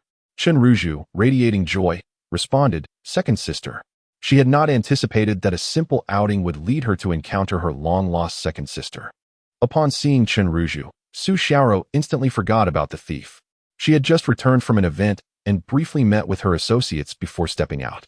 Still unfamiliar with the news, the sight of Chen Ruzhu made her forget everything else. She embraced Chen Ruzhu tightly, tears streaming down her face. "Ruzhu, what are you doing here?" Afterward, she lifted Chen Ruzhu and stepped back, warily eyeing Lin Yan. "Who are you?" "A trafficker. You must be a trafficker," Su Xiaoro shouted, causing the surrounding crowd to draw closer, their attention fixated on Lin Yan at the mention of a trafficker. Lin Yan found himself in a bewildering situation, wondering how this had unfolded. One sister accused him of being a kidnapper, while another believed him to be a human trafficker. Did he truly appear so menacing, so devoid of goodness? Please don't listen to his excuses. He is indeed a trafficker. He has kidnapped my sister for quite some time, and today I have finally caught him. As she spoke, Su Xiaoro entrusted Chen Ruzhu to a nearby mother with a child and charged at Lin Yan. Lin Yan, feeling the urgency, did not dare to engage with the sister and swiftly dodged, attempting to explain. "Second sister, I am." Su Xiaoro furrowed her brows and retorted angrily, "You have no shame. Now that your misdeeds are exposed, you try to play the relationship card. Even if you were to call me second mother today, it would be of no use. You are doomed." As she spoke, a swift kick was aimed at him. Lin Yan raised an eyebrow, bemused by his elder sister's perpetual temper. Moreover, she seemed oblivious to the dress she was wearing, launching a flurry of punches and kicks without the slightest regard. Before long, someone had called the police, leaving Lin Yan in a state of exasperated amusement. "I am Lin Yan." Su Xiaoro's frown deepened. She was taken aback by the extent of his knowledge, even discovering the name of her missing subordinate. In that moment, Su Xiaoro's anger intensified, her movements becoming more forceful.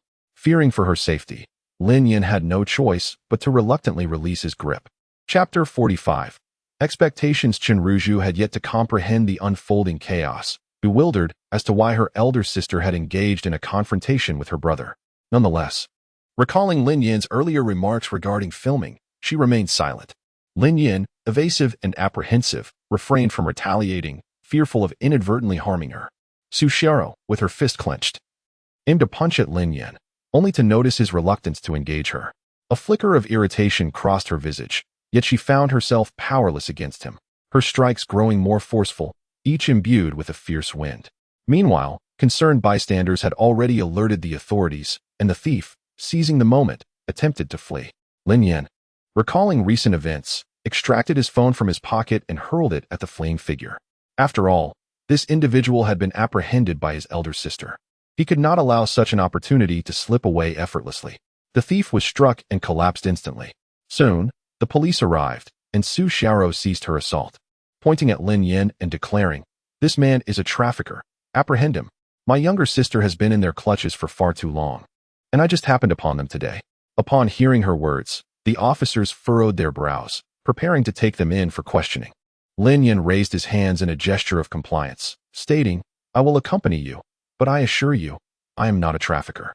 This situation could not be resolved with mere words. Perhaps, if Lin Yin revealed the birthmark on his wrist, Su Xiaoro might suspect it was a fabrication. He realized that this matter could not be clarified without the arrival of his elder sister. Lin Yin followed them, and the unconscious thief was also taken into custody at the police station. As they sat in the vehicle, Su Xiaoro held the obedient Chenruzhu close. Casting a cold glance at Lin Yin, Chenruzhu extended her hands towards Lin Yin, pleading, "Brother, embrace me." Su Xiaoro swiftly pressed down Chenruzhu's hands, her gaze towards Lin Yin brimming with fury. How could this group of people have brainwashed her little sister? Now, she treated him as if he were family, igniting a tempest of rage within Su Xiaoro, who wished she could strike Lin Yin dead. Her glare fixed on him, Lin Yin could not help but notice. He rubbed his nose, feeling particularly helpless. He had initially intended to clarify his identity to Su Xiaoro, but decided it would be best to wait for Xiang Wanqing's arrival. Miss Su's temperament was too volatile, making her rather formidable to handle. Before long, they were escorted away. The matter concerning the thief was quite clear. The surveillance footage would reveal the truth. The thief was promptly detained, yet Su Xiaoro's claim of Lin Yin being a human trafficker required substantiation. The police regarded human traffickers with evident disdain, their eyes filled with indignation as they scrutinized Lin Yin. They had dealt with countless cases, and human traffickers were never virtuous individuals. "What is your relationship with the child?" they inquired. Lin Yin understood their attitude. Had he encountered a human trafficker, his demeanor might have been even more severe. He responded earnestly, "I am Chenruzhu's brother, without a doubt." The police officer perused Chenruzhu's records, his expression grave as he stated, "You claim to be Chenruzhu's brother. However, according to our information, Chenruzhu was previously a child in an orphanage. She has no brother. That orphanage only took in a few girls. The records indicate that Su Xiaoro and Chenruzhu were once children of the same orphanage, while Lin Yin is conspicuously absent from any records of that establishment. Therefore, Lin Yin cannot possibly be Chenruzhu's brother. He is lying." The police glared at Lin Yin, demanding he clarify the situation. Lin Yin, utterly bemused, shrugged and replied, "It seems there is no other option but to wait for my elder sister to arrive." "Humph. Once she arrives, your demise will be swifter." Su Xiaoro held Chenruzhu tightly in her embrace, shielding her from any contact with Lin Yin. Chenruzhu pouted, gazing longingly at Lin Yin. Xiang Wanqing received a phone call and hurried over, now the primary guardian of Chenruzhu. Upon hearing that Chenruzhu was at the police station, she was consumed with anxiety, disregarding her commitments at the exhibition, and rushed over. "Chenruzhu, Lin Yin." Xiang Wanqing arrived in a flurry, her hair disheveled and her face etched with worry. Upon seeing the two, she breathed a sigh of relief, grateful that no harm had come to them. However, Su Xiaoro appeared as if struck by lightning, incredulously staring at Lin Yin. Could he truly be the younger brother? "You." Lin Yin helplessly shrugged. "Second sister, I've explained already, I am Lin Yin." It was Su Xiaoro's own disbelief that led to this misunderstanding, and she could not blame him for it. As Xiang Wanqing listened to Lin Yan's words, she could grasp the situation clearly. It was indeed their oversight.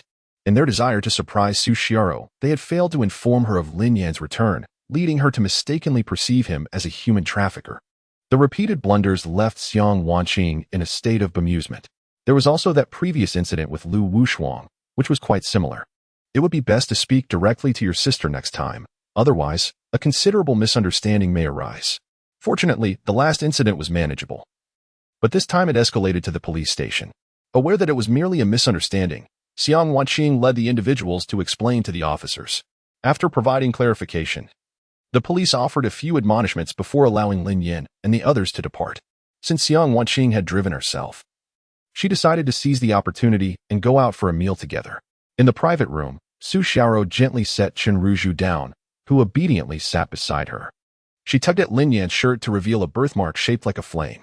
Su Xiaoro rubbed it vigorously, yet the mark remained, and she ultimately chose to believe. Upon seeing the birthmark, Su Xiaoro was instantly moved to tears, droplets cascading from her eyes. She embraced Lin Yin tightly. In the past, she had spent a fortune to acquire information about him, only to discover it was all fabricated. The birthmarks on her wrist were mere illusions, even artificially created. After countless hopes and expectations, Su Xiaoro had long since lost faith in finding her little brother, yet she never anticipated that Lin Yin would truly return. You really have come back. Su Xiaoro was a mixture of laughter and tears, appearing utterly flustered. Xiang Wanqing sighed softly, casting a gentle glance at Lin Yin, and explained, "Do not blame your second sister for not recognizing you. She has endured too many disappointments and has grown wary of believing. Miss Su is a Taekwondo expert, having established a dojo that continues to expand. In a remarkably short span of time, over 500 chain stores have been established. Within each dojo, she has displayed photographs of Lin Yin from his childhood, and she has candidly shared the story of her younger brother's mysterious disappearance. It is this unwavering belief in finding Lin Yin that has sustained her, propelling her step by step to where she stands today." Her journey into the realm of Taekwondo began with the profound sense of guilt for not having safeguarded Lin Yin, which she believes led to his vanishing. As she spoke, Lin Yin felt his heart nearly melt. Unable to contain his emotions, he sighed and embraced his sister. Chapter 46. Surprise my apologies.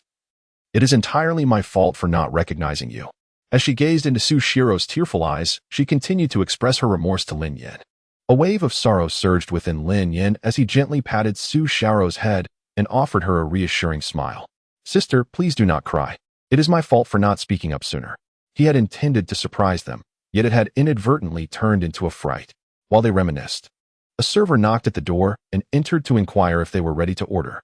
Xiang Wanqing immediately responded with a bright smile. "All right. Let us set aside the sad topics and enjoy our meal." "Very well," Su Xiaoro nodded, wiping her tears as she extricated herself from Lin Yan's embrace. However, she occasionally stole glances at him, fearful that this might be a fleeting illusion and that he would vanish in the next moment. The meal unfolded with an extraordinary sense of joy. Qin Ruzhu felt elated surrounded by her many elder siblings. Once they had finished dining, Xiang Wanqing offered to escort them back. Although Su Xiaoro possessed her own villa, she found herself reluctant to return today and decided instead to stay for a night or two. The results concerning Qin Ruzhu's blood test from Long Hun had already been received. Lin Yin instructed Long Hun to send someone with the documents, and he awaited their arrival at home. Before long, there was a knock at the villa door. Upon opening it, he was taken aback to find Lu Wushuang standing there. Clearly, she had not rested well in quite some time. Dark circles adorned her eyes. She placed the documents on the table and said, "Here are the test results for my younger sister. I shall take a brief rest now."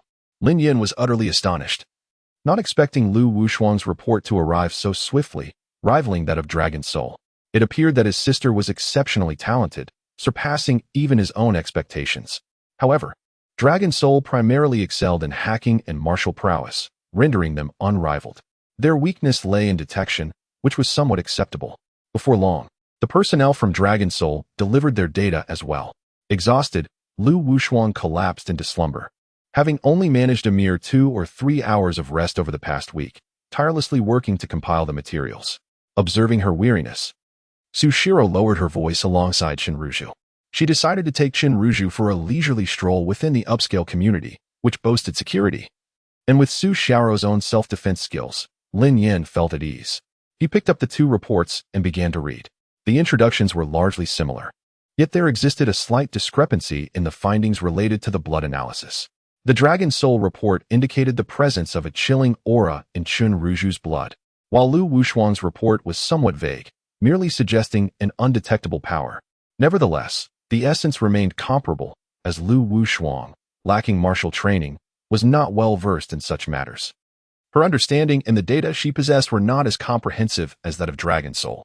Nonetheless, Lin Yin was still taken aback by Lu Wushuang's medical aptitude and capabilities, which were truly remarkable. He swiftly scanned through the entire report, noting that Dragon Soul's submission was more comprehensive. On the 15th day of each month, Qin Ruru experiences an unsettling chill in her body.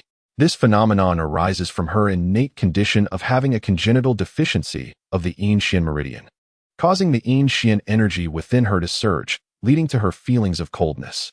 Her vulnerability on this particular day is further exacerbated by the tumultuous energies within her being. Lin Yin has gleaned some understanding of these matters. His gaze darkens as he realizes that the text does not specify a method of treatment.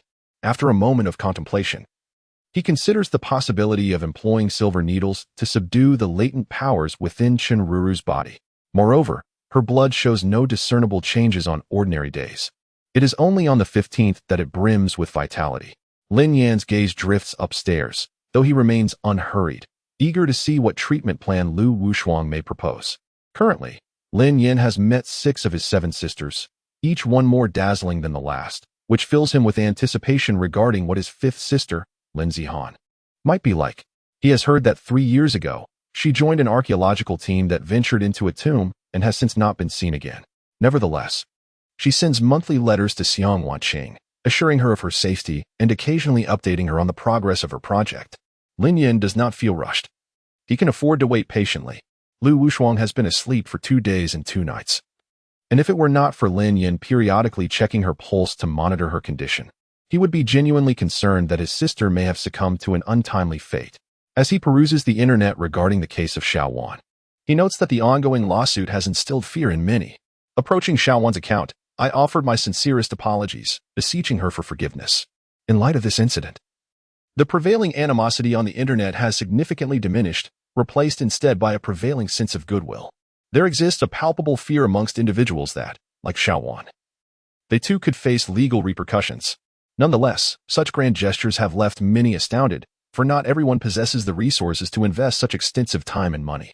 On the other hand, Lin Suner is experiencing a smooth progression. She, accompanied by her manager, has successfully signed with Guyu Group. The reception from Guyu Group has been exceptionally warm, a stark contrast to the indifference she faced at her previous agency. Her manager's spirits have also begun to lift, as it is well understood that any prominent artist subjected to disrespect within a smaller company would seek to terminate their contract. It is only due to Lin Suner's nostalgia, her appreciation for the support she once received from the company, that she has remained steadfast. Previously, that company had continuously drained Lin Suner's vitality, relying on her to elevate other artists. Her manager, incensed by the situation, ensured that Lin Suner could continue to act without hindrance. Now, in this new environment, camaraderie flourishes, and even her manager is on the verge of tears of joy. They are among the few who regard Lin Suner as an international film queen, a formidable talent, despite some prior misunderstandings. The current positive atmosphere has allowed her manager to overlook any past grievances. With few artists in the company, Gu Chengguang has arranged opportunities for them, leaving their success entirely in their own hands.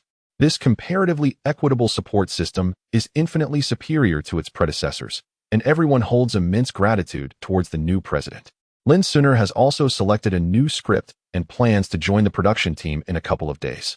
As for the remainder, it has all been distributed among the other artists in the company. Chu Xiaoping's entertainment company has also been established, yet it still falls slightly short. He waited patiently for a long time, but ultimately he did not receive the anticipated news of Guyu's bankruptcy. Instead, Lin Suner secured a contract with Guyu. Chapter 47. Feeding Chu Xiaoping was taken aback and instructed his subordinates to investigate the situation. It soon became evident that Guyu's stocks had been suspended from trading for quite some time, and they had no intentions of resuming listings. Initially believing that Guyu would face bankruptcy, he found no signs of such misfortune.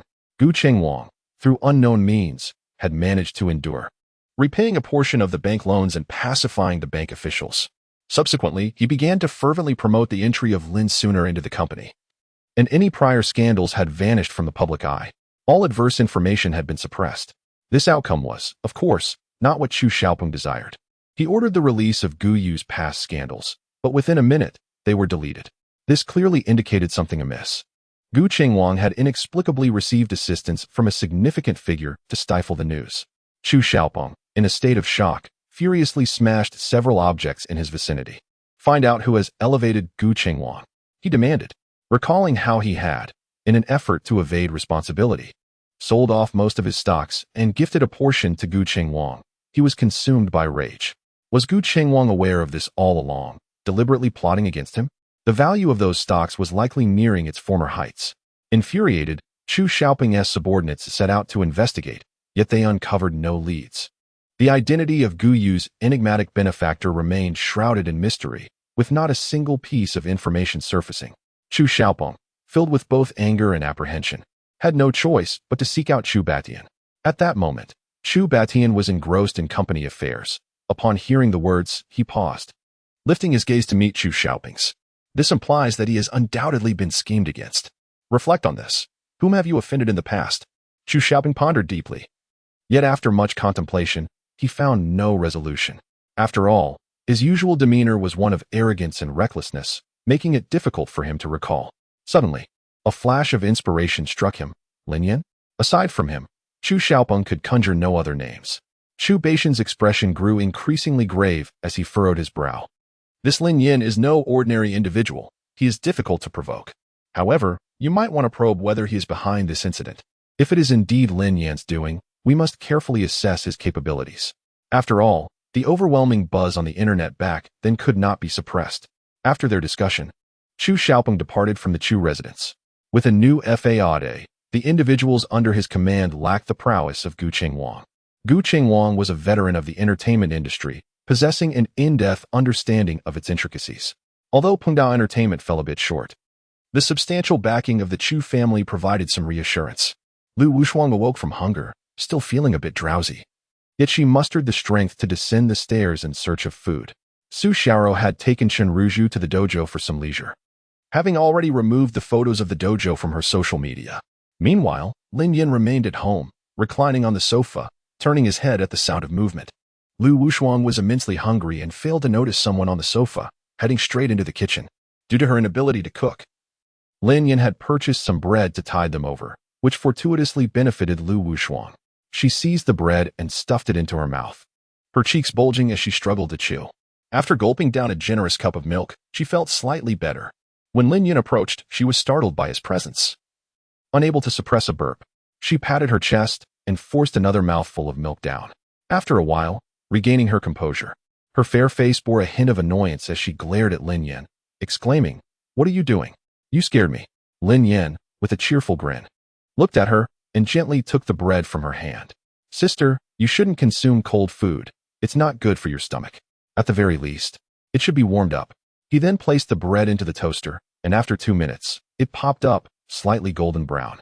Lin Yan spread a layer of peanut butter on it before handing it to Lu Wushuang.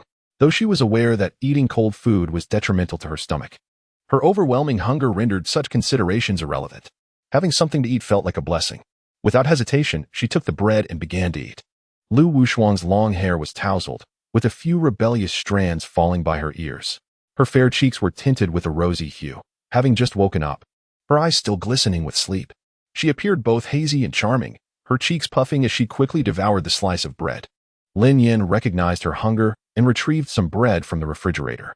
He poured milk into a cup and warmed it in the microwave, then proceeded to toast slices of bread for Lu Wushuang. After spreading peanut butter on the toasted bread, he presented it to her. Lu Wushuang accepted it, blowing gently on it before taking a bite. One was feeding, the other was eating. When the milk in the microwave was ready, Lin Yan reached out to fetch it. Being cautious of the heat, "Let me feed you," he offered. Lu Wushuang saw nothing amiss and sipped from his hand, taking small sips. Once satisfied, Lu Wushuang felt considerably better and sighed, "I can't eat anymore." Lin Yan nodded, casually popping a piece of freshly toasted bread into his mouth. After both had their fill, Lu Wushuang settled on the sofa, cradling a cup of hot water, her eyes misty from the steam. "What about the documents I brought?" she inquired. Lin Yan handed them to her, and after a brief glance, she noted, "My younger sister does indeed have issues. She possesses formidable power within her.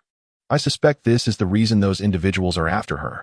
Uncertain of the nature of this power or its purpose, Lu Wushuang felt a wave of concern for Chen Ruzhu's predicament.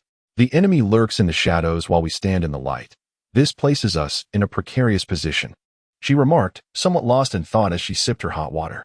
"I have some silver needles. Perhaps I can suppress the power within my sister's body. If I conceal the energy in her dantian, that power should remain dormant within Chen Ruzhu. However, sealing the dantian may yield a certain consequence, insufficient qi, which could render Chen Ruzhu's body exceedingly frail. Such an issue is undoubtedly beyond the remedy of Western medicine." For the first time, Lu Wushuang felt a profound regret for not having diligently studied traditional Chinese medicine. Lin Yan, possessing medical knowledge, inquired nonchalantly, "So, fourth sister, what do you intend to do?" Sealing the dantian is indeed a commendable approach, and Lin Yin surmised this possibility as he pondered. He gently cautioned, "I have also perused some medical texts, and this might very well lead to a deficiency of qi. What do you think about complementing it with the Ning point?" Upon hearing Lin Yan's words, Lu Wushuang experienced a sudden illumination. Chapter 48. Humiliation in Lu Wushuang's eyes. There was a glimmer of amusement. Indeed, there was also the Anning acupoint, which could replenish vital energy and blood. By partially sealing the dantian acupoint and utilizing the Anning acupoint for auxiliary treatment, it was an excellent approach. "Have you truly only dabbled in medicine?" Lu Wushuang questioned, her skepticism evident. The acupoint Lin Yin mentioned was not known to those who had not extensively studied the subject. This acupoint was less significant than others that replenished energy and blood, thus few were familiar with it. She was astonished that Lin Yin was aware of it.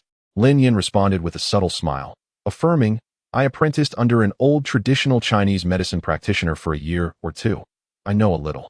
Lu Wushuang could not help but marvel, pondering the depths of his knowledge despite his brief study.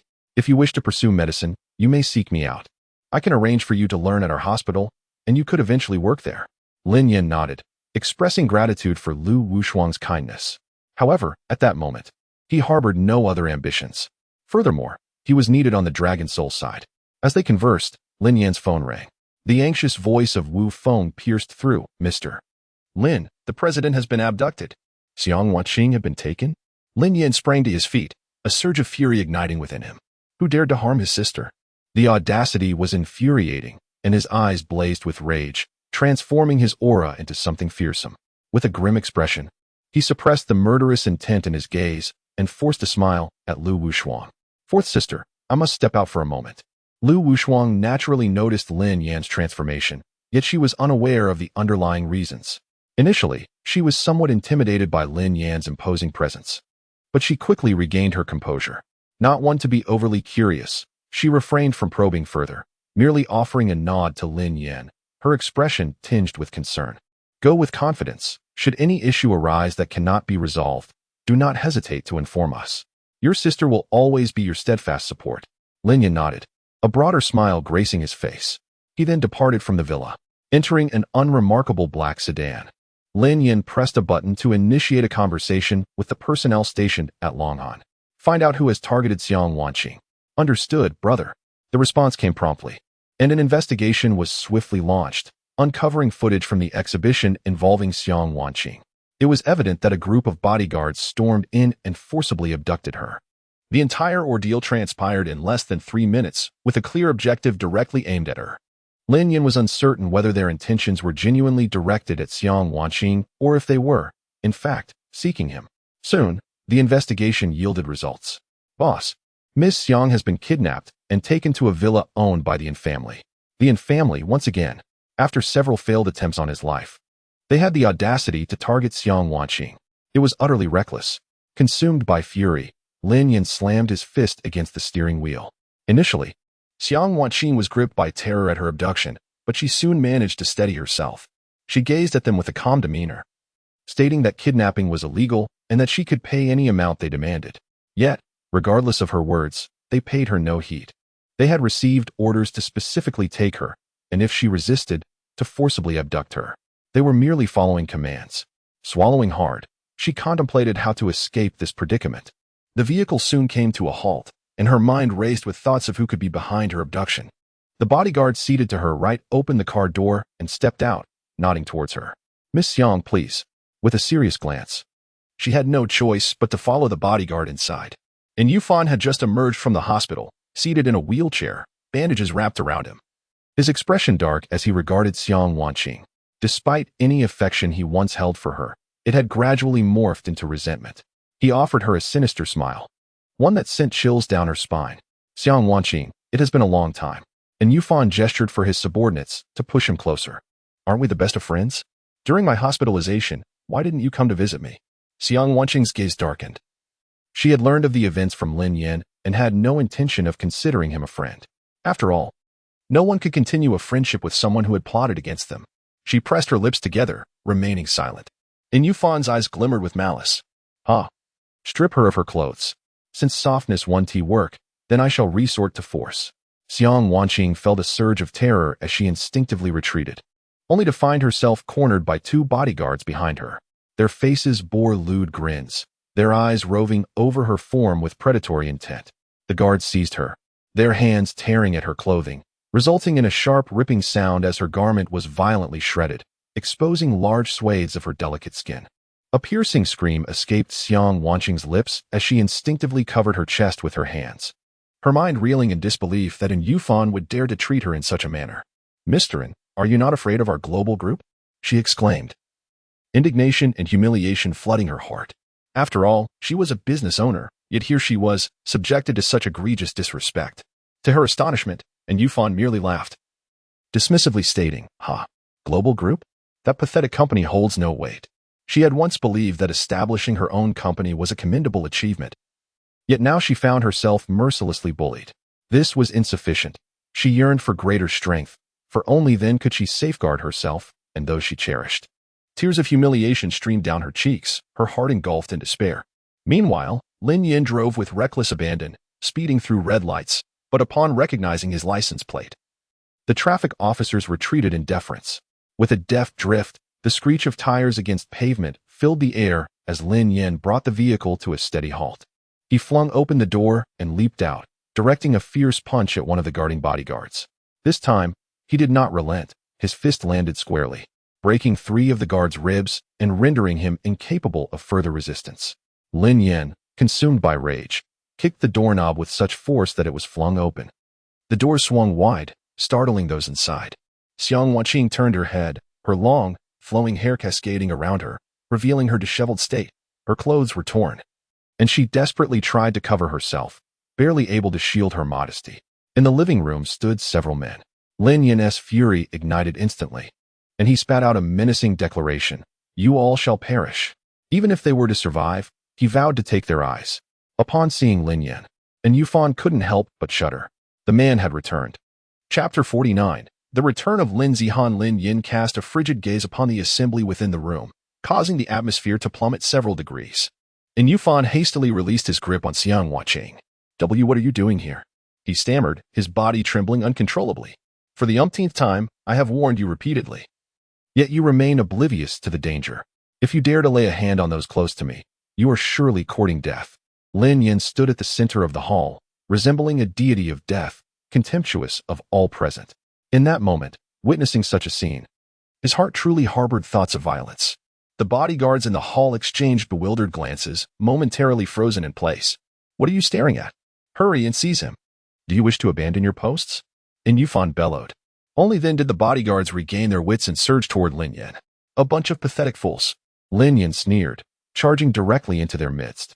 2 nearby bodyguards collided with Lin Yin's fist, sent sprawling several meters away, their cries of anguish echoing. What kind of monster is this? The remaining bodyguards fixated on their fallen comrades, paralyzed by fear and unwilling to advance another step. With just a couple of strikes, Lin Yin had demonstrated his overwhelming superiority. "Who else wishes to challenge me?" he asked coldly, his face betraying not a hint of emotion. "Young Masterin, what do we do?" A bodyguard turned to an Yufan, questioning whether their meager employment was worth risking their very lives. In their ordinary lives, they had never encountered such a formidable individual. As bodyguards, merely stepping forward to intimidate was typically sufficient. Now, they harbored no doubts about this person's capability to overpower them all. And Yu Fan, witnessing the situation, was profoundly astonished. "Quickly, I'll increase your pay, 500,000. Whoever can subdue him will receive 500,000. And Yu Fan began to panic. Under the allure of substantial reward, a few audacious bodyguards unwittingly advanced a few steps. However, as Lin Yin cast a piercing gaze, the advancing bodyguards retreated in trepidation. "In Shao, we genuinely cannot assist you," they lamented, parting to create a pathway. Lin Yin approached and Yu Fan step by step, reminiscent of the Grim Reaper drawing near, each second ticking down ominously. And Yu Fan, thoroughly alarmed, tumbled from his wheelchair and knelt on the ground, clutching Lin Yan's leg. "Brother, I realize my mistakes." "Mistakes?" Lin Yan scoffed, delivering a forceful kick to Yu Fan's chest. Coughing violently, and Yu Fan spat blood, feeling as though a 1,000-pound weight pressed upon his chest, struggling to breathe. Stars danced before his eyes, leaving him disoriented. Observing this, Lin Yan stepped over in Yufan and approached Xiang Wanqing, extending his hand. "Sister, let us go. I'm here to take you home." Xiang Wanqing grasped Lin Yan's hand, her eyes brimming with tears, exuding an air of poignant vulnerability, her body trembling incessantly from sobs. Lin Yan removed his coat and gently draped it over her shoulders. He took her by the hand and led her outside, where they swiftly entered his car and drove away. Lin Yan brought Xiang Wanqing to his villa, and after ensuring her comfort, he stormed off to the Dragon Soul headquarters. Seething with anger, as soon as Zhao Long spotted Lin Yan's return, he rushed forward. "Boss, you're back." Wait, I have something for you to do." Lin Yan interrupted Zhao Long's words directly. Zhao Long's brow furrowed slightly as he inquired, "Boss? What is it?" "Eliminate the infamily." Upon hearing Lin Yan's command, Zhao Long's expression relaxed somewhat. "Boss, I thought it was something more serious. Extinguishing a family isn't merely a matter of your word?" "Yes, wrap it up quickly. I do not wish to see the infamily in Jiangcheng by tomorrow." Lin Yan's tone was devoid of emotion, as cold as a machine. "Understood, boss." Zhao Long, aware of the gravity of the situation, knelt on one knee in compliance. Lin Yan cast an indifferent glance at Zhao Long and asked, "Did you have something else to convey?" "Yes, boss. You asked us to locate your fifth sister, Lin Zihan, and we have found her." Zhao Long handed Lin Yan a report. Lin Yan took it and began to read it carefully. "Has my fifth sister returned to Jiangxing?" "Indeed, boss." "Shall I assist you in arranging your meeting?" Lin Yan waved his hand dismissively. "No need. I shall meet her personally. Just take care of matters concerning the infamily." Zhao Long respectfully acquiesced. After everything was arranged, Lin Yan departed from the Dragon Soul headquarters. The following day, a woman adorned in sunglasses and an orange-yellow mountaineering outfit appeared at the airport. She slowly removed her sunglasses, revealing a striking visage that captivated passers-by. Subsequently, she shed her heavy mountaineering attire, unveiling her entire figure. Her sun-kissed skin exuded a sense of health and vitality, complemented by a pure white and pink sports ensemble. Her lightly curled brown hair was styled into a playful braid, showcasing a confident and charming expression. The woman stretched languidly and declared, "Jiang City, I have finally returned. Dr. Lin, will you head to the Research Institute first, or seek out your sisters?" inquired her assistant, glancing at Lin Zihan. Lin Zihan cast a furtive glance at her backpack and somewhat hesitantly replied, "Let's return to the Institute first. This item must be brought back." The female assistant draped her arm around Lin Zihan's shoulder, cheerfully suggesting, "If you miss your sisters too much, I can help you take it back, Dr. Lin." "No. This item is far too important. It must be delivered personally." Lin Zihan shook her head firmly, though her heart longed to reunite with her sisters as soon as possible. The contents of the backpack were of utmost importance and could not afford any delay. They needed to be swiftly returned to the Research Institute for analysis. "All right. Let us hasten back to the Institute," she said. The two of them hurriedly made their way to a nearby taxi, pulling their suitcases along. "Driver, could you please open the trunk? We need to stow our luggage," the female assistant called out, peering into the vehicle. The driver appraised them briefly before pressing the button to unlock the trunk. It opened slowly, allowing them to place their belongings, including Lin Zihan's orange backpack, inside. Just as they closed the trunk, the taxi sped away. The two stood in stunned silence for a moment before quickly shouting, "Help! We've been robbed." Chapter 50. Sudden incident. Lin Zihan had not anticipated such an unexpected turn of events. The items within her backpack constituted the entirety of her years of labor in the tomb, holding immense significance. However, the news of her return was known to only a select few. Was this a deliberate act or merely a coincidence? At this moment, all remained shrouded in uncertainty, and Lin Zihan's heart was undeniably anxious. Just then, a figure darted past her, slipping into a nearby parked vehicle and leaving the door ajar. "Hurry up.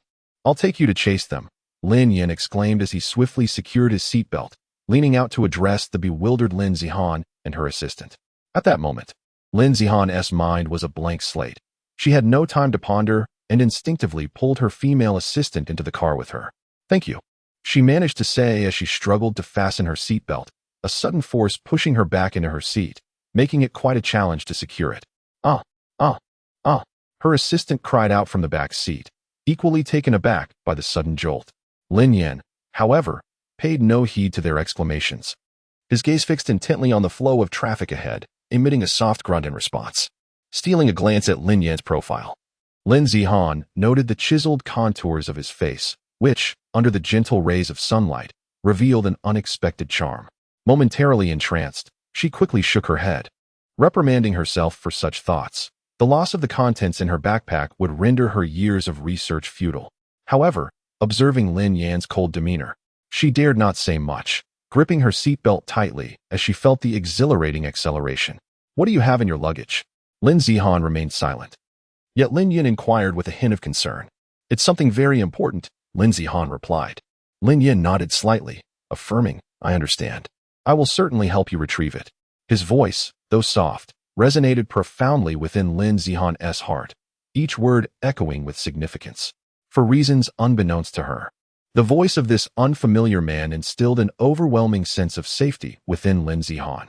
The vehicle continued its forward journey, traversing the elevated road of Jiangcheng as it approached the end of rush hour. The further they drove, the denser the traffic became.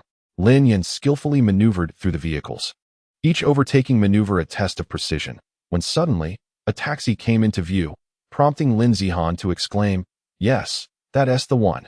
Hurry, catch up." Upon hearing her, Lin Yin instinctively pressed the accelerator harder.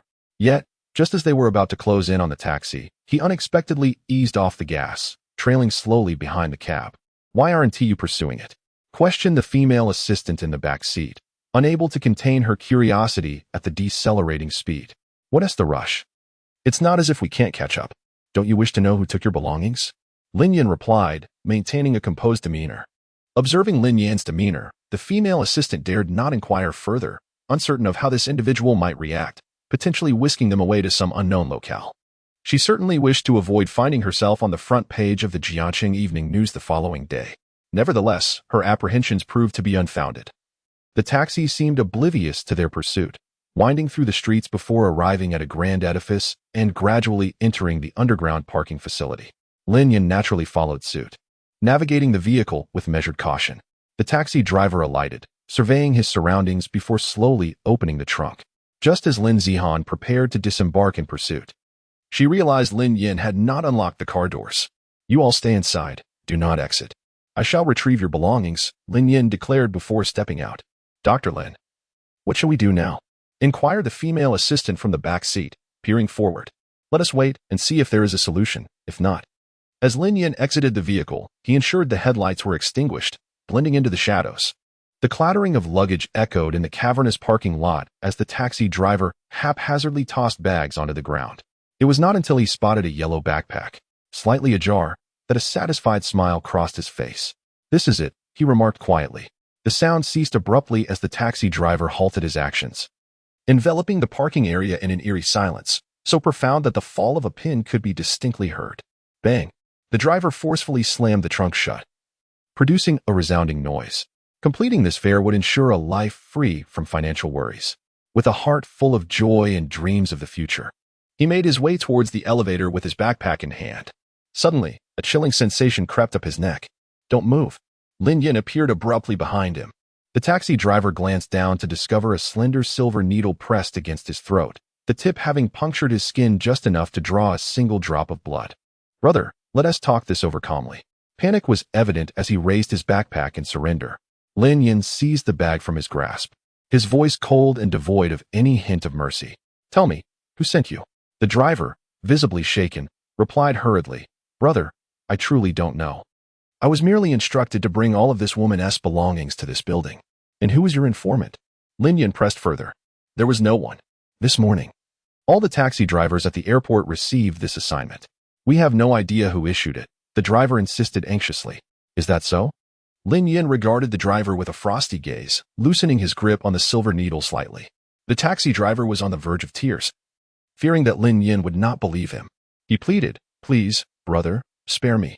I truly had no idea. If it weren't for that individual offering 5 million. 5 million. A glimmer of astonishment flickered in Lin Yan's eyes. Was a mere backpack truly worth such a sum? It seemed this bag was far from ordinary. "Indeed, brother. 5 million. You must understand, we common folk have never encountered such vast wealth.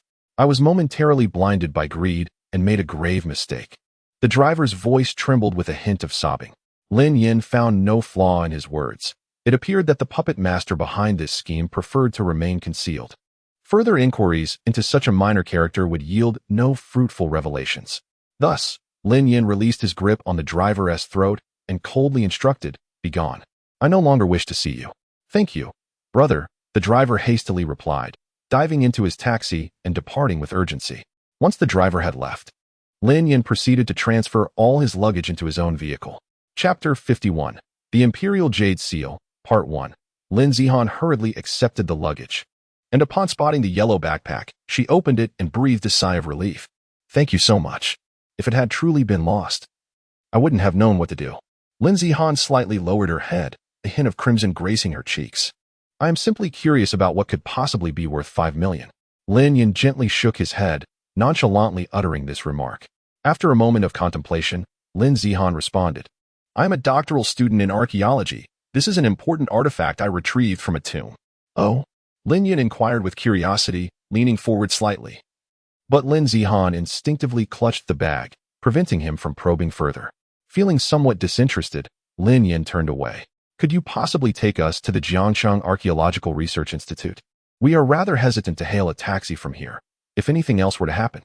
Lin Zihan clutched her backpack and spoke hesitantly, yet for some reason, she felt an unusual trust towards the man before her. Of course, Lin Yin readily agreed. With that, they all climbed into Lin Yan's car. At the Jiangcheng Archaeological Research Institute, an elderly professor with graying hair was meticulously examining a collection of recently unearthed artifacts. "Professor, Lin Zihan has returned," said a younger man, glancing at his phone before addressing the professor. "Oh, Zihan is back." The elderly professor halted his work, picking up a nearby cloth to gently cleanse his hands. Had anyone been present, they would undoubtedly recognize the two individuals. The elder scholar was named Sunjin, while the younger was Zhong Yuhao. Both were renowned archaeological doctors from Jiangcheng, their scholarly reports published in numerous esteemed scientific journals. Lin Zihan entered the research institute accompanied by Lin Yan. Upon noticing Lin Zihan's arrival, Zhong Yuhao approached her with a beaming smile. "Zihan, you have returned." However, upon seeing the handsome young man beside her, his expression shifted, and he barely managed to ask, "And who might this be?" "Zihan." Lin Zihan was about to introduce him when Lin Yan interjected, extending his hand with a friendly smile. "Hello, I am Lin Yan." "Lin Yan?" Zhong Yuhao replied coolly, shaking Lin Yan's hand. "What?" Upon hearing that name, Lin Zihan reacted with far more astonishment than Zhong Yuhao. Exclaiming, "Lin Yan!" She gradually began to associate the name with her long-lost brother. "Is that you, Xiaoyan?" A glimmer of moisture filled her eyes. Lin Yan, unaware of his slip, had initially intended to surprise Lin Zihan, but with her recognizing him, there was no longer any need for secrecy. He smiled and called out, "Wujia." "It is indeed me. Is it really you?" "Xiaoyan." Lin Zihan gazed at Lin Yan with a hint of disbelief, then abruptly leapt into his arms, grasping his hand and rolling up his sleeve. The fiery birthmark was revealed. Unable to contain her emotions any longer, Lin Zihan's tears cascaded down her cheeks. "It really is you, Xiaoyan." With that, she enveloped Lin Yan in her embrace. This unexpected scene left Zhong Yuhao somewhat perplexed. Throughout his college years, he had pursued Lin Zihan, yet he had never heard of her having a brother. How could this sibling suddenly materialize? Zhong Yuhao reached out and gently patted Lin Zihan's shoulder. "Zihan, I had no idea you had a brother. Could it be a mistake?" "No, it can't be wrong. He has the birthmark on his arm. He must be Xiaoyan," Lin Zihan replied, her tearful eyes glistening as she spoke. Witnessing this moment stirred a wave of jealousy within Zhong Yuhao. This was the first time he had seen her embrace another man. He turned and walked into the research institute, leaving behind a remark. "Zihan, please come inside shortly to analyze the items you brought back." However, Lin Zihan seemed oblivious to his words, firmly clutching the hem of Lin Yan's clothing. "Xiaoyan, you cannot run away again." Seeing Lin Zihan in such a vulnerable state, Lin Yan couldn't help but reach out to gently pat her head. "If you have matters to attend to, please go ahead.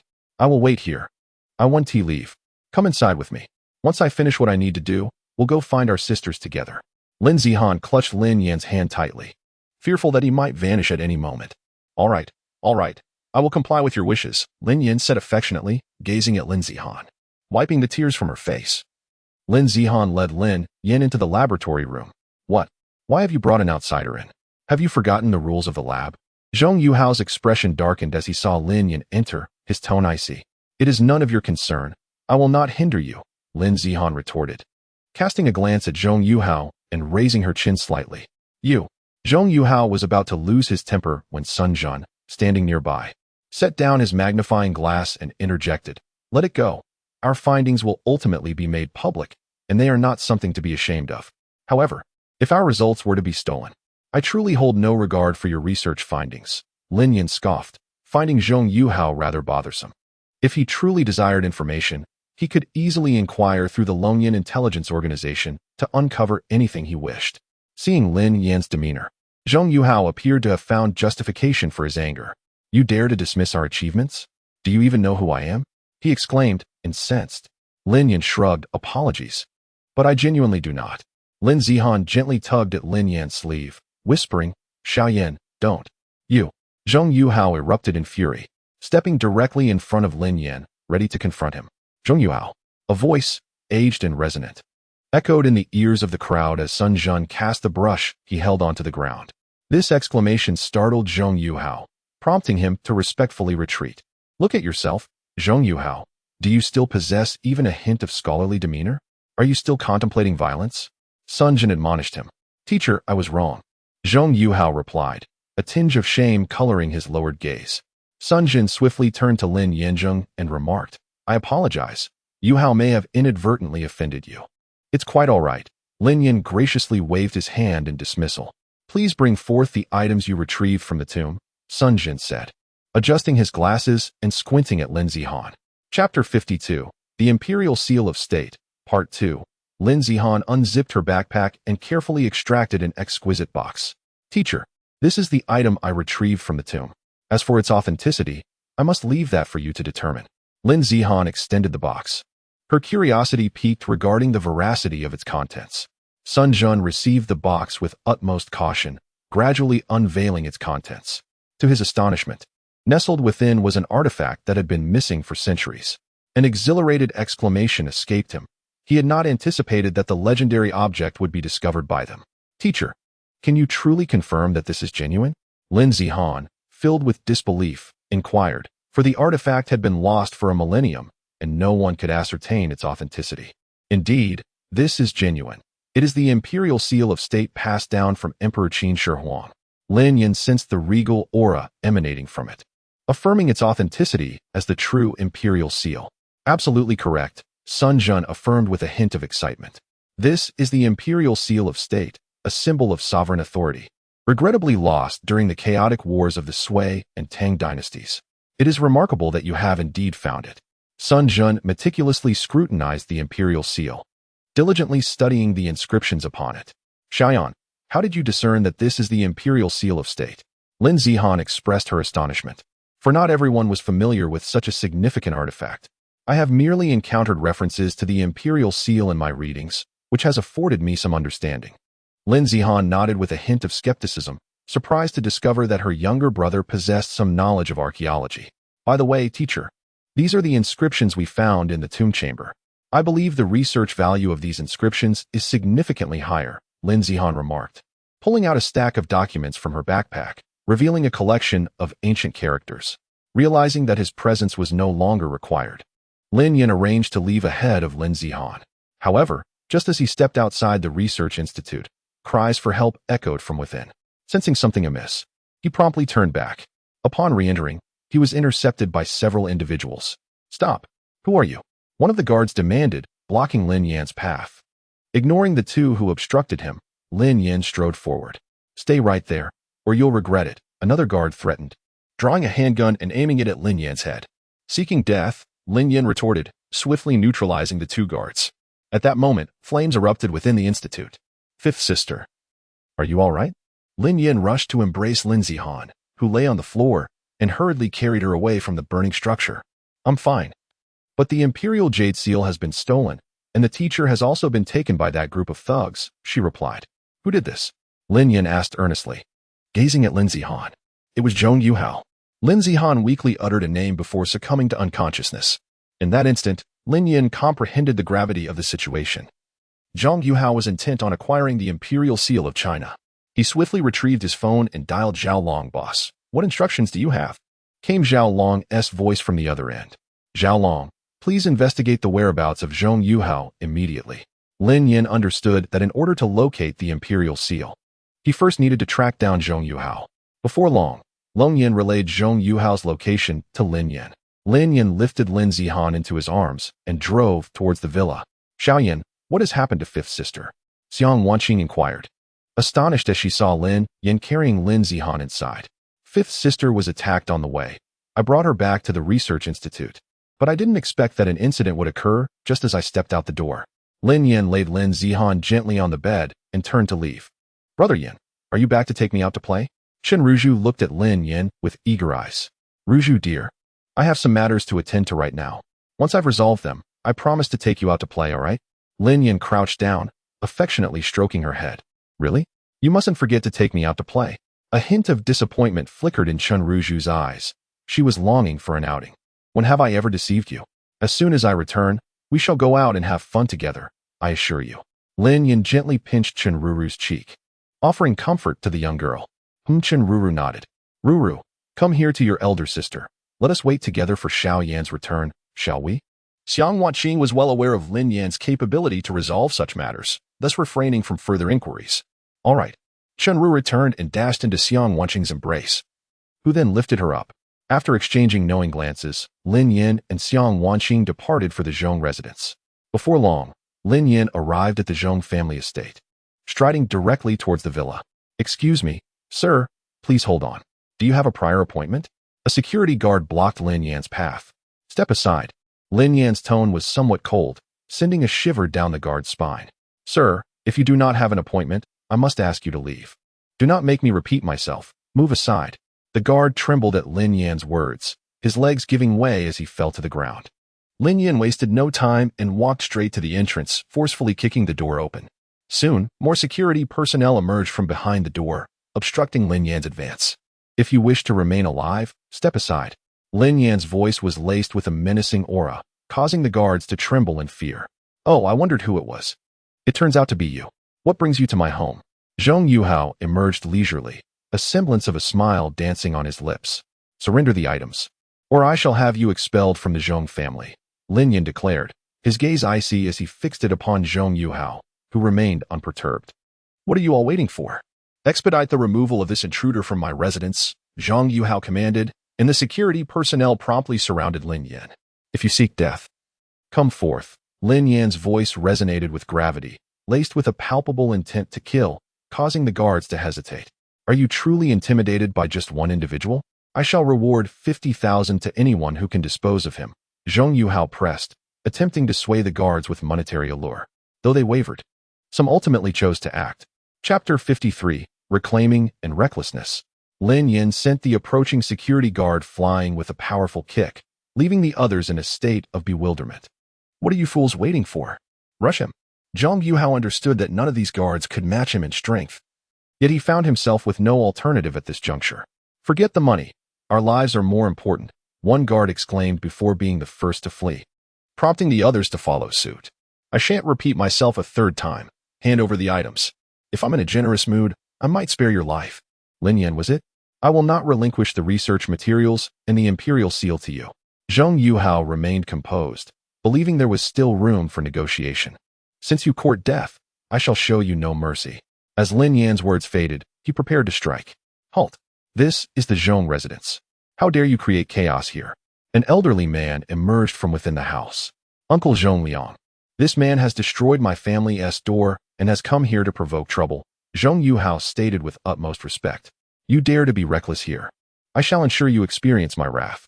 No sooner had Zhong Liang spoken than he launched an attack on Lin Yan, employing lethal techniques. However, it wasn't long before Zhong Liang found himself defeated. Lin Yan, are you aware of the Zhou family? Upon sensing the impending danger, Zhong Yuhao hastily brought up the Zhou family. The Zhou family? What of it? Lin Yan remained utterly unperturbed, placing a foot upon the leg of the old man Zhong Liang, who immediately felt a surge of excruciating pain and let out a wretched cry. Lin Yan, I advise you to kneel and bow your head a few times, then sever your own legs and feet. Thus, I might spare your wretched existence. Zhong Yuhao believed that by invoking the Zhou family, Lin Yan would tremble in fear of their power. Oh, and what if I choose not to comply? Lin Yan displayed no trepidation towards the Zhou family, regarding them with disdain. Should you refuse, I shall ensure your demise leaves no trace. Zhou Zhihua emerged from the house, approaching Lin Yan with a leisurely gait. Seeking death, Lin Yan declared, delivering a powerful punch that sent Zhou Zhihua hurtling through the air. Lin Yan, do you truly fear not death? Offending the Zhou family will certainly lead to your obliteration. The Zhou family, what significance do they hold? Why should I harbor any fear? Lin Yan advanced towards Zhong Yuhao, who, paralyzed with terror, collapsed to the ground, urine streaming from his trousers. Please, allow me to retrieve what you seek. Do not take my life. Zhong Yuhao's face drained of color from sheer fright. Then hasten and bring it forth. Lin Yan turned his gaze back to Zhou Zhihua, exhibiting no intention of sparing this individual. Lin Yan, should you dare to lay a hand on me, the Zhou family will not let you off easily. Zhou Zhihao sensed the gravity of the situation and hastily invoked his family's name in a bid to intimidate Lin Yan. However, Lin Yan merely responded with a nonchalant remark before decisively stepping upon Zhou Zhihao's arm, eliciting a sharp crack of bone followed by Zhou's agonizing scream. Zhong Yuhao, if you do not act swiftly, this fellow may perish within the confines of your family, and even if I refrain from taking action to expel the Zhong family, others will undoubtedly seek to obliterate it. As Lin Yan spoke, he placed his foot onto Zhou Zhihao's other arm, producing another crisp sound of fracture. Though Zhou's cries were less harrowing than before. Before long, Zhou Zhihao's legs and feet were rendered useless, and he succumbed to the excruciating pain, losing consciousness entirely. Just as Lin Yan prepared to bring his foot down upon Zhou's head, Zhong Yuhao hurriedly emerged, panic-stricken and trembling, clutching the items. Everything is here. Zhong Yuhao stammered as he handed the items to Lin Yan, who accepted them and turned to leave. Suddenly, he seemed to have an epiphany and halted his departure. Release Sun Zhun, or I shall annihilate the Zhong family. With that final declaration, Lin Yan exited. Xiaoyan, you're back. Are you all right? Lin Zihan, lying on the bed, looked at Lin Yan with deep concern. Sister, do not worry, for I have returned safely, Lin Yan reassured her. Do take a look at these items. Are they not those you retrieved from the tomb? Lin Yan inquired, handing the objects to Lin Zihan. Brother Yan, you have finally returned. Are you going to take me out for some fun? Qin Ruju's face radiated innocence. Indeed. Ruju, be patient. I shall take you out shortly, Lin Yan replied, enveloping Qin Ruju in a warm embrace. Brother is so kind, Qin Ruju exclaimed, gently planting a kiss on Lin Yan's cheek. Little Yan, these items are indeed what I brought back from the tomb, and not a single piece is missing. However, my teacher has yet to return, Lin Zihan expressed her concern, knowing that her erudite mentor was essential for her further inquiries. Sister, rest assured and recuperate here. I have already rescued your teacher. Lin Yan's words served as a soothing balm, alleviating the weight of worry from Lin Zihan's heart. Lin Zihan nodded, gradually closing her eyes. Brother, let us hasten to have some fun, Qin Ruju urged with impatience. Very well, I shall take you out immediately, but you must tell me where you wish to go. Lin Yan said, his gaze filled with indulgence as he looked at Qin Ruju, who responded with a radiant smile. I wish to savor the ice cream at Times Square. It looks absolutely delightful. Qin Ruju pointed at the advertisement playing on the television. Well, since Ruru wishes to indulge, I shall take you to savor the ice cream there. However, you must promise me not to overindulge, lest your little tummy suffer discomfort. Qin Ruru nodded enthusiastically. Eldest sister, I will take Ruru out for some fun, and I leave the household in your capable hands. If anything arises at home, please call me, and I shall rush back immediately. Lin Yan advised with a touch of concern. Rest assured, little Yan, you and Ruru go and enjoy yourselves. The sisters will look after everything here. Xiang Wanqing gazed at her brother, recognizing that he had grown up and was now capable of protecting those at home. Eldest, the matters concerning the Yan family have been resolved. Do you wish to take care of the Zhong family as well? Chapter 54, Honey Snow Tea for now. There is no need for that. Keep a close watch on the Zhou family. Lin Yan understood clearly that the most troublesome individuals at present were those from the Zhou family, given their considerable influence. Indeed, I will assign someone to monitor the Zhou family closely. Lin Yan ended the call and accompanied Qin Ruju to Times Square, the most grand and opulent locale in the area. Wow, brother, this place is enormous, Qin Ruju exclaimed, marveling at the vast expanse of the square. Ruju, let us enjoy ourselves today. Whatever you desire, I shall procure for you, Lin Yan said, gazing at his delighted sister with a heartwarming smile. You are the best, brother, Qin Ruju replied, tightly clasping her brother's larger hand. Linshani, are you Linshani? A voice emerged from the crowd as a stranger approached Lin Yen. The people around began to murmur amongst themselves. I am indeed surnamed Lin, but I am not any divine physician, Lin Yen replied, his expression indifferent as he regarded the man. However, the man advanced until he knelt before Lin Yen with a thud. Linshani, please, do not be modest. Hasten to save my daughter. The man pleaded, grasping Lin Yen's leg tightly, tears welling in his eyes. No, I truly am not Linshani. But if you seek assistance, I can recommend someone. My elder sister is a renowned physician across the nation. Lin Yen understood that the fewer opportunities he had to act, the better. Someone was already watching them, and it was imperative to remain inconspicuous. Is that truly the case, Dr. Lin? However, there is another issue. We have already expended considerable funds on our child's treatment, and we can no longer afford to take her to the hospital. The man, on the brink of despair in his quest to heal his child, felt disheartened by Lin Yan's words, which seemed to extinguish any hope. Do not worry. I will speak to my sister about it. Lin Yan gently assisted the man to his feet, who looked at him with profound gratitude. I am at a loss for how to repay such kindness. The man knelt once more, but for a fleeting moment. Lin Yan sensed a peculiar smile flicker across the man's face. Choosing silence, Lin Yan couldn't shake off a feeling of unease. Here, this is a phone number. You need only reach out to her. Lin Yan handed the man the phone number of his sister, Lu Wushuang, before leading Chen Ruzhu into the square. Brother, I want that enormous ice cream. It looks absolutely delicious. Chen Ruzhu exclaimed, her eyes fixed on the largest ice cream in the square, unable to contain her anticipation. Ruzhu, dear, that ice cream is far too large for us to finish. Lin Yan gently patted her head.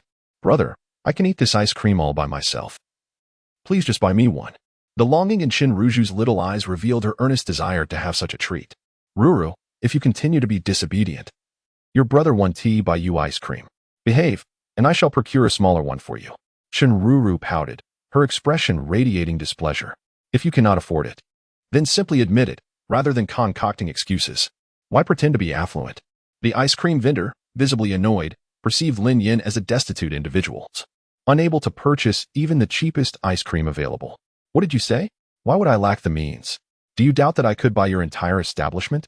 Lin Yan refrained from bickering with the vendor and instead retorted directly, confronting the insolence. Oh, spare me. If you truly have the capacity to acquire this shop, I shall eat the largest ice cream while standing on my head. At that moment, the store manager emerged, further diminishing Lin Yan in his esteem. Brother, this manager appears quite fierce, Chen Ruru whispered, frightened by the manager's intimidating demeanor, instinctively clutching Lin Yan tighter.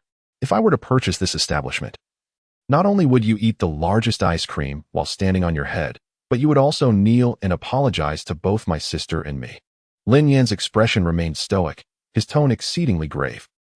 Still attempting to intimidate, are we? Should you fail to acquire this shop today, I shall ensure you leave Times Square on your back.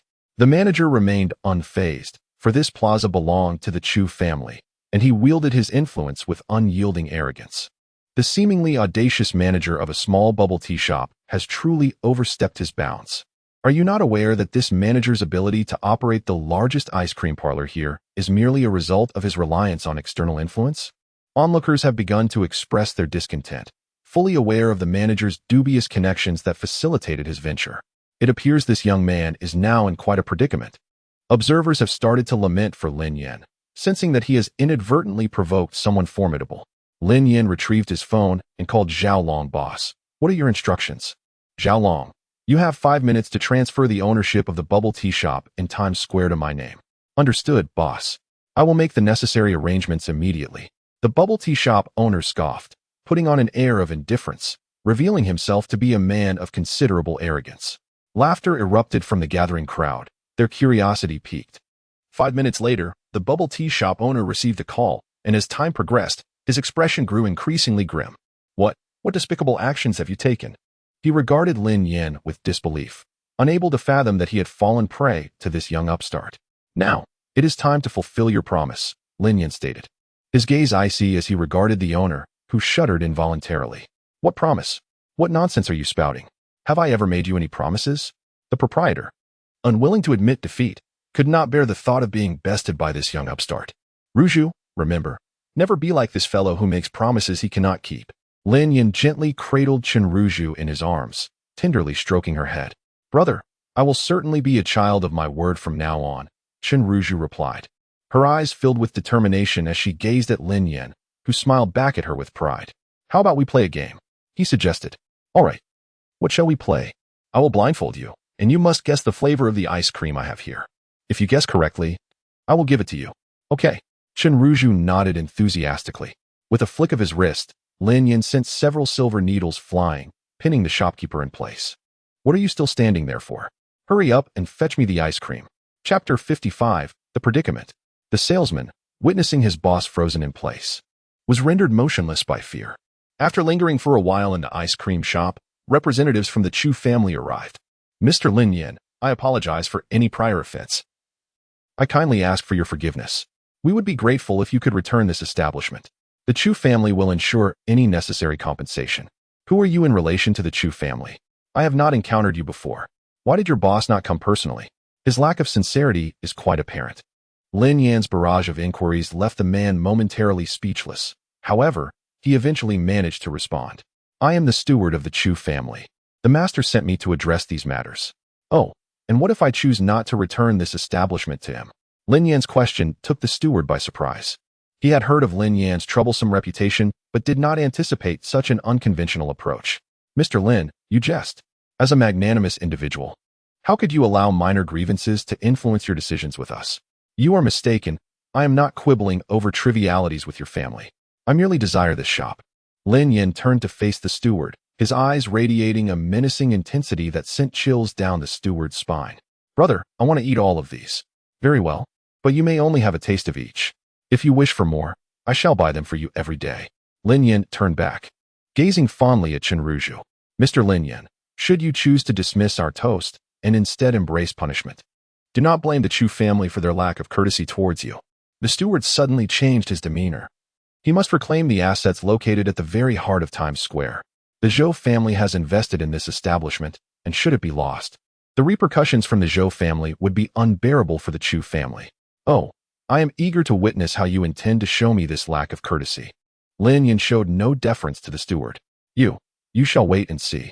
The steward, seething with anger, prepared to depart, gesturing for his subordinates to take away the store manager. "If you wish for him to perish, feel free to proceed." Lin Yan did not glance back, his focus entirely on Chenruju. The Chu family steward uttered no further words and hastily exited with his entourage. Who on earth is this person to so brazenly oppose the Chu family? Do you not realize? It seems this individual was the one who previously exposed Chu Yu. So it was him. It appears the Chu family's fortunate days may be drawing to a close. Bystanders began to murmur among themselves. But Lin Yan paid no heed to their chatter. The Chu family was of little consequence to him. "Brother, why was that fellow so foolish just now?" Chenruju remarked, chuckling at the steward's furious departure. "Very well, Ruju, let us explore other places," Lin Yan said, preparing to carry Chenruju away. "Sir, what should he do?" The salesperson called out to Lin Yan, as the store manager remained rooted in place. Lin Yan withdrew a silver needle, and the manager emitted a piercing scream. "Have you made up your mind?" Lin Yan gazed at the manager, his eyes betraying a murderous intent. Sensing the impending doom, the manager hastily pleaded for mercy. I've thought it over. Just spare my life, and I'll do anything you ask." In that moment, the manager prioritized his survival above all else, yielding completely to Lin Yan's demands. "Very well, then proceed as previously discussed. Should you fail to execute it properly, I shall take your life." Lin Yan spoke softly yet ominously, watching the manager closely. The manager had no choice but to kneel and bow several times before rising to devour the largest ice cream. Lin Yan paid him no mind and headed towards the entrance, but just as he was about to leave, he paused. "Oh, by the way, this store now belongs to me. After finishing that gigantic ice cream, do remember to settle the bill." With that, Lin Yan pushed open the door and departed from Mishua Ice Cream with Chenruju. "Brother, that wicked uncle is truly terrible. Why must he be allowed to eat ice cream?" Chenruju inquired innocently, her gaze fixed on Lin Yan. He smiled and gently kissed her forehead. That was his own suggestion for his punishment. Since he is so willing to accept it, he must finish the ice cream. Lin Yan gazed tenderly at Chenruju. Just as they were about to cross the busiest pedestrian street in the square, a vehicle came barreling towards them. Lin Yan discerned that this car had been dispatched by the Chu family, intent on orchestrating an accident to eliminate him. Ruju, hold on tight. I'm going to take you on a thrilling adventure shortly. All right. Ruju obediently tightened her embrace around Lin Yan. As the car sped recklessly towards them, Lin Yan gracefully leaped aside, evading the impending collision. Before long, the vehicle crashed violently into a nearby shop, producing a cacophony of noise. As Lin Yan gently descended to the ground, what manner of driving is this? How can one so brazenly disregard the law in the presence of so many people? A bystander, indignant at the scene, loudly reprimanded the car. However, no one inside the vehicle responded. It remained eerily silent after the crash. Lin Yan chose not to dwell on the incident. He understood that they had attracted unwanted attention. They needed to hasten back to ensure Ruju's safety. Ruju, it's far too perilous outside. Let us return home now. Startled by the earlier explosion, Ruju nodded, her eyes glistening with tears. Without further hesitation, Lin Yan ushered Ruju into the car. Just as the vehicle set off, they were swiftly surrounded by other cars. Brother, I'm so scared. Ruru's voice was somewhat feeble, prompting Lin Yan to gently stroke her head. Ruru, wait for your brother in the car. I shall return shortly, he assured her. Upon exiting the vehicle, however, Lin Yan was taken aback as he found himself confronted by a group of armed individuals, all pointing their guns at him. Ha ha ha. Young man, since you refuse to yield to both persuasion and coercion, do not blame me for showing no mercy to your subordinates, the butler, now stripped of his previous composure, spoke with a menacing demeanor. Really? Do you truly believe that your lackluster underlings pose any threat to me? Lin Yan replied, his tone unwavering and dismissive of the menacing figures before him. Since you are so eager to meet your end, I shall oblige, the butler declared, drawing a pistol and aiming it at Lin Yan. Yet, Lin Yan exhibited no sign of panic. With astonishing agility, he evaded the bullet with remarkable swiftness. Chapter 56. Seeking Justice Indeed. Young man, even if the King of Heaven himself were to arrive today, he could not save you. Fire at will. At the command of the steward, 5 machine guns and 7 handguns unleashed a barrage of gunfire. Realizing the perilous situation, Lin Yan hastily entered the vehicle and pulled Ruju out. Brother, I'm so scared. Ruju cried out, resembling a startled bird, her sobs echoing in the chaos. Do not fear, Ruju, Lin Yan reassured her. Didn't I tell you before? We are merely acting in a play. At that very moment, just as Lin Yan cradled Ruju in his arms, the steward of the Chu family brandished a rocket launcher and fired. With remarkable reflexes, Lin Yan evaded the shockwave from the explosion. The steward, now filled with pride, erupted into laughter, convinced that Lin Yan had perished in the blast. Have you celebrated a tad too soon? Lin Yan emerged from the shadows, still holding Ruju. What manner of being are you, man or ghost? The Chu family steward was taken aback, astonished that Lin Yan had survived the explosion. Regardless of whether I am man or spirit, your opportunities have now vanished. The Dragon Soul team swiftly arrived, apprehending all present, while Zhao Long hurriedly made his way over. Boss, it was my oversight. Please punish me, Zhao Long bowed his head, remorse evident in his demeanor. He understood that this oversight had nearly cost Ruju her life. Never mind, Lin Yan replied. It is time for us to pay a visit to the Chu family. Indeed, my leader. Shall we proceed as we did before? Zhao Long gazed at Lin Yan. Awaiting further instructions, Lin Yan remained silent, merely nodding, as he continued to comfort Ruju in his arms. Brother, let us hasten home. I cannot bear to remain in this place any longer. Ruju wept profusely, resembling a small, sorrowful figure, filled with fear. However, with Lin Yan by her side, she no longer felt as helpless as before. Very well, I shall take you home at once, Lin Yan assured her before boarding another vehicle. Steering Ruju towards the villa. Xiaoyan, what transpired? Why is Ruju crying so intensely? Xiang Wanqing inquired with genuine concern, noticing Ruju's red-rimmed eyes. Older sister, we were ambushed on our way back, and the assailants were indeed from the Chu family. Please take care of my sister. I must confront them. Lin Yan could hardly suppress his indignation, for these individuals posed a threat to their very lives. What? How can this be? Had we not reached an understanding previously? Why would they still strike at us? Xiang Wanqing questioned in disbelief. Older sister, with such individuals, there is no room for negotiation. The only suitable course of action is to eradicate the root of the problem. Yi Hongyu emerged, dragging her frail body forward. Third sister, how are you feeling now? Do you sense any improvement? Rest assured, Xiao Yin, your third sister has faced numerous life and death situations before. It is merely unexpected that she would be betrayed by someone from her own ranks this time. Yi Hongyu's eyes reflected a sense of melancholy. For being betrayed by those one holds dear is an exceedingly difficult reality to accept. Enough, third sister, there is no need for such sorrow. After all, both the younger brother and sister have been found, and our family is now united in harmony. Is that not a reason for joy? Xiang Wanqing gently supported the frail Yi Hongyu, slowly guiding her to the sofa. Yes, elder sister, I leave this to you.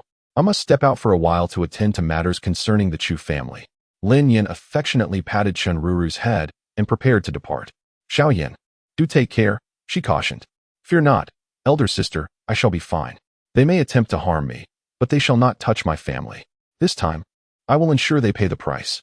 With those words, Lin Yin hurriedly left, making his way toward the Chu family residence. Upon arriving, Lin Yin found that the Chu family's doors were not tightly shut as he had anticipated, but rather wide open, as if awaiting a visitor. Boss, the Chu family has left their doors ajar. Could there be an ambush inside? Zhao Long expressed his concern. Aware that the Chu family was one of the more prominent clans in the area, with many assets at stake. Even if there were an ambush, with our combined strength, could we not handle it? Lin Yin replied confidently, understanding that the Chu family was now fearful. Lin Yin stepped confidently through the gates of the Chu family estate.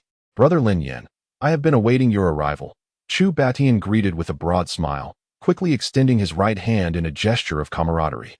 As the head of the Chu family, you must be aware of my purpose in coming here, Lin Yin asserted. To be perfectly candid, I had no prior knowledge of the butler's intentions. I have only just received this information, Chu Batian replied, fully aware that he was merely seeking to absolve himself of any suspicion. Do you think I would believe you? Lin Yin retorted skeptically. Brother Lin Yin, I assure you, I was completely unaware. Do you truly think I would act against you on my own territory? Chu Batian gazed earnestly at Lin Yin, yearning for his understanding. Aware of the depths of Lin Yan's character, regardless of your involvement, it was your family that initiated the conflict. Lin Yin had no desire to hear further explanations from Chu Batian. His singular focus was to eliminate the Chu family. Brother Lin Yin, I acknowledge that this incident is our family's fault. Allow me to compensate you for the damages to your vehicle, as well as for your emotional distress. Name your price. Chu Batian sought to leverage his wealth to ease the tension between the Chu family and Lin Yin. I demand $200 million. And I also want that store in Times Square. Very well, as long as Brother Lin Yin does not hold our family accountable any longer. I shall acquiesce to all your demands. Chu Batian, feeling the weight of the situation, clenched his teeth, realizing that Lin Yan's formidable stance left him little choice. Otherwise, the annihilation of the entire Chu family would be inevitable. Since that is the case, I await your delivery of cash, Lin Yin remarked before departing with Zhao Long boss. Why did you confront the Chu family yet refrain from annihilating them entirely? Why leave them be? Zhao Long inquired, somewhat perplexed. After all, Lin Yin had arrived in a state of extreme fury, yet now he seemed to take a different approach with the Chu family. You fail to comprehend. If we were to obliterate the Chu family, the Zhou family would merely seek out other families akin to the Chu to serve their purposes. Only by systematically eroding their assets can we render the Zhou family incapable of executing their plans, Lin Yin elucidated. Ah, I see now, Zhao Long responded, enlightenment dawning upon him as Lin Yan's words cleared his confusion. Chapter 57. The Scandal of Counterfeit Drugs. What? When did this happen? All right, I understand. I will immediately inform the boss. Zhao Long was suddenly interrupted by a phone call, one that instilled a sense of unease in his otherwise calm demeanor. What is going on? What has happened? Boss, there are allegations circulating about counterfeit drugs at the hospital, and it is your fourth sister, Lu Wushuang's, institution. The rumors are spreading rapidly, claiming that she is merely a figure seeking empty fame. Have you determined who is behind this chaos? Not yet. The culprits have left no traces, handling the situation with remarkable discretion. Understood. Lin Yin refrained from further discussion, starting his car and racing towards Lu Wushuang's hospital. By the time he arrived at the hospital, 2 hours had elapsed, and the entrance was teeming with a crowd. Observing the scene, Lin Yin took out his phone to call Lu Wushuang. Hello, Xiao Yin. I'm currently facing some difficulties. I will call you back shortly. Lu Wushuang's tone was hurried, indicating an urgent matter at hand. Sister, I've reached the hospital, but it's swarmed with people. Is there any way you could help me get inside? Lin Yin's words surprised Lu Wushuang. He was approximately 2 hours away from her hospital, and this incident had only emerged an hour prior. There is a way. Please wait a moment while I dispatch an ambulance to bring you in. All right. After Lin Yin spoke, he found a corner and awaited the arrival of the ambulance. Before long, an ambulance emerged, and Lin Yin smoothly entered the hospital. Sister C, what exactly is going on? Lin Yin inquired, his concern evident. He suspected that these events were orchestrated by the Zhou family. Xiaoyan, I have a feeling this matter is connected to the heir of a traditional Chinese medicine family. Connected to the heir of a traditional Chinese medicine family? Does this mean that this hospital has affected them? Lin Yan's attention had not been solely focused on this hospital, and he felt he had overlooked certain details. No, the heir of the traditional Chinese medicine family has taken an interest in me, but I have repeatedly declined his advances. I sense that this incident is intricately linked to him. Lu Wushuang's weary eyes held a trace of resentment. She had not anticipated such trouble upon her return to the hospital. Now that we know who is behind this, the situation becomes simpler, Lin Yin declared confidently, a smile gracing his lips. However, Lu Wushuang appeared perplexed, unsure of Lin Yan's intentions. Xiaoyan, this situation is not as straightforward as you think. The heir of the traditional Chinese medicine family wields considerable influence. If you offend him, no matter how capable you are today, it will be challenging for you to advance in your medical career. Is that so? Does this individual truly possess such significant background? I shall see what means he has. Lin Yin had long devised a plan. His abilities were more than sufficient to contend with the members of the traditional Chinese medicine family. Xiaoyan, allow me to handle this matter myself, Lu Wushuang insisted, gritting her teeth, convinced that she could resolve the situation with her own capabilities. Fourth sister, where is that instigator who first stirred up trouble? Is he still in this hospital? Lin Yin was aware that the news of the counterfeit medicine had been disseminated by someone. That individual had been apprehended by their people while spreading the rumors, and he was now confined. To be frank, fourth sister, someone sought my assistance today, and I inadvertently directed that individual to you. It was no wonder someone had called me in advance to make an appointment, leading to the uproar over the counterfeit medicine. Lin Yin now realized they had already been targeted, a fact he had carelessly overlooked. Damn it, these scoundrels have actually plotted against me. Xiaoyan, please remain calm. I am fully capable of dealing with this.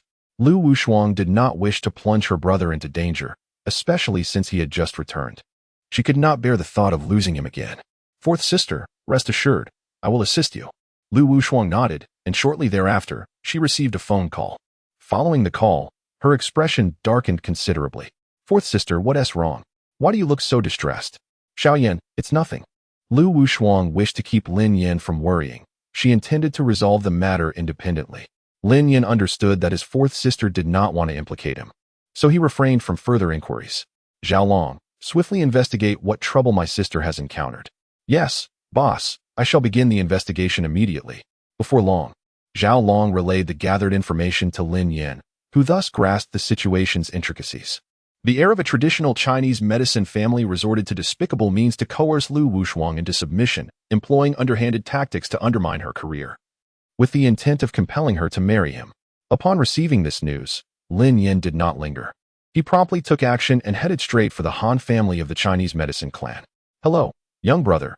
Are you here to participate in the Chinese medicine refining competition? As Lin Yin approached the Han family's entrance, he was stopped by a person at the gate. Indeed. Then, young brother, where is your registration receipt? Registration? Does such a trivial competition require registration? Lin Yan's tone was dismissive, inciting anger among those present. Who is this guy so audacious? Does he not realize the significance of this place? The crowd murmured, some beginning to push Lin Yin away. You arrogant fool, you are not welcome here. Be gone at once. Indeed, this place does not welcome impolite individuals such as yourself. Be gone at once. Gradually, the assembled crowd began to chant for your departure, and the security personnel approached in an attempt to escort Lin Yin out. Wait a moment. Are you not aware of the nature of this establishment? Lin Yan's words silenced the previously raucous crowd. We are well aware of what this place signifies. It is a bastion of traditional Chinese medicine passed down through generations. At this juncture, one among them stepped forward. Oh, if that is the case, do you truly comprehend the essence of this place? Lin Yin's inquiry rendered the speaker momentarily speechless. Meanwhile, a message arrived from Long Yin, indicating that Lu Wushuang had reached the Han family, a lineage renowned for their expertise in traditional Chinese medicine, and had vanished without a trace thereafter. You are clearly here to create disturbances. Someone, remove him at once. Chapter 58. The traditional Chinese medicine conference. A member of the Han family boldly accused Lin Yin of causing trouble. Am I the one creating chaos? Or is there indeed something amiss here that you are aware of? Lin Yin retorted. Enough. Silence, everyone. Young man, I admire your audacity. But this is not a place where you can act recklessly. The family head, Han Zhong, stepped forward to restore order amidst the turmoil. Head of the family. It is evident that this young man is here to disrupt. We should expel him, one of the onlookers suggested. Han Zhong remained silent, gradually approaching Lin Yin. Are you the one in charge? It is surprising that a prominent family like yours resorts to such despicable tactics. Oh, young lad, I believe there may be a misunderstanding between us. Han Zhong aimed to preserve his family's honor and refrained from openly confronting Lin Yin. A misunderstanding? Might I inquire about the whereabouts of your son at this moment? Lin Yin countered, implying a deeper issue. It seems there is a misunderstanding between you and your offspring. Someone, please summon the young master. There is no misunderstanding. It is merely that your actions have provoked my ire. Lin Yin asserted confidently. Young man, I am here to speak with you amicably. Do not mistake my civility for weakness. Han Zhong's expression darkened, as he had not anticipated that the instigator would merely be a young lad. Father, is there something urgent that requires my attention? Han Zhong's son, Han Wen, hurriedly arrived on the scene. Ah, you insufferable wretch, you have finally shown up. Who do you think you are to create a ruckus in my home? Upon encountering Lin Yin, Han Wen regarded him with disdain, for Lin Yin was merely a young man in his 20s. You should be well aware of who I am and my intentions. Hand him over immediately. Lin Yin refrained from engaging in unnecessary dialogue, understanding that Han Wen's arrival signified the temporary safety of his sister. Young man, do you comprehend the gravity of this occasion?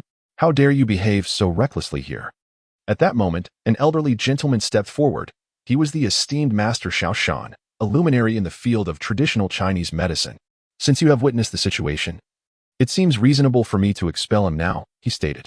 Han Zhong seized the opportunity to have Lin Yin removed, a move that would preserve the Han family's dignity while adeptly managing the unexpected circumstance.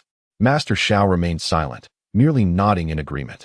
His authority in the realm of traditional Chinese medicine was well recognized, and his consent implied that this young man was indeed causing a disturbance. Indeed, this youth is quite audacious. The Han family's standing in the field of traditional Chinese medicine is formidable. The fact that they have not dealt with him directly already shows leniency. Consider yourself fortunate. We have eliminated a competitor. The crowd began to murmur. Their understanding of the Han family limited. They had come seeking to make a name for themselves at the traditional Chinese medicine conference, hoping that such recognition would propel their future endeavors to great heights. Hold on. The conference has yet to commence, and you are already issuing expulsion orders. Is that not somewhat inappropriate? The security personnel of the Han family have encircled Lin Yin, ready to expel him at any moment. Young man, I have refrained from holding you accountable for your disturbance. Do not overstep your bounds. Han Wen glared at Lin Yin. Lin Yin responded with a calm smile. Oh, I mentioned upon my arrival that your Han family merely enjoys the facade of a traditional Chinese medicine lineage. Now, you are nothing but a hollow name. His audacious words drew disapproval from many present. Who is this brash individual daring to be so insolent? Indeed, since the Han family has not taken action against him, he should be grateful. Yet, he still dares to speak so recklessly. It seems that even the mightiest of figures could not rescue this young man from his impending doom. Boy, on the brink of death, you still dare to boast? Do you believe I want to dispose of you this very instant? Han Wen, visibly displeased with Lin Yin, had dispatched someone to monitor Lu Wushuang, who reported seeing Lin Yin in her office. Xiao Wen, do not be disrespectful. Since this young man has come to compete, we must persuade him with reason, allowing him to concede gracefully. Han Zhong had already devised a plan. Winning the competition would solidify the Han family's standing in the realm of traditional Chinese medicine, while eliminating the troublesome Lin Yin would require no effort on his part. Although Han Wen harbored resentment, he felt compelled to comply with his father's wishes. It appears the Han family is indeed a magnanimous clan, not only allowing the young man to remain, but also permitting him to participate in the competition. Indeed, the head of the Han family is truly benevolent. It seems that this young man's claim of seeking someone is merely a fabrication. It appears he wishes to elevate his own prominence and gain recognition from the Han family. Upon overhearing the conversations around him, Lin Yin merely turned his head and bestowed upon them a frosty glare, which left those individuals utterly astounded into silence. Old Xiao. There is a slight interlude in this matter, but we must still request your esteemed presence as a judge for this significant event. Your efforts are greatly appreciated, Han Zhong said politely as he approached Xiao Shan, bowing respectfully to invite him forward. Once the matter was settled, Han Zhong announced the commencement of the competition.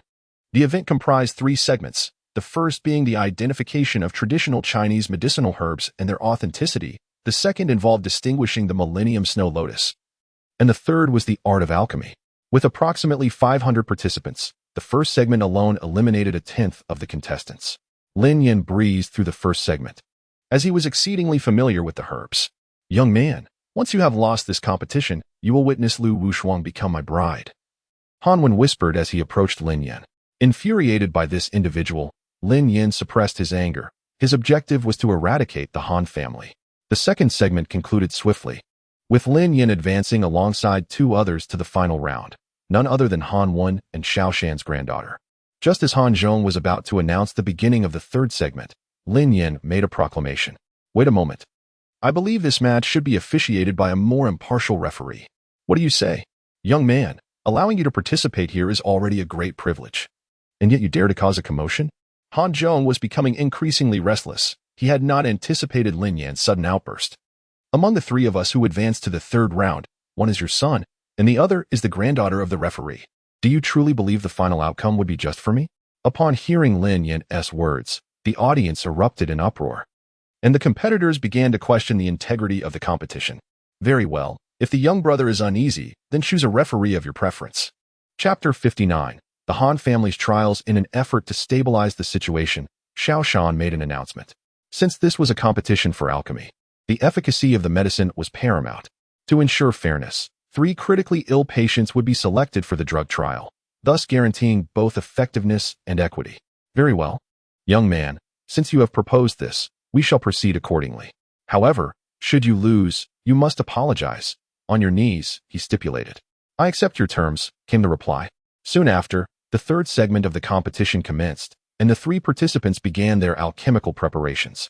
After a period of time, all 3 had completed their concoctions. Upon administering the medicines to the patients, signs of improvement began to manifest. Lin Yan's potion swiftly roused the critically ill patient, while the other 2 remained in a state of unconsciousness. Remarkable. I never anticipated this individual possessed such hidden talents at such a young age. He is poised to become the king of medicine, truly extraordinary. Indeed, should nothing unforeseen occur, he will likely be the youngest king of medicine in history. Silence. This arena is no place for your raucous chatter, came the admonition from Han Zhong, beads of sweat dotting his brow. Reluctantly, Xiao Shan announced the results of the competition. Han Wen, you have framed academician Lu, subjecting her hospital to a scandal involving counterfeit drugs, coercing her into an engagement with you. And now you have confined her within your quarters. As the results were proclaimed, Lin Yan confronted Han Wen with the truth, igniting a flurry of murmurs among those present. Nonsense. How could Lu Wushuang possibly be in my room? Han Wen rose, glaring fiercely at Lin Yan, as if harboring a deep-seated enmity towards him. Is that so? I possess evidence that you conspired against Lu Wushuang using counterfeit medicine, Lin Yan declared, producing a series of documents that unequivocally demonstrated his accusations against the hospital where Lu Wushuang worked. It is no wonder. I have heard that Lu Wushuang is the youngest academician in Huagua, having saved countless lives. How could she possibly be involved in selling fake medicine? Murmured the crowd, which began to buzz with speculation. The onlookers, including the common folk who had come to witness the event, could no longer contain themselves. Release her! Release her! They chanted in unison. Han Zhong's carefully laid plans were thrown into disarray. He was now singularly focused on eliminating Lin Yan. Ignoring the obstruction of the Han family, Lin Yan made his way to the rear courtyard, forcefully kicking open the doors of the house. He found the unconscious Lu Wushuang and carried her to the venue of the traditional medicine competition. Upon seeing Lin Yan emerge with Lu Wushuang in his arms, the crowd was swayed by his earlier assertions. Xiaowen, what on earth have you done? Were you not supposed to handle this situation? Han Zhong glared at his son in fury, surprised that his offspring had failed to eliminate Lin Yan. Father, I dispatched over 20 individuals to deal with him, but none have returned, allowing him to escape with Lu Wushuang. His son replied, frustration evident in his voice. Brother Han, at this juncture, There remains but one course of action: to eliminate all present. Once these individuals are dealt with, the status of the Han family shall be secured. Xiao Shan's countenance was grave. To protect the Han family, he had no choice but to resort to such desperate measures. "Old Xiao, your foresight is commendable," Han Zhong remarked, gesturing to mobilize all the members of his household, each armed with a firearm. "Master Han, what do you intend?" questioned those who had come to participate in the contest, bewildered by the unfolding events. "It is simply to silence you all," Han Zhong declared brazenly, revealing the harsh truth. "Master Han, are you not concerned about my father's potential retaliation?" "Retaliation? You should focus on surviving to leave this place first." At that juncture, "I shall provide your father with a satisfactory explanation," Han Zhong replied, and with a wave of his hand, his subordinates prepared to open fire. In that critical moment, Lin Yin deftly hurled several silver needles, immobilizing those before him. "Medical martial arts? Who exactly are you?" Xiao Shan exclaimed in astonishment upon witnessing Lin Yan's remarkable skill. "Old Xiao, do not fear. Regardless of his prowess, he cannot outpace our bullets." "No, Master Han, I fear this situation is far more complex than you perceive," Xiao Shan said, his expression grave, as if foreseeing a significant event on the horizon. However, Han Zhong remained indifferent to these forebodings. Lin Yin remained silent, tightly embracing Lu Wushuang. The Han family had already fallen from grace. It was only a matter of time before they departed from this place. "Who exactly are you?" Han Zhong inquired with a serious expression, gazing at the impassive Lin Yin. "You are not worthy to know who I am." As Lin Yin spoke, he advanced towards them, his eyes filled with murderous intent fixed on Han Wan, who, terrified, began to retreat until he eventually collapsed onto the ground. What do you intend to do?" Han Wan stammered in fear as he looked up at Lin Yin. Lin Yin slowly lowered his head, cradling Lu Wushuang in his left arm while extracting several silver needles with his right hand. "I advise you not to act recklessly, or you shall surely meet your demise." Han Wan gritted his teeth and warned, "Is that so? Allow me to hazard a guess. Your patron is the Shou family, is it not?" Lin Yin had already investigated the intricate connections of this traditional Chinese medicine family, discovering that the Han family was affiliated with the Zhou family. "Where did you glean this information?" "The source of my knowledge is of little consequence. Moreover, take a look at the news online." Han Zhong pulled out his phone, and upon seeing the sensational news circulating online, he stood frozen in disbelief. "I will kill you." Han Zhong charged at Lin Yin like a madman. Lin Yin deftly dodged his attack and swiftly pierced a needle into Han Wan, who let out a chilling scream. "This is the consequence of provoking me," Lin Yin declared before departing the Han residence with Lu Wushuang in his arms. The members of the Han family stood there like wooden statues, stunned into silence.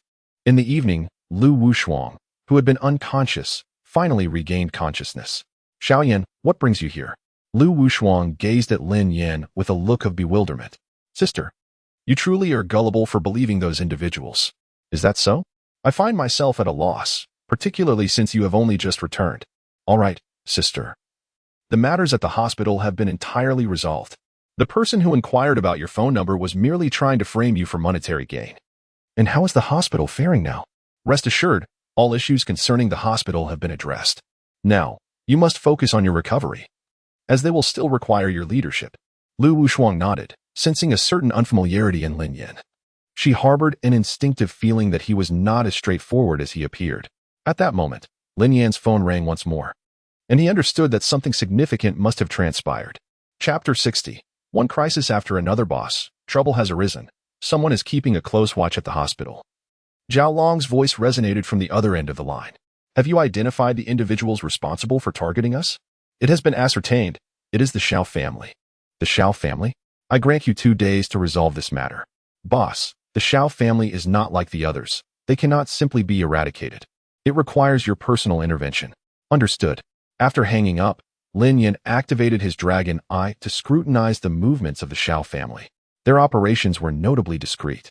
Following the downfall of the Han family, the Shao family had adopted an exceedingly cautious approach. "Xiao Yan, has something occurred? You seem rather troubled," Lu Wushuang inquired. Having regained her strength after a period of rest, she approached Lin Yin, noticing the gravity etched on his countenance. "Indeed, fourth sister, the hospital is once again under scrutiny." Lu Wushuang remained silent, as if all of this was within her foresight. "Fourth sister, why are you so unfazed? Did you foresee this predicament?" Lin Yin discerned her thoughts.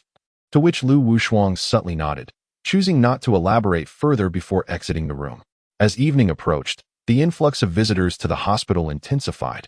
The outpatient department brimming with people, and all hospital staff were inundated with tasks. "Director, we face a grave situation. The medical supplies are nearly depleted." A young nurse entered the director's office to report the matter at hand. "How infuriating. This fellow truly is a nuisance." "Haha, what is so bothersome? If you were to accept my marriage proposal, such troublesome matters would cease to exist." A tall man strode in, and with a single glance, Lin Yin discerned that he was afflicted with a grave, incurable illness. "You might as well abandon all hope. I shall never consent to marry you." Lu Wushuang spoke with unwavering resolve, rejecting the man without a hint of hesitation. "Oh, what is this? With a beautiful young companion hidden away. Do you now find me unworthy?" The man's gaze fixated solely on Lin Yin, emanating an intense aura of animosity. "Get out of my sight. Whether you marry me or not, this hospital can only be salvaged by me. Prepare for its inevitable bankruptcy." With that, the man trembled as he exited the director's office, leaving the once stalwart Lu Wushuang with glistening eyes. "Fear not, fourth sister. Allow me to handle this matter. I assure you, I will not let your hospital face closure." Lin Yan's words eased Lu Wushuang's anxious heart. Ever since she had been brought back from the Han family by Lin Yan, she sensed he was no ordinary individual. As nightfall enveloped the earth, the hospital was filled with the sounds of bustling activity, yet as time passed, the patients within the hospital grew increasingly vocal in their discontent. "Dean, our current situation is extremely dire. No pharmaceutical company is willing to supply us with medication. I understand. The foremost priority is to soothe the patient's emotions." "Indeed, Dean." Lu Wushuang's gaze was filled with helplessness. After a brief respite, Lin Yin silently departed the room. Upon leaving the hospital, Lin Yin approached an extravagant vehicle parked outside. "Pretty boy, let me inform you, Lu Wushuang will become my woman tonight. Not even the Celestial Emperor could save her." The tall man lowered the car window, glaring menacingly at Lin Yin. "Oh, and then what?" Lin Yin regarded the man with utter disdain, an aura of lethal intent emanating from him. "Unappreciative fool, you lot. Dispose of him immediately." The man commanded, and from the shadows emerged several figures clad in black, brandishing firearms aimed at Lin Yin. "I detest having something pointed at my head." Lin Yin uttered this with palpable menace, causing the armed men to shudder involuntarily, as if sensing an impending threat. In a flash, before they could even pull the triggers, Lin Yin had incapacitated all of them. "Humph, indeed, my uncle was right. You are indeed a formidable adversary." The tall man appeared to have anticipated this outcome, suddenly tossing a handful of green powder into the air. "Is it poison? Alas, your venomous words bear no weight upon me." Lin Yin chuckled nonchalantly, delivering a powerful blow to the car's glass, which shattered into a myriad of fragments in an instant. "The efficacy of your words shall soon be revealed." The tall man smirked with a sense of triumph, but before long, he coughed up blood and collapsed within the vehicle. Lu Wushuang observed the scene with keen clarity from the director's office, having stood by the window, her gaze fixed outside since Lin Yin departed the hospital. Lin Yin gestured towards the rooftop before driving away in the luxury car occupied by the man. After approximately 15 minutes, the vehicle arrived before a villa. "You should be waking up. We have reached our destination." "Humph, how do you know I am awake?" A man afflicted with a terminal illness, managing to endure thus far, is indeed remarkable, especially considering his esteemed background. The man ceased his words, instead drawing a dagger and plunging it into his abdomen with great force. "Humph. No matter your prowess, you cannot absolve yourself of suspicion." With that, he drew his last breath, his heart silenced, as the vehicle was swiftly surrounded by numerous police officers, guns drawn and aimed at the car. Lin Yin emerged from the vehicle with calm composure, just as Xiao Shan hurriedly approached. "Officer, this man has kidnapped my nephew, and this car belongs to him." Xiao Shan testified that Lin Yin was indeed a kidnapper. Following a thorough investigation by the police, they discovered a corpse in the vehicle, which turned out to be Xiao Shan's nephew. "Comrade, we kindly request that you accompany us for further inquiry," they stated. "This individual committed suicide. His case bears no relation to me, and this location serves as evidence of his self-inflicted demise," Lin Yin asserted, retrieving his phone from behind his clothing, revealing a video that corroborated his claim that Xiao Shan's nephew had taken his own life. After reviewing the footage, the police concluded that Lin Yin was not the murderer of Xiao Shan's nephew.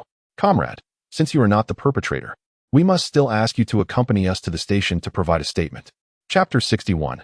Xiaoshan Beihai. After a brief exchange of pleasantries with the leading officer, Lin Yan's identity was revealed, prompting the policeman to leave without a backward glance. Little did he expect our paths would cross so swiftly once more. Once the officer departed, Lin Yan fixed his indifferent gaze upon Xiaoshan. Lin Yan, I am well aware of your true identity, Xiaoshan remarked with an air of calm, seemingly having anticipated this outcome. His primary objective was never his sister, it was Lin Yan all along. Mr. Xiao, it appears that the conflict between us can be resolved this very evening, Lin Yan stated with a faint smile, his eyes glinting with lethal intent. It is time to take action. At Xiaoshan's command, numerous individuals emerged from the shadows, all of them unarmed. Kid, I understand now why you carry yourself with such arrogance. Regardless of your mentor, today I shall render you powerless. Just as these individuals prepared to strike, Su Xiaoro and Yi Hongyu rushed onto the scene. Sister 2, Sister 3, what brings you here? Lin Yan inquired, astonished by the arrival of both his second and third sisters. Xiao Yan, it was the fourth sister who urged us to come. She mentioned you might encounter trouble. So we hurried over, Su Xiaoro explained. Sister 3, but you were still injured. This minor injury is of no consequence to me. What matters is that there are those who wish to harm my brother, Yi Hongyu replied earnestly, shedding her previous demeanor as a killer. Ah, it seems you are quite fortunate, my friend. Who would have thought that even in the face of death, a beauty would accompany you? Very well. I shall grant you your wish. With a swift motion, Xiaoshan signaled for his men to engage in combat. Due to her injuries, Yi Hongyu soon found herself fatigued after a brief skirmish and was quickly defeated. Observing this, Lin Yan rushed forward to embrace Yi Hongyu, who offered no resistance and quietly lay in his arms. Su Xiaoro also fought valiantly, while Lin Yan produced several silver needles, applying them to Yi Hongyu's body, allowing her to gradually recover. Xiao Yan, quickly take third sister away. I will hold them off here, Lin Yan urged. Second sister, do not worry. I can handle this entirely, he reassured her. As he spoke, he cast all the silver needles from his body, each one finding its mark on the assailants. Ha ha. What does it matter if you are skilled in both medicine and martial arts? I have long been prepared, having outfitted them with steel plates, Xiaoshan laughed, as the burly men collapsed to the ground, unable to rise. Is that so? Upon witnessing this, Xiaoshan was thrown into disarray, his earlier composure vanishing in an instant. Old fool, I never expected you to turn against me. Next year on this day will mark your day of reckoning, Lin Yan declared, clenching his fist and striking towards Xiaoshan's head. Stop. At that moment, Xiaoshan's granddaughter stepped in front of him. Step aside, or I shall eliminate you as well. Lin Yan spoke with a tone of icy indifference, evoking a sensation akin to the chill of midwinter in June. He refrained from delivering a single blow, instead suspending his fist in the air. Xiao Yan, we have indeed heard about the matter concerning fourth sister. The actions of the Xiao family this time are utterly excessive. Yi Hongyu gazed at Lin Yan, equally eager to avenge Lu Wushuang. Lin Yan, I implore you, I beseech you to spare my grandfather. As long as you grant him mercy, I am willing to comply with any demand you make. Xiao knelt on the ground, weeping profusely while pleading fervently. Speak. Xiaoshan, who incited you to act in this manner? Lu Wushuang approached calmly, pointing out that a hidden mastermind was orchestrating the events behind Xiaoshan. It is. Before Xiaoshan could complete his statement, a flurry of flying needles hurtled toward them. Lin Yan swiftly pulled Xiao away, but Xiaoshan had not managed to evade in time and was struck by the needles, meeting his demise on the spot. Grandfather! Xiao cried out in anguish, unable to fathom that her grandfather had been slain before her eyes and in such a public setting. Elder sister, third sister, fourth sister, be cautious. There is a formidable assassin nearby. It appears these individuals are relentless, intent on eliminating us. Drawing from her past experiences, Yi Hongyu reached this conclusion, sensing a familiarity in the assassin's method, though she could not recall who it was at that moment. Elder sister, third sister, fourth sister, please wait here for me. I shall seek out that scoundrel. As soon as Lin Yan's words fell, he darted out like a specter, vanishing into the vastness of the night. Approximately 2 minutes later, he re-emerged, dragging a shadow behind him. Sisters, the next steps are yours. Lin Yan understood that when it came to dealing with assassins, his sisters possessed far greater experience, particularly his third sister, Yi Hongyu, who was more than capable of handling such threats. Yi Hongyu expertly extracted the poison from the assassin's mouth, intended for self-destruction. Speak. Who sent you? She demanded. If you have the guts, kill me, the assassin defiantly declared, Yet in the next moment, Lu Wushuang produced a scalpel from her bag. The assassin's expression darkened, but he remained silent. In a swift motion, Yi Hongyu seized the scalpel and severed the tendons in the assassin's left hand, eliciting a piercing scream. "Will you speak now?" she pressed, delivering a firm slap to the assassin's head, startling him into submission. "I'll tell you. It was the Zhou family who sent me to kill you." Under duress, the assassin divulged the truth. "Who else was sent along with you to kill us?" Lin Yin inquired coldly, but just as the assassin was about to respond, he suddenly collapsed, lifeless. It appeared someone had poisoned him in advance. Otherwise, such a sudden demise would have been impossible. Lu Wushuang meticulously examined the corpse, discovering that the individual had been poisoned prior to their arrival, indicating that the mastermind had already devised an escape plan. "This insignia is..." Yi Hongyu gazed at the assassin, lifting the sleeve of his arm to reveal a flame-shaped emblem. "What is it, third sister? Do you recognize the nature of this organization?" Lin Yin initially intended to identify the organization through the dragon eye, but it seemed Yi Hongyu had already discerned its identity. "Indeed, this organization is nurtured by the Zhou family and is known as the Flame Society. However, it remains rather enigmatic, with few having encountered its members. I have had dealings with them before. It appears the Zhou family has taken action against us." Lin Yin was not particularly surprised by this revelation, as the Xiao family also fell under the influence of the Zhou family. Chapter 62. The Challenger. At this moment, Lin Yin received another message from Long Yin, indicating that there were individuals attempting to challenge Su Xiaorou's martial arts academy. Moreover, in a short span of time, dozens of other establishments had also faced similar challenges, all of which ended in defeat. It seemed that this individual remained undeterred. Su Xiaorou sighed suddenly. "It must be because my second sister is fair-skinned and beautiful." Attracting the attention of men, Lu Wushuang teased. "Enough of that. It's merely a troublesome fellow who enjoys competing with me."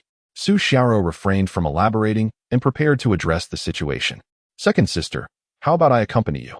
Perhaps I could seize the opportunity to learn a bit of Taekwondo from you," Lin Yin suggested. He felt that the occurrences were too coincidental.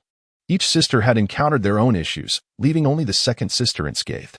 He harbored a vague suspicion that someone was orchestrating these events from behind the scenes. "Very well. Since you, Xiao Yin, have offered, then you shall accompany me back. This way, we can have a proper discussion." Su Xiaorou expressed her curiosity about the experiences Lin Yin had undergone over the past several years. "Lin Yin, this is all your fault. If it weren't for you, my family wouldn't be facing such turmoil," Xiao said sorrowfully, her eyes glistening as they fixed on Lin Yin. "This is not entirely my fault. I had already shown mercy towards your grandfather when I was at the Han family's residence, yet your grandfather's actions..." Xiao was well aware that not all blame could be placed on Lin Yin. Su Xiaorou pulled Lin Yin into the car and accelerated swiftly. The speed at which she drove left Lin Yin feeling both exhilarated and apprehensive. What was originally a 2-hour journey was completed in a mere hour and a half, bringing them to Jiangqing. "Second sister, I didn't realize your driving skills were quite impressive," Lin Yin remarked, only to be overtaken by a wave of dizziness. "Xiao Yin, hurry up." As Lin Yin opened the car door and stepped out, Su Xiaorou grasped his arm, leading him into her shop. The scene inside was chaotic. Students lay scattered across the floor, most incapacitated and struggling to even stand. "This fellow has truly dealt a heavy blow," Su Xiaorou thought, her expression darkening as she recognized the severity of their injuries. "You're finally back.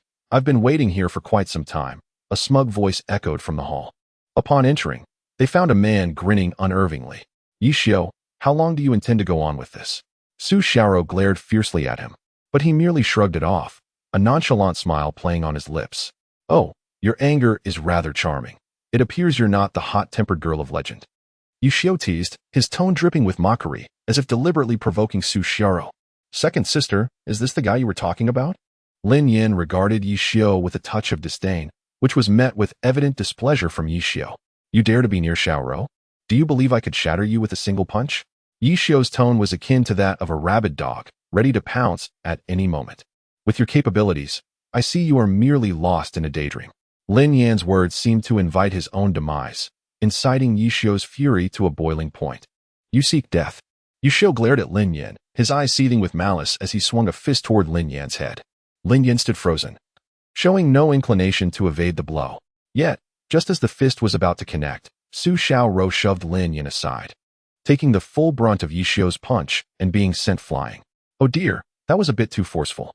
Yishio quickly withdrew his strike, unwilling to have such a beauty perish at his hands, for he had not yet had his fill of the encounter. Your opponent is me. Su Xiaoro stood up with some difficulty, having just endured a heavy blow. Xiaoro, I advise you to surrender. You are no match for me now.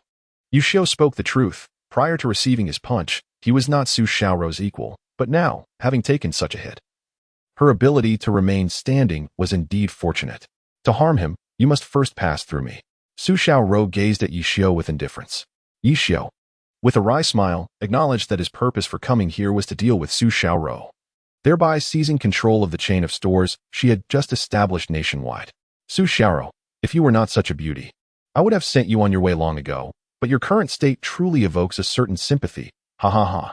Yishio began to laugh heartily. If he were to incapacitate Su Xiaoro now, she would have no choice but to relinquish her power. Bah, you despicable wretch. The expression on Su Xiaoro's face grew increasingly grim, and Lin Yin recognized that the blow she had taken for him had inflicted severe injury upon her.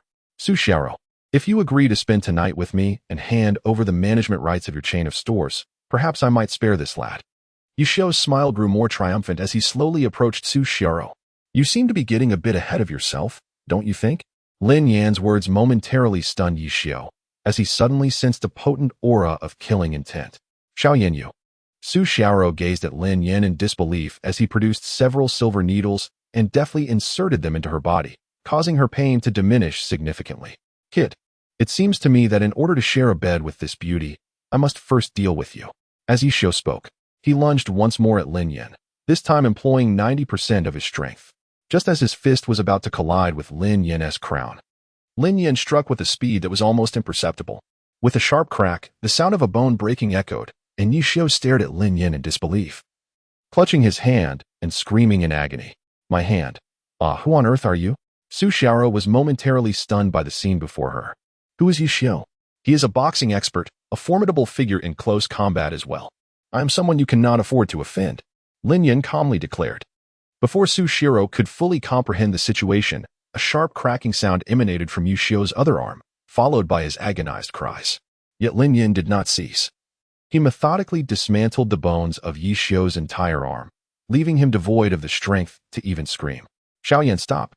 Su Xiaoro urgently called out to Lin Yan, who then halted his actions, but by that point, Yishio was in a wretched state, utterly incapable of movement.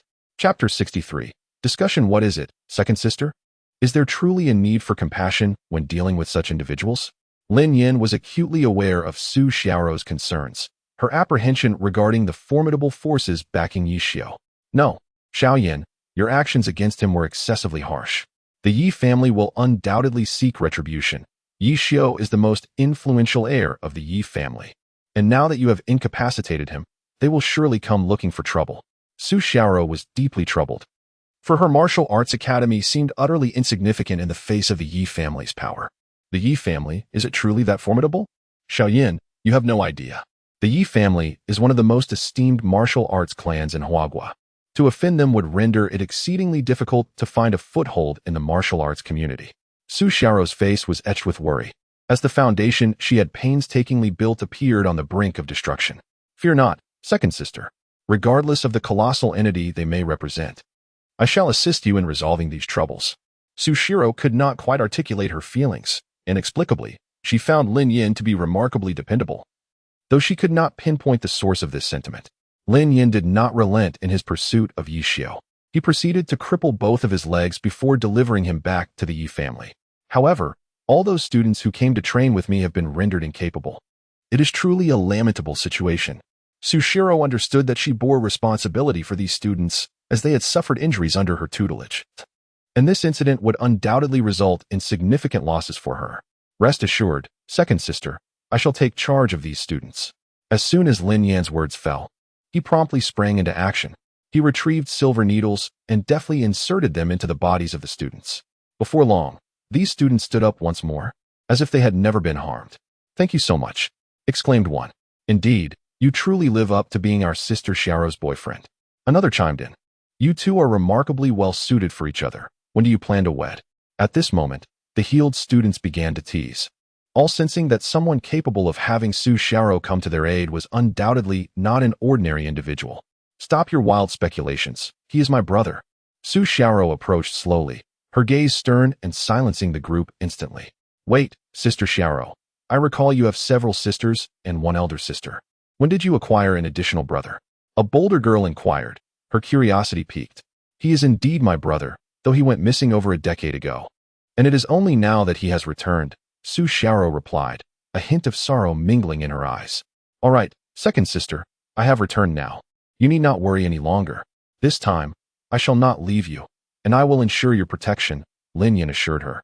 As he began to remove the silver needles from Su Xiaoro's body, upon feeling a sharp pang of pain, she was soon enveloped in a complete absence of discomfort. Xiaoyan, when did you learn acupuncture? Moreover, I noticed that your technique differs from conventional acupuncture, and you managed to restore my condition so swiftly. Su Xiaoro expressed her astonishment, for she possessed a considerable understanding of traditional Chinese medicine, which is typically known for its gradual effects. Yet this time, the results were remarkably prompt. It's nothing, merely a technique I stumbled upon, Lin Yan replied, not wishing to divulge too much. Su Xiaoro sensed that Lin Yan harbored secrets and refrained from pressing further. By the way, Xiaoyan, I see that you possess quite a skill. How about we engage in a friendly sparring session? Second sister, you are so formidable. How could I possibly be your match? Lin Yan attempted to evade the challenge, not wanting to spar with family. Come now, Xiaoyan, there's no need for modesty. I have already witnessed your prowess. I am well aware of what level Yi Xiao is at, and the ease with which you dealt with him clearly indicates your strength, Su Xiaoro remarked, eager to test Lin Yan's true capabilities. All right, second sister, but please remember to go easy on me. Rest assured, I shall not be too forceful, Su Xiaoro assured him as she led Lin Yan to the dressing room, providing him with a set of taekwondo attire. Second sister, perhaps you could wait outside for a moment? I feel a bit uncomfortable with you in here, Lin Yan said, having just removed his outer garment. Noticing Su Xiaoro's gaze lingering on him. What are you afraid of? I am your sister. What is there to feel embarrassed about? In a moment of distraction, Su Xiaoro noticed the numerous scars adorning Lin Yan's body, and a wave of sadness washed over her. Having departed at the tender age of 5, how much suffering had he endured? Sister, you should leave now. After all, I am already an adult, Lin Yan insisted once more. This time, Su Xiaoro did not refuse and turned to exit the room, closing the door behind her. Before long, Lin Yan had changed his clothes, carefully concealing all his scars. For those he could not completely hide, he chose not to overcompensate. Xiaoyan, I have also changed. Let us proceed to spar, Su Xiaoro said, pulling Lin Yan to their usual training ground. Xiaoyan, do take this seriously, otherwise you may get hurt. Second sister, please do not strike too hard. If you do, I may not be able to endure it, Lin Yan replied, rubbing his head and offering a foolish grin. Soon, Su Xiaoro engaged Lin Yan in combat, her strikes heavy and relentless, pressing him with each move. Lin Yan merely evaded her attacks in silence, refraining from retaliating. Xiaoyan, this is rather unfair. Why do you only dodge my blows and refuse to engage? Su Xiaoro observed that Lin Yan was reluctant to fight back. Second sister, we are merely sparring. It should be kept light. Don't you think your techniques catch me off guard? Lin Yan remained motionless. At that moment, a large group of people entered the martial arts hall. Who was in charge here? The leader's demeanor was exceedingly arrogant, showing a blatant disregard for everyone present. I am, he replied. Who are you ruffians to intrude upon another's dojo? The man pointed at Su Xiaoro and commanded, you there, seize this girl. At his command, a group encircled Su Xiaoro. However, she did not surrender meekly. Instead, she adopted an aggressive stance against them. To her surprise, rather than attacking, they brandished firearms. Chapter 64. The troublesome Yi family sister, hold off on engaging them for the moment. Swiftly escort the students out. Lin Yan murmured softly beside Su Xiaoro. Understood. Su Xiaoro gestured for the students to evacuate, but they hesitated, daunted by the guns in their assailants' hands. Observing their trepidation, Lin Yan extracted several silver needles from his person and deftly flung them, causing the armed individuals to collapse. Quickly move. Do not linger here, Su Xiaoro urged. The students hastily exited the martial arts hall, leaving the lead man bewildered. He had assumed that brandishing a firearm would compel Su Xiaoro to surrender. Little did he anticipate that the Yi family would arrive so swiftly. Who are you? How do you know we are from the Yi family? He stammered. I am merely an ordinary person. As for my knowledge of your affiliation, it stems from your family's disgraceful offspring, a certain Yi Xiao, Lin Yan retorted. Brat, you are as good as dead. No matter how bravado you display, you will ultimately become a lifeless corpse. It appeared that the head of the Yi family was dissatisfied with his son's pitiful state. Su Xiaorou's words also struck the man with astonishment. Despite her formidable abilities, she felt like an ant before the Yi family, given the powerful backing of the Zhou family. The man was so enraged that he could scarcely articulate his thoughts. With a mere flick of his wrist, his garments were instantly reduced to tatters, revealing the formidable aura he exuded. Come, let me confront you and see just how formidable your so-called martial arts lineage truly is, Su Xiaorou declared, bracing herself for battle. In an instant, the man lunged forward. Each strike aimed directly at Su Xiaorou's vital points. Just as it seemed she could barely withstand the onslaught, Lin Yan swiftly pulled her back. Sister, allow me to deal with this troublesome adversary, he asserted. Su Xiaorou was not incapable of defeating this man. Rather, his sheer force overwhelmed her. Lin Yan stepped forward, effortlessly blocking the man's assault with one hand. How is this possible? The man was taken aback, for in his eyes, Lin Yan appeared to be a fragile being, incapable of withstanding his blows. Who are you? He demanded incredulously, his gaze fixated on Lin Yan. Ignoring the question, Lin Yan swiftly dispatched the man with a flick of his wrist, sending him sprawling. A dying man does not deserve to know my name, he replied, his tone laced with a chilling menace, his gaze invoking an unsettling dread. The man staggered to his feet, intent on fleeing the scene. However, Lin Yan would not permit his escape. He launched a silver needle that pierced a crucial acupoint on the man's body. The man let out a piercing scream before collapsing to the ground. Sister, let us return home. If we remain here, these ruffians will continue to torment us. No. Xiaoyan, this shop is the first I established, and now it lies in disarray. I cannot simply abandon it. Su Xiaorou finally revealed her vulnerability. No longer the fierce girl she once was. She sank to the floor, unwilling to relinquish her hard work. Lin Yan discerned Su Xiaorou's sentiments. He understood that he must stay, for if he did not, she would be beset by relentless troubles. Before long, several individuals approached the shop, and this time they were not ordinary folk, but warriors of the Yi family. Lin Yan acutely sensed the subtle shift in the atmosphere surrounding them. He knew that the Yi family was serious this time. Sister, when they burst in, you must hide at once, he spoke with a grave tone. Su Xiaorou hesitated, for the trouble had originated with her. No, I cannot leave you here alone. She resolutely rejected Lin Yan's plea. Suddenly, Lin Yan acted swiftly, driving a silver needle into a pressure point on Su Xiaorou, causing her to faint instantly. It is you, brat, who dares to harm a member of the Yi family. Today, you shall pay dearly for your insolence. The masked figure slowly removed his mask, and others followed suit. Indeed, that arrogant fellow Yi Xiu was the one I incapacitated. And as for the individuals you just dispatched, they are utterly inept. Lin Yan's words incited their fury, prompting them to charge at him in unison, each employing distinct techniques aimed at his vital points. Youngster, brace yourself for the consequences of your hubris, they proclaimed. However, despite their simultaneous assault, they failed to make contact with Lin Yan, leaving them momentarily stunned as they quickly shifted to a defensive stance. Do not presume that your tricks can deceive us, warned the leader, Yi Kuei, who happened to be Yi Xiu's uncle. Having trained in martial arts for decades, he had never encountered an adversary like Lin Yan. Do you truly believe I was employing mere illusions? Lin Yan retorted. Your speed is far too sluggish to even graze me. His words astonished them, for no one had exhibited such velocity in many years, especially Yi Kuei, whose own attack speed was the swiftest in the entire clan. Youngster, do not think that some fancy maneuvers can fool me. No matter how formidable your strength may be, instantaneous movement is unattainable. Yi Kuei's disbelief stemmed not from skepticism, but from his own years of stagnation and cultivation. He found it hard to accept that a mere youth could so effortlessly transcend such barriers. Is that so? Regardless, since you have come here today, I shall engage with you to the very end, Lin Yan declared as he struck with a speed that was almost imperceptible.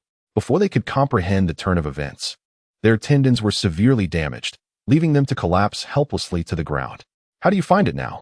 Lin Yan stood silently before Yi Kuei, who found it difficult even to raise his hand. Who exactly are you? Yi Kuei questioned, incredulous yet forced to accept the harsh reality of his incapacitated state. Who I am is of little consequence. What truly matters is that you refrain from causing disturbances here, especially towards Su Xiaorou. Should I discover further misdeeds on your part, do not blame me for ruthlessly obliterating the Yi family, Lin Yan declared, proceeding to expel each of the intruders one by one. He then bent down to remove the silver needles embedded in Su Xiao's body. "You little rascal, how audacious of you to be so mischievous, even disregarding your second sister." Su Xiao exclaimed as she rose and firmly pinched Lin Yan's ear, causing him to wince in pain, tears nearly spilling from his eyes. "Second sister, could you please be gentler? You're about to pinch my ear off." Chapter 65. Fear not, your elder brother is here. Let us see if you dare to raise your hand against me again. Su Xiao admonished Lin Yan, resembling a caregiver chastising a wayward child, while Lin Yan accepted his reprimand like a contrite youth. In the evening, Su Xiao and Lin Yan meticulously tidied up the shop, leaving it spotless. At that moment, a call from Zhao Long interrupted them. "Boss, we have a situation. Chen Ruzhu has been taken away by a group of unknown individuals." What are you all doing? You couldn't even stop a group of people?" Lin Yan's anger flared, as Dragon Soul was known to be a formidable and disciplined organization. "Boss, there is something suspicious about these people. The leader among them possesses exceptional strength. None of us can match him. And my sister? What about my sisters?" "Rest assured, boss. They are all safe and sound at the moment." Fuming, Lin Yan hung up the phone. Meanwhile, Su Xiao received a message from her elder sister, Xiang Huaqing, indicating that something was amiss. Together, Lin Yan and his second sister, Su Xiao, returned to the villa, which now resembled a scene of chaos, as though it had been ransacked by thieves. "Elder sister, what is going on? Who exactly took Ruzhu away?" Lin Yan steadied the shaken Xiang Huaqing, who gradually began to regain her composure upon seeing him. "Xiao Yan, it was the Chu family that sent people over. I am unsure of their identities, but the old man they brought along is quite formidable." Shortly thereafter, news arrived from Long Yan that the one who abducted Chen Ruzhu was none other than the head of the Yi family, Yi Zhen. "Ruzhu has been taken by them. What shall we do now?" Xiang Huaqing appeared as though she had lost her spirit, utterly disoriented. "Rest assured, elder sister, I shall certainly bring Ruzhu back." Lin Yan reassured her. He was acutely aware that the Chen Ruzhu's secret regarding her bloodline had likely been discovered by the Chu family, who, in collusion with the Yi family, had orchestrated her abduction with the intent of targeting him. "Xiao Yan, Yi Zhen is an exceptionally formidable opponent. In my opinion, we should leverage our connections to persuade him to return Ruzhu." Su Xiao expressed her concerns, for Ruzhu was merely a 5-year-old girl, and those individuals were capable of unspeakable acts. "I sense that such caution is unwarranted. Their motives are undoubtedly tied to the unique energy within Jumei's body." Yi Hongyu interjected as she hastily returned to the villa, fully aware of the Yi family's nature, having encountered them during prior missions. Lin Yan understood that if this situation continued to drag on, his younger sister could be in grave danger. "Sisters, I have matters to attend to. Leave Ruzhu's affairs to me. Rest assured, I will bring her back," he declared, hastily departing the villa. Xiang Huaqing attempted to seize him, but Lin Yan moved with such swiftness that she could not catch him before he had already exited. "Zhao Long, come pick me up immediately. We are heading to the Yi family," Lin Yan instructed. "Understood, boss. I will be there shortly," Zhao Long replied, swiftly arriving before Lin Yan. And together they set off for their destination, the Yi residence. Upon their arrival, Lin Yan sensed a formidable presence emanating from within the courtyard. "Boss, should I summon all the members of the Dragon Soul?" "Zhao Long, 2 of us are sufficient." Lin Yan swiftly exited the vehicle, instead of recklessly kicking the door open. He leaped up to the wall to survey the situation within. Zhao Long stealthily approached the back gate of the Yi family estate, poised to provide assistance at a moment's notice. The head of the Yi family could no longer restrain himself. Upon learning of Chen Ruzhu's blood possessing the power to enhance abilities, his excitement intensified. Yi Zhen, filled with urgency, drew a knife from his pocket, ready to slice open Chen Ruzhu's neck to draw blood. Observing this, Lin Yan swiftly launched a silver needle towards Yi Zhen's hand. Just as the needle was about to pierce Yi Zhen, he deftly swung his knife, deflecting the projectile. "Who dares to wreak havoc in the Yi family?" Yi Zhen seethed with anger. His meticulously crafted plan was on the verge of fruition, only to be thwarted by an intruder. "Release her, or I shall annihilate your entire clan. Impudent boy, you think you can take this girl away? That is impossible." Chen Ruzhu had wept to the point of exhaustion, her voice now hoarse. Yi Zhen, knife in hand, attempted once more to slash Chen Ruzhu's neck. In a desperate bid to rescue her, Lin Yan charged forward. But Yi Zhen's reflexes were alarmingly quick. In the instant he evaded Lin Yan, he slashed Chen Ruzhu's arm, causing blood to flow profusely. Chen Ruju's cries escalated in desperation, and Yuzhen seized the opportunity to drink the blood that streamed from her wound. Ha ha ha, indeed, this little girl's blood is extraordinary. Yuzhen, in a frenzied state, was consuming blood voraciously. Observing this, Lin Yin swiftly intervened, reclaiming Chen Ruju, who had already lost a significant amount of blood to Yizhen. You wretched boy, it is you who has harmed my son and slain my brother. Today, I shall ensure you do not leave here alive. Old man, do not be overly arrogant. Rendering your son incapacitated was merely a warning, yet you have escalated your transgressions.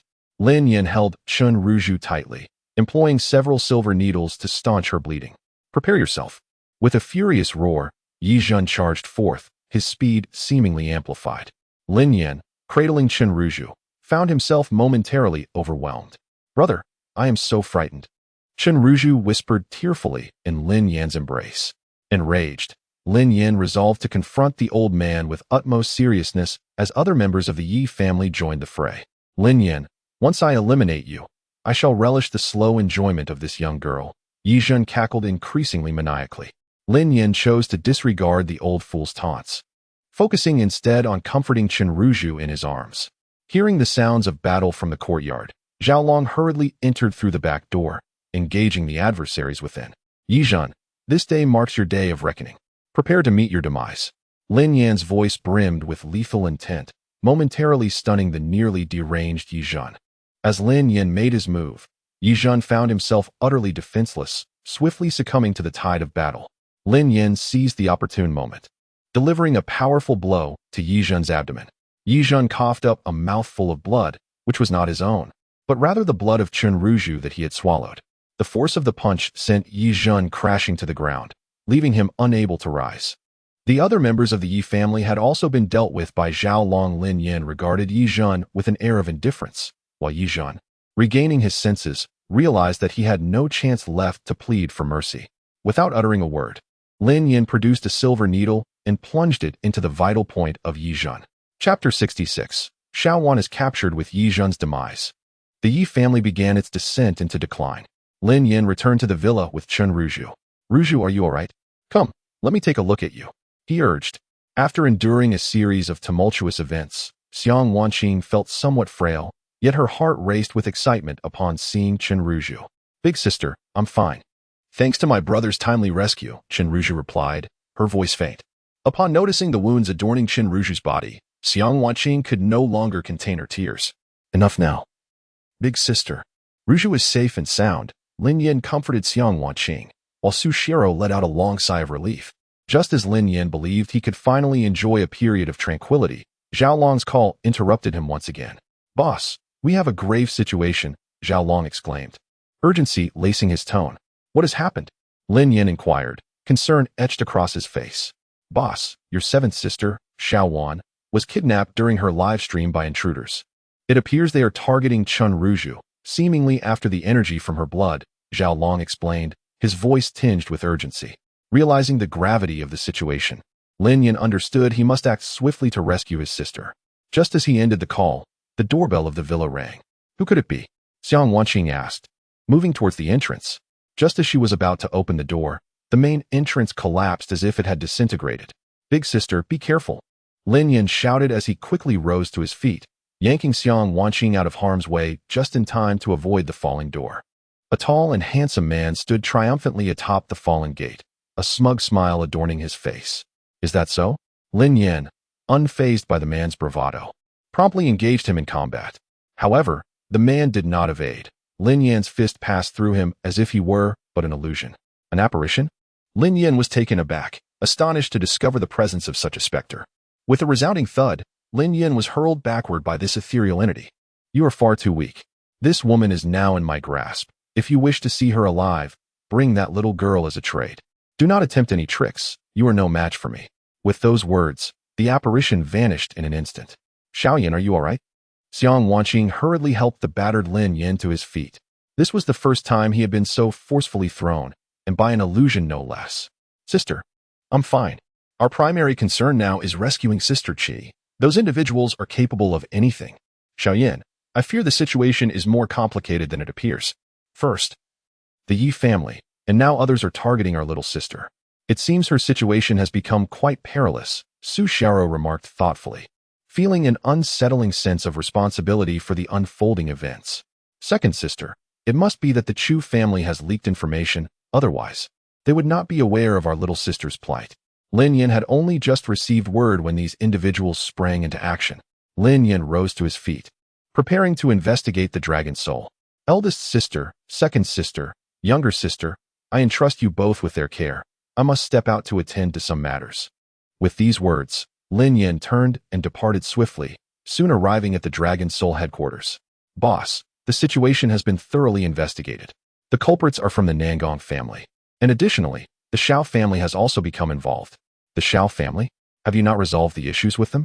Lin Yin had previously instructed Zhao Long to address matters concerning the Xiao family, yet their involvement now suggested that Zhao Long had not succeeded in his task.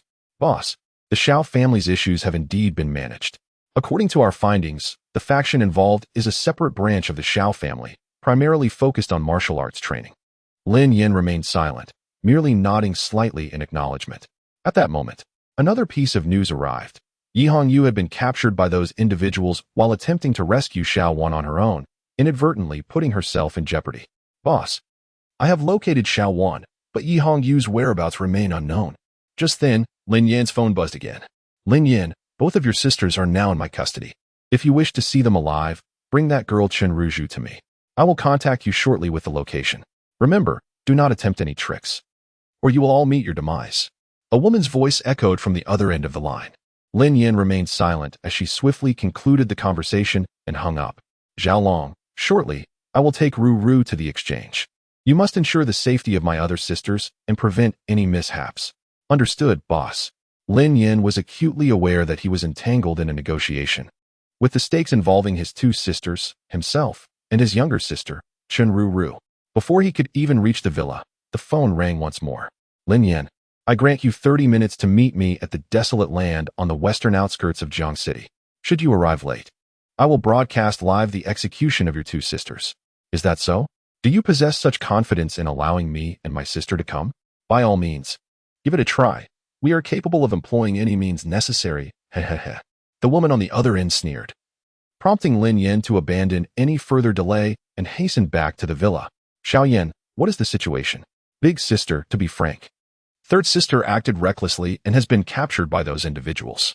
Now, I can only take Ru Ru with me. Otherwise, they will all be in danger. In that case, Xiao Yan, I shall accompany you. Together, we can look out for each other, and I can also protect our little sister. Sister, it would be best if you refrained from accompanying me. Those individuals are undoubtedly well prepared, and they have insisted that only my younger sister and I proceed. Should you join us, they might resort to extreme measures. Su Xiaoro yearned to accompany them, especially in light of the kidnapping incident, as she believed she could offer assistance. However, Lin Yin resolutely declined her request. Xiao Yin, I acknowledge your formidable abilities, yet my younger sister, Xiao Wan, and Hongyu are all entangled in this situation. I cannot bear the thought of any harm befalling any of you. Xiang Wanqing gazed solemnly at Lin Yin, who met her gaze with unwavering seriousness. Eldest sister, rest assured, I will ensure the safety of our other two sisters, as well as my younger sister. I will protect her diligently, preventing any misfortune from occurring. Lin Yan's tone was resolute, and while Xiang Wanqing nodded in acknowledgement, an undercurrent of unease lingered within her. Chapter 67. A life hanging by a thread without further hesitation. Lin Yin took the sleeping Chen Ruju and got into the car, heading towards the outskirts of Jiangqing. Was the car speeding as if rushing towards the afterlife? What significance did driving a luxury vehicle hold? After all, who among them did not possess a lavish car? Lin Yin understood that reaching the desolate area on the western outskirts within half an hour was somewhat implausible. He navigated through countless traffic lights, encountering his fair share of shouts and curses along the way. Brother, where are you taking me? Ruju asked innocently. Don't worry, Ruju. I am taking you to take care of some matters. Soon, we will see Sister Xiao Wan and Sister Hongyu. All right, but when can I return home? I feel quite unwell. Chen Ruju's complexion was rather pale, especially after having just endured such a harrowing experience. Rest a little longer, dear. I will bring you home shortly. Okay. Chen Ruju closed her eyes once more and quickly fell into a deep slumber. Before long, Lin Yin arrived at the desolate land on the western side of Jiangqing. Precisely half an hour later. Lin Yin, It seems you are quite punctual. So, did you bring the little girl? I have brought her. Where are my two sisters now? With a gentle wave of her hand, the woman signaled, and Yi Hongyu and Xiaowan were escorted out by several men clad in black. The individuals have been delivered, but their fates will depend on your performance. The woman's words were unequivocal. She demanded that Lin Yin surrender without resistance. Xiaoyan, you must leave this place at once. These individuals are quite cunning. Yi Hongyu's voice was somewhat hoarse, and Lin Yin immediately discerned that she had sustained injuries. Do not worry, third sister. I have my own plans. Lin Yin, abandon any nefarious thoughts. Surrender everything you possess.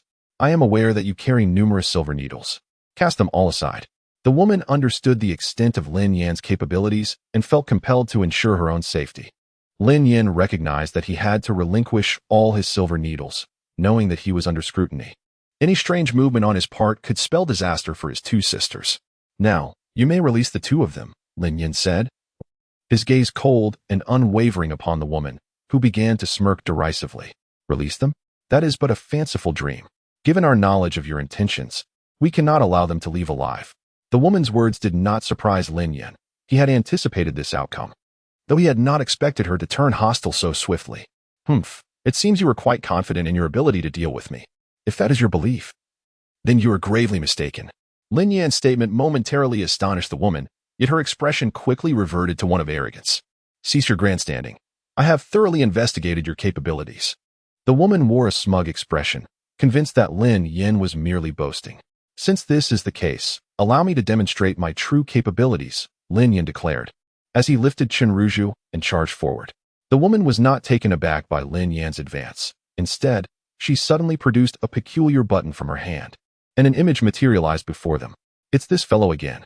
Lin Yin had yet to devise a strategy to confront the apparition when, in an instant, a formidable force struck him, though this time, he did not fly backward as he had previously. How about it, Lin Yin? Today, I shall ensure your defeat. The woman proclaimed, her face radiating with a triumphant smile. However, as Lin Yin rose to his feet, her expression swiftly morphed into one of disbelief. How is this possible? That last strike was delivered with all my strength. You should not be able to stand. She was taken aback, unable to fathom how Lin Yin had managed to withstand the blow unscathed. The combat weapons developed by the Nangong family are hardly impressive. They serve merely as tools for training and are ineffective in actual combat. Lin Yan's gaze was frigid, and for the first time, the woman sensed a looming threat. Yet, she did not succumb to despair. Instead, she lightly gestured once more, and the cloaked figures restraining Xiaowan and Yi Hongyu produced syringes. At the woman's command, the syringes were thrust into the two women. Lin Yin, farewell. Next time, I shall undoubtedly claim your life. The woman hastily departed after speaking, acutely aware that she was no match for Lin Yin. In her desperation, she resorted to this method to extricate herself. After being administered drugs, Yi Hongyu and Xiaowan quickly succumbed to unconsciousness. Lin Yin swiftly dealt with the black-clad assailants, and the shadowy figure soon vanished. He rushed forward, cradling Qinruzhu, and, after lifting Yi Hongyu and Xiaowan, returned to the car. Lin Yin meticulously examined their conditions, realizing they were on the brink of death, their lives hanging by a thread. Brother, are Hongyu's sister and one sister asleep? Qinruzhu inquired with her curious little eyes fixed on Lin Yin. Amidst his frantic efforts, Lin Yin managed to conjure a faint smile. Ruzhu, dear, they are merely asleep. Once they awaken, they will play with you. He gently patted Qinruzhu's head, and she nodded obediently, a radiant smile illuminating her face. Lin Yin retrieved his spare silver needles from the seat, heated them with a lighter, and then pierced them into Yi Hongyu's body, beginning his meticulous procedure. However, the toxin spread rapidly. With great effort, Lin Yin managed to save Yi Hongyu, expelling the poison from her system, and her pallid complexion gradually regained its rosy hue. As Lin Yin gazed upon Xiaowan once more, the poison had nearly spread throughout her entire body. With no other alternatives at his disposal, he withdrew his silver needles and pierced them into her flesh. Lin Yin was at a loss, for he had just exerted significant energy to rescue Yi Hongyu, leaving Xiaowan's life hanging by a thread. Brother, when will my two sisters wake up? I am eagerly awaiting their return to play with me. In that fleeting moment, Lin Yin felt a pang of envy towards the innocence of children, who remained blissfully unaware of the world around them. Ruru, dear, let us return home for now. Once we arrive, your sisters will awaken and you can play together. Despite the evident exhaustion weighing heavily upon him, Lin Yin persevered, managing to drive back to the villa. However, just as the vehicle came to a halt at the entrance, he succumbed to unconsciousness. Chapter 68. The Pill. Xiao Yin, you have awakened. Lin Yin was unsure how long he had been in slumber, but upon opening his eyes, he found Yi Hongyu before him. Sister San, how is seventh sister faring? Xiao Yin, the condition of seventh sister is quite dire. However, she still clings to life, sustained by your silver needle, which has staved off the toxins within her. Lu Wushuang entered the room and immediately discerned that Lin Yan's technique with the needle was entirely different from what he had employed previously. Sister C, do you possess any means to save seventh sister? Lin Yan felt somewhat weakened, yet after a period of rest, he had regained considerable strength. Xiao Yin, the toxins have already infiltrated her body too deeply. To save her, we would need to replace all of her blood, but such a procedure would entail immense suffering. Lu Wushuang's expression was tinged with sorrow. She could not bear the thought of Xiaowan enduring such unbearable agony. There is a method for blood replacement, but it requires a significant amount of time. Lin Yin pondered a solution, recognizing that the toxins had been within her for some time, inflicting severe damage upon Xiaowan's body. Xiao Yin, I have perused numerous texts, and I have only discovered 2 methods for blood replacement. Are there truly other alternatives? Indeed. I possess a method that is not recorded in any book. It merely necessitates the procurement of certain essential medicinal materials to assist, without which it would be exceedingly challenging for me to succeed. Lin Yin, while speaking, wrote down the names of several medicinal herbs. Lu Wushuang recognized most of them, but the last one left her perplexed. Fourth sister, the final herb among these is the most elusive. I have yet to encounter it during my time outside. Xiao Yin, to be candid, I have seen this herb mentioned in ancient texts. If we wish to procure it, we will require the assistance of fifth sister. Lu Wushuang recalled having read about the herb in ancient literature, noting that it could be found within a tomb, though the chances of discovery were slim. Fifth sister? The likelihood of finding such a herb is exceedingly low. Even she may not possess a solution. Xiao Yin, do not forget that fifth sister spent 3 years investigating a particular burial site. According to her disclosures, that tomb contains numerous artifacts. Perhaps it holds the herb you seek. At that moment, Xiang Wanqing entered, having gathered all correspondence related to Lin Zihan. Shortly thereafter, Lin Zihan hurried back, her expression shifting to surprise upon seeing the herb, though she quickly regained her composure. Xiao Yin, I indeed encountered this item before, but my teacher warned us that it is highly toxic and advised all of us to avoid contact. Lin Zihan's revelation astonished everyone. They had not anticipated that the herb Lin Yin required was a poison that thrived within tombs. Xiao Yin, I believe we should refrain from taking that risk. At this juncture, allow me to rescue seventh sister. Lu Wushuang pondered deeply for quite some time. She too was left with no choice but to take a gamble. The risks associated with blood transfusion are exceedingly high, and the requirements for the blood are quite stringent. Fourth sister, should you choose to proceed with the blood transfusion, it is highly probable that seventh sister may not endure such torment. Lin Yin voiced his concerns, recalling that seventh sister was a delicate girl prone to tears, and she possessed a notable aversion to pain. Suddenly, Lin Yin conceived another plan, albeit one fraught with significant peril, to infiltrate the Nangong family and procure the antidote. However, Xiao Yin, if we do not act swiftly to save seventh sister, she may not survive the night. Even your impeccable skills may not be able to preserve her life. Lu Wushuang was acutely aware of Xiao Wan's current condition, and a sense of urgency stirred within her. My adoptive father left me a precious pouch before the incident. Now seems the opportune moment to utilize it. Xiang Wanqing suddenly recalled the pouch she had in her possession, having forgotten about it amidst her relentless pursuit of her career. Could it be that my adoptive father foresaw the troubles that would befall us? Lin Yin expressed his astonishment. He retained a vivid memory of his adoptive father, who had once sacrificed everything to save his life. Perhaps not. I believe my adoptive father was merely concerned that, should anything happen to him, we would be left without care, especially our youngest sister. Lin Yin speculated that his foster father had anticipated these events long ago, yet he had not expected them to unfold so suddenly.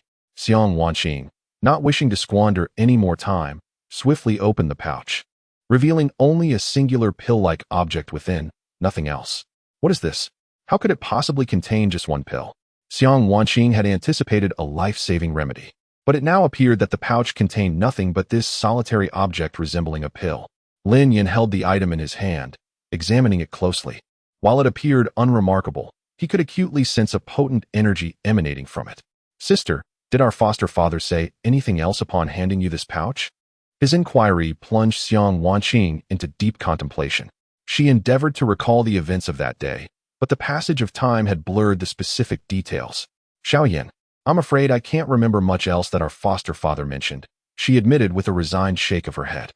The other sisters began to ponder seriously as well, all equally perplexed about the nature of this pill-like object. Lin Yin manipulated the pill with his inner strength, discovering that he could adeptly control it with ease. Yi Hongyu also sensed a formidable power within. Xiaoyan, could it be that this contains energy? Yi Hongyu expressed her astonishment. She had faced many life-and-death situations and had heard of such phenomena, though they were often relegated to the realm of legend. Indeed. Lin Yin nodded and then placed the pill into Xiaowan's mouth. Xiaowan's body soon reacted. Xiaoyan, is this truly safe? Xiang Wanqing expressed her concerns, as she still had not grasped the purpose of the substance before it was administered to Xiaowan. Sister, do not worry, barring any unforeseen circumstances. Seventh sister will awaken shortly. Xiaowan's expression began to contort in agony, and suddenly she sat upright, expelling a thick stream of black blood, along with the pill-like object. Lu Wushuang hastily approached to examine Xiaowan's condition, only to discover that she had lost all vital signs. Chapter 69. Lin Yan's Method. How is this possible? Lu Wushuang gazed at Xiaowan with an incredulous expression. She examined her repeatedly, confirming that Xiaowan had indeed lost all vital signs, and her pupils began to dilate. What has happened, fourth sister? Seventh sister, what is wrong with her? Seventh sister has completely lost her vital signs. Medically, she can be declared deceased. Lu Wushuang uttered these words with a slight tremor, leaving everyone present in astonishment except for the youngest Chen Ruru. Lin Yin also found it hard to believe. He quickly rose and removed the silver needles from Xiaowan, yet she remained utterly motionless. Boss, we have thoroughly investigated the situation regarding the Nangong family. They possess a unique poison that causes the afflicted to fall into a coma, ultimately leading to a painful demise. Xiaolong's voice came through the phone from the other end. Lin Yin listened silently, not uttering a word. Boss, are you still there? Please send me the location of the Nangong family. Lin Yin coldly replied, then without hesitation, hung up the phone. He began to administer treatment to Xiaowan, who still exhibited no vital signs. Xiaoyan, do not be so agitated. A person cannot be revived once deceased. Lu Wushuang's eyes began to glisten with tears as she attempted to dissuade Lin Yin. However, he was relentless, as if driven mad, applying the needles with fervor. Before long, Xiaowan was covered in silver needles, with all her acupoints meticulously located by Lin Yin. In the end, he performed one final maneuver, withdrawing all the needles simultaneously. Cough. Cough. Xiaowan coughed several times before slipping into unconsciousness once more. Upon hearing her cough, Lu Wushuang conducted another examination and discovered that Xiaowan's vital signs were gradually stabilizing. However, a grave issue persisted. The toxins had infiltrated her internal organs. Xiaoyan, how did you manage to bring seventh sister back to life? Lu Wushuang gazed at Lin Yin in disbelief, while Xiang Wanqing, Yi Hongyu, and Su Xiaoro regarded him with similarly incredulous expressions. Suddenly, Xiang Wanqing's phone rang. It was Lin Suner calling. She had seen the news circulating online about Xiaowan being kidnapped during a live broadcast and called to inquire about her well-being. Big sister, please inform sixth sister that seventh sister is fine and has returned safely. Lin Yin spoke in a somewhat weakened tone, having exhausted much of his energy in the rescue, relying solely on his years of experience to maintain his composure. Xiang Wanqing nodded, and after providing the necessary explanation, she ended the call. Fourth sister, I will need your assistance moving forward. Do you have any means to save seventh sister? Lin Yin looked at Lu Wushuang, who understood that rescuing her would be quite complicated at this juncture. Xiaoyan, I do have a method, but it carries significant risks. There is a strong possibility that seventh sister may become a vegetative state. Lu Wushuang expressed her deep concern, as she had never encountered such severe poisoning before. Fourth sister, you need not worry. As long as you can eliminate the toxins from seventh sister's body, I will be able to save her, Lin Yin reassured her. Lin Yin now finds himself unable to eradicate the toxins from Xiaowan's body. However, if he can eliminate the toxins, he would be able to save her. Xiaoyan, yet if I proceed with this, seventh sister's career would be abruptly halted. Lu Wushuang is acutely aware that her seventh sister values her career above her very life, and she does not wish to jeopardize her sister's future. It seems I must resort to an alternative approach. Lin Yin contemplates other options, realizing that only an antidote could safely restore Xiao Wan, and to procure this antidote, one must seek it from the Nangong family. Xiao Yin, do you mean to suggest there is another way? Lu Wushuang gazes at Lin Yin in disbelief, hoping he possesses another healing method. Indeed, there remains one option, to locate the antidote. After careful consideration, Lin Yin reveals the truth. This is the only viable method to ensure Xiao Wan's recovery. An antidote? Xiao Yin, are you implying we should retrieve it from the Nangong family? Upon hearing this revelation, Yi Hongyu is somewhat taken aback, especially since his previous encounter with the Nangong family was fraught with conflict. At this juncture, we have no other recourse. The antidote we concocted cannot guarantee it won't harm my seventh sister. The only solution is to recover the antidote. After Lin Yin articulates this plan, Yi Hongyu shakes his head. Third sister, is it truly so difficult to obtain the antidote? Xiang Wanqing seldom witnessed Yi Hongyu shaking her head, and she understood that there must be considerable risk involved in visiting the Nangong family. Otherwise, the usually composed Yi Hongyu would not have displayed such uncertainty. It was not merely difficult, but exceedingly so. While the Nangong family was not particularly renowned in the martial arts community, they were indeed meticulous regarding the practical applications of martial arts. Yi Hongyu succinctly articulated the reason for her apprehension. In their line of work, caution was imperative, especially when dealing with certain exceptional families. Xiao Yin, I believe it is best if you refrain from going, as the risks are simply too great. Xiang Wanqing was well aware of Yi Hongyu's character. When she deemed something unfeasible, it was typically a formidable challenge to pursue. No, I have my own methods to deal with individuals like them, so I must go this time. Lin Yin declared as he swallowed an unidentified pill and then stood up to stretch his limbs. Xiao Yin, what was that you just ingested? You seem to be in much better spirits after taking it, Lu Wushuang inquired with curiosity. Having noticed the marked improvement in Lin Yin's demeanor following the consumption of the pill. Fourth sister, it is merely a tonic to replenish my energy, providing a certain degree of invigoration, Lin Yin explained succinctly, unwilling to elaborate further, as time was of the essence and he needed to hasten to the Nangong family. Xiao Yin, I cannot accompany you this time. My injuries have yet to fully heal, and my presence would only cause you trouble. However, do be wary of that woman from the Nangong family. She possesses considerable skills. Sister San, you need not worry. I have my methods to deal with these individuals. And Sister Air, you should remain here as well. Ruru is not in an optimal condition at present. Should anyone attempt to snatch her away, you both can hold them off for a while. Lin Yin had considered everything meticulously. His intentions were to ensure that his sisters stayed behind. His visit to the Nangong family was sufficient, and furthermore, he had positioned his Dragon Soul personnel nearby the villa. In the event of any unforeseen circumstances, he would be informed promptly. Do you truly not require my company? Are you certain that you can manage alone? Su Xiaoro expressed her concern, not regarding Lin Yan's capabilities, but rather the issue of manpower. It was evident that his solitary venture would inevitably lead to a scenario where one might find it difficult to contend against overwhelming odds. Chapter 70. Nangong Yin sister, you are aware of my capabilities. Rest assured, I shall return with the antidote unscathed. With those words, Lin Yin hastily departed from the villa. He understood that the journey to the Nangong residence was fraught with peril, yet he saw no alternative. Boss, I have thoroughly investigated the situation inside. There is only one woman present. The rest are merely servants. When Zhao Long relayed this information to Lin Yin, he was taken aback, not anticipating that only a single woman remained in the Nangong household. Are you certain there is only one woman at home? Lin Yin expressed his skepticism, for the Nangong family was known to harbor many formidable figures, particularly the head of the family, whose appearance was seldom seen. Boss, it has been confirmed. Apart from this woman, the others from the Nangong family have traveled out of town, seemingly to attend some event. The specifics remain unknown. Then let us proceed directly. With that, Lin Yin alighted from the vehicle and strode towards the grand entrance of the Nangong estate. Without a second thought, he forcefully kicked open the door. You have finally arrived. I have been awaiting your presence for quite some time. The woman clad in red reappeared before him, her gaze imbued with a lethal intensity as she addressed her. Hand over the antidote. Oh, do not be so frigid in your tone. Has your family not taught you that one must treat ladies with kindness? The woman continued to mock Lin Yin, while Zhao Long contemplated taking action against her, only to be halted by Lin Yin. Your companion is rather fierce, but do not forget the nature of this place.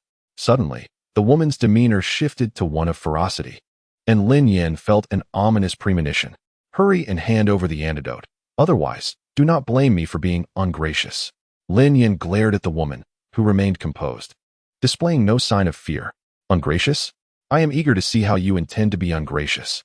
Do you both feel a warmth enveloping you? The woman flashed a wicked smile and addressed them both with this remark. What do you mean? Lin Yin inquired. What I mean, Lin Yin, is that the moment you forcefully kicked open the door, both of you were already afflicted by my poison. If you do not kneel and beg for mercy now, you shall soon meet your demise. The woman smiled triumphantly, yet Lin Yin felt no symptoms. After all, he had made ample preparations beforehand. I am curious. You had numerous opportunities to poison me. Why not eliminate me with potent poison immediately instead of engaging in idle conversation? Because I find you exceedingly intriguing. I cannot bear to simply kill you. That would be a great pity. As she spoke, the woman revealed a seductive smile, leaving Lin Yin perplexed about her true intentions. Miss Nangong Yun, I advise you to promptly hand over the antidote. Otherwise, I shall not be courteous towards you. Lin Yin effortlessly uttered the name of this woman, whose expression first registered surprise before the tumult of emotions on her face swiftly dissipated. Remarkable, she managed to uncover my identity. Miss Nangong Yun, I am aware of your intentions, and I am also cognizant of your capabilities. Lin Yin gazed at Nangong Yun, who remained silent, merely shrugging her shoulders. Very well. Lin Yin, to speak candidly, I find you intriguing. Should you consent to marry me, I shall grant you the antidote. Nangong Yun regarded Lin Yin's handsome visage with a contemplative gaze. It appears you have mistaken your target. I shall not marry you. Is that so? Then await the moment when the deed is done, and you may repeat those words. Nangong Yun gently waved her hand, causing Zhao Long to faint. His complexion flushed. How can this be? You two were affected by the same poison. Why have you not succumbed? I have not fainted because I was never afflicted by your toxin. As for him, he will awaken shortly. Lin Yin smiled calmly and approached Nangong Yun. I have already informed you that your methods are futile. It would be far more effective to eliminate this individual outright. At that moment, a man's voice resonated from behind them as he entered. My affairs are none of your concern. Nangong Yun cast an irritable glance at the man, who remained silent, merely striding towards her. I fail to comprehend what you find appealing about this fellow. Nevertheless, you should marry me without concern. As for this boy, I shall preserve him as a specimen for you. A wicked grin graced the man's face as he regarded Lin Yin, his eyes brimming with animosity. I am indifferent to your relationship. Should you fail to surrender the antidote, both of you shall meet your demise. Lin Yin's tone was chilling, his gaze rife with lethal intent. Oh, young man, had it not been for Yun's interest in you, you would have long since been a lifeless corpse. How dare you exhibit such arrogance here? You have even dared to lay hands upon me. Do you seek to provoke the Zhao family? Zhao Long, having risen from the ground, surveyed the two before him. What is the Zhao family, after all? To challenge us in our presence is folly. With but a mere flick of a finger, our Qin family could obliterate you. The man dismissed the Zhao family entirely, regarding Zhao Long as inconsequential. And what is the Qin family, pray tell? Lin Yan's words incensed the man, who happened to be the eldest son of the Qin family, Qin Feng. You, boy, today I shall demonstrate what the Qin family truly represents. With that, Qin Feng lunged at Lin Yan, just as he was about to strike. Lin Yan evaded his attack. Is this truly all the Qin family has to offer? How lamentable. If this is the extent of your prowess, the Qin family is destined for ruin at your hands. Lin Yan mocked Qin Feng, whose eyes blazed with fury, nearly on the verge of a roar. Lin Yan, even if the king of heaven himself were to descend today, I shall slay you. Qin Feng produced a small vial from his possession, emptying its contents into the air, where the powder swiftly enveloped Lin Yan. Taste my latest concocted poison. A mere touch will reduce you to a puddle of blood. Is it truly so formidable? It feels as though you are merely tickling me, Lin Yan retorted, gently blowing, causing the powder to vanish into the air. Qin Feng, taken aback, opened his mouth to speak, but before he could utter a word, a silver needle struck his forehead. Impressive indeed, Lin Yan. I have not misjudged you, remarked Nangong Yun. Chapter 71. The fall of the Nangong family. Do not waste any more time. Hasten to deliver the antidote, or you shall be next. Very well. I shall provide you with the antidote, but you must seriously contemplate what I am about to say. Lin Yan remained silent. instead producing several silver needles from his person and directing them toward Nangong Yun. In response, Nangong Yun retrieved the antidote and tossed it to Lin Yan, who then extracted a pill and tossed it back to her. What? Do you doubt the authenticity of this antidote? Lin Yan said nothing, merely gazing at her with an indifferent stare. Nangong Yun, undeterred, swallowed the pill without further comment. Now, can you trust me? Nangong Yun regarded Lin Yan, who continued to observe her for a moment before turning to leave. Wait, Lin Yan, please take this troublesome individual away. If you leave him here, he will cause me considerable trouble. Nangong Yun called after Lin Yan, gesturing towards the motionless Qin Feng lying on the ground. Are you truly afraid of the Qin family? Even now? If I were able to stand, the Qin family would pose no challenge at all. Alas, I am unable to rise. As Nangong Yun spoke, an aura of despondency enveloped her. Your congenital disability prevents you from standing, yet I possess a method that may enable you to do so. Is that true? Upon hearing Lin Yan's words, Nangong Yun found it hard to believe, yet this man had provided her with countless surprises. She trusted that he could indeed heal her legs. I have no need to deceive you. So could you heal my leg? The terms are yours to propose. Since you cannot meet my conditions, you might as well abandon this hope. Lin Yan, what conditions could you possibly propose that I cannot fulfill? My condition is for the Nangong family to become my own, and you shall serve as my subordinate. Without a moment's hesitation, Lin Yan uttered these words without even turning his head. Upon hearing this demand, Nangong Yun was rendered speechless, caught in a state of shock. Lin Yan did not linger in contemplation, but promptly returned to the villa. Xiaoyan, you have finally returned. The situation with Seventh Sister is dire. She may not last much longer. Lu Wushuang has exhausted every means to buy time, yet she feels on the verge of collapse. Fourth Sister, do not worry. I have retrieved the antidote. As Lin Yan spoke, he produced the antidote and administered it to Xiaowan. Her complexion swiftly improved, and she gradually regained consciousness. Xiaoyan, what has happened to me? The first thing Xiaowan saw upon opening her eyes was Lin Yan, and she appeared confused, unaware of the events that had transpired. Seventh Sister, you were poisoned. How do you feel now? I believe I am all right now. Xiaowan's words eased the tension in Lin Yan's heart, as well as that of Lu Wushuang. Seventh Sister, since you are now well, you must start a live broadcast immediately. News of your kidnapping has spread like wildfire online. Sister, I understand. I will take a brief respite before resuming the live broadcast.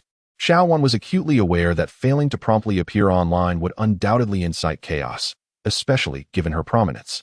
That evening, she successfully initiated the live stream from her villa, and the rampant rumors circulating online were swiftly quelled. Chun Ruju's injuries had considerably healed, allowing her to resume playful antics with Lin Yan. While Xiang Wanqing prepared a sumptuous dinner, Lin Yan reclined peacefully, relishing a rare moment of tranquility amidst the recent turbulence. The following morning, Lin Yan received a message from Zhao Long, informing him that the Nangong family had been dismantled by the Qin family, and its members had vanished without a trace. Xiaoyan, you must come quickly. There is a girl here who seems unwell. No matter how we call her, she remains unresponsive. Lu Wushuang rapped on Lin Yan's door, prompting him to rise and open it. Fourth Sister, this is the woman who kidnapped me, and she is the one who administered the poison to me and Third Sister. Lin Yan murmured, observing Nangong Yun's battered state. Seventh Sister, there is no need for concern. She is the one who provided the antidote yesterday. Xiaowan chose to remain silent, recognizing that there were many aspects she did not yet comprehend. Lin Yan retrieved several silver needles from his possession, sterilized them briefly, and proceeded to administer them to Nangong Yun. After a few coughs, she gradually regained consciousness. Lin Yan, you agreed to my request yesterday. Nangong Yun spoke with a faint tone, and Lin Yan was acutely aware of her condition. The injury to her leg had been suppressing her nerves, leading to a decline in her spirits. With a series of deft maneuvers, Lin Yan managed to alleviate Nangong Yun's distress, and she soon succumbed to a deep slumber. Xiaoyan, why did you choose to save this person? Isn't she the one who intended to take Ruru away? Yi Hongyu harbored doubts regarding Nangong Yun, sensing that she was merely employing a strategy to elicit sympathy. Sister, rest assured, since she handed over the antidote yesterday, it indicates that she has not deceived us. Moreover, I made a deal with her, and she has now consented to my terms, which is why I chose to save her. After Lin Yan's explanation, the sisters fell silent. Brother, is this big sister the same one from that day? Is she going to be my little sister-in-law? Chun Ruru innocently voiced her thoughts without hesitation. Ruru.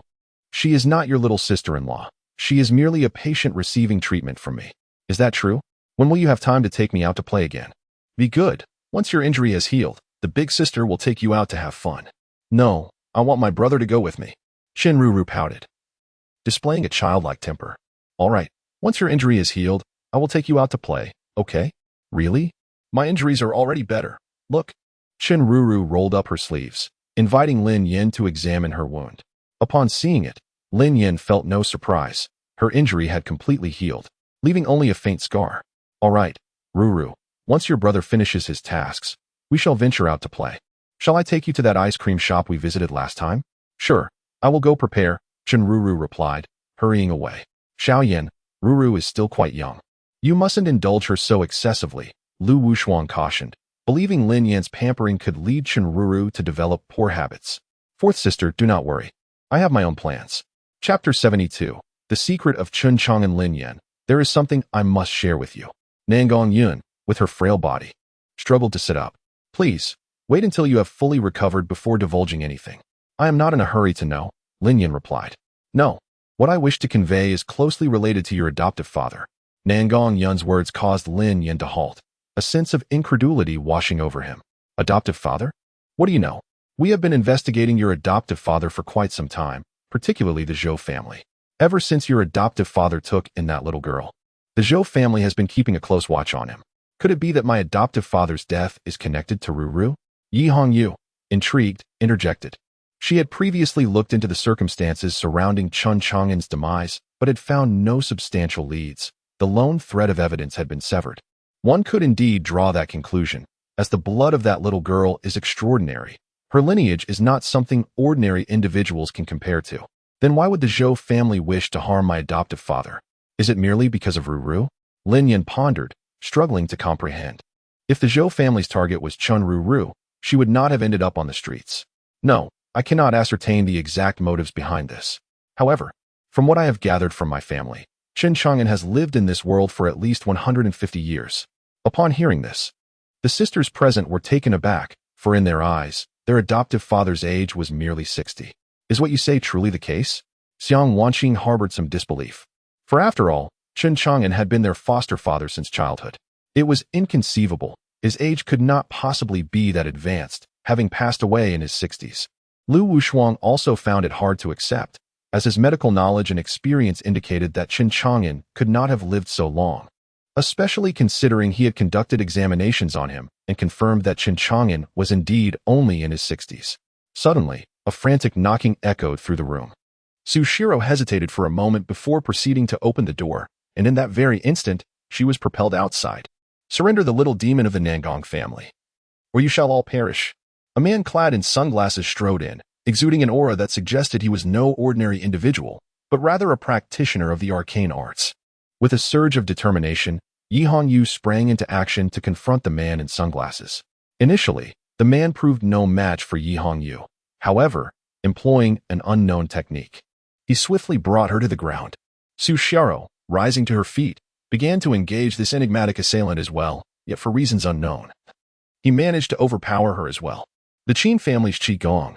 It appears this individual is targeting me, Nangong Yun remarked, struggling to stand. Astonished at how swiftly Lin Yan had healed her leg. You are no match for this man. Allow me to handle the situation, Lin Yan declared, stepping forward to pull Su Xiaoro and Yi Hongyu back. Surrender that woman, and I may spare your lives. The man in sunglasses regarded Lin Yan with utter disdain. Oh, do you know how Qin Feng met his demise? As Lin Yan spoke, he drew a silver needle from his person, prompting the man in sunglasses to remove his glasses. His gaze filled with fury at the sight of the needle. So it was you who killed my elder brother. It seems you possess some skill, yet today, regardless of your abilities, I shall slay you to avenge my brother. The man in sunglasses brimmed with confidence, convinced that Lin Yan was merely boasting. Is that so? The Qin family stands before me like ants. Annihilating them would require but a flick of my finger. Young man, you shall pay dearly for your arrogance. The man in sunglasses lunged forward, launching lethal strikes, yet Lin Yan effortlessly evaded his attacks. With your current speed, even if you trained for another decade, you could not touch me. Lin Yan's words incited the man's fury, causing his offensive to grow increasingly rapid, but Lin Yan continued to evade him with ease. Who are you? Why did you kill my brother? The man suddenly regained his composure. Disbelief etched across his face as he realized he was no match for Lin Yan. There is no reason. If one must be given, it is simply that he provoked me. Lin Yan spoke with a calm demeanor, seemingly dismissive of the Qin family entirely. Humph, do you comprehend the nature of the Qin family? Qin Feng's brother, Qin Yu, scoffed, intending to leverage their familial influence to subdue Lin Yan. Have you forgotten my previous words? Annihilating your family would be as effortless as crushing an ant. Humph, do you presume to possess the strength of the Zhou family? Even if the head of the Zhou family were to arrive, he would not dare to claim he could easily extinguish the Qin clan. Is that so? Lin Yan retorted, swiftly hurling a silver needle that soared toward the man's vital point. Qin Yu, employing his qi, managed to deflect the needle, which subsequently clattered softly to the ground. Lin Yan, undeterred, unleashed a flurry of silver needles, but this time, Qin Yu opted for evasion rather than defense. What is this? Are you afraid? Who are you? Really? Qin Yu's countenance shifted to one of alarm. He had not anticipated Lin Yan's formidable prowess. My identity is inconsequential. What matters is that you have now provoked my ire, Lin Yan declared, launching a powerful punch that struck Qin Yu squarely, sending him hurtling backward. Be careful, Lin Yan, cried Qin Yu, tossing a smoke bomb before fleeing in haste. Xiaoyan, that fellow has escaped. That's of no concern. Let him run, Lin Yan replied, choosing not to pursue Qin Yu. His priority was to unravel more of his adoptive father's secrets. Speak, what else do you know? Lin Yan gazed at Nangong Yun, eager to uncover more details. I apologize, Lin Yan. The information I possess is rather limited. However, I can assure you that once my father and grandfather return, I will implore them to provide you with a more comprehensive account. It may not be that simple, Nangong Yun. The fact that the Qin family has already targeted you suggests that your other family members may also be in peril. The Qin family is likely to set their sights on them as well. It is merely that you have yet to receive any news. Chapter 73. The rescue of Lin Suner. Upon hearing this news, Nangong Yun's expression darkened significantly as she became acutely aware of the looming crisis. Lin Yan, I have a request. Could you possibly save my family? Nangong Yun implored Lin Yan, who shook his head, uncertain of the condition of the other members of the Nangong family. Why? The calamity that befell my family was instigated by you. And now you intend to turn a blind eye? That is not my intention. I cannot guarantee your family's current safety, Lin Yan replied. Nangong Yun fell silent, enveloped in her thoughts. However, I can assure you that if they are unharmed at this moment, I can ensure their safety. Xiaoyan, are you certain? The Qin family is second only to the Zhou family. Their power is formidable, Xiang Wanqing expressed her concerns. Having heard of the Qin family's reputation as a leading clan in her capacity as a top fashion designer. Do not worry, sister. Even if the Qin and Zhou families were to join forces, I would still be able to contend with them, Lin Yan asserted confidently. Having already utilized the dragon's eye to locate Nangong Yun's relatives. Boss, the members of the Nangong family are currently safe, but your sister Lin Suner is in trouble. She is being cornered by the Qin family and is finding it difficult to extricate herself, Zhao Long reported. The Qin family again. It seems I must take action against them. Zhao Long, send someone to protect the Nangong family, Lin Yan commanded. Xiaoyan, what's wrong? Has something happened again? Su Xiaoro inquired, noticing Lin Yan standing in place, seemingly lost in thought. A minor incident has occurred with Sixth Sister, and I may need to pay her a visit shortly. What? Are you saying something has happened with Sixth Sister? Yi Hongyu expressed her astonishment upon hearing the news, especially since after the previous incident, hardly anyone dared to provoke Lin Suner again. Third sister, please do not be overly anxious. The situation is not as complicated as it seems. Sixth sister has merely encountered a slight inconvenience. I will go and check on her briefly. Xiaoyan, should anything arise, please do not conceal it from us. You must speak up and not leave us in worry. Xiang Wanqing's intent in saying this was to encourage Lin Yan to reveal the truth, yet Lin Yan preferred to keep his sisters uninvolved. Eldest sister, rest assured. If anything happens, I will certainly inform you. As he spoke, Lin Yan prepared to leave, but just as he was about to step out, he suddenly turned back to South Palace Yun, taking her by the hand to leave. Lin Yan, what are you doing? South Palace Yun nearly stumbled, struggling to regain her balance. I must tell you, your family is safe for now. You need to come with me to assist. You are far more familiar with the Qin family than I am. Upon hearing this, the worry on South Palace Yun's face vanished instantly. In truth, Lin Yan did not wish to bring South Palace Yun along, but he had no choice. The information retrieved regarding the Qin family was scant. Is what you said true? Are my family members truly unharmed? Nan Gongyun harbored some doubts. However, based on her understanding of Lin Yan, she believed he would not deceive her over such matters. All right, you should hurry and come with me, Lin Yan urged as he pulled her into the vehicle. Throughout the journey, Nan Gongyun remained silent. After several hours of arduous travel, they finally arrived in Luqing. Lin Yan, do you truly have the confidence to confront the Qin family alone? Nan Gongyun inquired, a hint of anxiety evident in her voice. For the Qin family could not be easily shaken by a single individual. Who said we came here to deal with the Qin family? Our purpose here is quite different. Lin Yan replied, leading her to a film set. The scene appeared chaotic, as if it had been disturbed recently. Lin Yan, what brings you to this place? Lin Suner's assistant expressed surprise upon seeing him, clearly taken aback by his presence at the set. Where is my sixth sister now? Upon hearing this question, the assistant's astonishment faded instantly. She has been taken away by young Master Qin. They left not long ago, the assistant stammered, revealing the truth. Lin Yan deduced that it must have been Lin Suner's beauty that caught young Master Qin's attention. Where did they go? Who else was with them? He pressed. They went to the largest hotel in Luqing, and some reporters followed them, she responded. The assistant's voice trembled, and Lin Yan did not inquire further. Instead, he turned and left the set, with Nan Gongyun following closely behind, bewildered. Lin Yan accelerated recklessly, driving towards the Luqing Grand Hotel. Fully aware that Qin Xiao's intentions were to make it known to everyone that Lin Suner was now part of the Qin family. Lin Yan, please don't be so hasty. Let us first devise a strategy. Nan Gongyun attempted to dissuade him, but Lin Yan was impervious to her words as he headed straight for the hotel. Wait for me in the car, he instructed before swiftly entering the establishment. Before long, Lin Yan located the room bustling with people.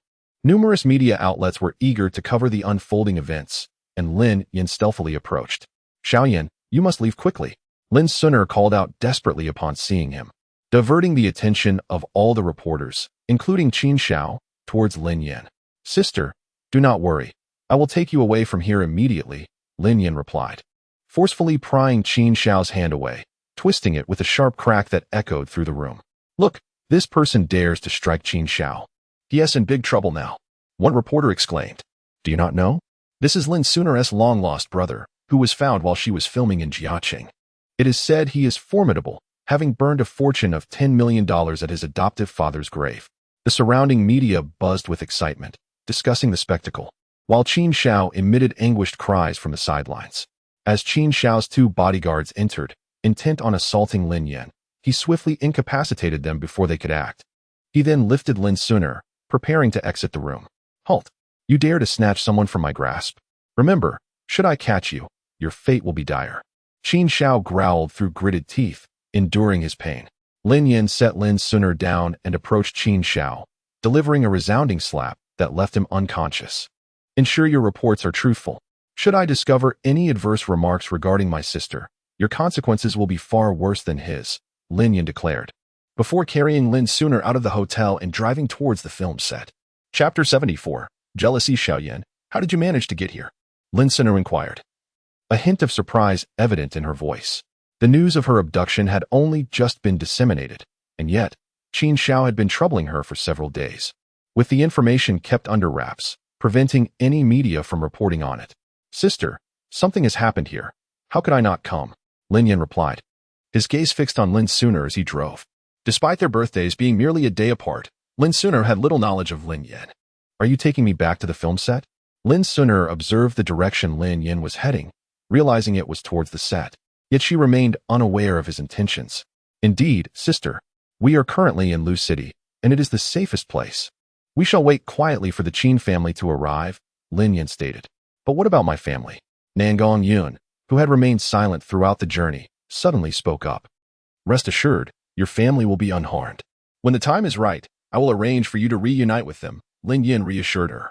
Nan Gongyun fell silent once more, and Lin Yan chose not to elaborate further. By the way, Xiaoyan, who is this young lady in the car? Could it be that you too?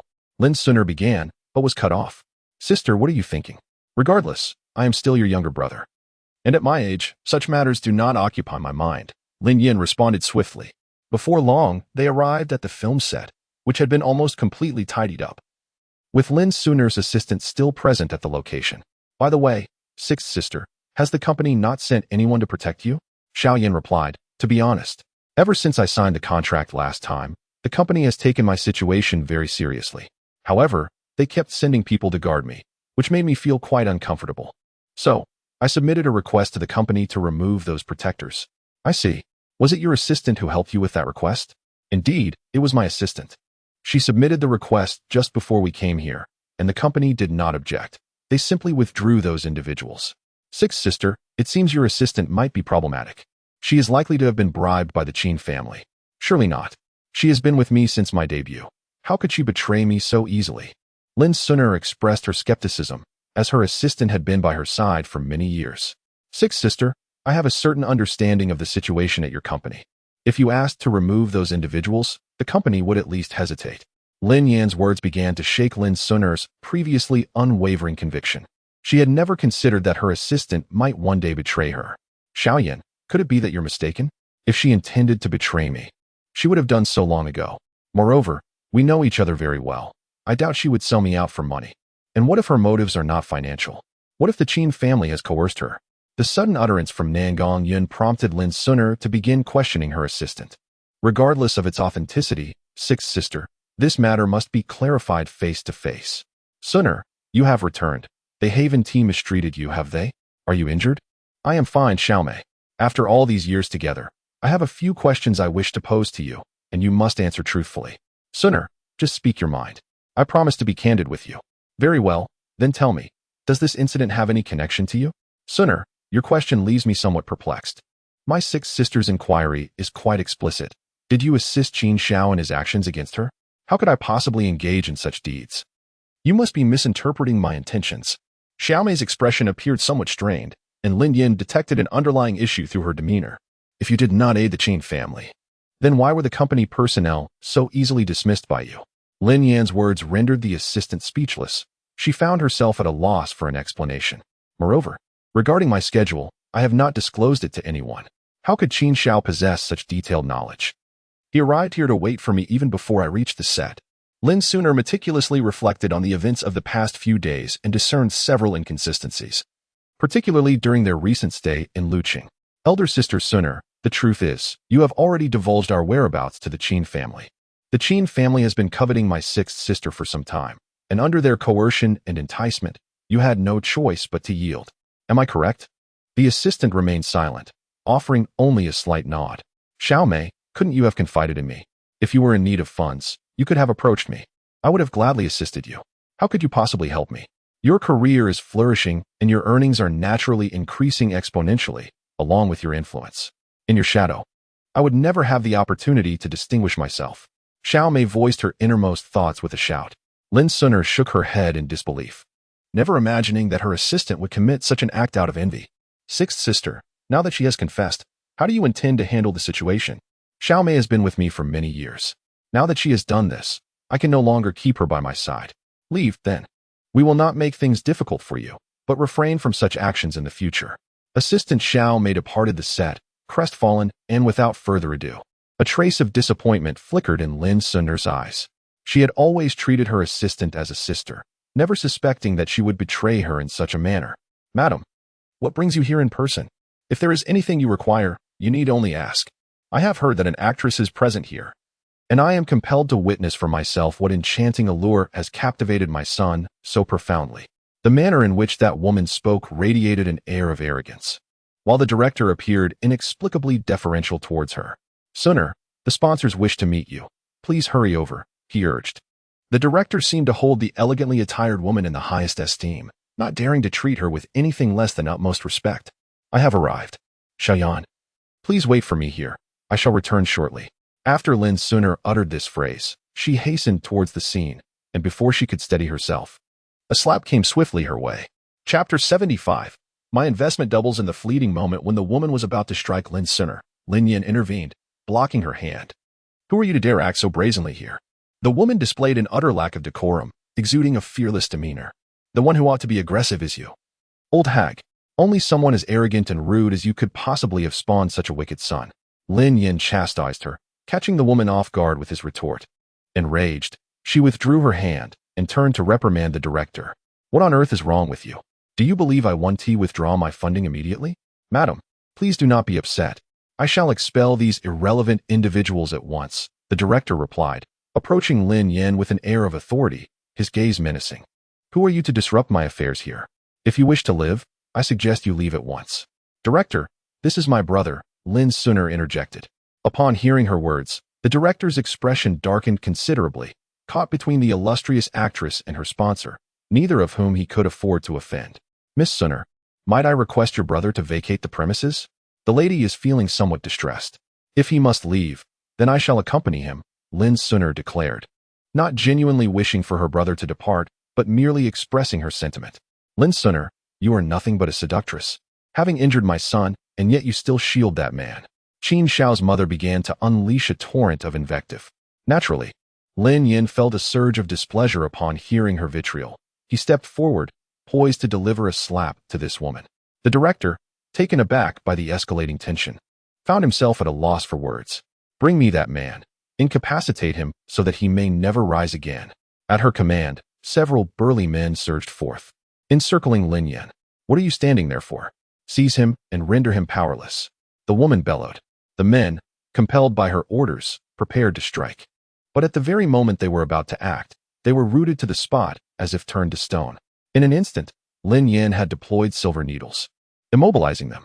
The woman stared in disbelief. You useless brutes, why are you still dawdling? Act now, she screamed hoarsely, yet the men remained utterly still. Enough of your shouting. They are as good as dead. No matter how much you scream, they will not follow your commands. Lin Yin said calmly as he brushed past the hulking figures and approached the woman. Who exactly are you? I must warn you. Should you attempt to harm me, my husband will undoubtedly seek vengeance.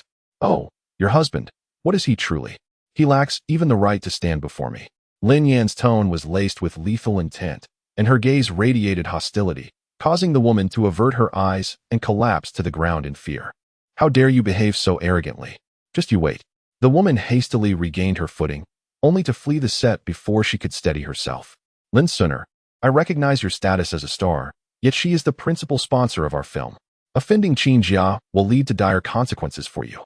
Before long, the director's phone rang, and as anticipated, it was a call from the Qin family, demanding the withdrawal of their investment and compensation for their losses.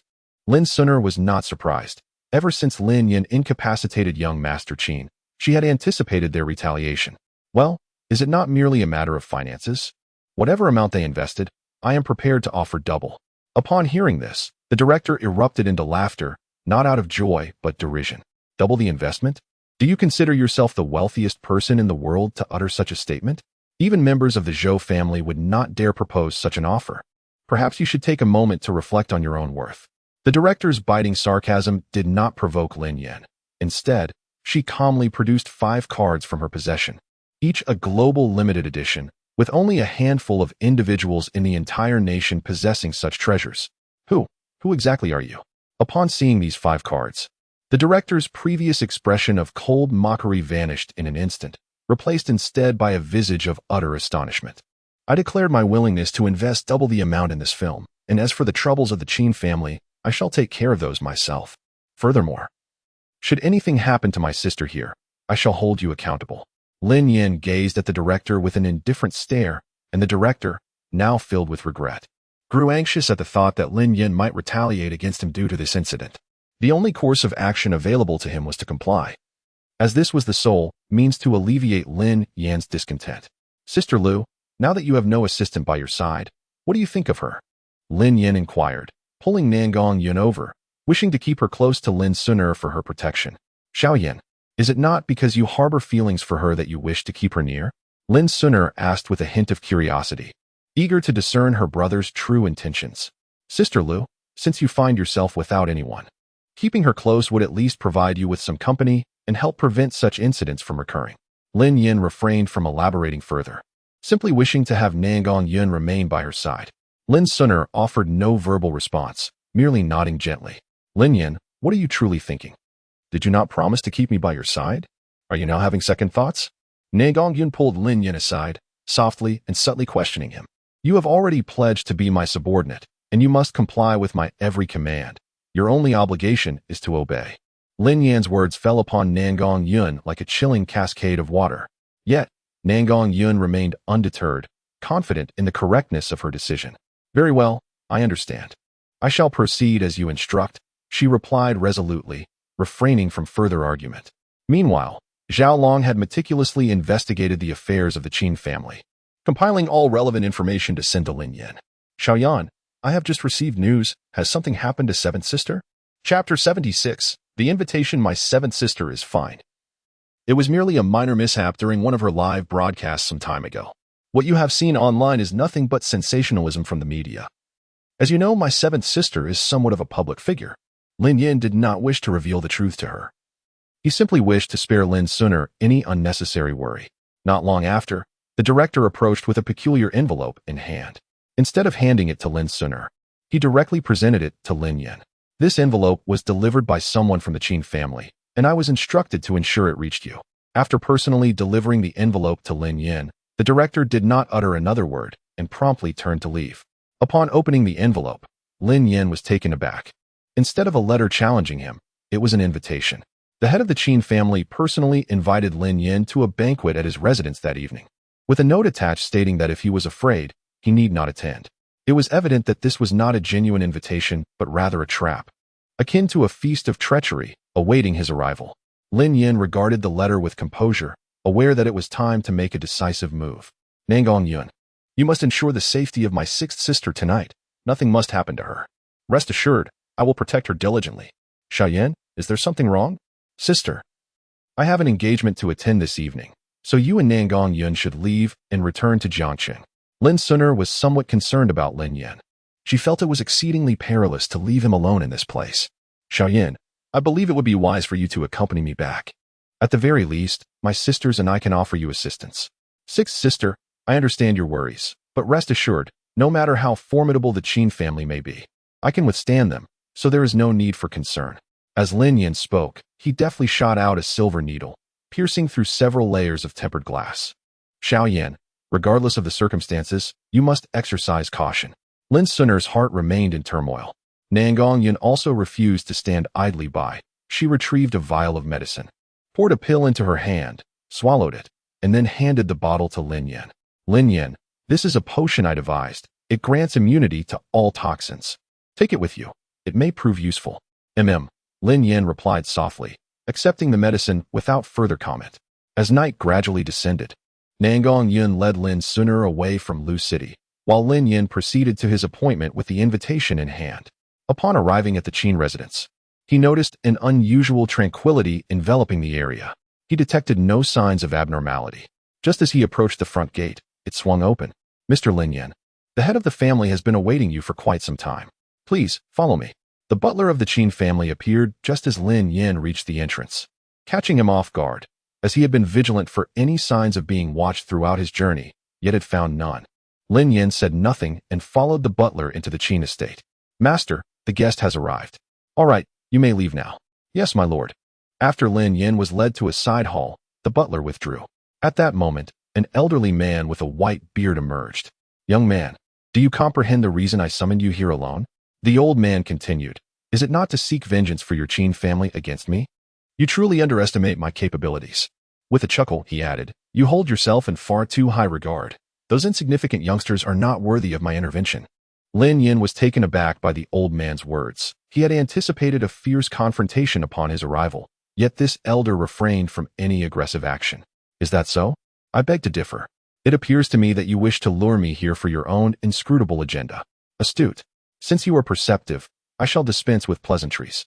To be candid, your adoptive father is a peculiar being who has lived for over 2 centuries.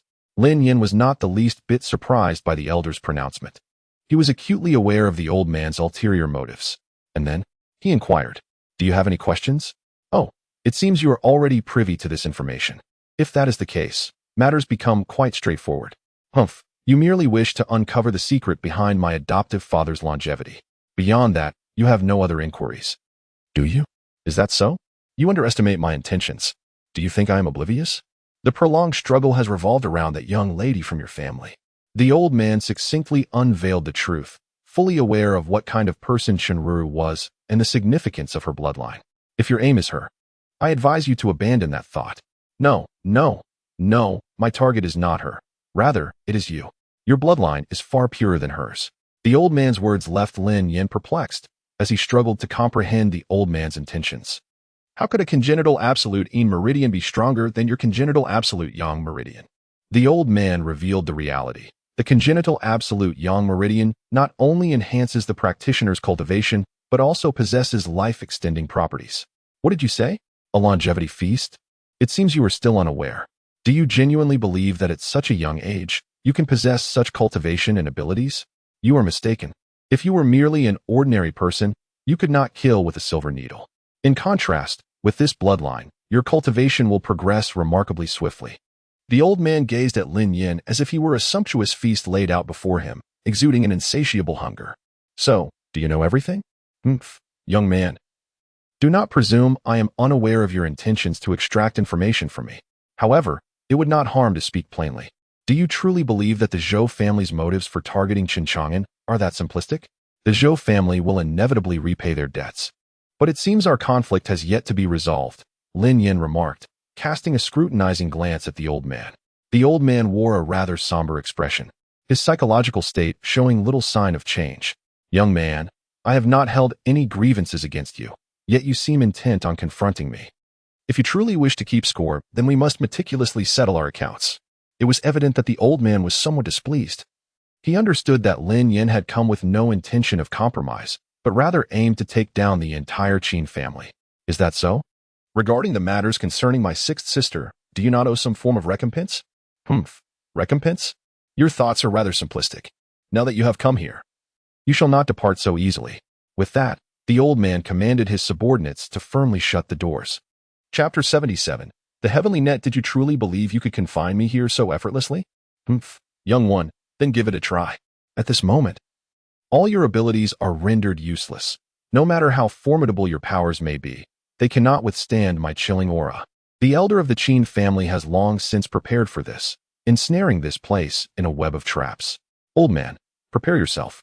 Lin Yin was unwilling to engage in further conversation with this elder. Without hesitation, he charged forward, only to sense an unseen force impeding his actions. Youngster, you shall remain here for now. Once I have celebrated my 80th birthday, I shall return to deal with you.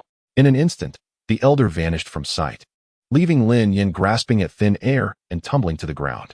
Lin Yin took out his phone, but it received no signal. A growing chill enveloped him, and he began to devise a way to escape this room. Despite racking his brain, he found no means of exit. The room had no pathways, save for a concealed door, and no method seemed capable of liberating him from this confinement. At that moment, he recalled the vial of medicine given to him by Nangong Yun. He retrieved it, consumed several pills, and extracted a few silver needles from his person, skillfully inserting them into several acupoints. Instantly, the oppressive chill dissipated without a trace. With a forceful push, he managed to create a narrow opening in the wall that had just descended. However, as he attempted to widen the gap, it vanished in an instant, and the wall returned to its original position. Lin Yin did not relent. This time, he harnessed the power of his aura to effortlessly push open the wall. Once it gave way, several masked assassins surrounded him. Return, or we shall settle matters here, one of the assailants commanded in a forceful tone. Lin Yin, however, paid him no heed and continued to stride confidently forward.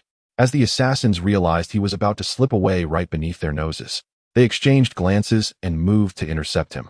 With a swift motion, Lin Yin dispatched the attackers in an instant, making his way directly to the grand hall. The hall was filled with guests, many from prominent families who had gathered to celebrate a birthday. And seated at the head of the room was the elderly gentleman with whom he had previously conversed. Old Qin, may you enjoy longevity surpassing that of Nanshan, Lin Yin proclaimed. As soon as he uttered these words, the attention of everyone from the Qin family turned towards him. Lin Yin, how did you manage to escape? The old man was taken aback, yet maintained his composure, knowing he could not display anger in such a setting. Old man, I have come to celebrate your birthday. Is this how you treat a guest who comes to honor you? Lin Yan's retort left the elder speechless, rendering him incapable of further response.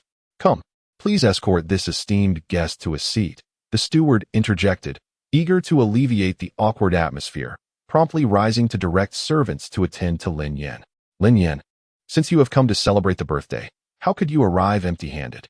The woman, upon seeing Lin Yan, was seething with anger, seizing this occasion.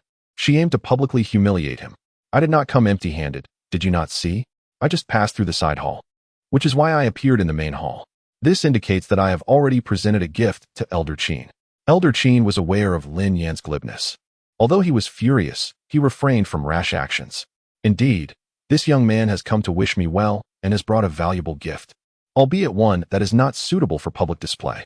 Elder Qin endured the situation, unwilling to let his plans worsen. He could only go with the flow, biding his time to seize an opportunity to take Lin Yan down. After taking a seat, Lin Yan settled beside the Song family. The Song family regarded such a young man with disdain. After all, Lin Yan was not from a prominent family, and they had not heard of this promising young individual. Songshi, it has been a while. One must view things anew after 3 days apart.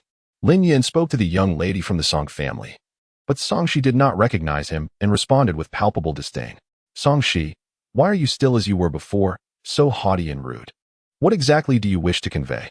If your intention is to flirt, I must regretfully inform you that you have chosen the wrong venue.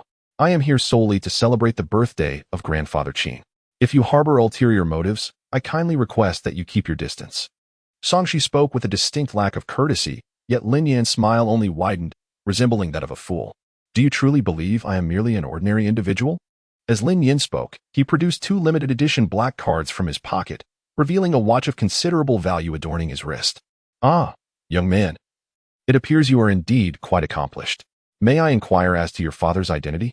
Upon witnessing Lin Yan's limited edition black cards and the luxurious watch, Songshi's father's demeanor softened significantly, shedding the previously stern expression. Uncle, you are the remarkable one for raising such a beautiful daughter. Pray tell, how old is she this year? She has just turned 18 and is currently still pursuing her studies. Songshi's father was eager to align himself with the formidable Lin Yan, for a single limited edition black card signifies an asset worth hundreds of billions of dollars. Individuals possessing 2 such cards are exceedingly rare in the world. Perfect. I have just turned 20 this year, making me quite compatible with your daughter. Lin Yan was aware that the future heir of the Qin family was already betrothed to the Song family, and his actions were intended to provoke old man Qin. Lin Yan, the elder wishes to discuss something of importance with you and would like to invite you to a private room at the back for a conversation. The steward approached Lin Yan, softly whispering the commands of Elder Qin into his ear. I see.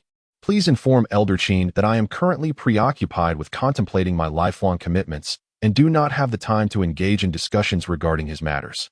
Without hesitation, Lin Yan declined the steward's request and continued conversing with Songshi's father. At that moment, Songshi began to scrutinize Lin Yan with earnestness, noticing the angular contours of his face, which bore a hint of handsomeness. Lin Yan, you rascal, do not be so ungrateful. Being seated here today is indeed a significant honor bestowed upon you. Elder Qin, increasingly agitated, emanated a formidable aura, hoping to compel Lin Yan into submission through his imposing presence. Oh, Elder Qin, do temper your anger. Today marks the celebration of your 80th birthday. Chapter 78. Defeating Elder Qin. Lin Yan's words incensed Elder Qin further, while the onlookers merely stood by, observing the spectacle with keen interest.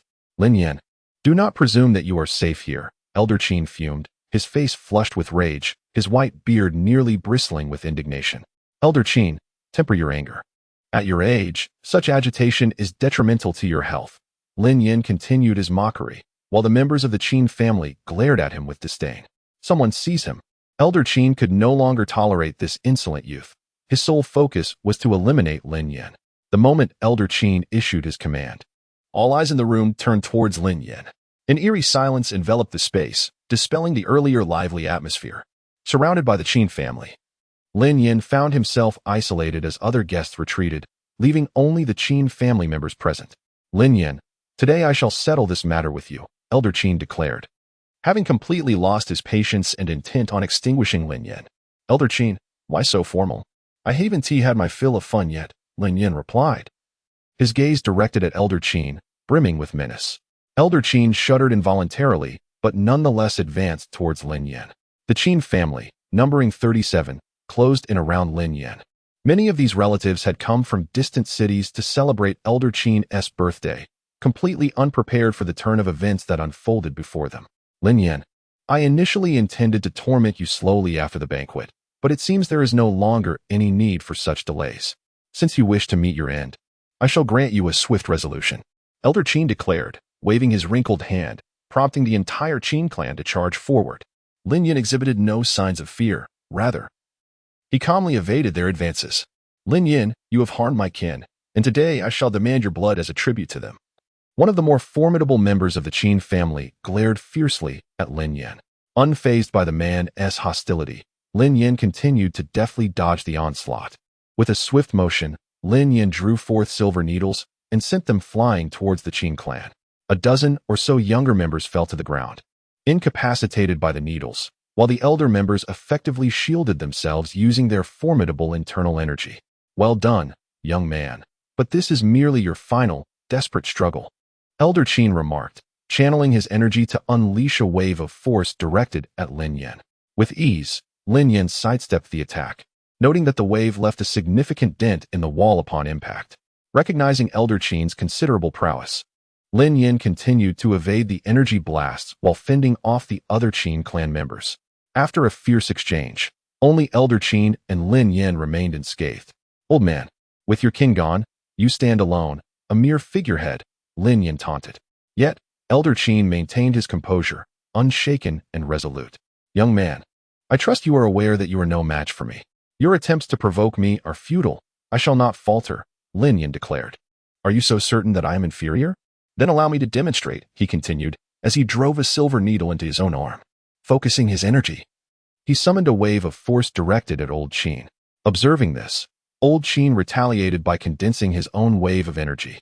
The two forces collided instantaneously, creating a tremendous vortex of air. You have indeed mastered the ancestral hard qigong of the Qin family. It seems I cannot allow you to leave here today, Old Qin proclaimed, preparing to unleash his most formidable technique. He concentrated deeply, releasing an even larger vortex of energy, both swift and expansive. Recognizing the futility of evasion, Lin Yin chose to confront Old Qin's assault head-on. Ha ha ha, Lin Yin, I shall make excellent use of your flesh and blood, Old Qin boasted, convinced he had triumphed. Cough, cough, Old Qin, is it truly my flesh and blood you desire? Regrettably, you are destined for disappointment once more, Lin Yin replied, his body marred with scars. Yet these wounds bore no significant harm. Impossible. Absolutely inconceivable. No one can withstand such an attack, especially not after taking it directly, Old Qin exclaimed, increasingly astonished as he realized he had underestimated Lin Yin's prowess. Now, only you, an old man of the Qin family, remain. Prepare yourself. Lin Yin engaged in combat with Old Man Qin, who, unwilling to yield, wrestled fiercely. Lin Yin quickly gained the upper hand, while Old Man Qin found it increasingly difficult to contend with him. In a moment of distraction, Lin Yin landed a punch squarely on Old Man Qin's chest, sending him flying. You are no match for me. However, you must reveal why the Zhou family seeks to harm my adoptive father. Lin Yin gazed coldly at Old Man Qin, who wiped the blood from the corner of his mouth and remained silent. Very well. If you wish to uncover the truth behind Chen Chang'an's demise, perhaps I may enlighten you. At that moment, a voice emerged from behind Lin Yin. He chose to ignore the speaker and continued to fixate on Old Man Qin. Who are you, and why should I trust your words? Lin Yin was skeptical of the stranger's claims, sensing a connection between Old Man Qin and his adoptive father's death. Do not concern yourself with my identity. I can assure you, I was present at the scene when Chen Chang'an perished. As for this old man, he never set foot in the orphanage. Had he done so, that young girl would have long been in his grasp. Lin Yin turned to face the man, who was none other than Zhang Wen, the young master of the Zhang family. Master Zhang, do you truly believe I am unaware of your true identity? Here you are, feigning conversation with me. I shall be frank. I am well acquainted with the nature of everyone present today, having thoroughly investigated their lineage and backgrounds. Upon hearing this revelation, Zhang Wen felt no surprise. He had conducted his own inquiries into Lin Yin, but remained skeptical of the information presented in the reports. Very well, Lin Yin, while my understanding of you is limited, I am aware of your profound concern for your family. Zhang Wen's words struck a nerve, rendering Lin Yin silent, his eyes flashing with murderous intent. My message is unequivocal. You would do well to cooperate with me. Otherwise, I cannot guarantee the safety of this illustrious star. What do you mean by that? A foreboding sensation washed over Lin Yin, as he sensed that something ominous was about to unfold. Chapter 79. One crisis averted, Another emerges, it is of little consequence.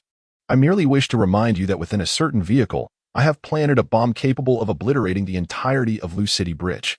With but a slight movement of my finger, that vehicle shall be reduced to mere ashes.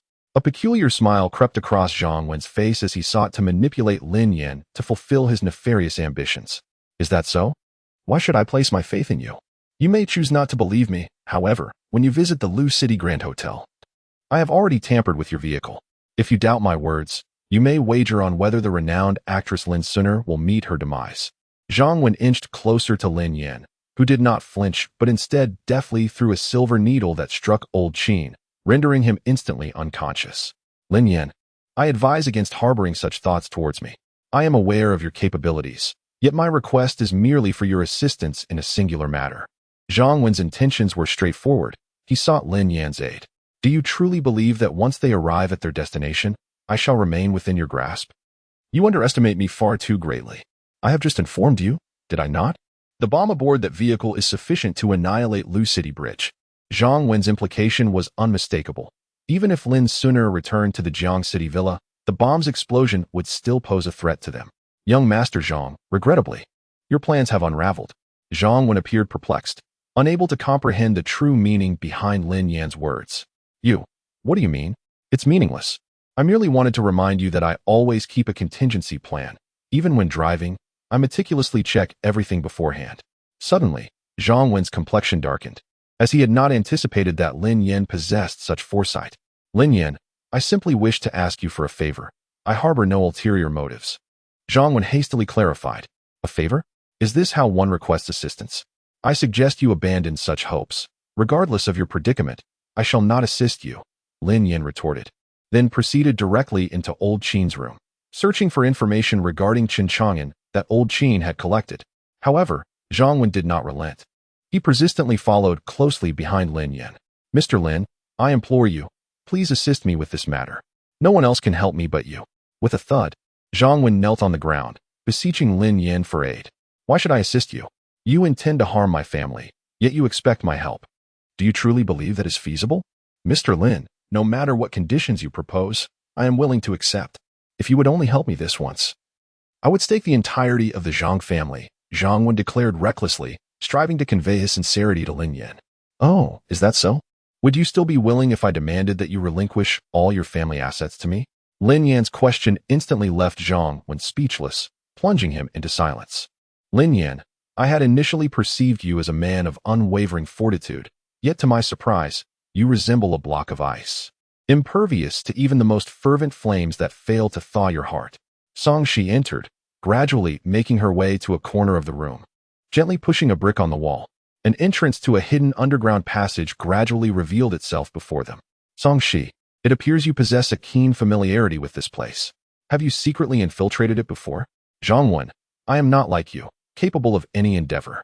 Songshi refrained from further elaboration and stepped into the underground passage, with Lin Yan closely following. They traversed for an indeterminate duration until they arrived at a spacious area. Lin Yan, I have brought you to this place. Should you not express your gratitude? Songshi was well aware of Lin Yan's character and sought to seize this opportunity to draw closer to him. Are you implying that you have taken a liking to my wealth? Lin Yan was reluctant to entangle himself with this woman, as his previous actions at the banquet were merely to garner the attention of the guests. How can you be so superficial, Lin Yan? Do you truly believe that your modest fortune is something remarkable? Songshi abruptly turned hostile, harboring a disdain for the affluent scions of noble families, despite Lin Yan's significant distinction from them. Suddenly, Lin Yan discovered some clues on the walls of the cave, his gaze fixated on the inscriptions etched into the stone. Suddenly, Zhang Wen emitted a piercing scream from behind them. As a dark shadow detached itself from him, he was left mangled and bloodied. Speak. What else are you concealing from me? It appears you possess considerable prowess. To be frank, there exists a guardian entity within this cavern. I am uncertain of its exact nature, yet as long as I carry this item, that creature shall not harm me. As Songshi spoke, she produced a small token from around her neck. Lin Yan suddenly felt a chilling sensation creeping upon him from behind. He instinctively evaded as a shadow streaked past him.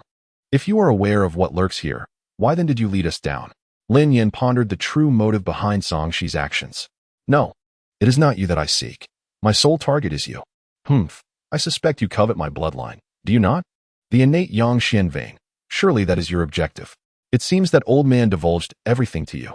Indeed, I do desire your innate Yang Xian vein. Alas, I am not your match. However, the entity residing here may prove to be a different story. Upon concluding her statement, she retreated to a corner. Lin Yin understood the gravity of the situation. He could not afford to act recklessly. The creature was swift, and any hasty movement could render him vulnerable to its attack. Roar, you shall enjoy your time with it. I trust this encounter will be exhilarating for you, Shi remarked, following her words. Lin Yin sensed subtle shifts in the surrounding air. He felt the presence of that entity lurking nearby. Shi had been closely observing Lin Yin's every move. Her curiosity piqued by his innate supreme Yang bloodline. Lin Yin remained silent, channeling his inner energy to expel the silver needles concealed within his body. These needles shot forth like a torrential downpour, swiftly bringing down a shadow, while Shi found herself punctured by the myriad of silver needles. After thoroughly inspecting the secret chamber, Lin Yin discovered a diary. Without lingering, he hastily exited the chamber and made his way to Elder Qin's room, proceeding without hesitation. Chapter 80. Journey to Water City. As Lin Yin stepped out of the room, the night had already deepened. The Qin household was enveloped in a profound silence. Lin Yin moved cautiously, and just as he reached the main door, the sound of a trigger being pulled echoed in the stillness. With a resounding bang, a bullet pierced the door before him, narrowly missing Lin Yin. Lin Yin, where is my daughter? Shi's father stood behind Lin Yin, brandishing a firearm and aiming it at the back of his head. What are you saying? I must confess, I find myself somewhat perplexed. Lin Yin feigned ignorance, fully aware that the Song family was far from ordinary. Do not play the fool with me. My daughter explicitly told me she was coming to find you. Now, you are the only one who has emerged from the secret chamber. Speak. What have you done with her? She is within the secret chamber, but alas, she no longer draws breath. Should you venture into the passageway now, her body may still retain a trace of warmth. Lin Yan's words ignited a fury within Shi's father. With an abrupt gesture, he summoned two individuals, and upon seeing them, Lin Yin recognized who they were. Lin Yin, I advise you to return my daughter at once. Otherwise, do not blame me for my lack of courtesy. Song Hui, filled with rage, glared at Lin Yin. As if harboring a profound enmity, Lin Yin remained silent, and in a swift motion, he incapacitated all of Song Hui's subordinates, leaving Song Hui in a state of panic. What manner of being are you, a man or a ghost? How can you move with such swiftness? Song Hui's legs quaked with fear.